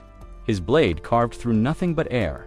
From above, Gillian funneled raw mana into his weapon, its aura darkened, tinged with crimson. With a vicious spin, he hurled a devastating downward strike. Victor, already shifting from his previous motion, brought his sword upward to meet the blow. Steel met steel, energy surged and cracked around them. Gillian landed lightly, already winding, up for another punishing slash. Victor intercepted it again, the impact resonating like a thunderclap. Their blades sparked and flared, no longer ringing like metal but pulsing with the essence of their mana. Victor's technique was polished, precise, refined in discipline and training. Gillian's style, though wild and brutal, was carved from real survival, every move steeped in lethal experience. Victor lunged forward, his blade aimed at Gillian's head, but Gillian deflected the strike with a sidelong counter. Their blades locked. For a moment, both men pushed with raw force, muscles taut, unmoved by fatigue or pain. It was a battle of willpower now. Gillian's gaze gleamed with a strange violet hue, his mana intensifying. Victor's eyes, glowing, fiercely blue, stared back with unwavering focus.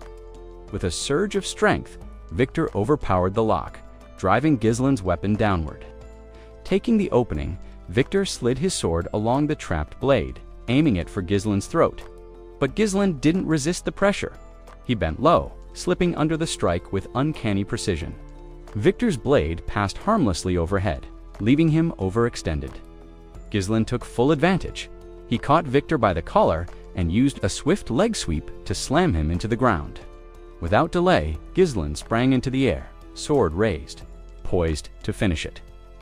Though Victor's raw power outclassed his opponent, Gillian's ruthless finesse sharpened through life-or-death battles, made him deadly. Just in time, Victor rolled aside, escaping the strike by a breath. The blade plunged into stone where he'd just lain close, but not enough. Any lingering curiosity Victor once held about Ghislaine's past had long since dissolved. Now, only one thing remained in his mind: destruction. He landed hard on one foot, dragging his sword upward through the dirt in a sweeping arc. Soil and grit surged forward in a wave, aimed squarely at Ghislaine's crude attempt to shroud his vision. The tactic was far from conventional, but Victor was desperate. Even so, it was not enough to fool a warrior like Gizll. In a heartbeat, Victor's blade flared with mana, his energy violently surging into the weapon as he lunged in a direct, brutal stab at Ghislaine's head. But the move, while forceful, lacked subtlety. Ghislaine, hardened by countless battles, read it instantly and moved to counter.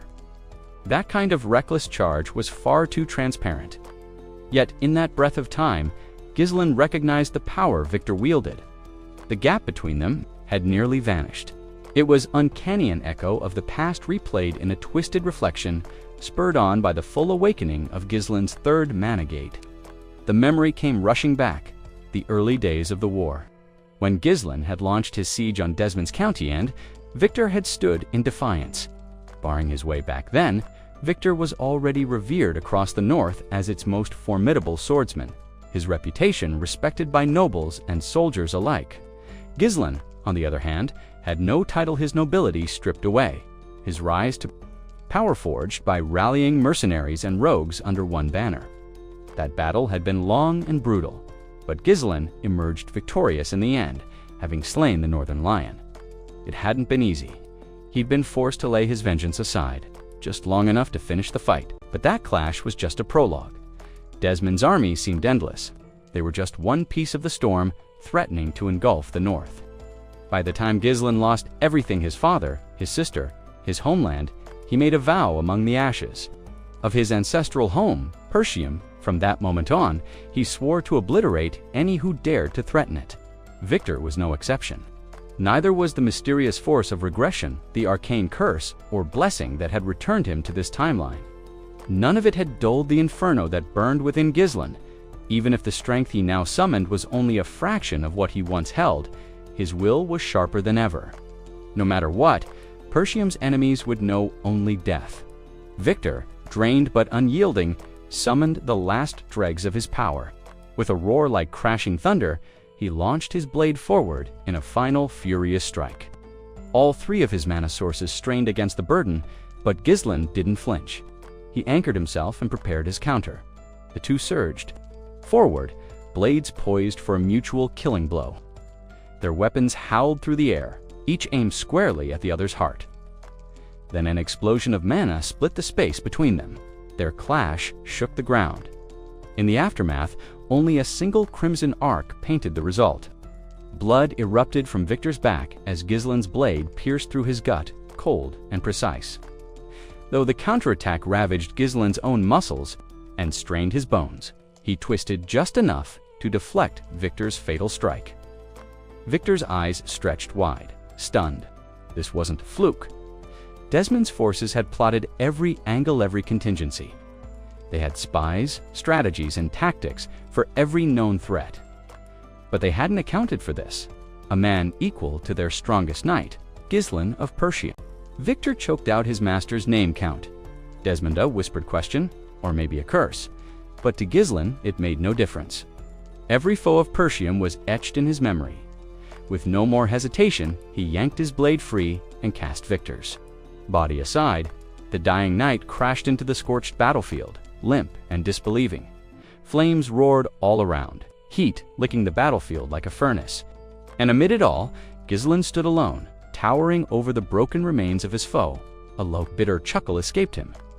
Victor's ambitions now seemed like a farce. He wouldn't die as a hero or even as a noble. He'd perish nameless, forgotten, a mere footnote among Beald's military ranks, though pain screamed from every inch of Ghislaine's body. Victory's sweetness dulled all suffering. This was the cost of crossing someone who bore the burden of regression, someone who could rewrite fate and kill his enemies not once, but twice, there was no triumph to be found in a single kill. Gillian's mission was far from complete. More foes loomed on the horizon, more trials awaited. Without another word, he turned from the fallen figure and began to walk away. But then, a voice fragile and worn cut through the silence. Victor Gillian paused mid-step, his head tilting slightly in acknowledgement. That faint movement gave Victor the space he needed to speak one last time.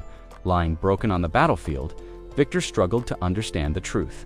Gasping for air, he asked the question that had haunted him since their clash began. Who was this man who had defeated him so easily? The name Gillian didn't seem enough. How could he, once heralded as a proud knight of Desmond, be struck down by someone long dismissed as a footnote, a disgraced heir? He uttered those thoughts aloud, his voice thin but laced with disbelief. Gillian offered no reply, no correction, no satisfaction. He merely let Victor say his piece, leaving him to wrestle with the truth. A faint, almost wistful smile played across Victor's lips. "It doesn't matter anymore," he breathed. There was even a hint of amusement in his voice. It was a good fight. His final words settled like dust, and with them came a kind of peace. He looked up, eyes dimming, and saw not a myth, but a man. Gillian per Tium, as the sun crept above the jagged peaks beyond the field. Light spilled across the smoking remains of Desmond County's failed invasion. The flames had withered. The battle was over. Victor's body lay motionless amidst the ruin. Gillian turned, sliding his sword into the strap across his back. There would be no peace for him, not yet. Ahead lay more enemies like Victor, more darkness. His path pressed onward, and the war within him was still far from its end. As dawn broke across the war-torn expanse, the first rays of light revealed the grim conclusion of battle. The land was soaked in blood and strewn with the fallen soldiers of Duel, their bodies silent witnesses to a devastating defeat. Despite the horrors of the field, the Black Cavalry mercenaries held firm to their commander's orders. Not a single corpse was touched. The silence was heavy. Reverent Dot, through the haze of smoke and dust, Gillian approached the gates of Persium Castle. He moved slowly, burdened by the weight of Gillian. The old warrior slumped against him, barely conscious. Gillian had taken a vicious blow from Victor Desmond's most fearsome secret weapon and now clung to life by sheer will. As they neared the stronghold, the gates burst open and Persium's soldiers flooded out to meet them. Their young lord had returned. Against all odds, the defenders of Persium had triumphed. Their army, though outnumbered, had held its formation and suffered remarkably few casualties. Yet every face bore the weariness of men and women who had glimpsed death and stood firm. Gillian, though visibly drained, carried himself with pride. The victory had been earned not by luck, but through meticulous planning, the courage of his allies, and the unshakable foundation of Persium itself. His gaze drifted across the battlefield to the familiar faces of his father, uncle, and the veteran. Warriors who had stood sentinel at the walls. Their bodies were battered, armor rent and bloodied, but they stood tall. The disbelief of survival, etched into their expressions, matched Gillian's own. The mocking nickname, Northern Scoundrel, no longer held weight. That title had died with the enemy. To his right, Belinda remained upright, her armor scratched, but her spirit undimmed. Keir, once leaning on others, now stood tall, ignoring the pain in his wounds. Behind them, the mercenaries stared, caught between awe and relief. Many had feared, the worst when Gillian charged alone into the heart of Duel's army. Now seeing him bloodied but breathing, their silence broke. Gillian offered a crooked smile, the kind only exhaustion could craft, and muttered a question to the wind. Did we all make it? Before the quiet could return, cheers erupted. Belinda, Keir, and the mercenary band surged toward him, voices raised in joyous uproar. They shouted his name, laughing, clapping him on the back, their disbelief turning to celebration. They had seen him become a storm in human form, tearing through the enemy like a legend born in fire and steel. One grizzled veteran called it the fiercest battle he'd ever witnessed. Another whispered about the inferno magic flames that had devoured thousands of Duel's men in moments. That memory would be carved into their souls forever. Amid their cries, Gillian took a moment to speak, thanking them truly, them for their courage and loyalty. Without them, there would have been no victory. Of course, the teasing wasn't far behind. Kay couldn't resist throwing a barb at Gillian for getting himself cut by Victor. The old warrior waved off the concern with a grunt, wearing a lopsided grin as though he'd merely stumbled during training. Belinda scolded him, frustrated by his cavalier attitude toward wounds that still bled. She demanded he stop pretending, to be invincible, and let her treat him properly. Shifting his focus, Gillian asked about Vanessa and the rest of the mages. He remembered the immense toll their spellcasting had taken, and concern crept into his voice. Belinda explained that Vanessa had collapsed from pure exhaustion, her strength drained. But old Fergus had acted quickly, getting her and the others into the castle where they were now safe and recovering. Just then, a booming voice pierced the moment of voice, thick with emotion. Randolph Gillian's uncle called out. His tone carried the weight of pride, joy, and sheer relief. His nephew had not only survived the impossible, he had led them to victory. Overwhelmed with emotion, he didn't hesitate. Stepping forward, he wrapped Gillian in a firm embrace. His voice, laced with pride, rang with unfiltered praise for Gillian's accomplishments in the war. In his eyes, the young man had surpassed every expectation ever placed upon an heir to Persium Gillian. Momentarily stunned by the sudden affection, chuckled awkwardly. Still, he responded warmly, deflecting the praise to acknowledge the relentless efforts of the captain of the knights, who had stood alongside him with equal courage, defending the front lines. As he turned his gaze, he motioned toward a figure slowly approaching through the crowd. Zalter paused, locking eyes with his son from a distance. In that brief silence, memories from long ago stirred within him. His heart ached with the wish that his late wife could witness this moment, could see the man their son had become. With a deep breath, Zalter began to move forward. Now face to face, he studied Gillian up close. It was difficult to align this hardened, resolute warrior with the impulsive, noble-hearted youth he once raised. This was a man who had cut off enemy supplies with surgical precision, who had physically dismantled siege towers, and who had changed the course of battle with a trap as brutal as it was brilliant. His hands worn and trembling whether from age, fatigue, or unspoken emotion reached out to draw his son into a second embrace. Gillian stiffened, caught off guard. A rare softness gleamed in Zalter's eyes, matched by a voice, hoarse but steady, that broke the moment's stillness. He spoke without filters, proclaiming that Gillian's actions had defied logic and earned glory. He reminisced about the moment Gillian first shared his battle plan, how unthinkable it had seemed. Now, standing in victory's shadow, couldn't help but marvel that his son had not only dared to believe in such a plan but had brought it to life flawlessly. He laughed a mix of disbelief and, awe-shaking his head, Gillian, humbled, insisted that none of it would have been possible without Zalter's faith and his dogged defense of the wall. It was the courage of those who held the line, he said, that allowed the strategy to succeed. But Zalter would not let the spotlight shift. Smiling firmly, he dismissed his own part and placed the glory squarely on Gillian's shoulders. Then, unable to contain himself, Zalter seized his son's hand and raised it high into the air. His voice, clear and unshakable, roared across the battlefield, naming Gillian the architect of their triumph, stirring the hearts of soldiers across the Fieldan army of 1,000 who had stood against 7 times their number, and won their victory was absolute. What remained of the invading force had been crushed, rooted entirely. In the center of that storm of celebration stood Gillian, mocked, not doubted, but exalted. He had become Persium's champion. The cheers surged, deafening in their joy. The battlefield transformed into a celebration of laughter, disbelief, and unfiltered relief. From every corner of the army, voices rose in triumph. Kayer, Belinda, and Gillian added their cries too.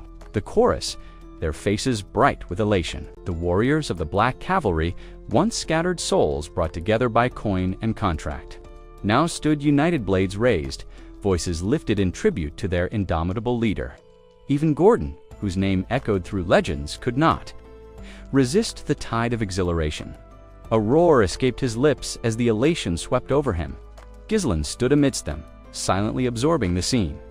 The joy, the relief, the sheer disbelief that they had survived. He had trained for this alone, relentless, with a singular goal to bend destiny. Every hardship had brought him here, too. This moment, the toll had been brutal, but seeing the men and women he'd fought beside Smile in triumph reminded him why he had endured. In another life, vengeance had carved his path, pushing him to ascend the ranks of the continent's fiercest. But now, something deeper drove him. He didn't know why he had been granted this second chance. The mystery of his return lingered, unanswered, but his oath was certain Perseum would endure. And for now, it had. As he clenched his trembling hand into a fist, emotion surged through him, not sorrow, not rage, but a fierce determination. This was only the prologue. Count Desmond, master tactician, and ever the opportunist, would no doubt be plotting his next move even now. And far behind Desmond, Duke Deliney's ambition remained coiled, eyeing the monster-ridden forests and the valuable territory beyond with cold hunger. With the king too weak to rule, the throne had become an empty symbol and invitation to conquest. As the victorious cheers slowly faded into the breeze, Randolph spoke up, suggesting they regroup the troops and tend to the wounded. Zalter nodded and turned to his son, instructing Gillian to call the mercenaries back and take a moment to rest. But Gillian shook his head. His reply came swift and sharp, startling Zalter into silence. "There's no time," Gillian said, firm and urgent. Zalter frowned, but listened. The surrender of Count Daygold must be secured now. Before the sun sets, Gillian insisted. "Delay will cost us." Zuthalter dismissed the urgency with a wave, assuring his son that it could wait until morning. Gillian's eyes hardened. "Tomorrow will be too late. Let me take the mercenaries. Grant me the authority to act as the Lord's proxy." Randolph tensed at the weight of those words, but chose not to interfere. Zalter looked at his son, puzzled by his intensity. "The war is over," he said quietly. "Let your men rest. Let yourself rest." But Gillian stood his ground. "It's not over until Daygold kneels. If we give him even a night to breathe, he'll use it to regroup. He attacked us to tear apart our alliance and take our land. If we hesitate, he'll believe he has another chance." Zalter studied him closely. Reading the fire behind his son's eyes, "We must move immediately," Gillian continued. "We strike now and impose terms so severe he will never dare challenge Perseum again." Zalter didn't respond at first. Instead, he watched his son with a mixture of awe and unease. The boy he once knew had been shaped into a man by fire. And Timaman, who now bore the future of their realm on his shoulders, Gillian was no longer the impulsive noble many had once dismissed. His strategy stretched far beyond the immediate battlefield. He was sculpting a legacy. Zalter, recognizing this clarity of vision, finally gave his assent. He passed on the authority of Lord's proxy, placing the remainder of the Perseum campaign in Gillian's capable hands. Gillian acknowledged with a quiet nod, his expression calm. Before departing, Zalter offered one last directive: extend formal respect to Count de Goat. Regardless of past betrayals, de Goat was still of noble blood, and how the realm perceived their actions mattered. Gillian assured him he understood he would do nothing to bring shame upon Perseum. As always, if he strayed, he'd ask forgiveness after the fact. He turned to his battered allies. "Can you still fight?" he asked here. Gave a lopsided grin, one hand pressed against a bruised rib cage. "Just surface wounds," he declared. Belinda gave a determined nod, her eyes still sharp with resolve. When Gillian tried to fall in beside them, Gillian stopped him with a firm hand. "You've done more than enough. Rest." The command brooked. No argument. With orders set, Gillian and his company mounted up. The black-armored cavalry assembled in tight formation behind him. A single word from him sent them thundering down the road, hooves pounding earth and stone as they rode toward Daygold's lands. This wasn't merely a final clash, it was the wrapping of loose ends, the stamping of authority, and the silencing of any lingering threats. At the old castle, the mood was suffocating. The white flag had already been raised, its limp form visible from the tower walls, an unmistakable symbol of surrender. Yet within the Lord's chambers, Count Tomos burned with a fury that would not be doused. He had emptied his treasury into this war, convinced it would bring swift victory and greater glory. Instead, he stood amid ruin, humiliated and defeated. Breath came in short bursts. His heart pounded with rage and disbelief. He had scoffed at Perseum, mocked it as a backward province ruled by a relic clinging to ancient codes. And yet, here he was, brought to his knees. How could Desmond of all people fail? He spat, the northern beast himself, bested by those Persian dogs. Lel, one of Thomas's long-serving advisors, stepped forward, voice low and calm. "My lord, please, you must gather yourself. There is still a way to preserve our dignity, to negotiate terms with structure intact." But Thomas's temper only flared further. "Dignity," he shouted. "Composure. What use are manners when everything is crumbling?" His voice rang. Through the chamber, as he barked orders, Lel was to prepare the surrender. They would offer compensation. Persium's fondness for honor and appearances would work in their favor. Zwalter would surely prefer reparations to prolonged conflict. Thomas's scheme was simple. Cast Desmond as the true aggressor. Wash his own hands of guilt and salvage what remained of his house's standing. But Lel paled as he stepped forward. His voice trembled. "My lord, there is nothing left. The treasury is empty. Every coin was spent to feed this war effort. We have nothing of value to offer, perhaps a few barren baronies or a fraction of future tax collections. But even that may not suffice." Tomos surged forward in a blind rage and grabbed Lel by the collar. The older man, untrained for violence, wheezed under the pressure. Tomos snarled, spittle flying. "Then what have you been doing?" "Bleeding the peasants dry was your specialty. What changed?" He hissed accusations, suggesting Lel's mercy for the people was rooted in his common birth. Lel could only choke. In silence, caught in the wrath of a lord whose world had just come crashing down, did the lives of peasants now outweigh allegiance to one's lord? Lel could barely utter a word, his voice strangled in his throat, legs twitching feebly as he gasped for breath. Tomos, still brimming with fury, hurled him to the cold stone floor with a disgusted snarl. "Get up, do your duty," he barked. Lel, weary from years of bearing the weight of the Diggle estate's mismanagement, had persevered through sheer grit. He had patched cracks, soothed tensions, and kept the machinery of a failing house running. But today, something shifted. This madness was beyond salvaging.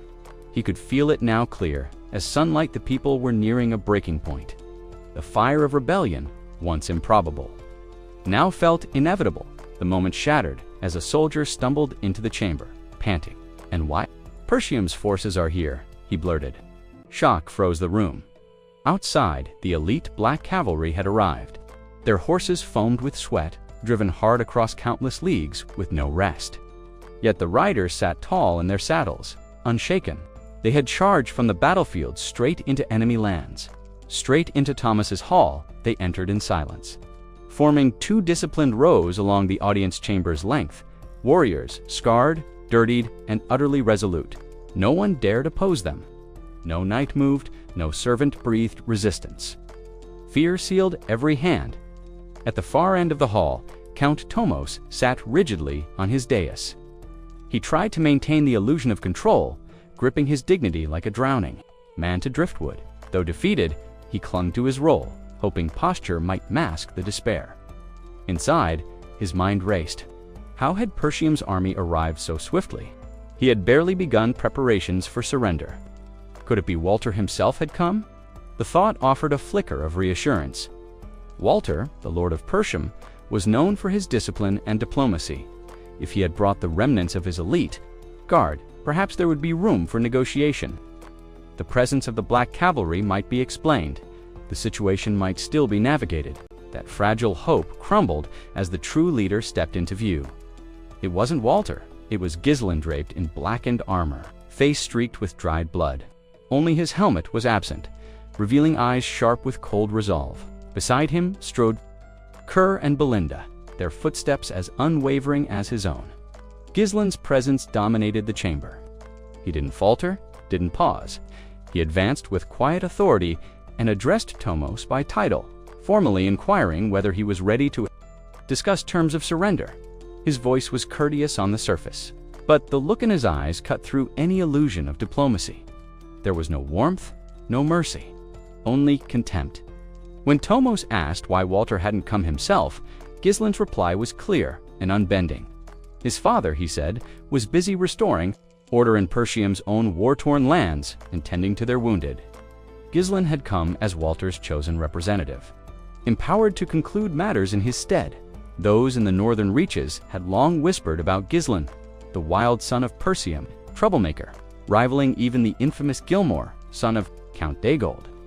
Now, the very rogue, mocked by courts and corridors alike, had marched in as the official envoy of Perseum, backed by the dreaded Black Cavalry.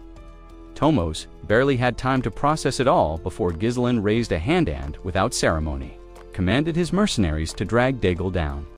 Several hours earlier, Gillian and his band of mercenaries rode hard toward the Daigle estate. The road stretched ahead in silence, offering no challenge, no excitement, just a dull, uneventful journey. The lack of resistance soon turned the march into a tedious crawl. Growing restless, Seer finally broke the monotony. He scoffed at Count Daigle's hasty retreat, his voice dripping with disdain. A noble who abandons his men without a fight. Pathetic, he muttered, questioning aloud how such a coward ever earned the title of Lord Gordon.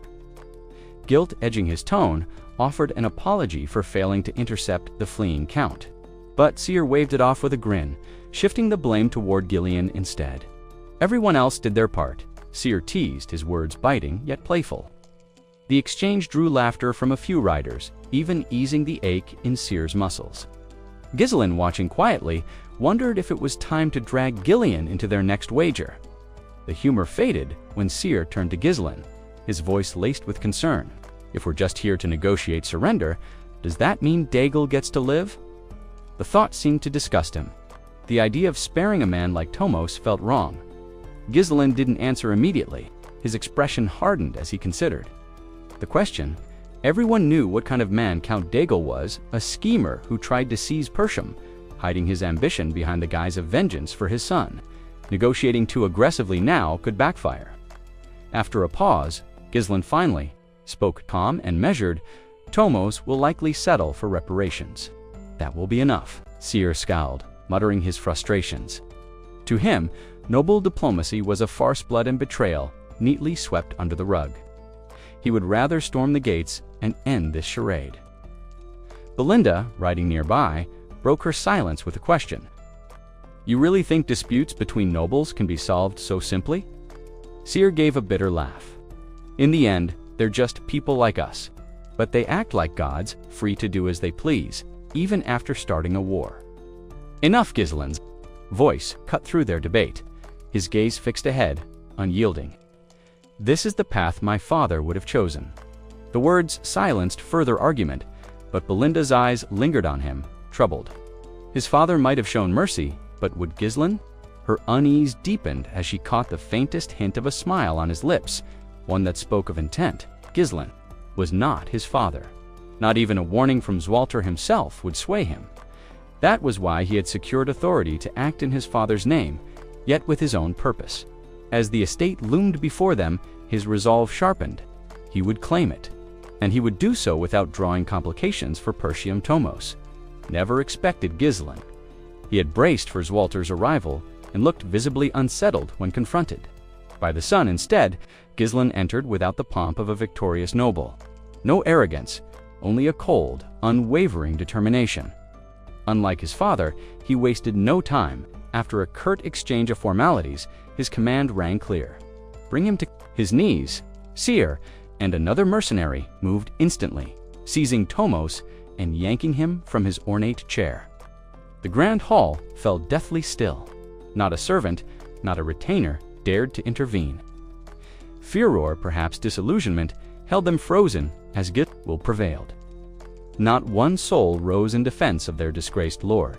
Tomos erupted in fury, his voice echoing through the hall as he demanded to know what insolence this was. Spitting venom with every word, he hurled insults at the mercenaries, restraining him, calling them low-born filth, unworthy of laying a hand on a noble, yet his defiance carried no weight. The mercenaries paid him no heed, forcing the count to his knees before Gillian. His desperate protests were swallowed by the heavy silence that gripped the chamber. As Perseum's young heir, Gillian had no need to stoop to theatrics, yet he chose this approach deliberately, savoring the spectacle. Not everyone shared his unspoken approval. From the side, Belinda leaned in with a hushed whisper, her voice tinged with unease.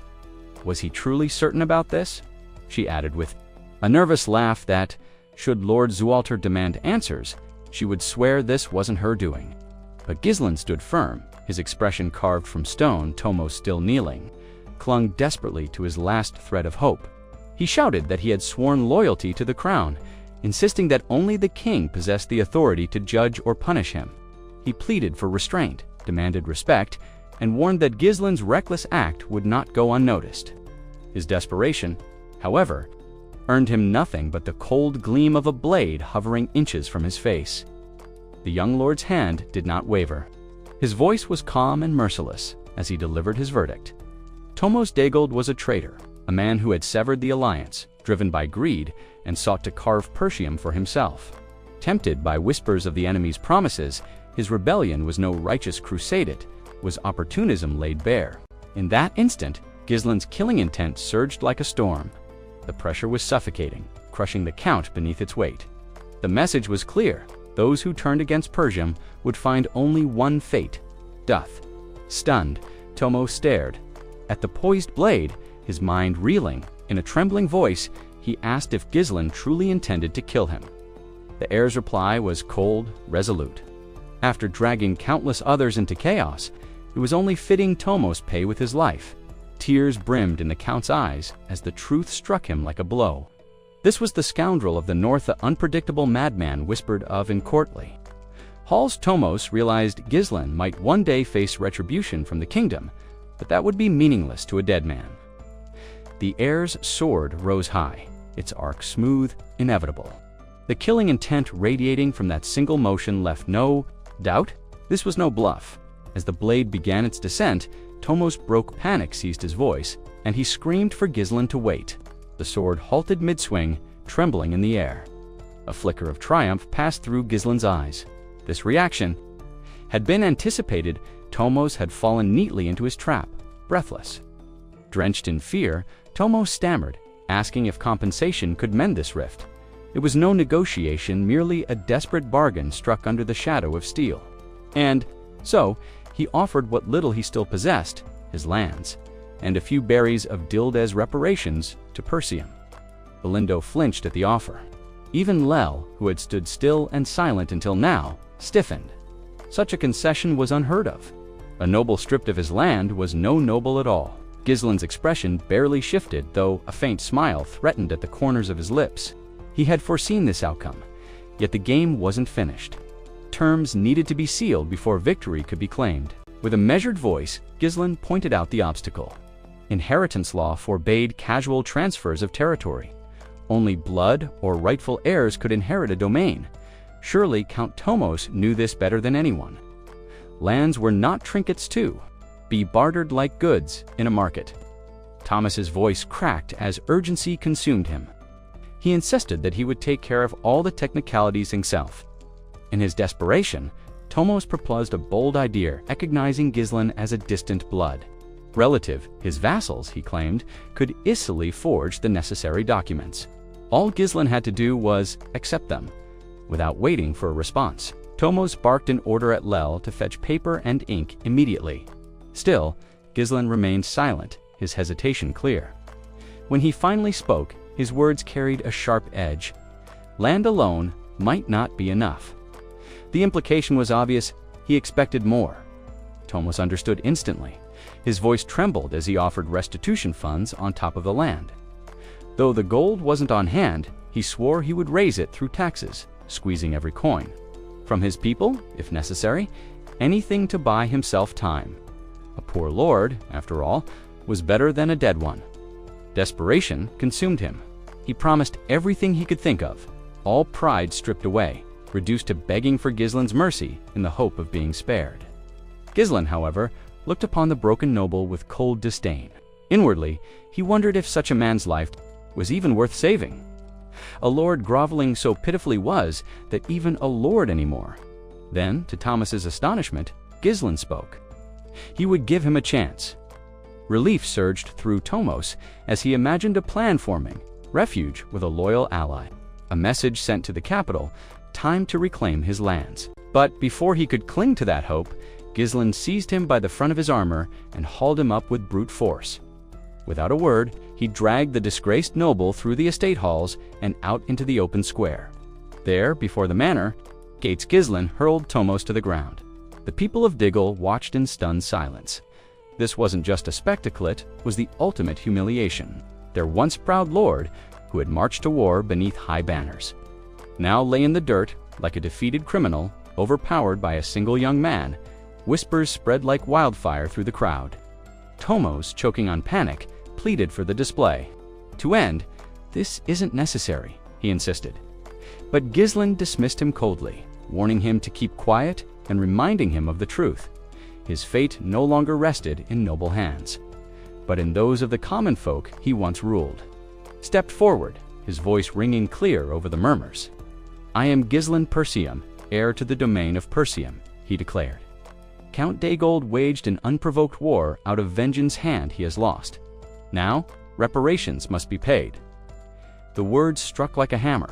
The crowd erupted in protest. "We've given everything already," one man shouted. Others cried that their homes were ruined, their coffers empty, accusing the nobility of feasting on war while the people bore the cost. Gillian silenced them with a commanding gesture. "As Persium's representative, I offer mercy on 2 conditions," he said. The choice was brutal in its simplicity. Either the people pay a heavy price to save their lord's life, or they kill him and pledge allegiance to Persium, securing freedom from all further burdens.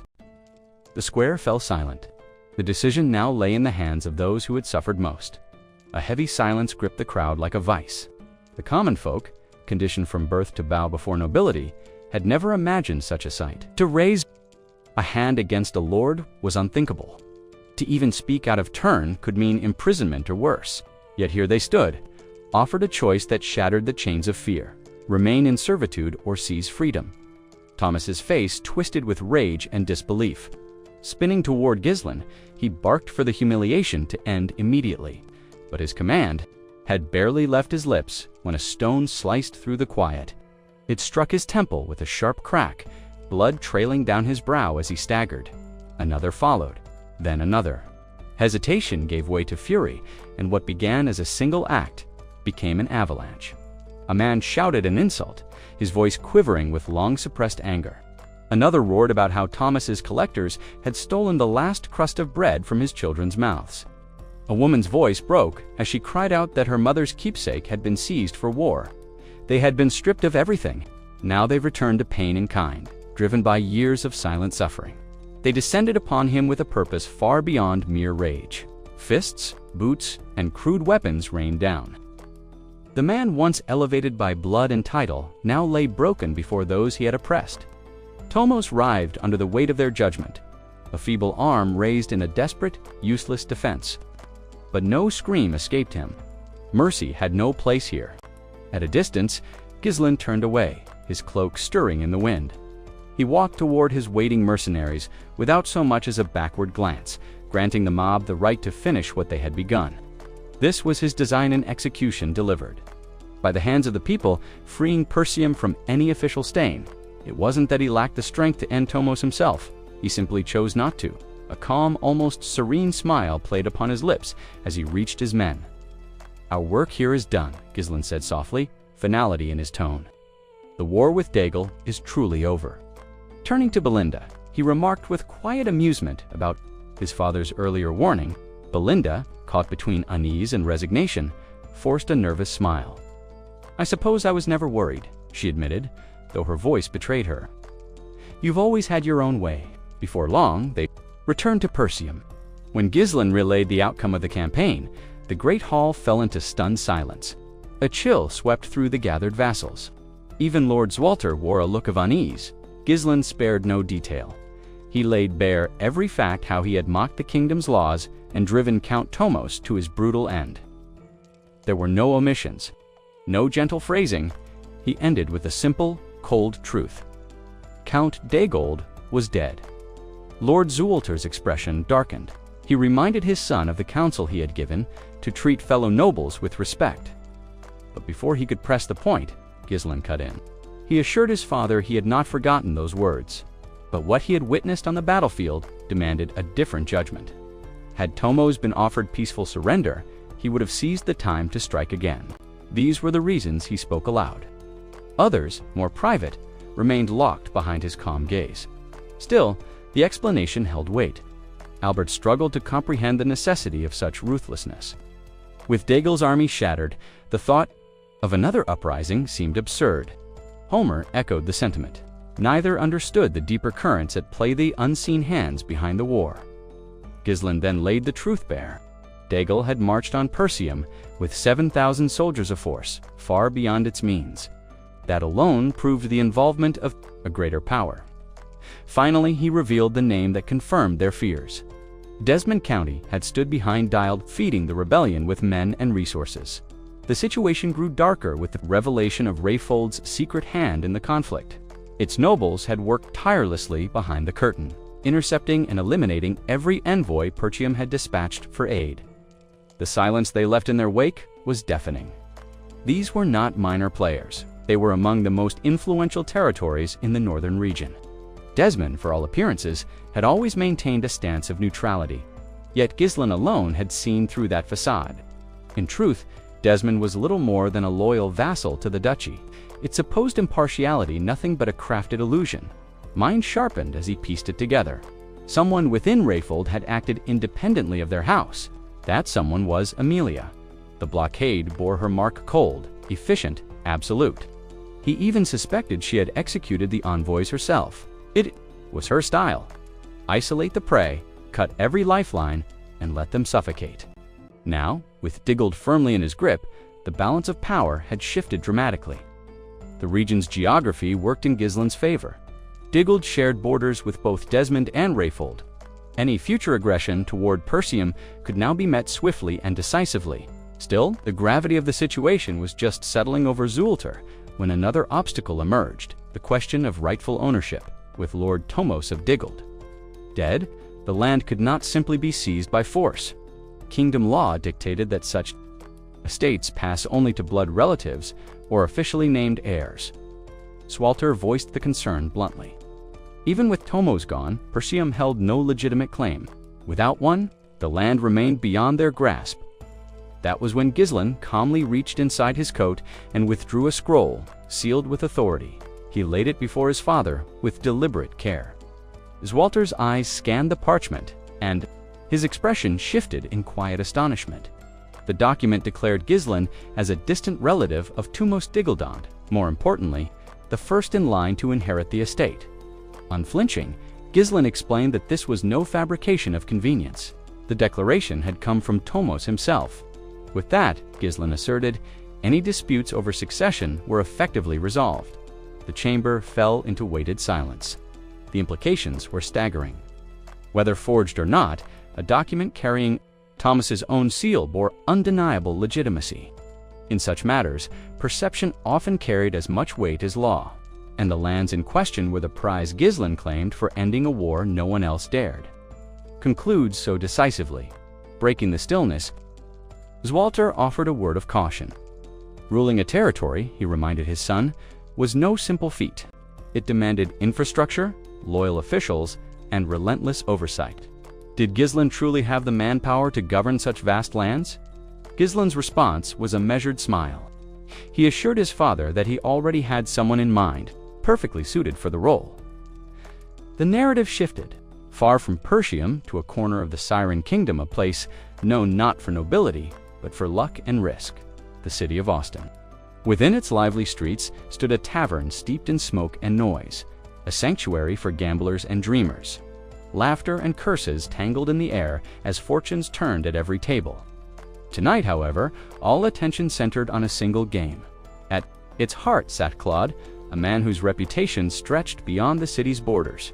Across from him loomed a bald brute, leader of a local gang, flanked by grim-faced enforcers. The tension was thick, but Claude appeared untouched by it, his posture loose, his grin unwavering. He wasn't just a gambler, he was the embodiment of the game itself. With a casual elegance, Claude gathered for dice, dropped them into a cup, and gave it a deft spin. The cup soared briefly before slamming down upside down, trapping the dice beneath. The gang leader's warning was low and edged with threat sheet, and you die. But Claude only smiled wider. To him, this wasn't risk. It was art. With a flick, he lifted the cup. Gasps rippled through the room. The dice stood perfectly stacked, one atop the other, in an impossible column. In Austin, they called him the dumb genius of the gambling dens. But to those who knew the truth, he was far more a sworn brother to the mercenary king, a brilliant strategist, and the man Gillian now intended to bring into his service. At last, the matter was settled. Gillian would officially assume control of a territory. With this step, he ascended as the young lord of Persium, and, more impressively, was formally acknowledged as the ruling baron of Fenrr. It was a monumental resonishing, even by noble standards. For someone his age to claim not just one, but 3 baronies, and do so with what seemed like effortless certainty, was virtually unheard of. His father, Zualter, struggled inwardly to keep pace with his son's unrelenting ambition. Yet even Zualter could see the wisdom in this. Gillian was the future of Persium, and first-hand experience governing a territory would harden him for the responsibilities ahead. With that in mind, Zualter conferred upon him the official title of Baron Fenris, solidifying his position and securing his place among the nobility. As the ceremonial rites concluded, the hall erupted in cheers. The knights and vassals of Persium rose in celebration, their voices carrying the weight of loyalty and pride. In that moment, the relationship between Zualter and Gillian shifted. No longer just father and son, they now stood as lord and sworn vassal, their bond reframed by politics and power. Now that Gillian possessed a firm territorial foundation, the time had come to begin the real work. Fortifying his forces, he knew too well that the threat ahead wasn't just limited to internal strife or petty rivalries. Something larger, darker, loomed. A calamity was rising. Before the formal investiture, Gillian had gathered in council with Zualter and the vassals of Persium. The agenda: a strategy to seize Dagold's divided lands. Gillian believed firmly that Amelia would soon gain control over Rayfold, and though the others lacked all the specifics, none could bring themselves to question his insight. With steady hands, Gillian pointed to Fenris on the mappa. Centrally located barony among the 5 once belonging to Dagold, he made his case. Fenris offered the most advantageous position, both militarily and logistically. It would serve as the ideal command center. After carefully outlining his plan and explaining each decision with precision, he turned to the council. "Are there any concerns?" he asked. He knew that approval would only come if his reasoning was airtight. Randolph, usually quick to challenge, was silent, realizing there was nothing to contest. Gillian had earned this. Even the reserved and cautious Homern, after some quiet deliberation, gave a small nod. Gillian's logic was simply irrefutable. Meanwhile, Albert leaned close to Zualter, whispering in hushed tones. The words didn't carry, but the topic was clear enough: the financial strain on Persium after the war. Zualter eventually stood, his voice heavy with contemplation. Regardless of everything, someone must step up and govern Dagold's territory. It must be done. His tone, while cautious, conveyed agreement. Gillian bowed with formality and respect. "I accept, as a vassal of Persium." Yet despite the celebratory air, one matter remained unresolved. Zualter coughed lightly, then sighed. Reluctant to speak, "There's another issue. One we can't ignore," he admitted, his tone turned awkward, almost apologetic. The war had bled Persium dry. Resources were gone, and the treasury stood nearly empty. Gillian, already anticipating his father's tendency to soften hard truths, raised a brow. "Just say it, father," relieved Zualter confessed. "They might need to sell the runestone's valuable magical relics to rebuild their coffers." But Gillian shook his head. "There are no runny stones left." The room froze. Zualter repeated the words slowly, almost unable to believe them. "No, runestones." Gillian's face remained calm as he elaborated. "They were all destroyed, every last one during the final battle. The explosion near the estate's gates consumed the entire supply. What should have lasted a decade is gone." An oppressive silence descended on the chamber. The weight of what had been lost, what that meant for Persium's future, hung in the air like a storm about to break. With a steady voice and unwavering resolve, Gillian stepped forward and vowed to take full responsibility. He promised to secure new resources to ensure Persium's continued survival and prosperity. Once that matter was settled, the room froze. Zuelta repeated the words slowly, almost unable to believe them. No, runestones. Gislin's face remained calm as he elaborated. They were all destroyed, every last one during the final battle. The explosion near the estate's gates consumed the entire supply. What should have lasted a decade, is gone. An oppressive silence descended on the chamber. The weight of what had been lost, what that meant for Persium's future, hung in the air like a storm about to break. With a steady voice and unwavering resolve, Gillian stepped forward and vowed to take full responsibility.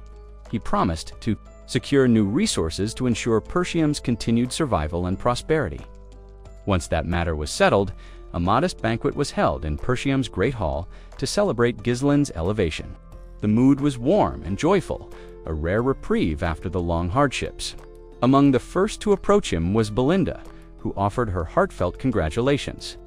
As the last living servant of the former king, the same king who had once trained Gillian's father, she continued her silent duty. Cure burst out laughing, leaning in. Or maybe it's because you smothered him that he turned out so stubborn. Gillian took their teasing in stride, a soft smile spreading across his face as he soaked in the rare sense of peace surrounding him. Belinda, her pride overflowing, couldn't help but confess how happy she was to see him become a proper noble at last. Then, without missing a beat, she kicked Cure squarely in the stomach, silencing his antics with a thud that sent the hall into laughter. Just then, a clear, familiar voice rang through the hall. Drawing everyone's attention, Alina had arrived. There was a new lightness in her step, a brightness in her eyes that hadn't been there before, one that reflected Persium's hard-won victory. Day by day, she was beginning to resemble their mother more closely. She walked in confidently, pulling along a hesitant but healthy Rachel Gillian's daughter who had fully recovered from her long-suffered punishment. With a mischievous grin, Alina poked at her brother. "Is this really you, big brother? A nobleman now? Should I start calling you Lord Gillian too?" He waved her off, smiling warmly. "Just call me what you always have,